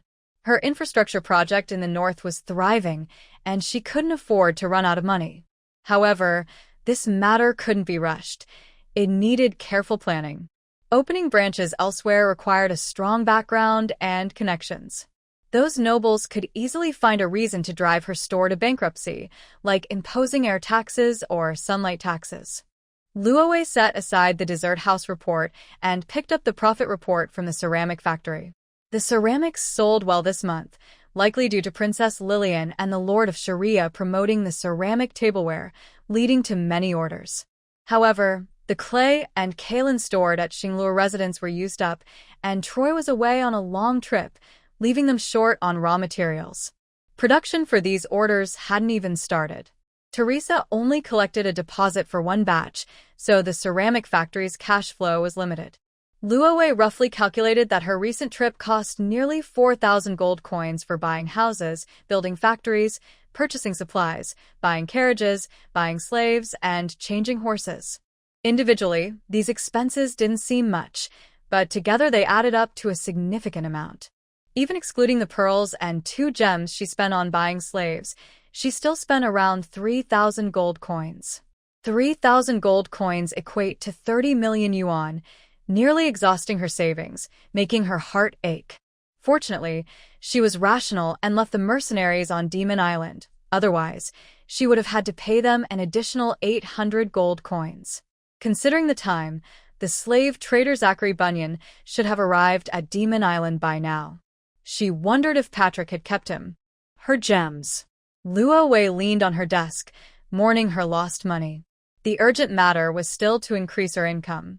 The money earned from the dessert shop and ceramic factory would definitely not cover her expenses. The lumber mill in Sistar Town had to supply Demon Island and couldn't make a profit.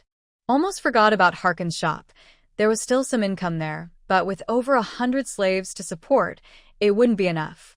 She wondered how the mulberry trees and silkworms that Lola was taking care of were doing. Would there be enough silkworm eggs and mulberry leaves to support a small silk workshop? She also needed to buy more land to plant mulberry trees, build a factory, hire workers to raise silkworms, find looms, and hire weavers. In the initial stages, she wouldn't make any money and would have to invest a significant amount. Luo Wei felt a headache coming on. Was there a quick and profitable business that could help her recover her losses quickly? She leaned on the desk for a long time but couldn't come up with a good idea. To make money quickly and in large amounts, unless she resorted to robbery. Robbery was something Luo Wei privately rejected. There's an old saying in China, "Those who steal hooks are punished, while those who steal a nation become nobles." If she were to rob, she should aim for something big. Stealing small things was meaningless, and she didn't have any soldiers to use. But gathering soldiers required money, and this was a vicious cycle. If only there were a gold mine. If she could find a wild gold mine, she could mint her own coins, as many as she wanted. Isn't that faster than robbing? Unfortunately, after 3 days of searching on Demon Island, she couldn't find a single gold mine, not even a copper ore. After finally getting a piece of unclaimed land, it turned out to have no advantages at all. It was small and not worth it. Wait, she still has another piece of unclaimed land. The Misty Plains. The Misty Continent. The Misty Plains are so vast, there must be many untouched gold mines. Maybe some are even exposed on the surface, just waiting to be dug up with a shovel. Rovey regretted not staying longer in the Misty Plains to at least explore the mineral resources. If she had, she would have been more motivated to go back. If Theodore and Hall hadn't been with her at that time, she might have settled in the Misty Plains and never returned. Forget it, no use thinking about that. If Theodore and Hall hadn't been there, she would have been dead in the Sea of Death and never found the Misty Plains. Actually, it's not too late to look for gold mines in the Misty Plains. Even though she can't go herself, she can send the Dark Elves to search. Tonight, she would lie in bed and meditate on how to make the Dark Elves hear her thoughts. While the elves searched for gold, she could study the teleportation array. She wondered if Professor Moses had a book on advanced teleportation array runes. If he did, could she borrow another one? After all, it would just gather dust in the cabinet, so why not let her take a look? But since she had already visited once, borrowing again might be difficult. Professor Moses would definitely be on guard. If all else fails, the Academy's security line is also an advanced magic array. She could try to dismantle it and see what makes advanced magic arrays special. Maybe she could replicate it for the teleportation array. Anyway, since Dean Morrison has punished her with a month of patrolling the security line, she has plenty of time. Oh no! Her punishment! Rovey just remembered she hadn't written her reflection paper, and it was due tomorrow when school starts. She was going crazy. With such little time left, she was looking at reports. When could she not look at reports? One moment she was thinking about gold mines, the next about dismantling runes, and she hadn't written a single word of her reflection paper. After scolding herself in her mind, Rovey rummaged through her things to find a feather pen and parchment, quickly laying them on the table to start writing. She had never written a reflection paper before, so it felt a bit unfamiliar. But a reflection paper is simple. She had heard enough about it. It just means admitting mistakes, reflecting on oneself, and looking forward to the future. She had to make sure the teacher knew she had changed and was still a good student. Dear Dean Morrison, I write this reflection paper with deep regret. That I was wrong. I shouldn't have secretly crossed the Academy's security line at night. A brief description of her mistake could help fill the word count, but she shouldn't go into too much detail, or the dean might remember her wrongdoing and have a bad impression of her. It's all my fault for lacking self-control, being young and ignorant, seeking thrills and pleasures, and having a sense of luck, violating school rules. She must sincerely reflect on herself, analyze her thoughts during the mistake, and describe the intense struggle between desire and conscience. She needed the dean to know she just made a mistake in the heat of the moment and wasn't a completely bad child. She still had a chance to redeem herself. Because of a moment of playfulness, I made a big mistake. I disappointed my teacher and set a bad example for my classmates. I truly deserve to be punished. She also needed to analyze the impact of her mistake, but she couldn't blame the school for being too strict. She had to criticize her own heart. If she scolded herself enough, the dean would feel sorry for her and might reflect on whether he was too strict, causing a good student like her to feel this way. That I will definitely correct my mistakes, follow the Academy's rules, and work hard to learn magic. Finally, she would tell the dean that she had changed and would become an excellent magician. She hoped the dean would consider her good attitude and talent in magic and cancel her punishment. It was fine if he didn't cancel the community service and patrol, but he must return her 40 points. With only 60 points left, she really felt insecure. It made her anxious every day at school. How could the dean bear to do that to her? After finishing, Rovey dried the ink and admired her work on the parchment. She wrote smoothly, without a single typo, just as expected of her. All done.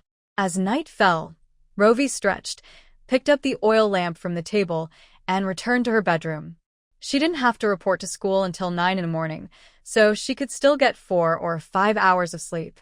On January 20th, the Sharia Academy of Magic opened for the new term. A long line of carriages filled the academy street again.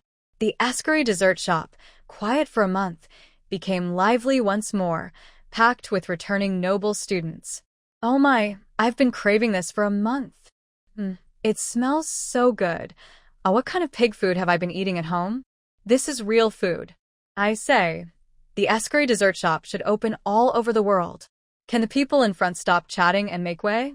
We want to buy too. Exactly. It's so annoying being stuck in front and not letting us through. Hey, can you guys who have eaten do us a favor? We need to return after delivering the students. Don't buy everything and leave us with nothing. Because of the traffic jam, Rovey decided to walk over and found the shop overflowing with customers, the door nearly bursting from the crowd. What smells so good? It's the smell of money. Rovey smiled and walked into the Sharia Academy of Magic. The academy square was packed with people. If the academy hadn't banned carriages, the stone pavement would have been trampled to dust. She touched the reflection paper in her sleeve and strode toward the registration area for the junior division. The junior division was divided into 5 classes, without class numbers. Junior magic apprentices would only be divided into potion, rune, spell, astrology, alchemy, and swordsman classes when they advanced to the intermediate level. Although there were no class numbers, each class would have a supervising teacher. Rovey's supervising teacher was Professor Phil. She later learned that Asina was recommended for admission by him. Speak of the devil. As soon as Rovey looked up, she saw 2 golden heads. Asina was standing right next to Professor Phil. What a coincidence, Rovey thought. Her registration teacher was Professor Phil. Would Asina try to trip her up? Plus, she had a reflection paper in her sleeve. Rovey really didn't want to take it out in front of Asina. It was fine to embarrass herself in front of others, but not in front of Asina. She was her sworn enemy, and she couldn't let her find any weakness. Rovey wiped the smile off her face, turned on her heel, and decided to come back later. Rovey, long time no see. Asina's sweet, charming voice pierced her ears. With a fake smile on her face, Asina's dark gaze was fixed on her. Aren't you coming to register, my dear friend? Luo Wei stopped. It's time to report in. We just saw each other a month ago. A month is really hard to bear, right, Luo Wei? Asina looked at her meaningfully. I might not understand how you feel, Luo Wei smiled. Asina, why don't you tell me how tough it has been for you? Luo Wei, you still pretend to be strong. Asina was not angry at all. She walked over to Luo Wei and showed a sad look. Even though I'm not a believer of the god of life, I feel sad too about his sudden fall. Must be painful to lose faith in a god, right? Luo Wei, you should move on. There are other things to believe in, like the glory of the god of love. The god of love. Luo Wei looked at Asina in surprise. Are you trying to recruit me for the god of love? Before Asina could answer, she muttered to herself, but the paladin also tried to recruit me, hoping I would become a believer of the sun and moon god. How should I choose? Asina stared at Luo Wei for a moment, her eyes darkening, but a smile appeared on her lips. Looks like I worried for nothing. How could someone unfaithful feel pain? So you don't feel pain? Luo Wei asked with a deeper meaning. Asina straightened her lips and raised her bright blue eyes. As long as the snake doesn't bite the dog won't eat the snake. They can both survive. Luo Wei exclaimed, what kind of dog is so smart to understand such profound truths? Asina couldn't help but twist her face for a moment. She shot Luo Wei a cold glance and snorted. Some people look impressive but have lost 40 credits and are posted on the wall of the Academy Chapel. Luo Wei. What? What was posted? On what wall? Seeing Luo Wei's stunned expression, Asina finally felt satisfied. She mercilessly mocked. 60 credits. Maybe just sneezing in class could make them fail. I bet that person doesn't even know that a reflection letter also needs to be publicized. A reflection letter needs to be publicized? Publicized? Luo Wei's face stiffened, and she suddenly felt the reflection letter in her sleeve getting hot, making her anxious. Asina glanced at her with disdain, lifted her chin, and walked past her, leaving a rich scent of rose and rosemary. Luo Wei stood in silence for a moment, then waved her hand in front of her nose. The combination of the two scents was harmonious, but it still smelled strange. She walked into the registration area of the junior department and saw a row of colorful heads. Professor Phil was already seated at his desk, writing down the names of the students reporting in with a feather pen. Luo Wei stood at the back of the line, glanced back, and saw a few more students entering from outside, standing behind her. In this situation, it seemed a bit difficult to hide. Social death or dropping out? That was the question.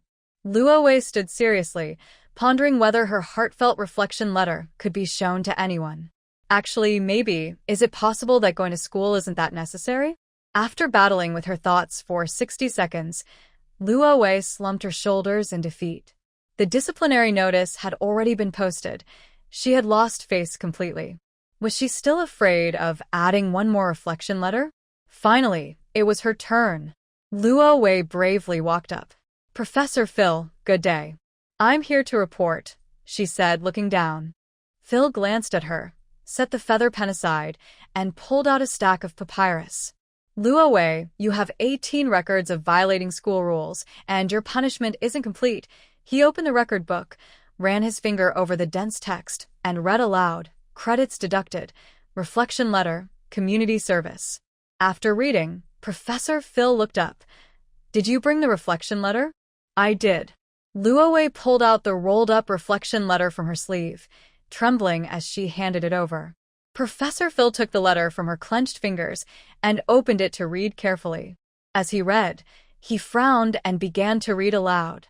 Lack of self-control, young and ignorant, seeking thrills and pleasures, having a lucky mindset, violating school rules. Luo Wei's toes dug into her shoes as her gaze unfocused on the edge of the desk. Why read it out loud? Is this Asina's revenge on her? Terrifying. Luo Wei, this reflection letter. Professor Phil frowned. Why didn't you write what you were doing outside? Luo Wei, what was I doing? There was so much, but nothing I could write about. Doing puppetry, stealing books, pretending to be a god, tricking believers. Just mentioning one of those could get her expelled or worse. Facing Professor Phil's question, Luo Wei calmly pointed to a few lines in the reflection letter. Professor, I wrote it here. Just playing around, seeking thrills and pleasures. Playing is what I was doing outside. Professor Phil was silent for 2 seconds. Can you be more specific? What did you play? Fun. Luo Wei thought for a moment and added another word, fun things. Professor Phil took a deep breath. What fun things? Luo Wei blinked. The fun of sleeping in a big bed. You know, that kind of enjoyment. Professor Phil found it hard to speak. At your young age, you went to that kind of place? Luo Wei. Professor, I'm not talking about that kind of place. Professor Phil countered. Do you know what kind of place I'm talking about? Luo Wei awkwardly asked. Then what kind of place are you talking about, Professor? Professor Phil's expression was stern. In any case, it's not the kind of place you mentioned. Luo Wei's toes nearly broke through the floor. Professor, I meant the big bed in my little yard. I like sleeping on a bigger bed. Professor Phil's face stiffened. Oh, I meant that kind of place. After saying that, he felt it was wrong and quickly added, I meant the place you first mentioned. Students should focus on learning. You came here to learn magic, not to enjoy. You're not allowed to skip school to go to that kind of place again. Professor Phil continued speaking to himself, quickly signing his name on the reflection letter with a feather pen. All right, registration successful. This reflection letter barely passes.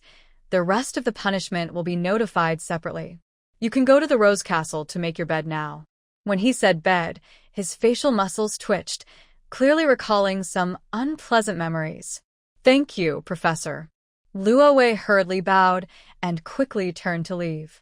She didn't expect that Professor Phil, who seemed so refined, was actually someone who sought fun in brothels.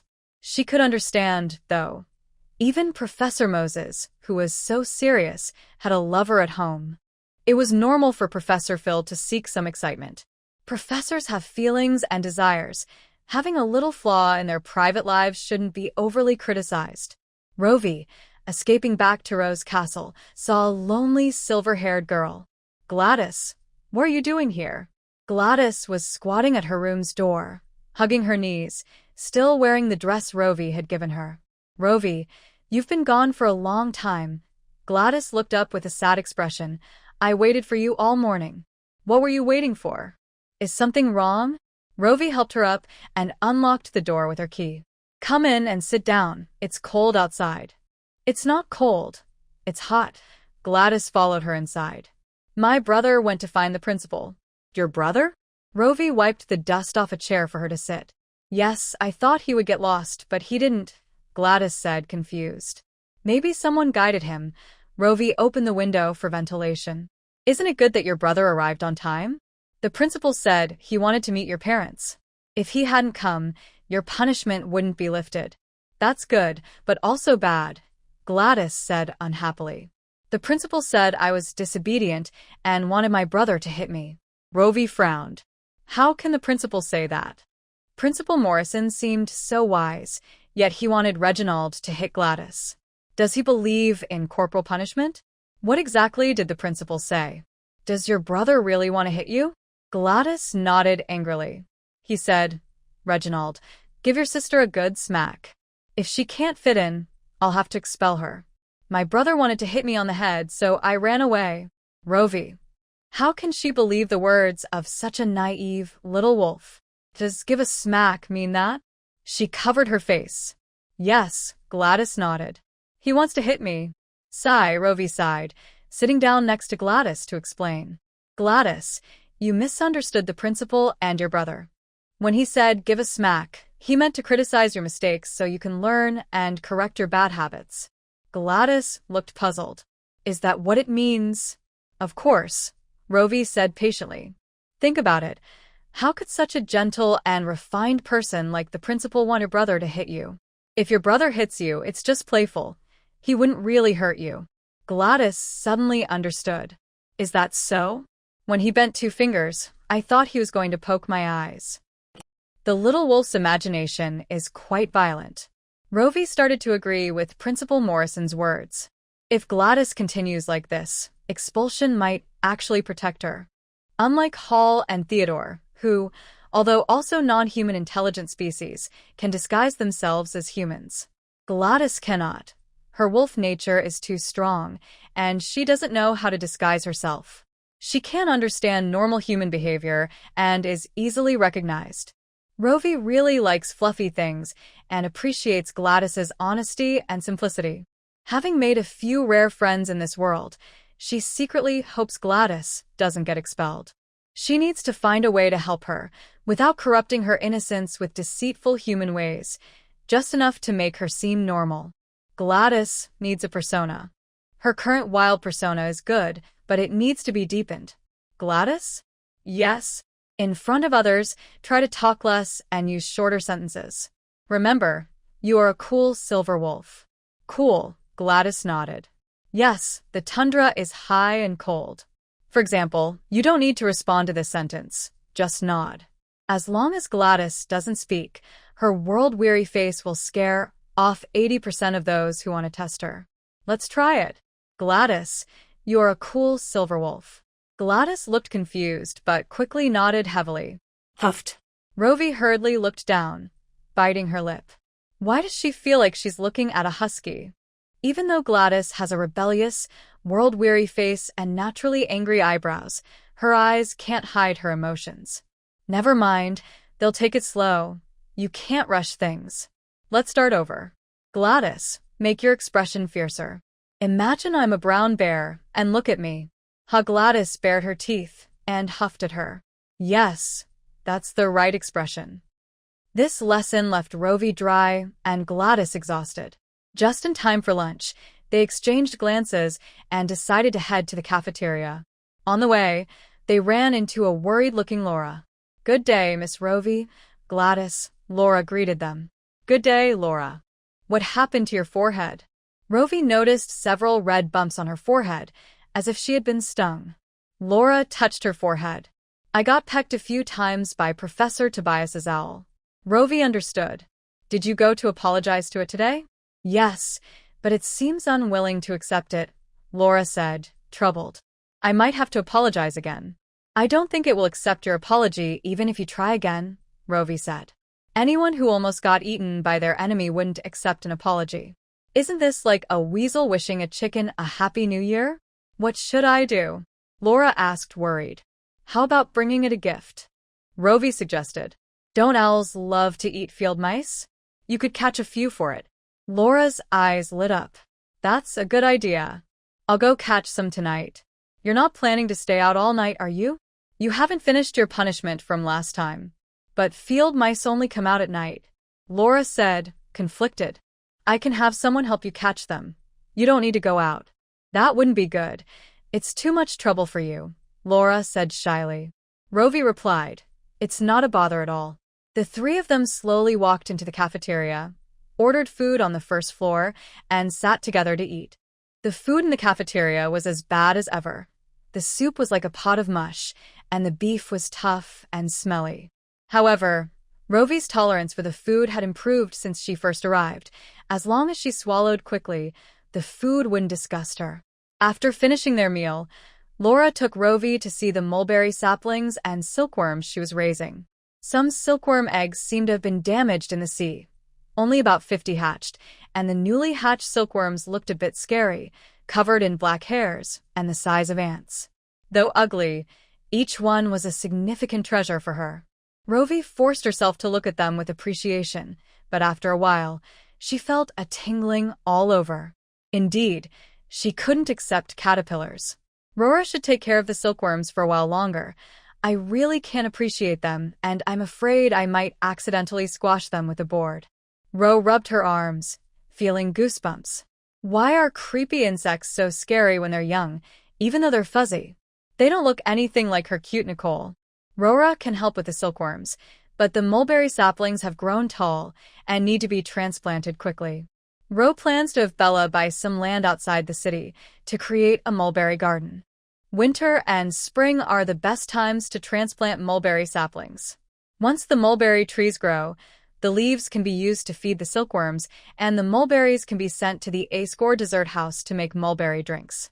The trimmed branches can be woven into baskets. It's a 3-in-1 deal, and Ro feels she is close to becoming the richest person in Shiyuan. She will also need to hire some workers and try to win them over to her side. First, she needs to find a manager. Ro mentally went through the names of people in Xingla but couldn't find a suitable one. Instead, another name popped into her head. Nick. Nick is a free farmer from the outskirts of Sharia with a few acres of land. He would be perfect to help manage the mulberry garden. Once Bella rents the land, she will send someone to contact Nick and keep her first follower close. On the afternoon of the first day of school, it was time for the magic apprentices to clean up.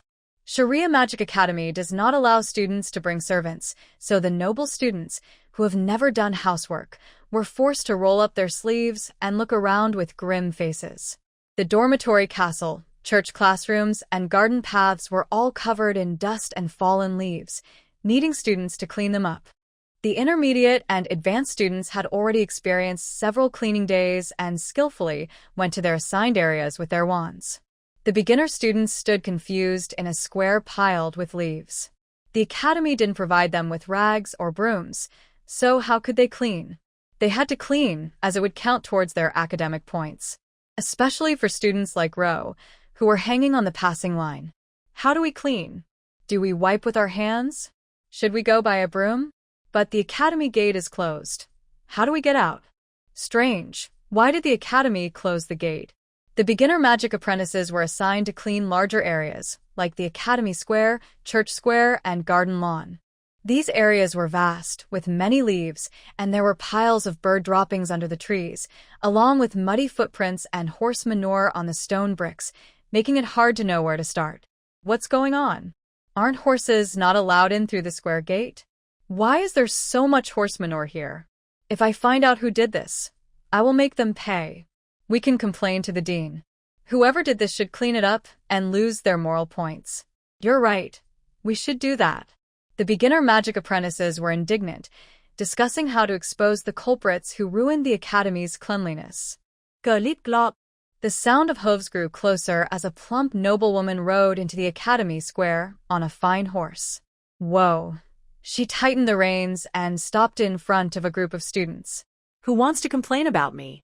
The noblewoman looked coldly at the students below. Step forward if you want to complain. The square fell silent as the students stared in disbelief at the middle-aged woman on horseback. How could it be Professor Moses? A professor openly violating school rules by riding in the academy square. Would the dean do anything about it? Everyone complained silently, but no one dared to step forward. Professor Moses was known for being strict, treating students like autumn leaves blown away without mercy. Out of the 7 courses, hers had the most extended classes, and students were always on edge, fearing they might be called on to recite spells. Since no one has the courage to complain, then shut your mouths, Professor Moses said, her gaze sweeping over everyone with a sneer. It's been 10 minutes and no one has acted. You're the worst class I've ever taught. Some students protested, saying, Professor, we don't have any tools. How can we clean? Professor Moses frowned. This is a magic academy, not a castle. Do you need tools to clean the square? Have you swallowed all the magic you learned? Don't you know to ask your seniors for help if you don't know how to clean? All you do is eat, a bunch of pigs. The students were scolded into silence, shrinking back and not daring to respond. Were they really that bad? Even if they were, they should be a bit better than pigs, right? Why are you still standing there? Waiting for me to clean up for you? Professor Moses shouted.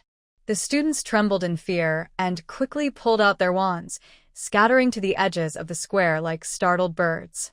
Leaves could be blown away with wind magic, and manure could be moved with earth magic. The dirty ground could be cleaned with water magic. Once they opened their minds, they realized there were many ways to clean the square. A single wand was enough, and they didn't need a broom at all. The surrounding students worked busily, while a small group in the middle remained silent. Professor Moses looked displeased. What's wrong? Do you want to slack off? And no, a timid student replied, we forgot to bring our wands, Professor Moses. Can we go back to get them? Forgot? Suddenly, Professor Moses's gaze became sharp and mocking. Magic apprentices, not carrying their wands? What magic are you learning? 10 points off for the class. Go back and get them. On the first day of school, before classes even started, they had already lost 10 points. The students ran back to their dorms with long faces, feeling defeated. Seeing their plight, the nearby students hurriedly waved their wands, splashing water and cleaning up the manure. Gyroliphasize. Chin released a palm-sized water ball, which splashed into a pile of horse manure, splattering her skirt with muck. Chin stepped back in horror, stepping into another pile of manure and slipping, letting out a piercing scream. Latitusalarchy. Ro quickly cast a wind spell, sending a gust from behind Chin to lift her up. Woohoo! Chin was terrified. Once she steadied herself, she ran over, holding her dripping skirt, and reached out to Ro. Woohoo, dear. Thank you for saving me. Ro stared at her skirt and suddenly stepped back 5 paces as Chin approached. Ahem. I'm not disgusted by you. I just want you to watch your step. After saying that, she looked around the ground and nodded. It's clean here. Let's clean somewhere else. Chin. This plastic sisterhood was so hard to maintain, even deceiving herself was impossible. Half an hour into the big cleanup, the students finally understood why the academy had closed its gates. Students with a strong affinity for wind magic gathered fallen leaves into piles, while those who were attuned to fire magic set the leaves ablaze with fire dragons.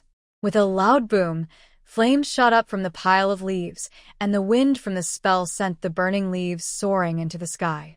Countless fiery butterflies floated down, swirling past their noses. Suddenly, a flame ignited a student's clothing and another's hair. My sleeve. Quick, help me pat out the fire. My back is on fire. Oh no, my eyebrows. Where's the water? Quick, use the water spell. Can someone give me a water ball? My affinity for water magic is too low to cast it. Flames continued to fall onto student skirts, and the square was filled with fire, while running students spread the flames further. Ashes filled the air, obscuring their vision, and it looked like a heavy snowfall of burnt leaves. Chirolophizes. Students frantically cast water balls, throwing fist-sized water orbs like sandbags, splashing water everywhere in the square. Fire and water intertwined, covering the entire area as the junior magic apprentices created a chaotic battle song with their screams. Who did that? Hey, you blew the flames over here. You selfish jerk. Fine, if you blow, I will too. Fine, if you all do that, I'll throw muck water. Please stop throwing water balls. I got muck water in my eyes. Ugh, spit, spit, spit. Don't open your mouth. Throw more, throw more. I just rolled in muck to put out the fire. Some students couldn't cast large water balls, so they cleverly used wind magic to blow flames elsewhere, causing trouble for those around them. An unexpected muck water fight broke out, and it continued for a long time due to the students' retaliations. Some ended up bald, others lost their clothes, and some fell to the ground with their mouths full of horse manure. Angry students launched indiscriminate attacks, while those affected chose to join the chaos. Rovey, hiding behind a tree outside the square with her loot, couldn't escape either and was hit on the head by a water ball thrown from afar. Her carefully styled curly hair was now a tangled mess, sticking to her face. She wiped her face and found her gold-dusted eyeshadow smeared, then lifted her head and shouted angrily, "How dare you? I will kill you." She charged at the boy who threw the water ball, and Rovey couldn't hold her back, tearing off her sleeve in the process. On the east side of the square, students from higher levels crowded the windows of the church, watching the spectacle. TSK, this is way more entertaining than our year. Whose idea was it to use horse manure? Bad idea. We used live maggots in our year. Come on, raising maggots in winter isn't easy and wastes school funds. Don't you think horse manure is pretty exciting? It is exciting, but it stinks. It's a bit disgusting to watch. Yeah, it's pretty gross. Poor them, getting into such a mess. I hope no one gets hurt. Who hasn't been through this? They're young. A few injuries won't hurt. Ha ha ha, I remember you stuffed maggots into someone's mouth last year, and they broke your leg. That was because that guy blew maggots into my collar. The chaotic battle lasted an hour and a half until everyone was too exhausted to continue. Students, panting heavily, collapsed onto the ground, not caring about the dirt, sweating as if they had just run a marathon. Once they stopped moving, the sweat evaporated, taking away their body heat, and the wind blew through their burned robes, making them feel cold. The chill brought everyone back to their senses. Looking at the messy square, they fell silent. Without magic or tools, they had to clean up with their hands. In this battle, there were no winners. Most students were covered in dirt and bruises, but some clever ones had managed to stay hidden and were just now emerging from the corners. Rovey was one of them. The square had been too chaotic to clean earlier, so she chose to stay safe. As soon as the flames started falling, Rovey had given herself a water ball bath, preventing any flames from igniting on her. Aside from a bit of dirt and dampness, she hadn't even gotten muck water on her. Fortunately, she had been wise and hid early. Once most students were exhausted, Rovey and a few others who had saved their energy stepped up to quickly clean the muck and ashes from the ground. Sometimes, having too many people can slow down the process. Fewer people can be more efficient. Cleaning the square didn't require many people. It was flat and wide, so it was a good place for junior magic apprentices to practice their spells without needing precise control. As Rovey used wind magic to push away the dirty water, she observed the other students working alongside her. Those who had made it this far were either very smart or had strong magical talent, and she could befriend them. While she was watching, she suddenly felt a cold glare directed at her. Rovey turned her head and saw Asina looking at her with jealousy. Jealousy? What was she jealous of? Noticing she had been seen, Asina looked away, gripping her wand and heading to the other side of the square. Rovey, let me help you. An arm wrapped around her, and Chin affectionately leaned against Rovey, waving her wand. Lata Salarki. After chanting a long spell, she finally produced a gentle breeze. Her magical talent wasn't strong, and her affinity for the 5 elements was fairly balanced. Great job, Chin. Rovey encouraged her. After another half hour, the ground was finally clean, and Professor Moses arrived on horseback at the square. She looked around with a frown. Gather around. Exhausted students crawled to their feet, weakly making their way to her. Professor Moses pulled out a piece of parchment and said sternly, "It took you over 3 hours to finish your cleanup. I didn't expect your magic skills to be this poor." What? A test? The crowd gasped. The professor hadn't mentioned this was a test. They thought it was just a cleanup. Professor Moses didn't explain further, looking down at the parchment as she announced, "Those whose names I called did not pass, and will have a retest in 7 days. Jack, Ruth, Bob, Carol." Even before they started cleaning, the junior professors had been watching from the church rooftop, observing every move the students made. They saw who cast spells and who caused trouble. Those who failed were mostly the ones who hardly used magic but were very active in causing chaos. The big cleanup was indeed a cleanup, but it was also a way for professors to test whether students practiced magic during the break. It seemed that the junior students had enjoyed their vacation too much and had forgotten they were still students at a magic academy. Dean Morrison, which new students do you think would be suitable to participate in this year's academy competition? Professor Pence asked from the church rooftop. What do you think? Dean Morrison asked while leaning on the railing. For the junior department, I think that girl with black hair is quite good, Professor Pence said, pointing out several students. And the one with golden hair, and the one with silver hair, plus that boy with light golden hair over there, he seems decent too. Dean, what do you think? Professor Pence asked again after finishing. Dean Morrison slowly replied, I'm afraid the kids you mentioned won't do. Do you have anyone else in mind? Others. Professor Pence shook his head. The other students don't have as much magical power as them. Dean, do you have any concerns? Dean Morrison showed a serious expression. Except for the girl with golden hair, the names of the others are still on the disciplinary wall. It wouldn't be appropriate for them to represent our academy. Professor Pence. What's going on this year? Are all the talented students so rebellious? Then we're left with just the girl with golden hair. I remember her name is Asina. How about having her lead the team? Dean Morrison nodded. That works. You can decide the rest of the team members. Professor Pence sighed, thankful there was still Asina. Otherwise, the junior department wouldn't even have a strong team leader this year, and it would be embarrassing if word got out to other academies. As the only free academy on the continent, Sharia Magic Academy is not affiliated with any royal family or controlled by the church. It also enrolls many commoner students each year, disrupting the interests of the nobility, which has led to various forms of resistance from noble forces. Every May, famous magic academies from various countries send students to Sharia for a friendly exchange to practice magic against each other.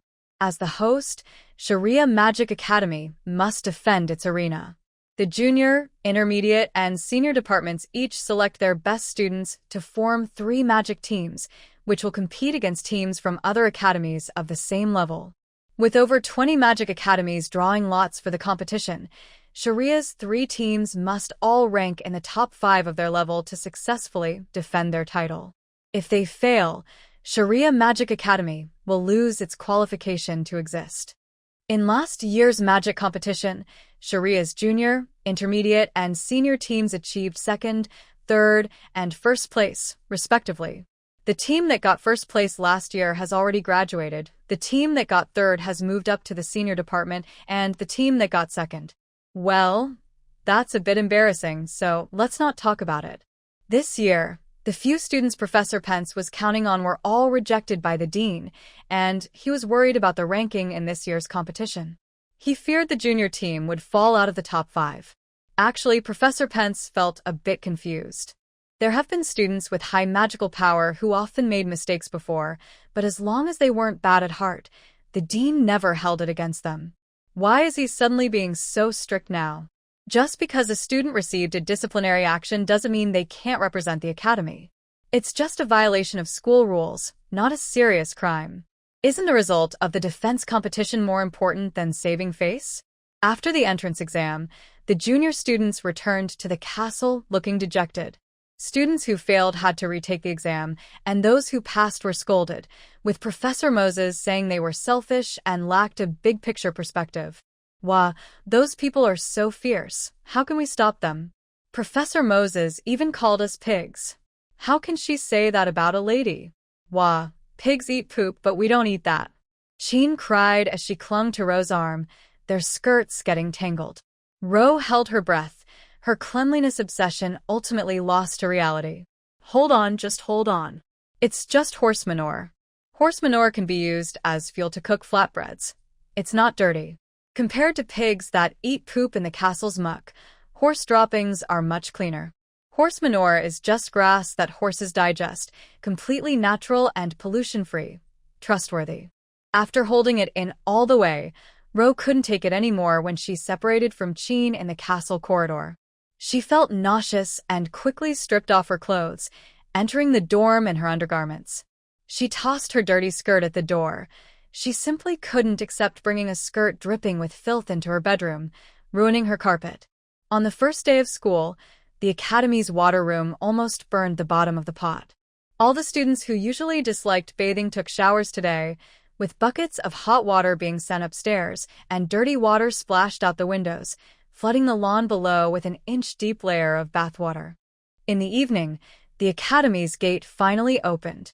Ro, who had showered and changed into clean clothes, left the school and went to the Escoery dessert house. The lunch she had was upsetting her, so she wanted to have some desserts to comfort herself. Upon entering the shop, Ro saw Laura, who was carrying a tray upstairs to serve food.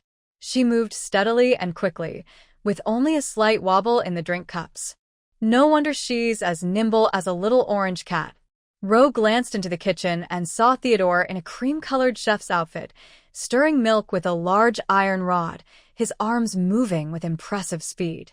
The manager, Teresa, told Ro that many people had been coming to buy cream cakes lately, and thanks to Theodore's hard work, they could maintain a steady supply of cream. Hiring them was indeed the right decision. This month, give them double pay, Ro said to Teresa. Outstanding employees deserve proper recognition. Yes, ma'am, Teresa replied with a bow. Ro ordered a few small cakes and a drink, lifted her skirt, and went upstairs. The upstairs area was crowded, with all the tables and booths occupied. In the afternoon, many students hadn't had time for afternoon tea due to the entrance exam, so they were just coming out of school to enjoy dinner. Ro scanned the room but didn't see any empty seats, so she stood by the window, leaning on the frame to admire the street view. The weather was gradually warming up and more people were out shopping. Some who were escorting students to school lingered, needing to rest their horses for a few days before leaving. The street vendors were louder than usual, selling gingerbread and crispy snacks, with vendors carrying wooden boxes from one end of the street to the other, quickly selling off half their stock. However, one vendor selling almond candy was acting strangely. He neither shouted nor walked around, just wandered nearby. In the few minutes Ro observed, he passed by the dessert shop 3 times, always glancing inside. This person seemed suspicious, like a spy sent by someone. Could someone be targeting her dessert shop? Ro scrutinized him a few more times, but couldn't remember his appearance. He looked too ordinary, medium height with brown hair, someone you wouldn't recognize in a crowd. Ro thought for a moment, then turned and left the dessert shop. The man was still lingering outside her shop. Ro quickly walked into a small alley around the corner and looked up at the roof. Troy? The black-cloaked swordsman jumped down from above. Here. There's a suspicious almond candy vendor outside. I suspect he's a spy. Follow him quietly and see who he meets and what he plans to do. Understood. Troy replied, leaping back onto the roof and disappearing from Ro's sight in a flash. Troy was not around, and Ro didn't dare to stay outside for long, so she hurried back to the academy. She didn't know if that person was targeting her dessert shop or looking for the person behind it. Many things are interconnected, and she was afraid others would trace back to her. After returning to the castle dormitory, Ro lifted the bedding on her bed and carved a magic teleportation circle on the floor. Shiria was too far from Demon Island, and she wasn't sure if she could travel directly from here. If she could, she would also carve a few in the small courtyard. Ro leaned down and placed her palm on the center of the magic circle. Light shone, and a damp sea breeze emerged from beneath her hand, blowing her hair around. Strangely, she had clearly exhausted her magic in the afternoon. Why had it recovered so quickly? It seemed that, without her realizing it, her magic had increased several times. Without time to think, the activated magic circle pulled her in and transported her to her desired location. Demon Island. From the distant forest came the sound of chopping wood and voices echoing in the valley. Rose spread her wings and flew above the forest, noticing significant changes here. The small hillside where mercenaries had built leaf shelters now had about 10 wooden houses, and a whole row of foundations had been laid nearby, with processed wood stacked beside them, just waiting to be installed. Her lumber mill wasn't finished yet. This wood was all cut and processed by the islanders and the undead, made entirely by hand. The efficiency of the shift system was impressive. In such a short time, a village was taking shape. Heading further south, she heard voices. Ro flew over and saw many small triangular tents set up on the grassy ground, with several campfires nearby and clay pots for cooking. More than 70 slaves were squatting on the grass working. Strangely, they weren't cutting trees to build wooden houses. They were digging the earth continuously. These slaves were not in good shape and couldn't do heavy work. Without tools to cut trees, they had to find another way and chose to build houses with mud. Ro watched as they used stones to flatten the ground, then placed a rectangular frame on the ground. One person poured dirt inside while another pounded it with a stone. Once the dirt was compacted, they removed the wooden frame, and the loose dirt turned into a solid mud brick, ready to be built upon. Building houses this way was much faster than wooden ones. Ro remembered that the Hakka people in Huaxia built sturdy earthen houses like this. After watching for a while, she realized one person was missing. Where was Zachary Bunyan? Searching with her eyes yielded no results, so Ro began randomly, selecting undead wandering in the forest. After flying through several patches of woods, she still couldn't find a single undead roaming outside. Had they all gone back to sleep in the graveyard? Thinking of the graveyard, she turned and flew toward the cliff in the mountains, where she had previously designated the area for the undead. Arriving at the graveyard, Ro frowned. There were no undead here either. Where had these lazy ones gone? Also, it had been over 10 days since she left Shaniel City. She had tricked Zachary into going to Demon Island over 10 days ago. By now, he should have made it there, so why hadn't Patrick notified her? Ro tried calling Patrick's name in her mind, but there was no response. However, she sensed where he was. He was by the sea because she could hear the sound of waves. Following the sound, Ro arrived at the southern coast and was surprised to find it was the same place they had landed last time. More than 20 ships were stranded on the beach, and all the undead she couldn't find in the graveyard were here. In the midst of the dense crowd of undead was a hollow circle where a group of undead mages stood alongside a dozen living people. Ro focused her gaze and recognized that the red-bearded man surrounded by the others was none other than Zachary. The person she had searched for so long was actually trapped here by the undead. Zachary Bunyan stood awkwardly with his arms outstretched, his eyes bloodshot, as the tide lapped at his calves, yet he didn't move. His followers looked increasingly haggard, with swollen eyes and dark circles beneath them, as if they hadn't slept for days. Opposite them stood Patrick and 7 or 8 undead mages, all standing silently on the beach like statues. Neither side knew how long they had been in this standoff, as the rising tide was nearly covering their ankles. Ro was surprised. Patrick had been a high-level mage in life, and after hundreds of years of training, he had become a high-level archmage. Yet, with 7 powerful undead mages behind him, they still couldn't subdue Zachary? She became curious about what abilities Zachary possessed that made Patrick hesitate to act. Staying in this deadlock was not a solution. With so many undead idling around, when would her free city be built? Ro landed, folded her wings, and walked toward the beach. The sand was thick with coarse black gravel, larger than regular sand grains, making a soft crunching sound underfoot. Zachary's ears twitched, and he quickly glanced her way before returning his gaze to Patrick, as if he saw her as a lesser threat than the undead mage before him. The outermost undead turned their heads, staring blankly at Ro, their blue flames flickering in their eyes. Master. Ro heard dozens of undead voices in her ears. She nodded to them, walked through the crowd of undead, and stood beside Patrick. Mr. Bunyan, what do you mean by this? Pointing your fists at my subordinate? There's no one who visits like that in this world, right? Ro clasped her hands in front of her, smiling brightly. Zachary continued to glare at Patrick but opened his dry, cracked mouth at her. Miss Ro, you'd better explain. We agreed it was just a delivery, so why does your subordinate want to capture me? His face was grim, a mix of anger and betrayal, with his green eyes burning fiercely. He felt like a hunter who had been pecked in the eye by the very prey he pursued. How could he swallow this humiliation? Ro chuckled softly. Mr. Bunyan, did you misunderstand something? I didn't order them to capture you. Zachary shifted slightly, finally turning his light green eyes toward her. Could it really be a misunderstanding? Was it not him who had fallen into a trap? Meeting Zachary's puzzled gaze, Ro raised her chin and casually smiled. I just had them capture you, that's all. Zachary's rough face showed a fierce expression. Captive? His facial muscles twitched. Miss Ro, you better know what you're saying. Zachary, am not easy to mess with, I know, Ro interrupted. Didn't you say you could crush my head with one punch? Mr. Bunyan, why don't you try now? Zachary glared at her. Do you think I'm afraid? Are you? Ro said innocently.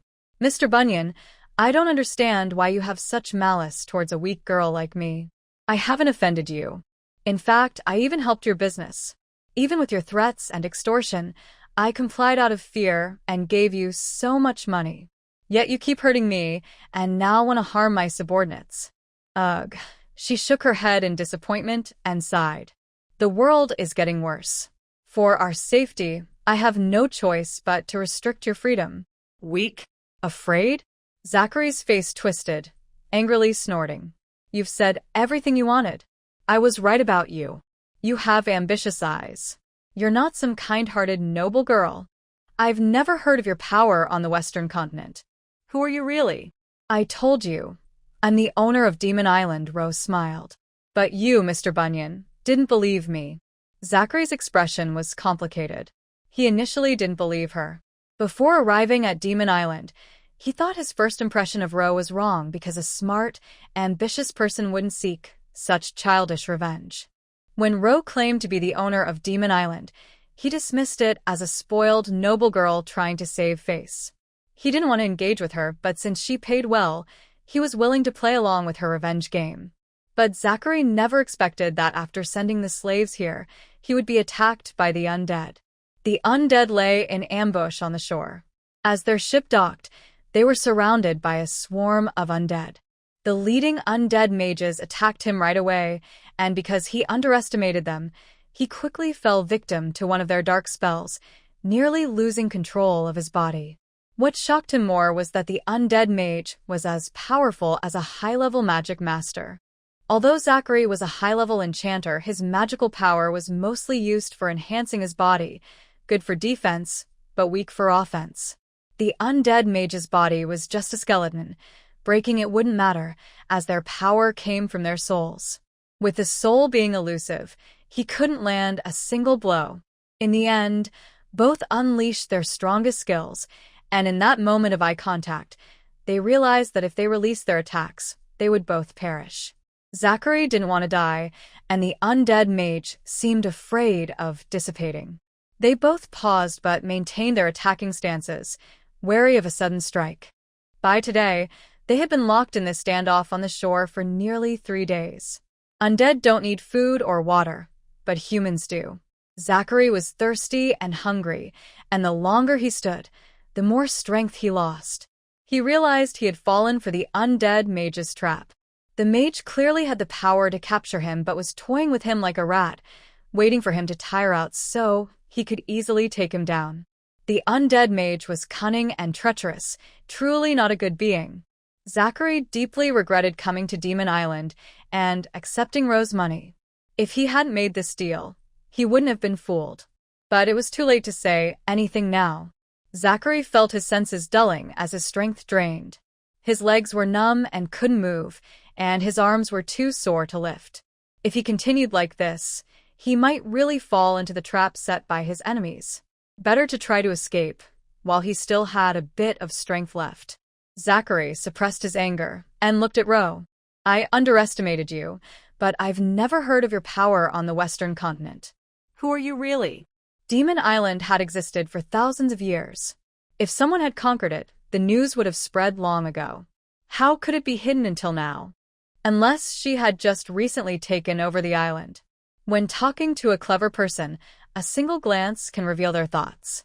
Ro deflected his probing. Before you ask me, shouldn't you show some sincerity, Mr. Bunyan? For example, she said, her dark eyes sparkling at the weary Zachary, you should first tell me your identity. Zachary replied without hesitation. As you can see, I'm just a slave trader. Oh? A slave trader who keeps a bunch of old slaves? Ro lightly exposed him. Those old and weak slaves are just for show, right? Zachary denied it vehemently. Miss Ro, your imagination is rich, but I truly am just a slave trader. Ro said sadly, Mr. Bunyan, I thought we were friends.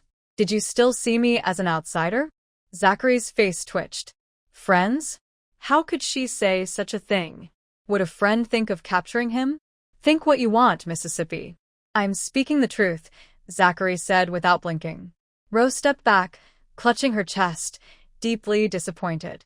Mr. Bunyan, I thought you would at least tell me you're a high-level enchanter. Zachary stared with wide eyes. How did she know he was a high-level enchanter? After a moment of surprise, he glanced at Patrick. It must be that undead mage who told her. I am a high-level enchanter, he finally admitted, but no one said a high-level enchanter can't be a slave trader. Well, since you don't want to say, I won't force you, Rose said gently. Mr. Bunyan, I respect your privacy. Zachary showed a predictable expression. High-level enchanters create magical weapons that are priceless. If he revealed his identity, he would be respected wherever he went. Since you know I'm a high-level enchanter, let me go, Zachary said arrogantly, lifting his chin. As long as you let me go, I can forgive your offense and give you a chance to ask me to forge a magical weapon. Mr. Bunyan, you really are. Ro chuckled and shook her head, but in the next moment, her expression turned cold. Everyone, seize him. She took a step back and raised her hand to signal the undead mages to attack. If he dares to resist, kill him. Zachary's face changed drastically, staring at her. Miss Ro, what do you mean? I'm a high-level enchanter. Yes, a high-level enchanter, Rose said with a naive cruelty on her face. If I capture you, I'll have a high-level enchanter slave. But if I let you go, it would benefit someone else. What I can't have, no one else can have.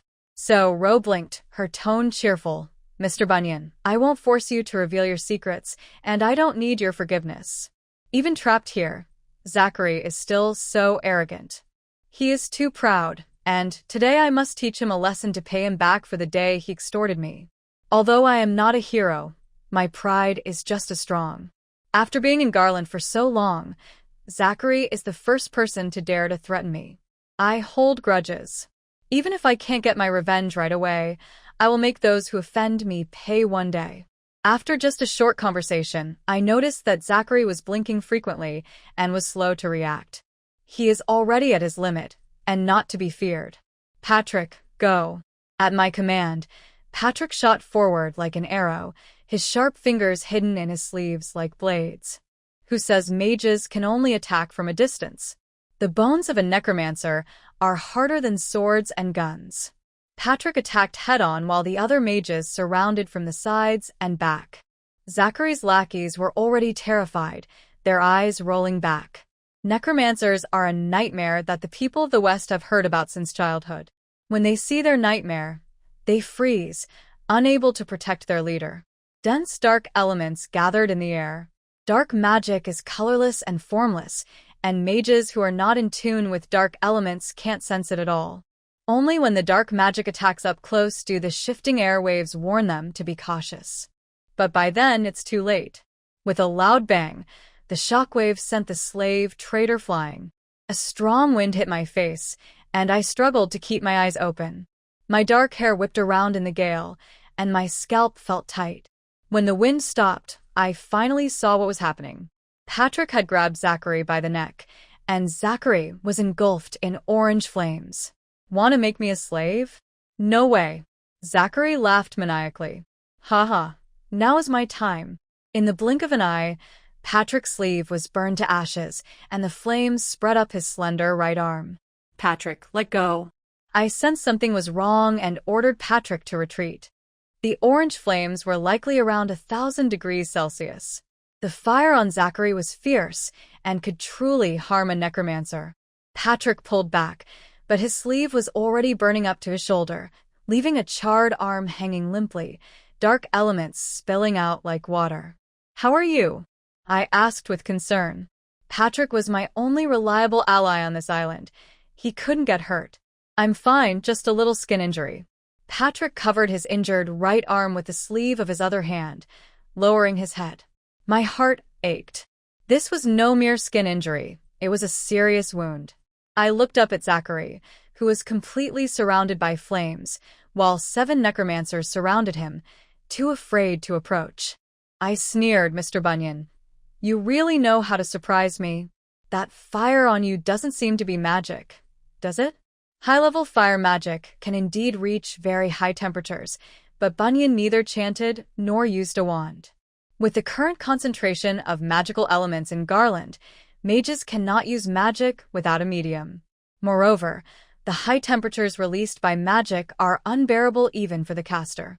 Zachary's red beard flickered in the flames, and his cully red hair floated upward as if defying gravity, resembling a dark red flame. You're right, Zachary said, his face glowing with excitement. You didn't expect this, did you? I am a favored one of the fire god. As soon as he finished speaking, a flame-shaped mark appeared on his forehead. I narrowed my eyes. He was indeed a favored one of the fire god. Wasn't it said that the people of the north don't believe in gods much? However, it seems normal for a blacksmith to worship the fire god. The fire god Hephaestus is the god of fire and craftsmanship, ruling over volcanoes, flames, forging, and craftsmanship. He is also one of the 17 main gods worshipped by the church, showing his power. This is troublesome, I thought. Those favored by gods are beloved followers, and the gods prioritize listening to their prayers and responding to their requests. Like me and the god of the undead, we can communicate one-on-one in our hearts. I wondered which was stronger, the god of the undead or the fire god. If Zachary summoned the fire god, would I end up with no place to die today? Although true gods cannot walk the earth, they can grant skills from afar like the god of the undead and crush me. My heart sank. Great god of the undead, this is no longer a small conflict between favored ones, but a battle between gods. It's all about the backing. If Zachary wins today, it means the fire god defeated the god of the undead, which would be a blow to the god of the undead's pride. Great god of the undead, can you hear me? Over 10,000 kilometers away, in the wasteland, a handsome man with delicate features was sunbathing by a pool at the ruins of a temple when he suddenly heard the voice of his little follower. The sorrowful prayers were full of accusations, complaining about how arrogant the fire god's followers were and how much power the fire god had given them. They also complained that the fire god's favored one had invaded Demon Island, openly threatening to burn her, and saying the god of the undead was nothing compared to the fire god. When the man heard the last sentence, a cold glint appeared in his eyes. Flames are born from darkness. What is the fire god? Today's followers just don't understand. A mere favored one of the fire god is nothing to fear. He immediately waved his hand, granting her the ability to extinguish flames. Take this. When you encounter the fire god's favored one again, You can snuff out their flames. Glub, glub. A necromancer mermaid emerged from the bottom of the pool. What have you granted her this time? Nothing much, just the ability to snuff out a few candles, the man replied. My lord, I must remind you that your power is running low, Stassi said, looking at him with hollow eyes. That's fine, the man said lazily, lying by the pool. I'm her mother. She will repay me double in the future. Then you just wait, Stassi said, not hopeful. I think that child is very clever. She might not listen to you. It doesn't matter if she doesn't listen. As you said, I owe her. But you've given her so much power. Shouldn't you have repaid her by now? Cetasia tilted her head in confusion, her wet blue hair sticking to her pale skin. The god of the undead, Odolet, sighed. Cetasia, you must understand, her power was not given by me. She gathered it herself. I only shared a part of my abilities with her. If she has condensed her divine essence, she will eventually possess these abilities. Since she will have them sooner or later, why not extend an olive branch now to strengthen their relationship and avoid future conflicts? Most importantly, he granted her these abilities to protect that child. That child is the bloodline that Beiji Isis fought to preserve, the true descendant of the god of life. Rovey is just one of many targets they placed in the West Plains. Years ago, Beiji Isis uncovered the church's conspiracy and, while pregnant, gathered 9 children with black hair and eyes, disguising them as descendants of the god of life, secretly sending them to various places in the West Plains. 15 years later, 8 of the 9 children were found and killed by the church's enforcers, leaving only Rovey, the weakest child, alive. Half a year ago, when Odolet heard Rovey's prayer for the first time, he experienced the complex emotions humans speak of. It was like an ant, destined to be crushed, crawling out from under a shoe, not only surviving but boldly declaring that it was doing well. Odolet remembered feeling amazed and incredulous.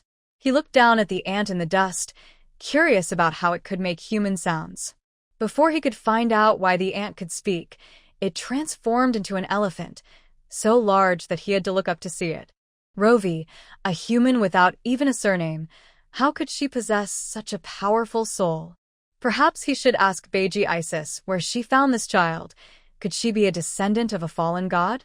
The sun was golden at the edge of the desert, but the sky over the North Sea was shrouded in dark clouds.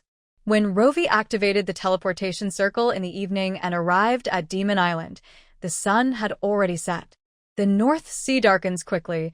As she faced Zachary on the black gravel beach, the night crept up her back. She couldn't wait any longer. If she didn't return to the academy on time, she would face another punishment. Mr. Bunyan, Rovey said, it's not very dignified for you to keep burning like this. Why don't we take a break? You can put out the flames and get dressed, and we can sit down and talk. Although the flames wouldn't harm Zachary, they had burned his clothes to ashes. The burly man stood naked in the flames, a shocking sight for Rovey. Talk? Zachary scoffed. Unless you let me go right now, there's nothing to discuss. There's no need to think that way, Rovey said soothingly. Mr. Bunyan, we could stay here forever. After all, the undead don't need to eat or sleep. But can you hold out? We can't do anything about the flames on you, but I don't believe you can keep burning forever. You will tire eventually, am I right? Humph, Zachary sneered. No matter what you say, I won't listen. If you have the guts, come and take me down. If not, just hide. You really are someone who won't shed tears until you see the coffin. Rovey sighed softly, the firelight casting a red glow on her face, the orange flames dancing in her dark eyes, gradually being swallowed by her deep pupils. A strange energy surged from deep within her, a power of darkness. Zachary instinctively felt a threat. Those who live by the sword have a keen intuition for sensing others' murderous intent. At first, he thought the threat came from the undead mage, but when he glanced over, he found the mage distracted, not focused on him at all. Who else could be radiating such a powerful pressure? Zachary looked around but couldn't find the source of the pressure until Rovey approached him with light steps. His brain sounded an alarm, and his heart raced. Zachary looked at Rovey in disbelief, the flames on him screaming to escape, forcing him to take a step back. Why you can't? How could she have such a terrifying aura, like darkness that extinguishes light? Sorry, Mr. Bunyan, Rovey said, opening her arms as a pair of pure black wings sprouted from her back. She fixed her gaze on Zachary, her eyes shining. I forgot to tell you, I am also favored by the gods. You? Zachary's gaze quickly fell to her forehead, seeing only smooth skin. No, you can't be. You have no mark of the gods. How could I let others see it at first glance? Rovey's voice was soft as a gentle breeze. After all, I am a servant of the god of the undead. Zachary's eyes widened. The god of the undead, a notorious evil god. Mr. Bunyan, the fire god granted you the ability to burn like flames. Can you guess what the god of the undead has granted me? Zachary's gaze was wary, his teeth clenched in silence. Rovey smiled slightly, revealing the answer. The ability to extinguish flames. Just like this. She snapped her fingers, and your fire goes out. With the sound of her fingers, poof, the flames on Zachary extinguished, and the waiting night instantly swallowed him, plunging the surroundings into darkness. The reversal came too quickly. Zachary didn't even have time to resist before being overwhelmed by clusters of blue fireflies, the surrounding undead mages binding him tightly. Just as Zachary was about to curse, a silencing spell struck his body. Patrick elegantly lifted the struggling bundle with his wand and presented it to Rovey. Master, please enjoy. Thank you, but I don't like eating human flesh, Rovey politely declined. Patrick paused, realizing his master misunderstood his intention. He meant for her to consume the man's soul.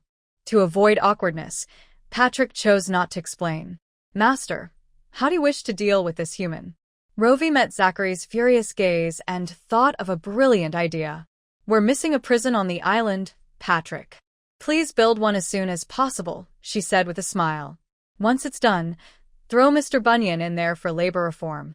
When he confesses his crimes and sincerely repents, then let him out.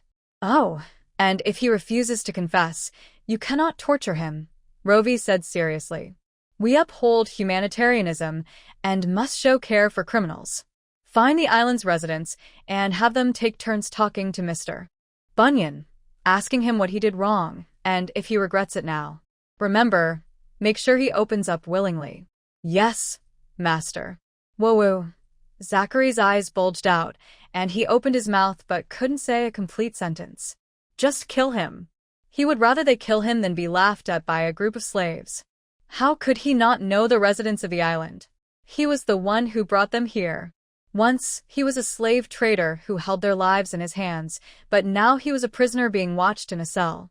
A high-ranking craftsman was being humiliated like this. He would never give in to her. Mr. Bunyan, you don't want to seek death, do you? Rovey noticed his determined gaze and calmly said to the necromancer behind him, Patrick, if Mr. Bunyan wants to seek death, you don't have to stop him. Once he dies and becomes a spirit, I can rightfully enslave him. It's a hassle to feed him while he's alive. In just a few sentences, Zachary's gaze towards Rovey shifted from hatred to fear. She was not human. She was a demon. Behave yourself, Rovey smiled generously at Zachary. Demon Island is a free city. There are no captives or slaves here. Mr. Bunyan, I look forward to the day you are released. Did I not mention how many years I would keep you locked up? That's right. You haven't confessed your crimes yet, so I can't sentence you. I can only keep you locked up for now. The sooner you confess, the sooner you can get out. As Zachary glared at her in anger, Rovey waved goodbye and flew into the sky. Whoa. Let him confess his crimes. At least unseal his silent spell. Darn dark magic. If only he had enough power, he could break free in no time. Rovey returned to the Academy Castle through the teleportation array. It was still early evening, and the dorm supervisor hadn't started checking rooms yet, so her credits were safe. The magic patterns carved on the bed frame could still be used next time. She spread her bedding back out and changed to new sheets and covers. In the dim light, she lit an oil lamp and walked over to pull open the tightly closed curtains. Pushing the window open, a cold breeze rushed in. The smell of horse manure had mostly dissipated, and the sewage from the lawn flowed into a nearby artificial lake. The willow trees by the lake swayed their long branches, and a few magpies had settled in. They didn't like to migrate and built their nests around December each year. Rovey watched for a while before gently closing the window. Having magpies around was a good omen. After washing up, she snuggled into bed and took out her shiny turtle shell to read her fortune. Great luck, smooth sailing, and unstoppable. The reading gave her a good start for the new semester. She finally didn't have to race against death every day. Putting down the turtle shell, Rovey lay under the soft cashmere blanket and closed her eyes. For a while, she had nothing to worry about, except for money. Oh, gold mine.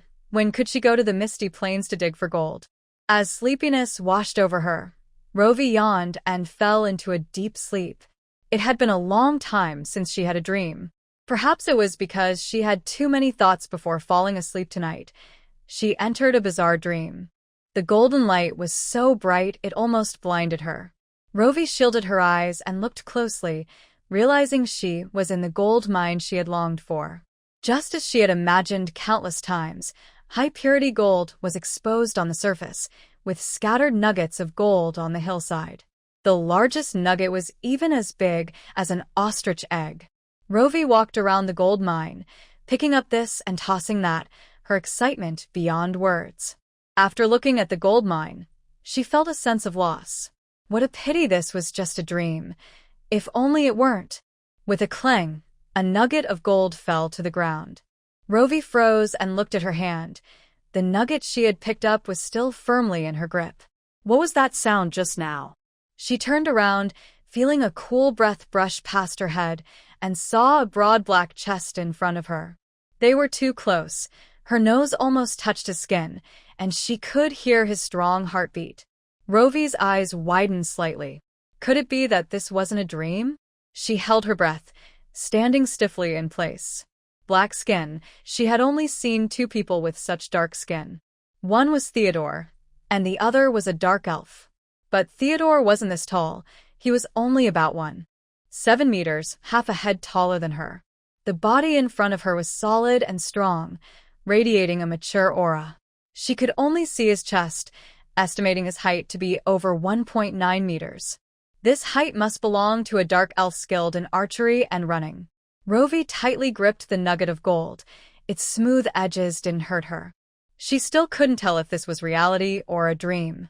If it were reality, would the dark elf notice her? If he doesn't move, I won't move. She held her breath, trying to see how the dark elf would react next. They stood facing each other, no more than 10 centimeters apart. The wind blew between them, tangling their long white hair and soft black hair together, but neither spoke. Rovey's face turned red from holding her breath, and she couldn't help but shift her position. Who? The dark elf finally moved, reaching out his hand but grasping at nothing. His hand, bound by wrist guards, froze in midair. Rovey watched as his hand passed through her body, as if it were going through air. The sight was truly a bit chilling. However, this also proved that the dark elf couldn't see her.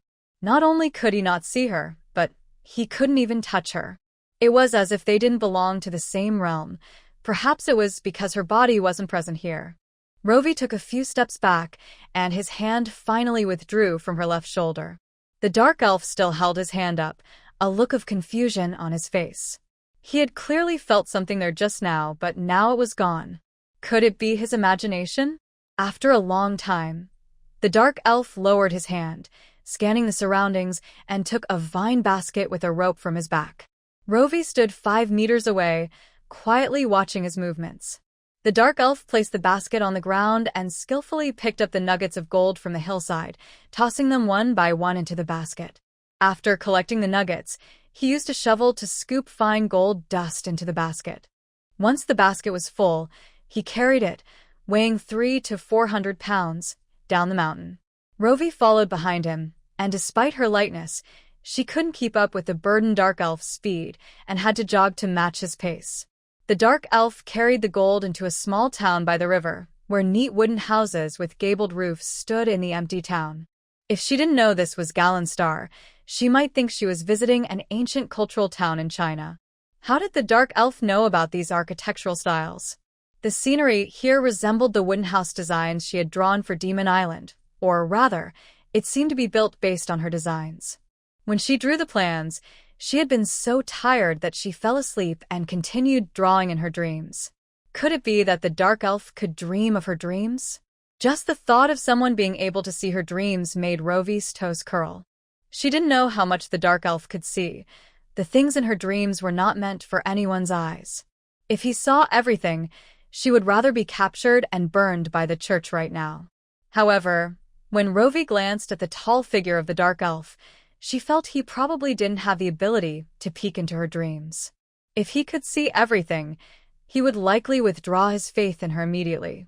The dark elf entered a tall stone door carrying gold ore, and Rovey looked up to see a sign that read Alchemy Room. The dark elf could do alchemy? Curious, she followed him inside. There are many methods to extract gold ore. She remembered heap leaching, gravity separation, and amalgamation, and she was familiar with the ancient alchemical processes. If the dark elf didn't know how, she could perform a miracle here and guide him. As Rovey entered the alchemy room, the dark elf was pouring gold ore from a vine basket onto the ground.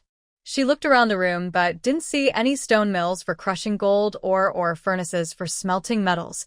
There were only a few sunken circular water pools. How was he purifying the gold ore? While she was puzzled, she saw the dark elf scoop up a handful of golden sand and, like kneading dough, crush the hard crystalline gold ore into powder, which he sprinkled into the water. Feeling this was too slow, the dark elf took a charred wooden stick from the wall, a wand made from the withered branches of a life tree. The gold ore was ground into powder by a magical whirlwind, precisely falling into the circular water pools, with the heavier gold particles slowly settling to the bottom. Rovey was interrupted. It turned out to be magical alchemy. It seemed the dark elf used all his magic for physical training, otherwise, he wouldn't be so strong. After watching for a while, feeling a bit bored, Rovey left the alchemy room and strolled around the small town. The town was lifeless, too quiet. Even the wind that blew seemed to sigh with sadness. She wondered how the dark elf had spent all these years. Long loneliness equated to death, and his soul had been buried for hundreds of years. Perhaps she should leave something behind to let him know she had been there. Rovey looked around, dug a clump of soil from the damp riverside grass, thought for a moment, and shaped it into the form of a gold ingot. She carved a few large characters on the bottom, Fog Kingdom ingot, which would be the highest denomination currency issued by the Fog Plane in the future. She quietly placed the clay gold ingot at the entrance of the alchemy room, where the dark elf would surely see it as soon as he stepped out. With his intelligence, he would understand her intention. After placing it, Rovey spread her wings and flew above the small town. She wanted to check the place where she had drawn the teleportation array last time, wondering if the magical patterns were still functioning. The fog plane and the western plane were tens of thousands of kilometers apart, with a time difference of nearly half a day. The sun had just risen here, making it easy to determine the direction. The last place they arrived at was the west coast of the fog plane, and she was now in the central part of the continent. To find the teleportation array, she should fly west. However, flying there seemed like a waste of time. She had come to the fog plane with great difficulty and couldn't spend the whole night just flying in the sky. Could she? Rovey returned to the ground. She had just seen an altar in the town from above, which was perfect for drawing a teleportation array. The dark elf was still busy in the alchemy room, unaware that someone had climbed onto the altar he had worked hard to build and was scribbling on it. After finishing the teleportation array, Rovey placed her hand on the center of the magical pattern, and a flash of light passed over the altar, successfully opening the teleportation passage.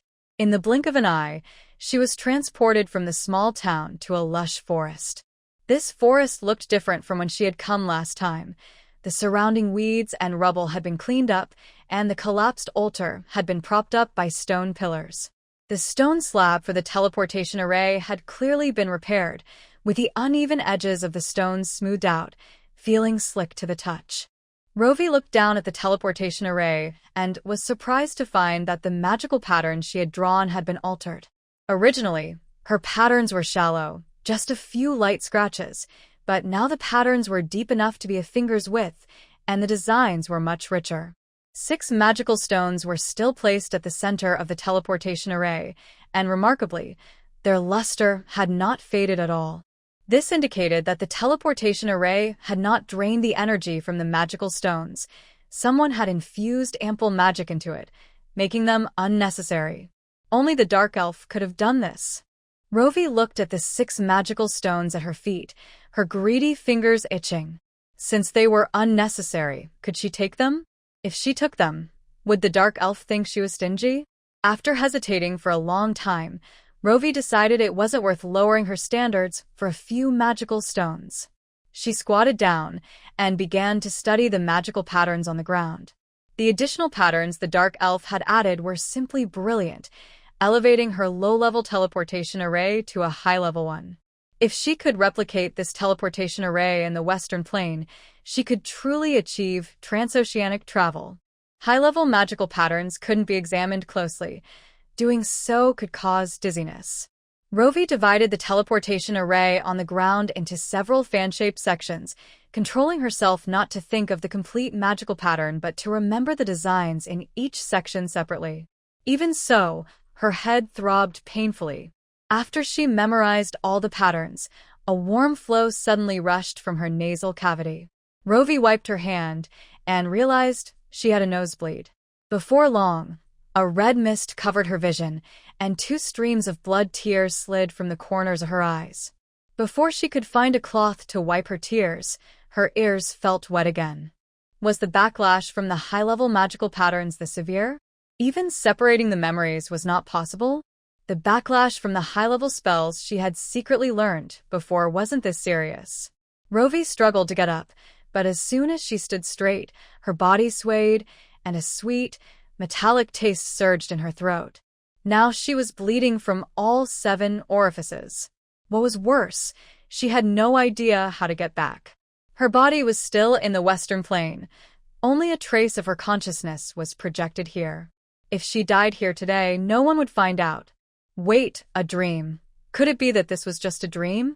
If she woke up in her dorm bed at the academy tomorrow, how could she prove that she had truly been to the fog plane? Rovey swallowed the blood in her throat and wiped the blood from her face, looking up at the sky. With the severe backlash from the high-level magical patterns, she would probably have to wait a long time to teleport from the Western Plane to the fog plane. If everything that happened in the dream was real, there must be a way to find proof. For example, the colorful phantom bird that likes to carry branches across the ocean. Rovey rested for a while, and after her nosebleed stopped, she flew back into the sky. The fog plane was vast, and there were many places she had not explored. If she searched carefully, she might find unexpected treasures. Just like the spices on the Western Plane, which are worth their weight in gold, yet no one knows where they come from. Most of the spices used by the Western nobles are collected by mercenaries from the coast, but strangely, no spice plants grow along the coast. The climate of the Western Plane is also unsuitable for spice growth. Some spice merchants have tried to cultivate them, but all have failed. The wasteland is even less suitable. It is a vast desert, dry and with little rainfall, making it impossible for spices to originate from there.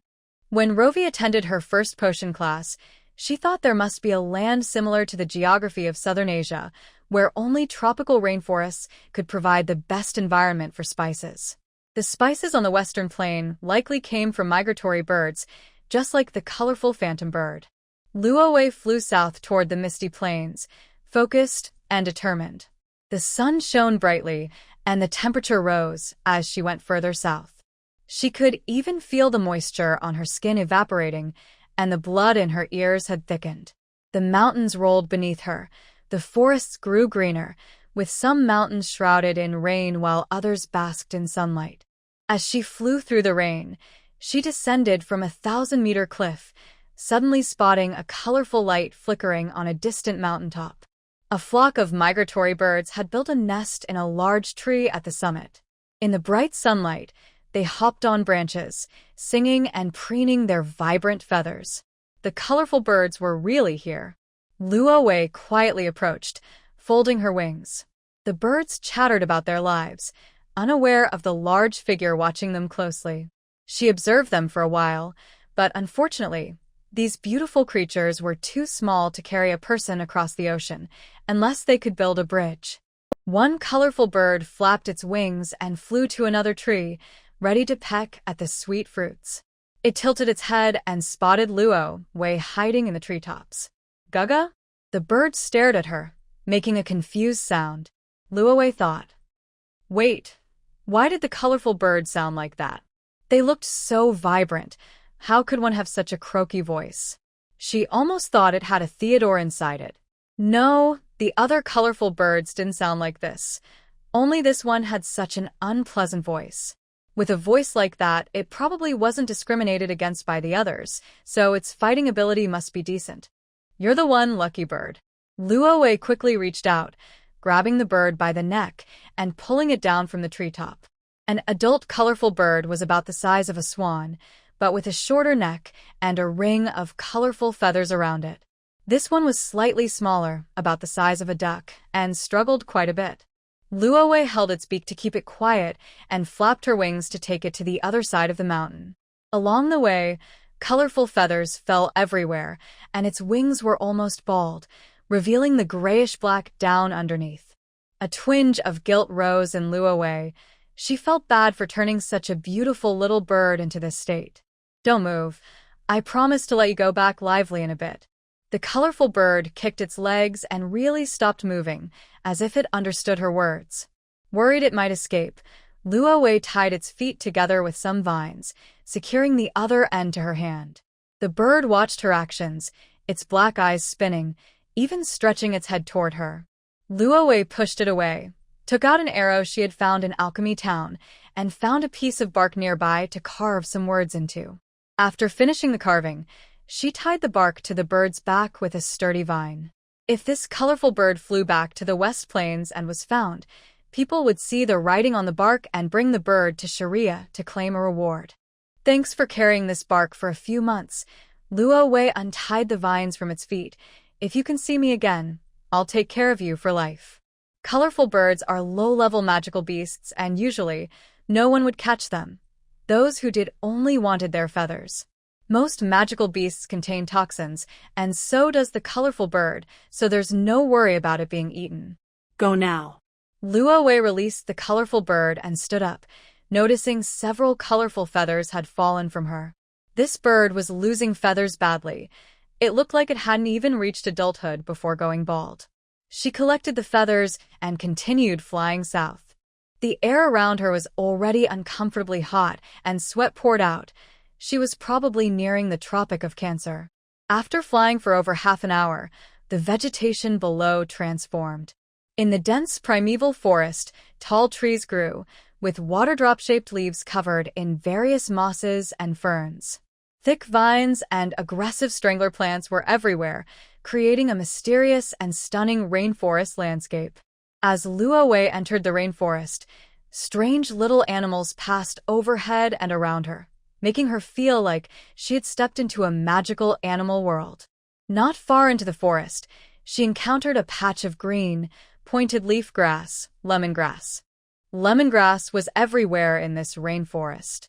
This grass, which emitted a lemony scent, is a key seasoning in many dishes, like Thailand's tom yum soup, grilled tilapia from the Dai people, French foie gras, and Hainan chicken rice. The citral in lemongrass is also a natural antibacterial agent, useful for food preservation. If this lemongrass were sold in the West Plains, it would fetch a high price, at least making a significant profit. Luo Wei noted the locations of the lemongrass and continued deeper, discovering many spice plants, all common in the South Asian jungle. Cardamom, pepper, cinnamon, ylang-ylang, and galangal. What excited her most was finding vanilla vines in a patch of loose, acidic soil. This was a treasure trove, a place that could continuously create value for her. Gold mines are non-renewable resources, but spice plants can be harvested yearly as luxury goods, and spices are consumed quickly. She just needed to be a transporter to keep earning money. Moreover, there were not just spices. Luo Wei also saw many ancestors of tropical fruits: jackfruit, guava, lychee, longan. With a little cultivation, these fruits could also bring in good money. Unfortunately, these beautiful visions couldn't be realized at this stage. She was left with a treasure mountain but couldn't use it, which was heartbreaking. Luo Wei made up her mind.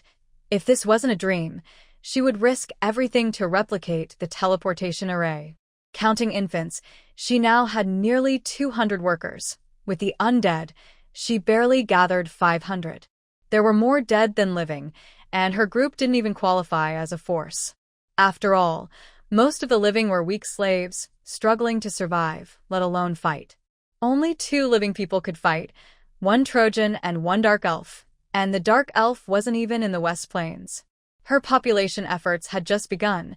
She had only collected 18 children. Far from enough. Her country needed at least 30 million people to be considered a large nation. First, she set a small goal. This year, she would recruit 100 children, aiming for a population of over 3,000, and then double it each year. To support a large group of 3,000 people, she must have enough food. The agriculture in the Western Plains is very backward, with no farming machines or fertilizers. If farmers can harvest 3 times the amount they planted, it is considered a good yield. For example, in Sharia, the wheat yield per acre on the outskirts of the city is only about 90 kilograms, which is already considered high. In most areas, the yield is only around 60 kilograms per acre. In the 21st century in China, wheat yields can exceed 600 kilograms per acre, more than 10 times that of the Western Plains. The agriculture in the Western Plains resembles that of Europe in the 11th century. Due to a lack of food and insufficient preservation techniques for meat, royal families cannot support large armies, relying instead on knights and mercenaries for warfare. In medieval France, out of nearly 10,000 knights, many were high-ranking knights who did not go to battle. In the Western Plains, the largest northern kingdom, the Kingdom of Zeta, has fewer than 10,000 professional soldiers. If you include conscripted laborers, there might be around 50 to 60,000. With low productivity and insufficient food supply, supporting a few hundred people might be manageable, but supporting 2,000 to 3,000 is very challenging. It's not just a matter of money. Even with money, there isn't enough food available. To achieve sustainable development and not be controlled by others in the future, she needs to have her own food sources. Demon Island is not suitable for grazing, but the weathered soil after volcanic eruptions is great for farming. Once the residents build their houses, cultivating the land will need to be prioritized. Preparations must also be made in misty plains. If dark elves can build a city alone, creating a few thousand acres of good farmland shouldn't be too difficult, right? Rovey silently repeated "cultivate the land" 10 times in her heart, hoping the dark elves would understand her meaning. It would be a shame not to use the fertile land in misty plains for farming. In fact, land cultivation is simple. Just set it on fire. The tricky part is farming. Rovey is used to thinking several steps ahead. If the cultivated land is not farmed regularly, it will quickly revert to wasteland, making all the effort wasted. Moreover, if food production doesn't increase, the returns from farming won't justify the effort. She needs to first breed high-quality seeds, create some simple farming tools, and teach the people below how to compost and fertilize. Only with scientific farming can there be good yields. The backyard of Xingluo residents needs to be expanded to create a couple of experimental fields. As for the seeds, Rovey really misses the fragrant rice. There is no rice in the Western Plains, and after eating barley, wheat, and oats for half a year, she feels like she is turning into a grain spirit. Wild rice should be in this area. If she searches patiently, she might find some. Rovey looked around. The dense plants blocked her view. Finding wild rice here is as difficult as finding a needle in a haystack. Wild rice likes to grow in moist, marshy land. Here, every step creates a pit, and there are miasma and mosquitoes everywhere. It might take 1 or 2 years to find it. There really isn't enough labor in misty plains. Rovey sighed and was about to push aside the tall weeds in front of her when she suddenly noticed a ray of light shining through her wrist. Not just her wrist, her whole body began to turn transparent, like a piece of ice crystal melting away in the sunlight. Rovey realized that the dream was about to end. She tightened her grip on the arrow and the handful of peppers she had just picked in the rainforest. As darkness fell, her consciousness floated away. Boom! The bell rang, and Rovey opened her eyes to see the familiar ceiling of the castle. The bed was warm, and as she moved her fingers, she found it empty. Things gained in dreams, as expected, cannot be brought back to the body. Whether it was a dream or reality, she could only wait for the messenger rainbow bird. After getting up, Rovey looked in the mirror and was almost scared by her appearance. The dream about bleeding from 7 orifices was real. Her face was smeared with blood, and the area under her eyes had dried into blood scabs that fell off with a touch. Fortunately, she checked the mirror first. Otherwise, if she had walked out like this, the mute old woman delivering water would have been terrified. On the first day of the new semester, it was still potion class. Rovey arrived early at the potion classroom and sat in the second-to-last row. At 8 o'clock, all the students were present, and Professor Phil entered the classroom. Last semester, we learned to prepare spices and external medicinal soups. This semester, we will learn to identify basic magical plants and brew low-level potions. Professor Phil handed out a thick stack of papyrus, which illustrated several common magical plants.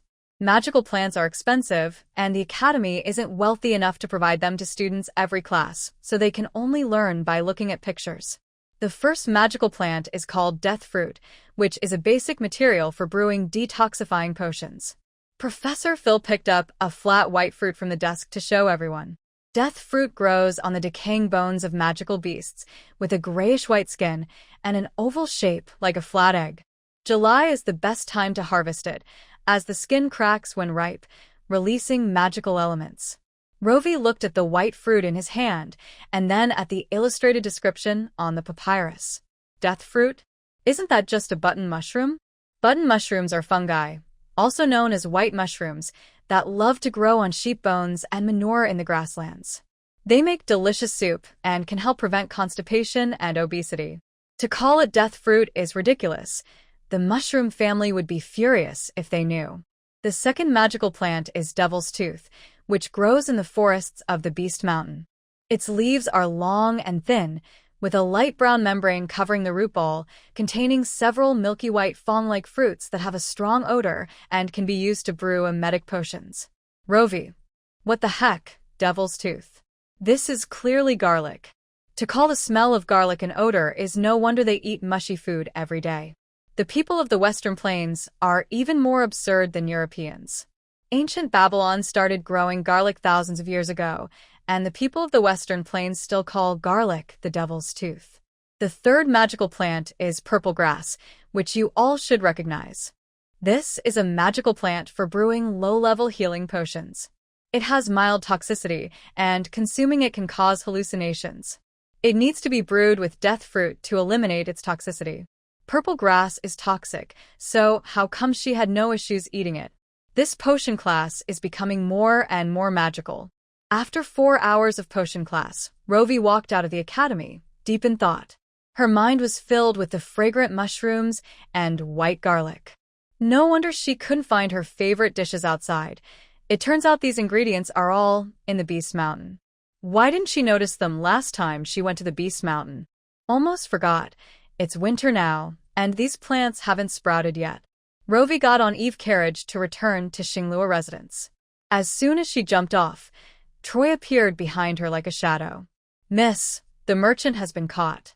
Do you want to interrogate him? Unknowingly, Troy had started calling her miss and was using respectful language. His respectful attitude made Luo Wei feel a bit uncomfortable. Could it be that Troy has been discouraged too many times and feels inferior? Although he looked pitiful, Luo Wei still had to criticize him. I only asked you to follow him and see who he contacts. Why did you catch him? Wasn't grabbing someone like that just alarming the snake in the grass? Troy lowered his head to explain. He was going to the temple to deliver a message, so I caught him. The temple? Luo Wei's expression grew serious. Is he from the church? He's from Prince Alfred's side, Troy said, pulling a copper tube from his waist. I found this on him. Luo Wei took the copper tube and looked around. Let's go inside to talk. The two walked into the courtyard and sat down in the garden. Luo Wei removed the wooden stopper from the copper tube and poured out a roll of burlap. Unrolling the burlap, she saw it was filled with dates, names, and events. This person had been tracking Hall, Laura, and Theodore. Their names were all over the burlap. From January 5th to January 20th, for a full half-month, this person had been monitoring their every move. After Hall returned to Sharia, he came every day to teach Rosie dark magic, and the burlap recorded his arrival times and how long he stayed. Laura and Theodore worked part-time at the Scary dessert shop every day, living in the staff dormitory behind the shop, and the burlap noted their work hours and what they ate for every meal. Even Laura's activities of planting mulberry trees and raising silkworms in the dormitory were recorded. He speculated she was raising some kind of magical insect. Worse yet, he deduced from the relationships between Laura, Theodore, and Hall that the owners of the Scary dessert shop and Xingluo residence were the same person. This person cannot be left alive, Luo Wei said immediately. Troy replied, I'll go kill him. Wait, Luo Wei stopped him. He can't die yet. If he dies, Alfred will likely send someone else. Once someone dies, things won't end well. And who knows if the new person will be even more troublesome. We still don't understand Alfred's intentions. This person can't die for now. Troy looked confused. But you just said he can't be left alive? Not being able to stay doesn't necessarily mean killing him. It could also mean making him unable to act, Luo Wei said with a glint in her eyes. Troy hesitated. Should I cut off his hands and feet? No, Troy, we need him to appear whole, but actually be unable to do anything, Luo Wei said cryptically. Troy didn't understand her meaning. What did it mean to look whole? Luo Wei handed him back the copper tube and burlap. Wash this burlap with water, put it back inside, and throw it into the room of whoever he was supposed to deliver it to. The unclear information would surely prompt a response from above, and then she could learn Alfred's intentions. Okay, Troy nodded. Luo Wei then ordered, bring that guy over and throw him into the cellar. I will personally interrogate him later. Yes. Troy obeyed and left, while Luo Wei called Bella. Has Hall Felix arrived? She asked. Yes, Mr. Felix arrived even before you. He's enjoying lunch in the kitchen, Bella replied. The guests brought back by the master were all big eaters. Mr. Felix, who looked thin and weak, could eat as much bread as a knight, and he appeared in the kitchen right on time for meals every day.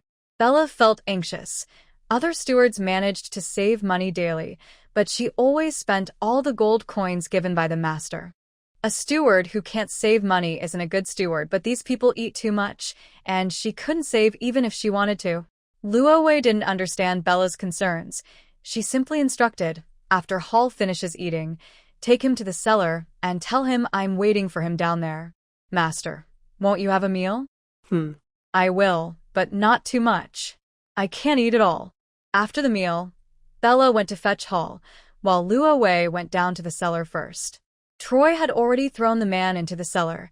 The merchant with a common face was tied up and had his mouth stuffed with something, looking at them with pleading eyes. Luo Wei signaled Troy to remove the cloth from his mouth and sat down in a chair. Do you know why we caught you? The man, sniffling and crying, shook his head. Miss, sir, I really don't know. I'm just a small merchant. Luo Wei looked at him with interest, leaning forward. It's quite strange that you look so ordinary. I've never seen someone so plain before. The man's face stiffened, and then he cried out, Miss, is being ordinary a crime? Being ordinary is not a crime, but a small merchant being caught here and still daring to talk back is quite interesting, Luo Wei said, resting her chin on her hand. You're not afraid of me, and you want to shout and call people in, right? The man's crying paused, and he bitterly smiled. Miss, you've caught me here. How can I not be scared? A real small merchant would be too scared to speak clearly in this situation. Who would be bold enough to argue like you? Miss, you're slandering me. You look down on us commoners. Enough. Luo Wei interrupted impatiently, raising her finger. Troy, gag him. Yes, miss. Troy quickly grabbed the man's hair and stuffed the cloth back in. The man sensed something was wrong and quickly nodded, as if willing to confess. Luo Wei looked down at him. I hate people who beat around the bush when talking to me. You won't get a chance to speak. The man's expression suddenly turned fierce, struggling wildly, his eyes filled with a threatening glare. Luo Wei leaned back in her chair, closing her eyes to rest. After a while, Hall came down. Miss Luo Wei. The boy quickly scanned the cellar and looked obediently at Luo Wei. What do you need me for? Luo Wei opened her eyes and turned her head. Yes, Hall, can dark magic turn someone into a fool? Hall glanced at the man on the ground and said plainly, It can, but I can't control the strength well, so I might turn someone into a dead fool. However, Miss Luo Wei, there are many kinds of dark magic. My specialties are nightmare techniques, memory erasure, heart-piercing, and soul extraction. Dark magic is usually extremely cruel and vicious, causing the victim to suffer both physically and mentally. The man on the ground visibly turned pale, no longer as defiant as before. Luo Wei thought for a moment and said, Please help me erase his memory from the past 2 days. Are there any side effects? It depends. Temporarily erasing it is fine. He'll be okay after some rest. But if it's permanent erasure, he might often suffer from headaches later, Hall replied honestly. That's too cruel. I really can't bear it. Luo Wei covered her eyes with her hand. Then let's go for permanent erasure. Make it thorough. Since it's going to hurt anyway, let's make it hurt a bit more. The man looked at her in terror. Was she even human? She seemed like a devil. Even Troy and Hall were momentarily silent. They had not expected such a twist. However, Hall quickly reacted. After a brief pause, he took out his magic wand and cast a spell at the man. Rovey felt a clear wave of dark energy. The magic accurately struck the man's head, pulling a translucent gray soul out of his body, only for it to bounce back in quickly. It was the first time she had seen a person's soul leave their body in such a way. The dark magic tore away a thin layer from the soul, like fragments that scattered in the air and quickly dissolved into a rich, dark energy. So that's how it is. Rovey realized that a person's soul is made up of memories and dark elements. No wonder dark magic can control human souls and create terrifying nightmares. The more memories a person has, the stronger their soul. The clearer their memories, the more solid their soul. That's why a memoryless baby has no soul, and forgetful old people have weak souls. However, Rovey found it strange. If a person's soul is made of dark elements, what about light magic users? Light elements and dark elements are incompatible. Do light magic users not have souls? No, it's impossible for light magic users to lack souls. There must be something she hasn't figured out. Rovey frowned and decided to stop thinking about it. She stood up from her chair. Hall, thank you for your help. I won't let your effort go unrewarded. I'll have Belladou give you a gold coin. Hall immediately beamed with a sunny smile. Miss Rovey, you're too kind. Helping you is my duty. I don't need a gold coin. What's due must be given, Rovey insisted. After all, she had just learned his dark spell. In the future, she wouldn't need to ask for his help to erase memories. A gold coin was the price for her lesson. After watching Hall leave, Rovey turned to the man on the ground. Troy, throw him out. Okay, Troy said as he picked the man up. Where should I throw him? Academy Street, Rovey replied. He enjoys watching my shop, so we shouldn't take away his hobby. But he lost part of his memory. What if he suspects us? Troy worried. If he suspects us, so be it. He wouldn't dare let anyone know, Rovey chuckled softly.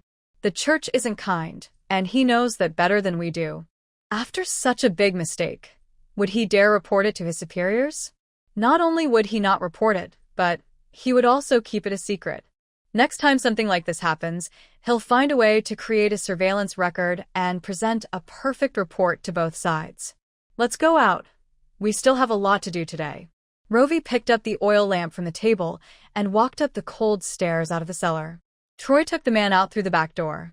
She returned to the living room and sat down in front of the fireplace. Bella brought over a cup of fragrant barley tea and gently placed it on the small table to her right. "Sit down, Bella," Rovey said, pointing to a nearby stool. "You're the housekeeper.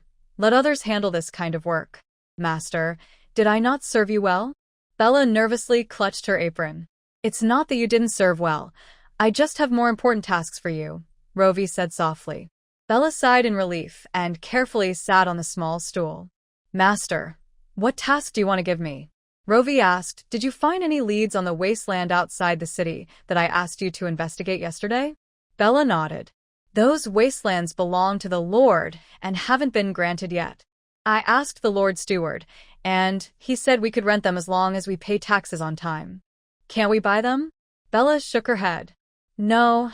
The Duchy of Lenkos strictly prohibits lords from selling land." Rovey remembered that the Duchy of Lenkos had such a law. Land is the foundation of the kingdom. Not just Lenkos, most countries do not allow land to be sold. However, while the law states this, there is often a lot of room for maneuvering. Some poor lords, unable to make ends meet, can't sell land. How else would they earn money to maintain their castle's huge expenses? Many lords will sell land in the form of grants and then collect rent to recover the money. Additionally, there are exceptions, such as when the state allows the rental or sale of building land in urban areas to facilitate the collection of high taxes from merchants. The new areas of Xingluo residence and its backyard fall under commercial land.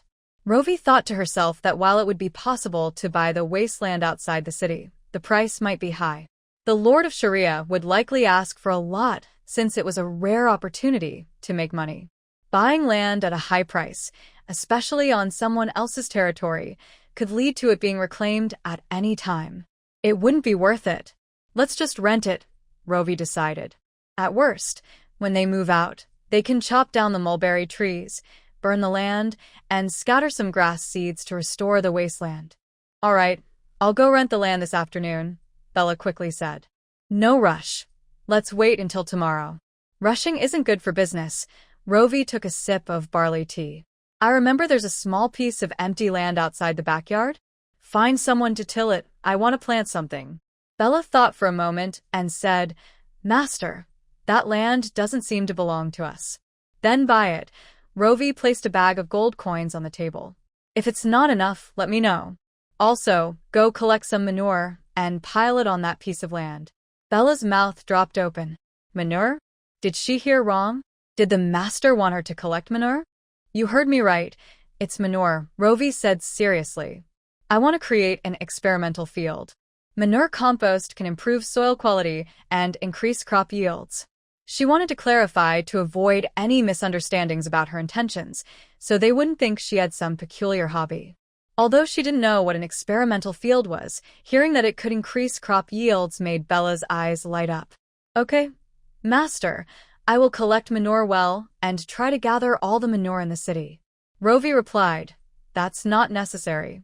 If there was a mountain of manure behind Xingluo residence, she would be suffocated by the smell."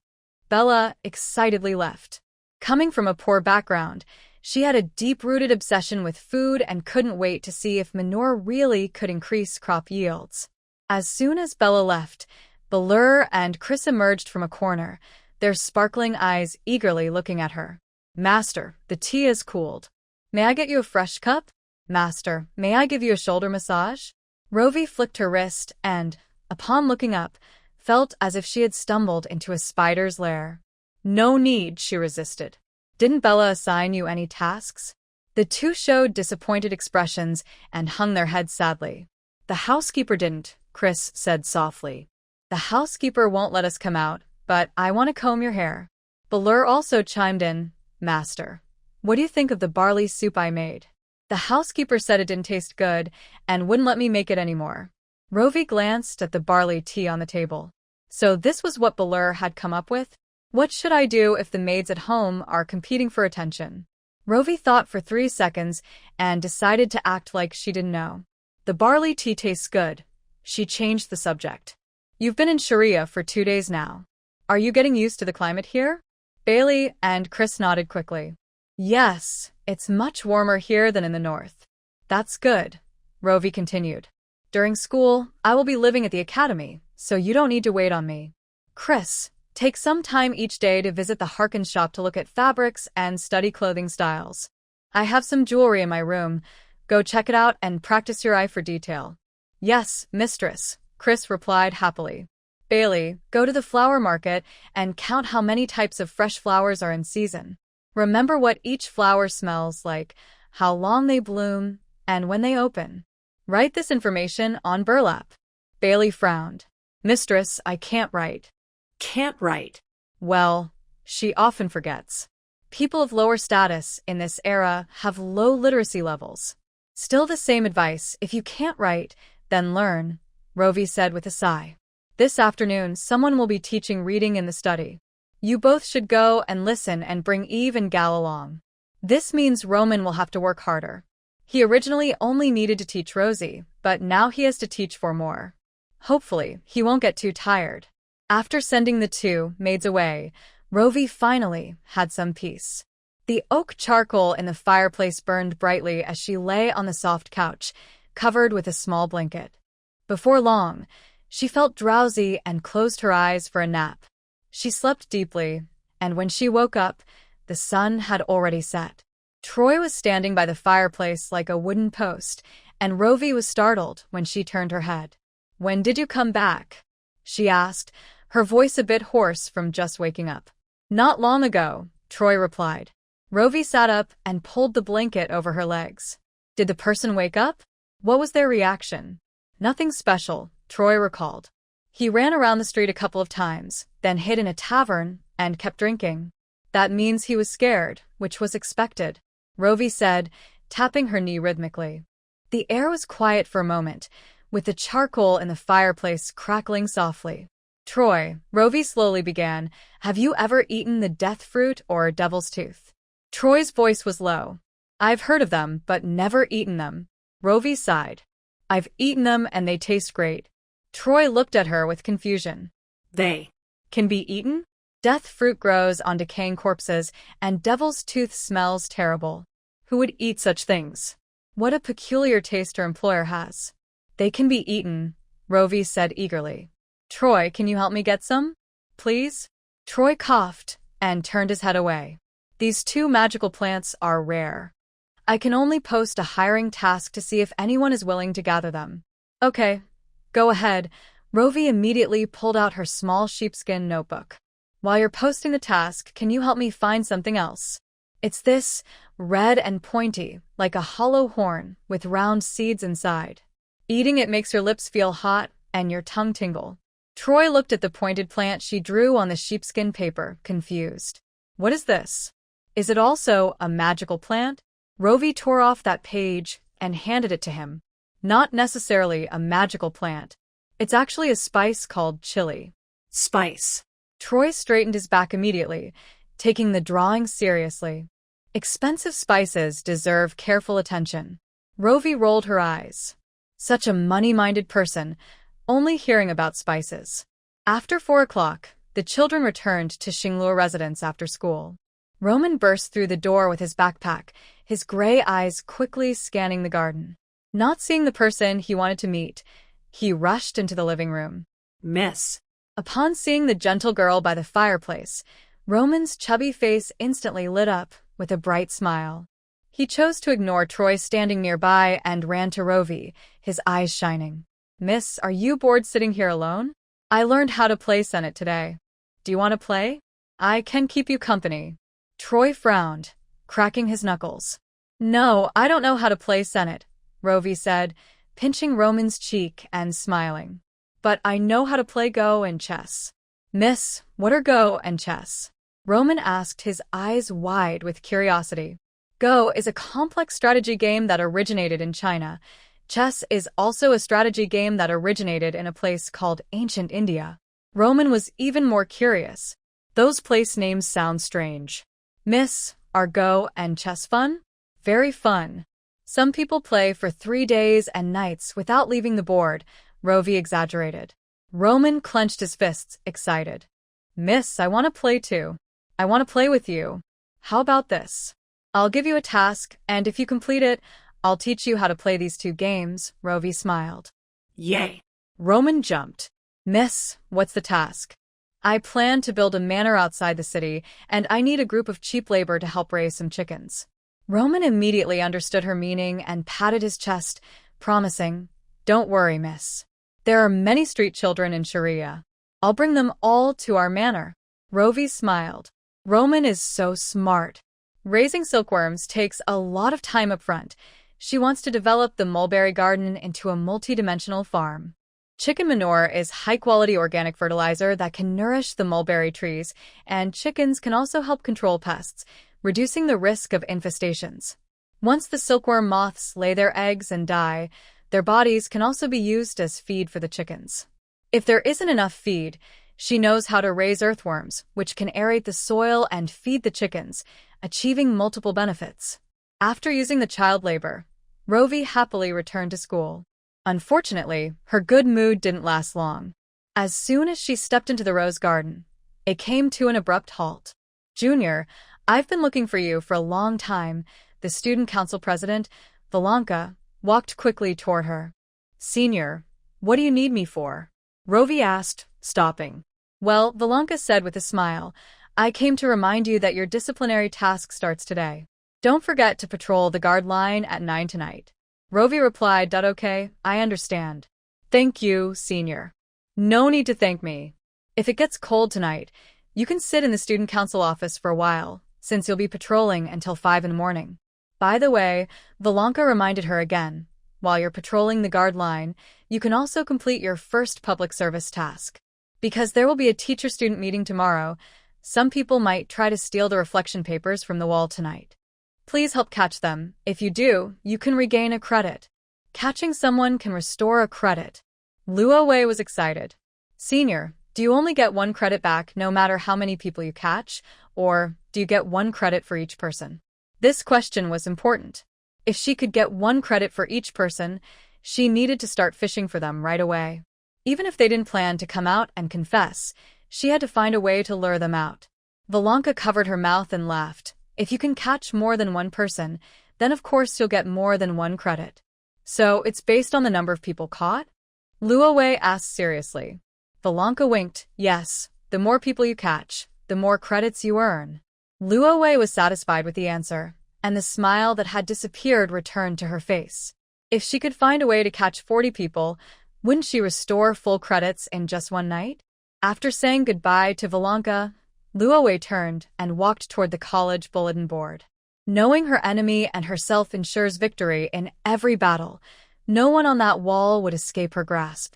Although her 4 cute friends were also posted there, sorry, but she was no longer Luo Wei. She was now a ruthless credit-earning machine.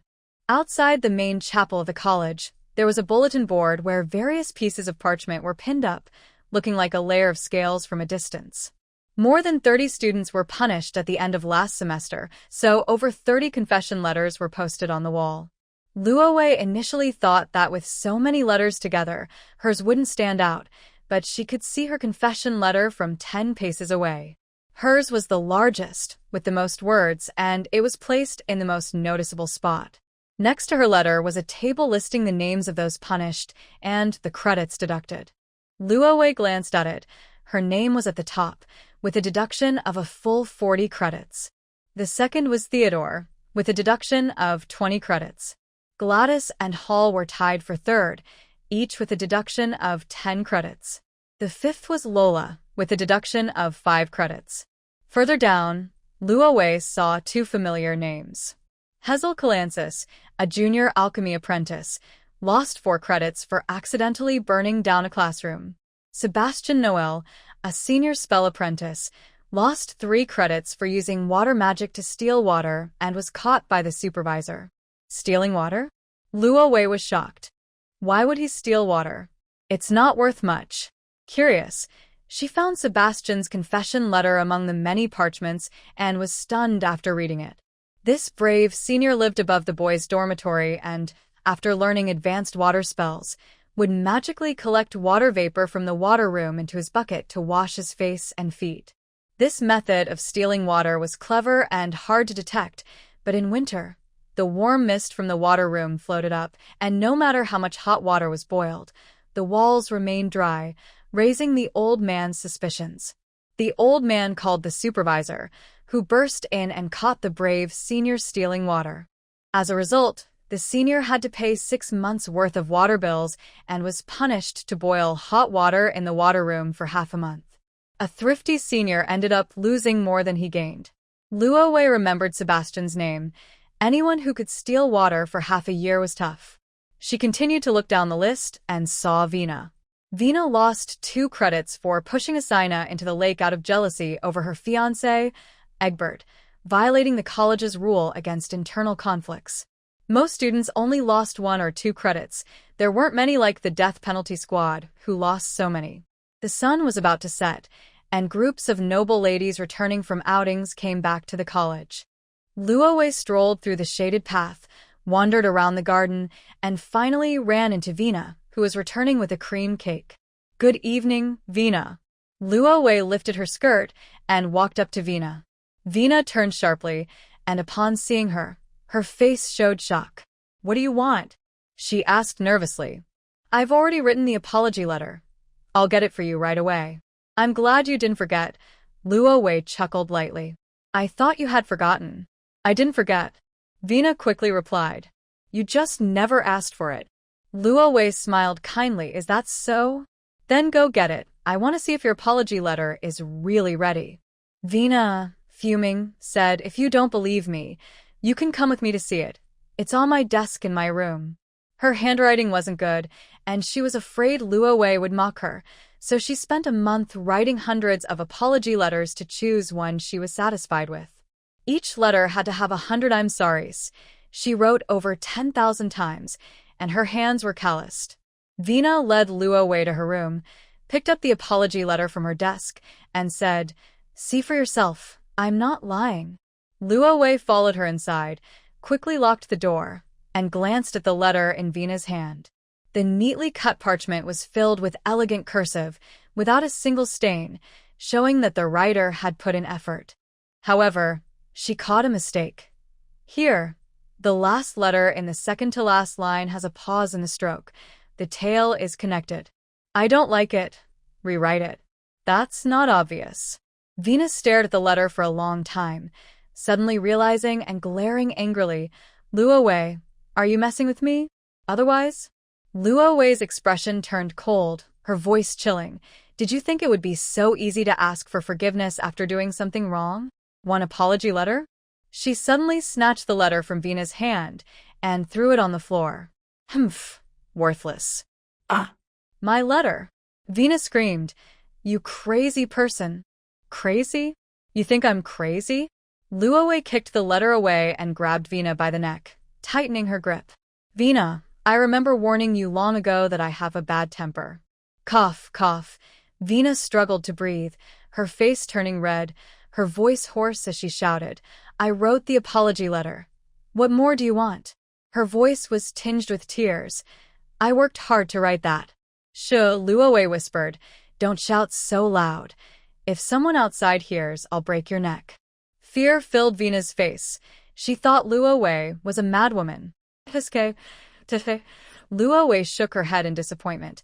"I thought you were tough enough to scheme against me with Asina, but you can't even fight back?" "I didn't."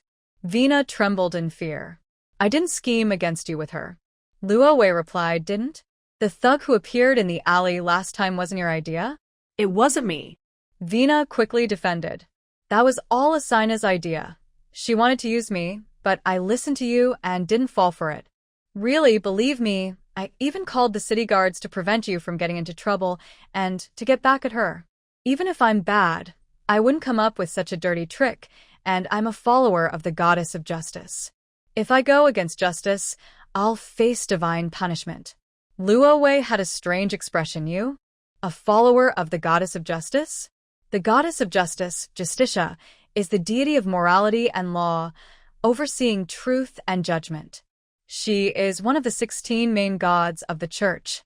Luo Wei didn't look down on Vina, but since the start of the last semester, her actions had shown no signs of justice. If all the followers of the goddess of justice were like her, then the word justice would need to be put in quotes. Vina, seeing her gaze, jumped up in frustration. You can doubt my character, but you can't doubt my faith. I am a loyal follower of the goddess of justice. I swear to defend morality and law, and to reveal all hidden truths. Vina jumped up, and Luo Wei almost had to use one hand to hold her down. All right, stop moving. If you really are a good person, I won't wrong you. Vina protested. I am a good person. Shut up. Luo Wei grabbed her neck with both hands, forcing her to quiet down. Bringing a group of thugs to strip the original owner's clothes and slandering her for selling her body. How could she still claim to be a good person? However, Vina's reaction didn't seem like a lie. With her intelligence and acting skills, she shouldn't be able to act this convincingly. Luo Wei suddenly felt a strong doubt. Is the original owner's memory real? Or rather, did the original owner's memories reflect actual events, or were they just her fantasies? She wasn't sure anymore. Vina, Luo Wei relaxed her grip slightly, staring into Vina's tear-filled eyes. If I don't provide proof that I'm a noble and the temple mistakes me for a commoner and takes me away, would you gather a group of thugs to humiliate me? I am a lady. A lady? Vina exclaimed angrily. I would never do such a thing. Really wouldn't? Then what about the Vina scene in the original owner's memories? I already said I wouldn't. How many times do you want me to say it? Vina snapped. Luo Wei frowned, several guesses flashing through her mind. Was the original owner's memory wrong, or was the Vina in her memory someone else? Could it be that the Vina the original owner saw was actually another person? That person, who could confidently appear at the city gate looking like Vina, must be a high-level magic apprentice or magician, or at least have the help of one, and their social status couldn't be lower than Vina's. Just what she needed. Another problem. Luo Wei released Vina's neck, her fierce expression quickly softening. She gently rubbed the red mark on Vina's neck that she had caused, looking guilty. I'm sorry, Vina. I misunderstood you. Can you forgive me? Vina was startled by her action, but upon hearing the apology, she perked up. Forgive you? Humph. You. Halfway through her harsh words, Vina rolled her eyes and swallowed the rest, changing her tone. I forgive you, but you have to forgive me too. Luo Wei is such a weirdo. With a face purer than an angel's, her heart is darker than anyone else's. Her mood can change in an instant, and those who talk to her never know when she might suddenly turn against them. Vina was genuinely scared. She just wanted to stay away from this weirdo. Okay, I forgive you. Luo Wei smiled gently, but her hand on Vina's neck didn't move away. Vina, we're still good friends, right? Who wants to be your friend? Vina was full of resentment, but didn't dare to express it because of the hand on her neck. Strangely, those hands looked so delicate, yet they were so strong. They had almost sent her to heaven just now. In the end, under Luo Wei's pressure, Vina reluctantly admitted to their friendship. Yes, we're still good friends. Luo Wei caressed her neck. Since we're good friends, when a friend is in trouble, shouldn't you help? Darn, I've gotten myself into trouble. Vina laughed through her tears. I should, but what do you need help with? It's simple. Just go out and ask other students if they've heard someone is going to steal the review papers from the bulletin board. See if they know that person's name, and if they can help you get your paper back too. In Vina's shocked gaze, Luo Wei let go of her and bent down to pick up the apology letter from the ground, threateningly. If you don't do this, this apology letter will spread throughout the entire academy, Vina. If you wanted help, you should have said so earlier. I would have agreed right away. Why do you have to threaten me? Threatening someone with a twist. Vina shed bitter tears. Later that night, after patrolling the perimeter, Luo Wei, carrying a wire net bag and a thick stack of parchment she had copied for 3 hours, hid near a tree by the bulletin board. She had let Vina quietly spread the word that someone would come to steal the review papers tonight, which might attract even those who hadn't planned to steal. Once the review papers were posted on the bulletin board, they would stay there for 6 months. Moreover, some of those people would have to read their reviews in front of the entire school tomorrow. If the papers were stolen tonight, They wouldn't have to face public humiliation. Luo Wei thought that people who cared about their reputation wouldn't be able to sit still and would sneak out tonight. Those stealing the review papers wouldn't just take their own. They would likely grab many at random to avoid exposure. People often have a sense of luck. Once they knew someone would steal the papers, they might follow along, thinking they could benefit. If their papers weren't stolen, they'd quietly take a shot at it. After all, there was a scapegoat in front, so they wouldn't be traced back. Why was she analyzing this so clearly? Sorry, because she also wanted to destroy that annoying review paper. After all, Valanka only asked her to catch people, not to protect the review papers. Around 1 a.m, rustling sounds came from the grass under the bulletin board. Luo Wei perked up, her dark eyes fixed below. An unusually fat guinea pig emerged from the grass, standing on its hind legs and looking around cautiously. Luo Wei squinted. This guinea pig was acting so strangely. It was likely a transformed person. In the grass, the guinea pig didn't sense any danger and quickly jumped onto the bulletin board, skillfully pulling down a review paper. Before it could choose any more lucky ones to take, Luo Wei dropped down with a net bag and caught it. She glanced at the bulletin board, her lips moving as she said the guinea pig's name. Senior Noel, sorry, but please come with me. The guinea pig squeaked and struggled desperately. Senior, if you keep pretending, this will become your new black mark after stealing water. The guinea pig stopped struggling, sounding defeated. Junior, can't you pretend you didn't see me? No way, Rose said coldly, extending her hand to him. Senior, hand over the reflection paper. Sigh. The guinea pig sighed dramatically, resignedly lifting his paw to grab the paper. Here you go. Ro, trusting him, bent down to take it, but saw a glint in his eyes. Just as he slowly raised his paw, he quickly pulled it back and brought the paper to his mouth.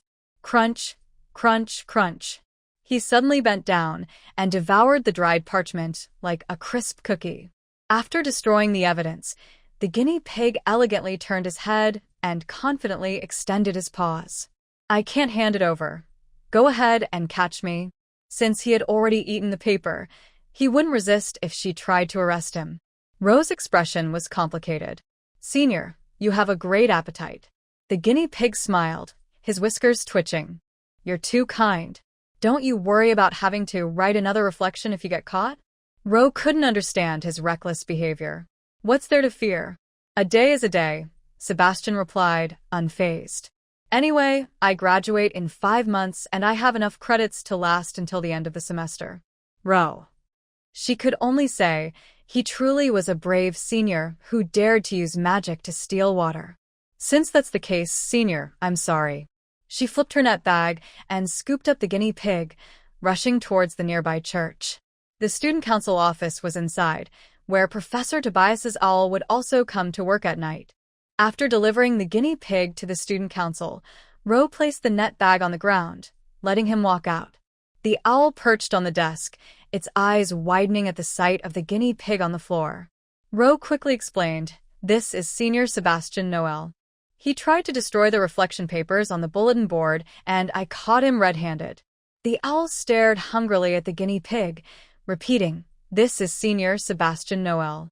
He tried to destroy the reflection papers on the bulletin board, and I caught him red-handed. Ro nodded. Yes. He ate the reflection paper. The owl flapped its wings. Yes, he ate the reflection paper. Ro added, but please rest assured, Professor. I made thorough preparations. I copied their reflection papers, so even if they were destroyed, I have backups. The owl echoed her words perfectly, but please rest assured, Professor. I made thorough preparations. I copied their reflection papers, so even if they were destroyed, I have backups. After the shocking news was repeated twice, the guinea pig turned his stiff neck to look at Ro, tears welling up in his eyes. Who said juniors were all sweethearts? Was he facing a sweetheart tonight? This sweetheart seemed more like a heavy stone. Ro couldn't help but smile. Senior, I'm sorry, but tonight is bound to disappoint you. One more credit. One more happy moment. The guinea pig clutched his chest, closing his eyes in pain. It's okay. Ro bowed slightly to the guinea pig and the owl, then turned to leave.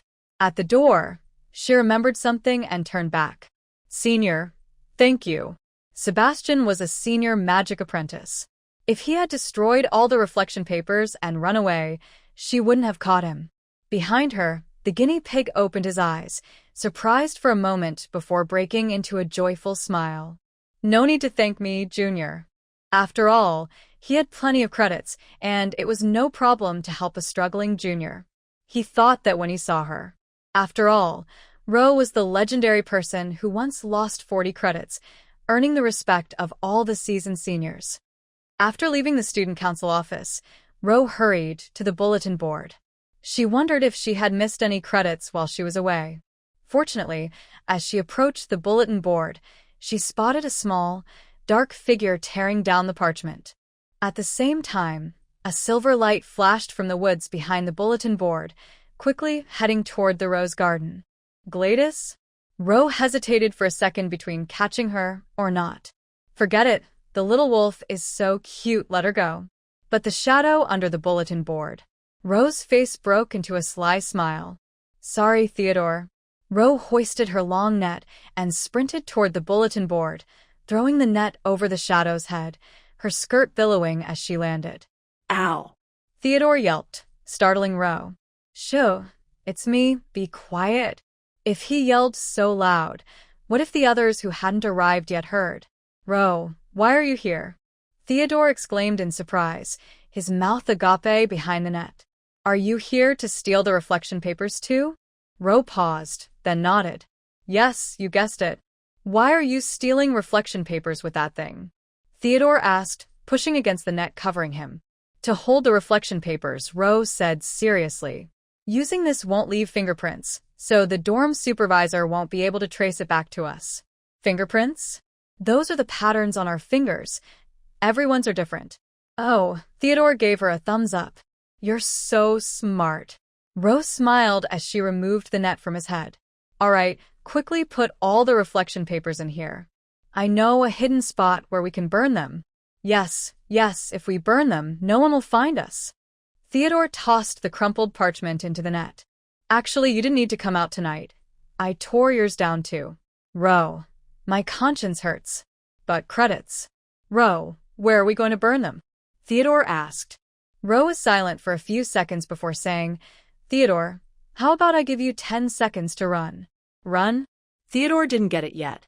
Why should I run? Ro, because I'm here to catch you. Theodore? What? Why are you catching me? Ro grabbed Theodore's arm, her face serious.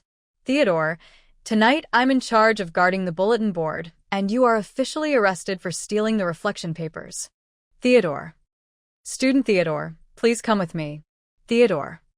10 minutes later, a sad Theodore was brought by Ro to the student council office, where he sat next to Sebastian, who had somehow turned human and was wrapped in a blanket to cover his bare body.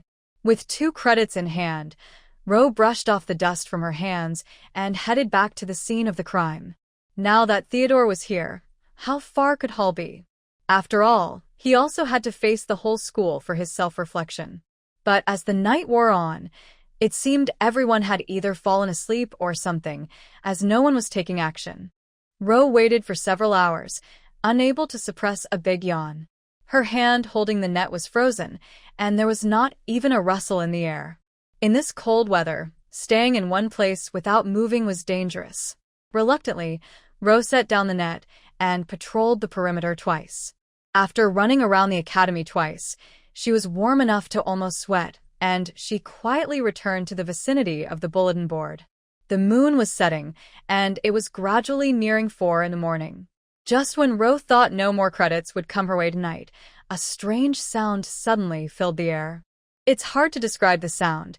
It was like something was jetting out, and it also resembled a vibrating eardrum, mixed with a faint crackling sound of electricity. Rovey held her breath and listened as the sound grew closer. She looked around and finally realized it was coming from above her head. A uniquely shaped little bird flew over her, heading towards the bulletin board. Rovey watched in amazement as the bird passed by. Its body was covered with a metal shell, painted with an unknown black coating that made it blend well into the night. What surprised her was not that the metal bird could fly, but that it didn't use spells or magic patterns for power.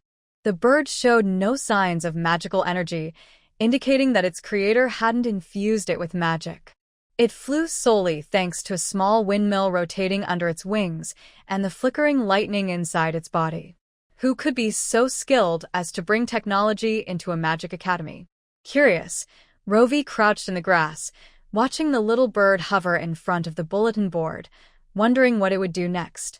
How would it find the specific report it was looking for? Did it have intelligence? Or was someone controlling it remotely?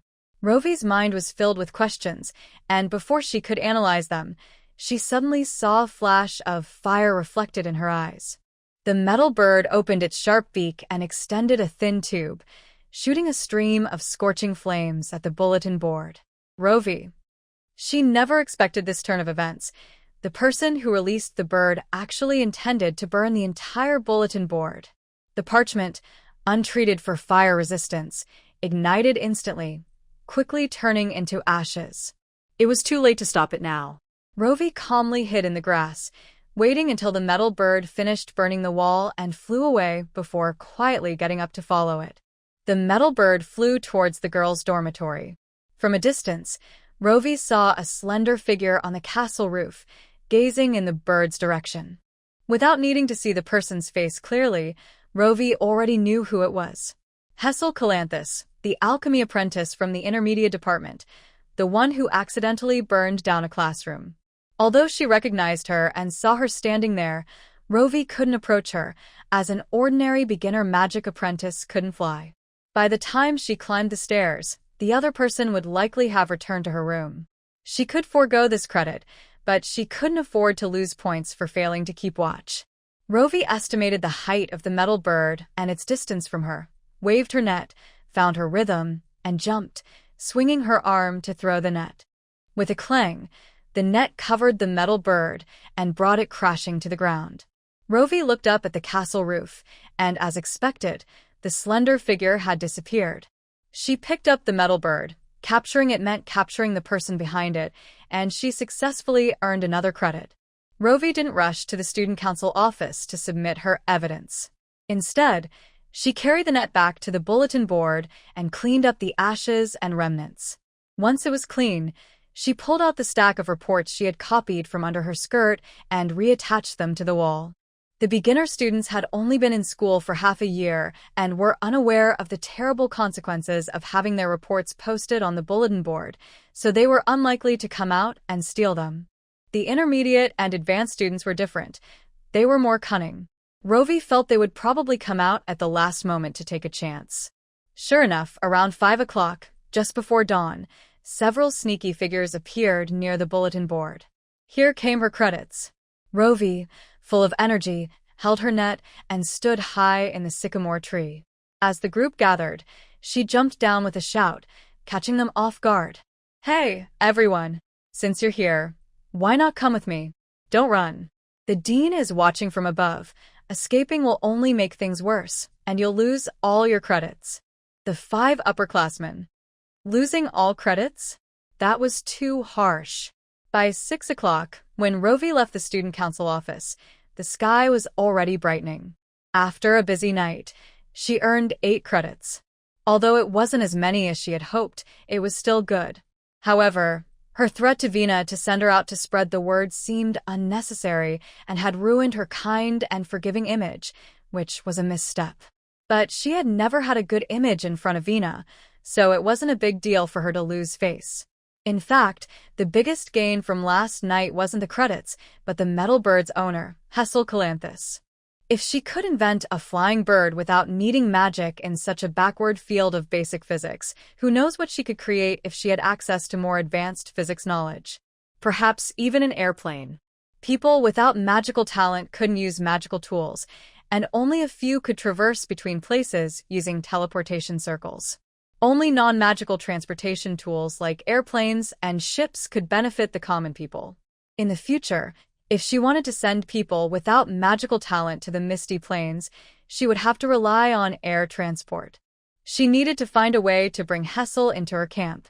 As the sun rose and the morning bell rang, the large academy awoke from its slumber. The chirping of birds mixed with the sound of hurried footsteps echoed outside the church.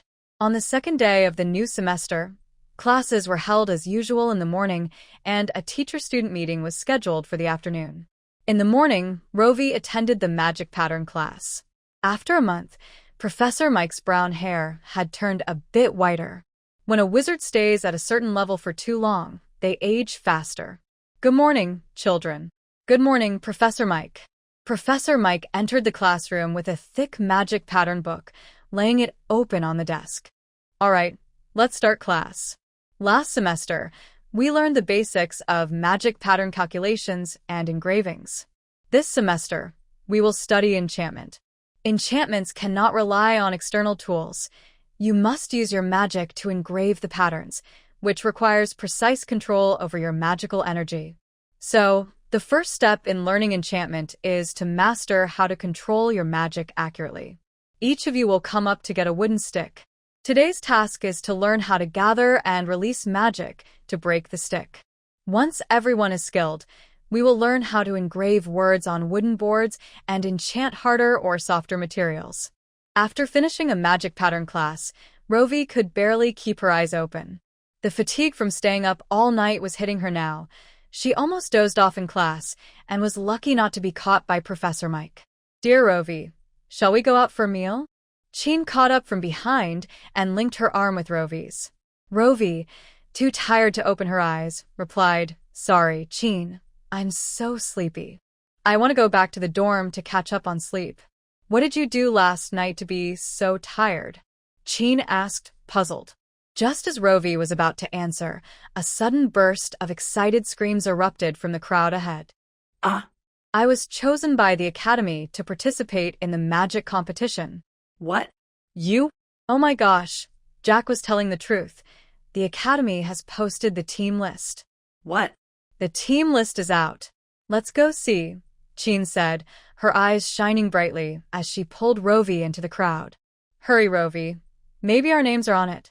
Rovey was confused. "What team list?" Chin didn't hear her and dragged her forward until they finally reached the bulletin board. Rovey looked up, only to be greatly disappointed. "Wait, this list, how can it be like this?" "Asina, Jack, Tunjen. It's fine if I'm not on it, but how come you're not either?" Rovey also saw the notice on the wall. List of contesting teams for the 19th Shiyuan Magic Competition at Sharia Magic Academy?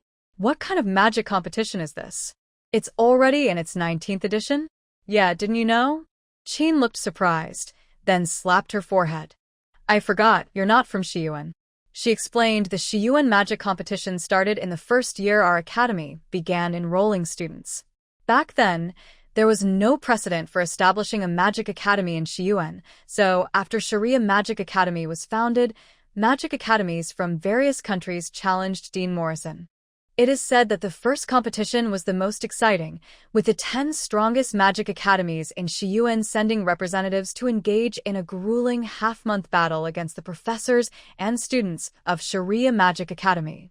Sharia Magic Academy had to face a group of arrogant challengers almost every day, and its gates were knocked down many times. At that time, the academy had very few people, only 3 professors and 5 civilian students.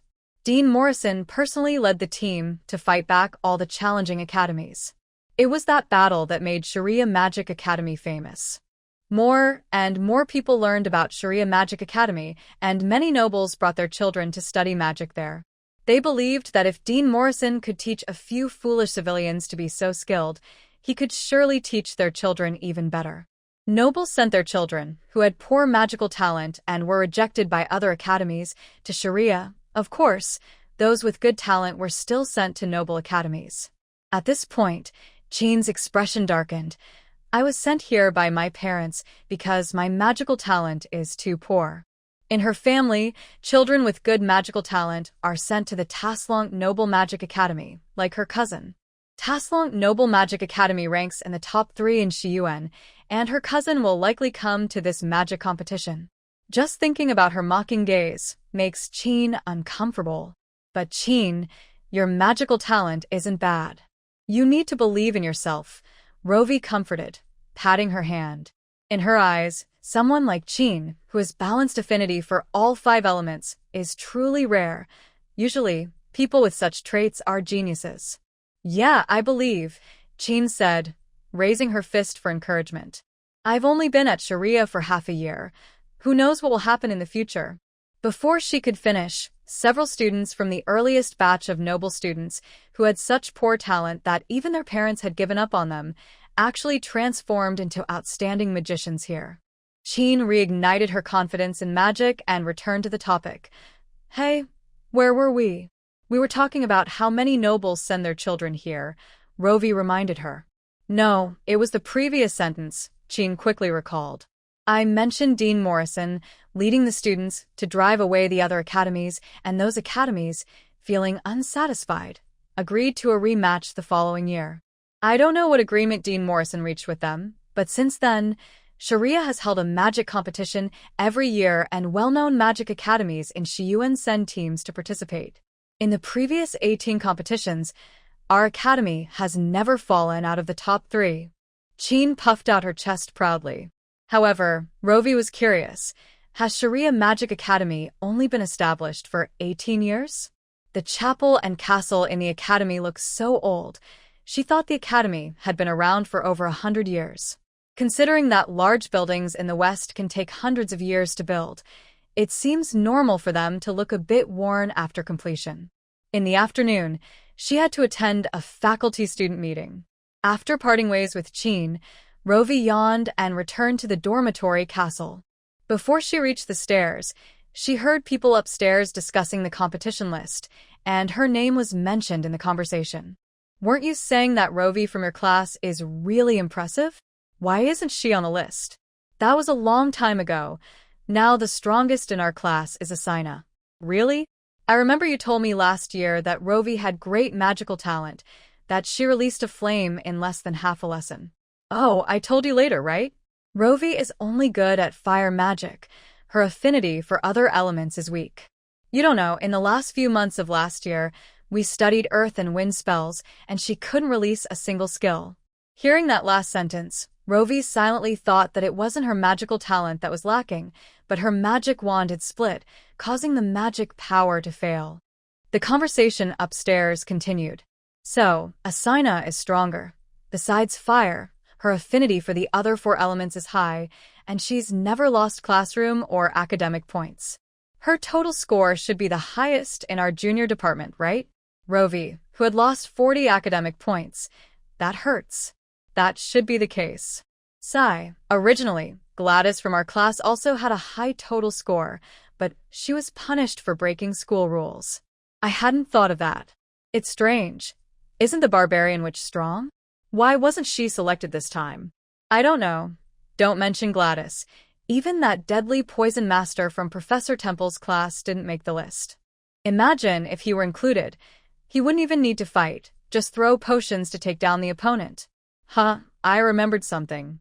I heard that during last year's competition, a senior named Theodore farted on stage and knocked out his opponent with the smell. Is that true? Is that senior competing again this year? I want to see. I didn't see her name on the list, the speaker said with some regret. I don't know why 3 people from their team were replaced. What a pity. Rovey waited for the conversation upstairs to end before gently walking up the stairs, lifting her skirt. As she stepped onto the 2nd floor, the 2 rooms next to the staircase closed their doors right in front of her. No wonder the voices were so clear. Their rooms were right here. Rovey looked at the door on her left. Monica from her class, Asina's new follower, lived in there. Students at the Magic Academy tend to admire strength. If she can't remain strong and excellent, she will quickly lose many followers. A single list revealed her current shortcomings. If she can't prove her strength, how can she persuade those talented individuals she has her eye on? As Rovey walked, she pondered how to reclaim the first place she had lost. At 3 o'clock in the afternoon, the teacher-student meeting was held on time in the main chapel hall of the academy. Ro and many classmates sat on long wooden benches, their sleepy eyes fixed on the semicircular stage at the front. She felt like she hadn't fully woken up after crawling out of bed, and now sitting here, her mind was drifting. She couldn't hear what the dean and professors were saying. Would it be okay to sneak a quick nap without being noticed? Ro looked around and saw no teachers patrolling, so she quickly lowered her head and closed her eyes. In a daze, she heard a burst of laughter around her. Ro jolted awake, thinking she had been caught sleeping by a teacher. When she looked up, she saw everyone's attention focused at the front of the hall. She blinked hard, her vision gradually clearing, and finally noticed 3 people standing on the stage: Hall, Theodore, and senior student Sebastian, along with a few other seniors. Hall was reading his written apology, and the laughter from the students was because he had written, "I will take showers properly and brew potions correctly, so I won't make my classmates faint from the smell again."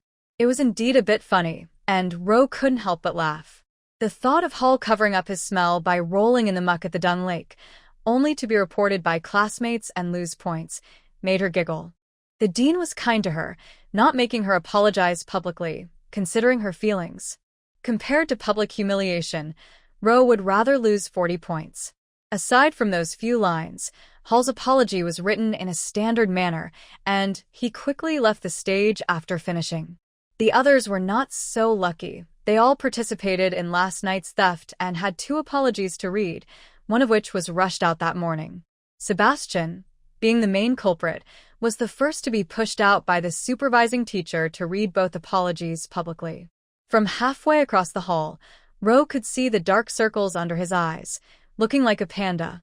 She wondered how late he had stayed up last night. As she laughed, she suddenly couldn't anymore. Compared to staying up late, it seemed she was the one who had stayed up the longest. Ro touched the skin under her eyes. She hadn't looked in the mirror before leaving in the afternoon.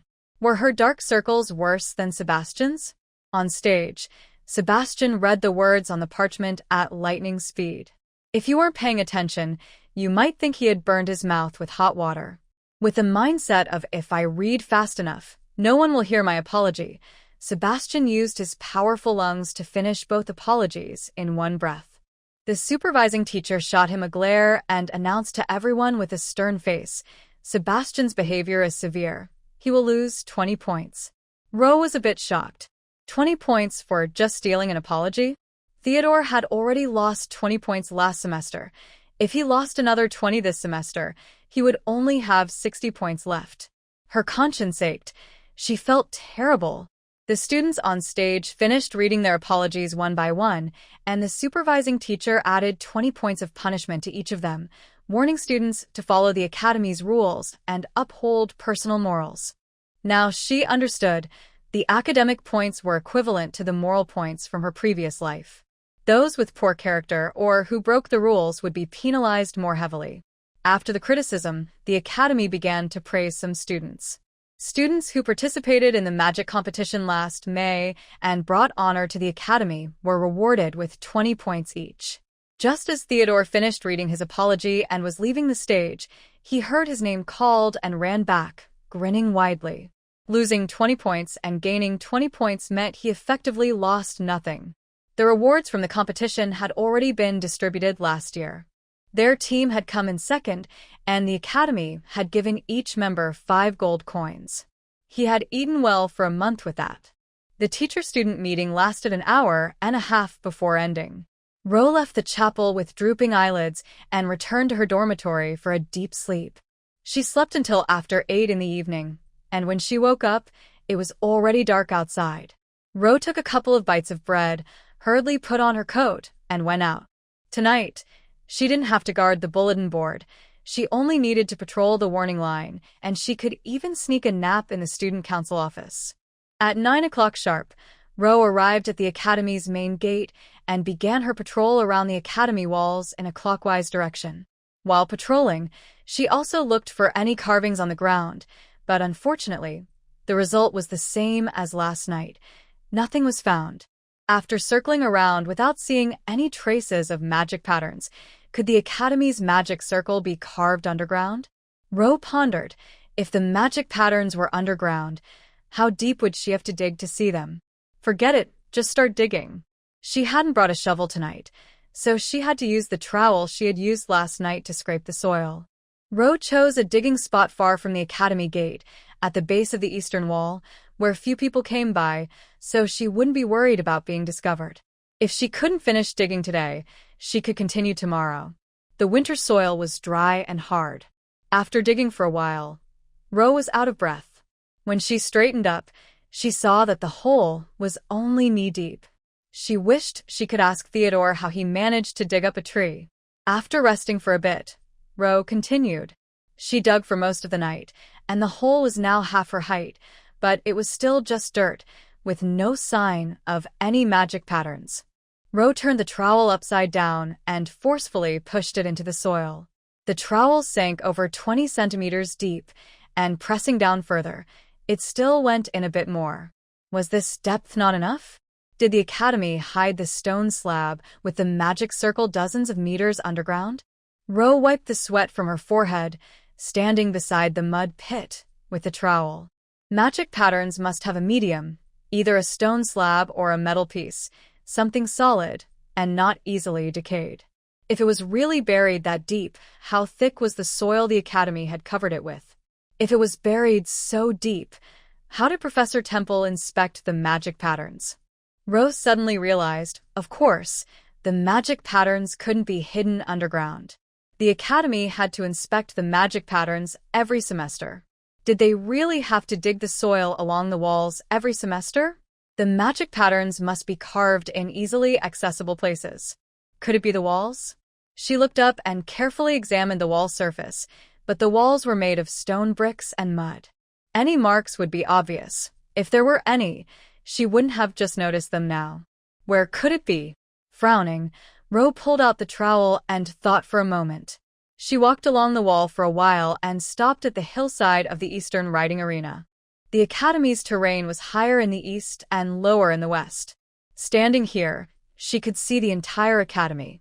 In the dim moonlight, the winding cobblestone paths and towering spire of the chapel lost many details, making it easier to focus on their overall layout and shape.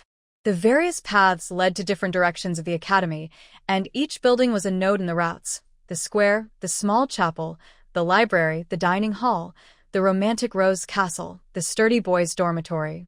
How had she not noticed before that these buildings were all about the same distance from the main chapel at the center of the Academy, with equal spacing between them? If she connected them with a line, it would form a perfect circle. A huge ring appeared in Rose's mind, with the center being the point of magical energy injection, and the surrounding paths abstracted into lines of varying thickness, winding through the circle. A simple magic pattern began to take shape, but before Ro could get excited, the magic pattern in her mind suddenly burst, and she crouched down, holding her aching head. After more than 10 minutes, Luo Wei finally lifted her head, warm liquid flowing from her eyes and nose. This was the second time she had bled from all 7 orifices. Her hands and clothes were covered in dirt, and she didn't dare to wipe them, unsure how many capillaries inside her face were broken, fearing that bacteria might cause an infection. Fortunately, it wasn't a brain hemorrhage. Surgeries in this era were not advanced, and doctors could only open but not close. Luo Wei propped herself up with the net pole and stood up, her thin body swaying in the cold wind. High-level magic circles could backfire just by thinking about their framework, and to dismantle them, she had to first trick herself. If it were her past self, she might have easily remembered the magic patterns without knowing what they were. But now that she understood, returning to a blank state was difficult. Difficult as it wasn't entirely impossible. As the saying goes, a long illness makes one a doctor. In her past life, she had undergone so many psychological therapies that she was almost half a psychologist herself. Not to mention self-hypnosis, giving herself a light psychological suggestion was no problem. Luo Wei tried to convince herself that the school layout was just an ordinary map, nothing special. She was only memorizing it to make her patrols over the next 28 days easier. Just thinking about enduring 28 more nights made her brain automatically eliminate complex thoughts, leaving only dullness and fatigue. When would these hard days end? With a weary expression, Luo Wei leaned against the net pole and slowly made her way down the slope. There was still more than an hour until dawn, and she had to patrol the perimeter again. After that, she could check in at the main gate and returned to her dormitory. The academy's main gate was located to the west of the racetrack. Walking around the wall would take too long, so Luo Wei chose to cut through the academy. On January 22nd, the moonlight was still quite bright tonight. The stone path glimmered white under the moonlight, and a layer of frost had formed on the dry grass on both sides. A flickering shadow was cast on the lawn. Luo Wei looked up and saw what seemed to be a candle flickering in a small window of the church loft. The window was slightly open, and the wind made the flame dance. Before she knew it, she had arrived at the main church. Who could still be upstairs at this hour? Suddenly, the wind picked up, blowing the upstairs window wide open, and the faint light was instantly extinguished, plunging the loft back into darkness. Luo Wei tilted her head back, her dark pupils slightly widening. The wind was still blowing, yet the two windows that had opened inward slowly began to close before her eyes. In the black gap between the windows, she seemed to see two faint blue lights and a pair of black hands that looked human but also resembled some kind of primate. Just as the window closed tightly, Luo Wei sensed the dark elements vibrating in the air. A dark wizard? Or a student with an affinity for dark elements? Luo Wei glanced at the sky. The moon was still hanging in the sky, so delaying for a few minutes should be fine. She gently set down the net pole, approached the church's outer wall, and reached out to touch the hard, rough surface. The Gothic architecture was adorned with many decorations, with stained glass and reliefs covering the walls, providing plenty of places to stand or hold onto. Luo Wei rolled up her sleeves and began to climb using both her hands and feet. Having rock climbed in her past life, she reached the window below in just 3 minutes. Once she got up, she realized that this window led not to the loft but to a side aisle at the top of the church, which explained the narrow, openable window. Looking through the stained glass, she could see a dim corridor, the other end of which was as dark as ink, making it impossible to see if anyone was hiding there. Not wanting to disturb anyone inside, she observed from the window for a while. Not hearing any noise, she felt a bit disappointed. Just as she was about to head back, she lowered her head and suddenly heard a creak. The window in front of her was pulled open from the inside, and a dark head popped out. A silent scream exploded in her ears. Luo Wei quickly looked up and saw 2 clusters of ghostly blue flames, nearly causing her heart to stop. Before she could clearly see the person's face, they quickly retreated back into the depths of the corridor, leaving behind a series of terrified screams. The monster is so scary, so scary. So scary. Luo Wei's hands and feet went limp, almost causing her to fall from the wall. A monster? Scary? Who scared whom? She peered into the window frame, and with the window opened, the light inside brightened a little, revealing a trembling black shadow hiding at the end of the side aisle. A spirit, afraid of a person. Luo Wei took out her wand and lit a large flame to shine inside, asking, "Who are you, and why are you hiding here?" The spirit trembled, parting its fingers that covered its eyes to reveal 2 strands of ghostly blue light. What kind of monster are you? Why did you come to our academy? Our academy? Luo Wei looked at him curiously. What are you in the academy? The spirit seemed to understand from her voice that she was not a monster, and its trembling lessened a bit. Answer my question first. Luo Wei replied honestly, I'm not a monster. I'm a student here. A student, a magic apprentice? The spirit lowered its dark hand, its tone becoming somewhat serious. How can a student be out at this hour, dressed like this? You're breaking school rules. I'm patrolling the perimeter and haven't dressed up or broken any rules. Luo Wei stared at him intently. Now it's your turn to answer. Who are you? The spirit fell silent for a moment, turning its back to her. I am a spirit. Aren't you afraid of me?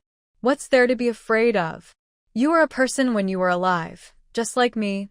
Luo Wei's gaze fell on his hunched back. Can you tell me now, who are you? The spirit's shoulders moved, but its back hunched even more. Just when Luo Wei thought he wouldn't answer, he suddenly spoke. My name is Wazwaz, and I was a puppeteer in my past life. Luo Wei nodded. Wazwaz, puppeteer. Got it. And you, what's your name? My name is Luo Wei. a magic apprentice in the junior department. Seeing his back nearly bent to the ground, she withdrew her gaze and said, "I still need to patrol the perimeter. Goodbye, Wazwaz." Goodbye. A rustling sound came from the window, and after a while, Wazwaz turned around, but the slender figure had already disappeared. He floated to the window, watching the girl's silhouette fade away, his dark hand reaching up to the windowsill, pulling out a short candle from the corner on the right. This candle had been discarded by someone downstairs. When he saw it, he picked it up, intending only to light it for some light. Unexpectedly, it brought a brighter light. On the other side, Luo Wei almost reached the academy square when she remembered she still had blood on her face. No wonder Wazwaz was so scared. But even with blood on her face, she didn't look like a monster, did she? That spirit really needed to get its eyes checked. Luo Wei scratched at the dried blood tears on her face, straightened her back, and stepped onto the square. As long as she wasn't embarrassed, it was others who would be embarrassed. That saying was indeed true. Look at Wazwaz. He had nearly buried his head in the ground from embarrassment just now. It was amazing. As a spirit, his emotions were so rich, unlike Patrick, who always sounded tired when speaking to her. Could it be due to his profession? Puppeteers were originally a branch of alchemists. Over 1,000 years ago, when alchemy was still flourishing, puppeteers held a status not lower than that of magic masters. Many alchemists at that time would create substitute dolls, obsessed with making doppelgangers to accomplish things they were afraid to do or couldn't do. But dolls were just dolls. They couldn't think or speak and couldn't truly become substitutes. They needed puppeteers to manipulate them. Later, a puppeteer came up with an evil idea to create an immortal, thinking, and speaking puppet from a living person. To achieve this, he cruelly killed many innocent people. Since then, puppetry was labeled as dark magic, and the profession of puppeteer gradually disappeared from the continent. Now, alchemy had only one development direction left: tool-making. Back to the point, puppeteers, having spent long periods with dolls, often felt lonely and would talk to themselves, fantasizing that the dolls could converse with them. Thus, their emotions were rich, and their thoughts were delicate. Most puppeteers were not good at communicating with people. They avoided social interactions, appearing aloof and indifferent, but inside, they burned with passion, igniting at the slightest spark. After completing her last patrol, Luo Wei returned to her dorm.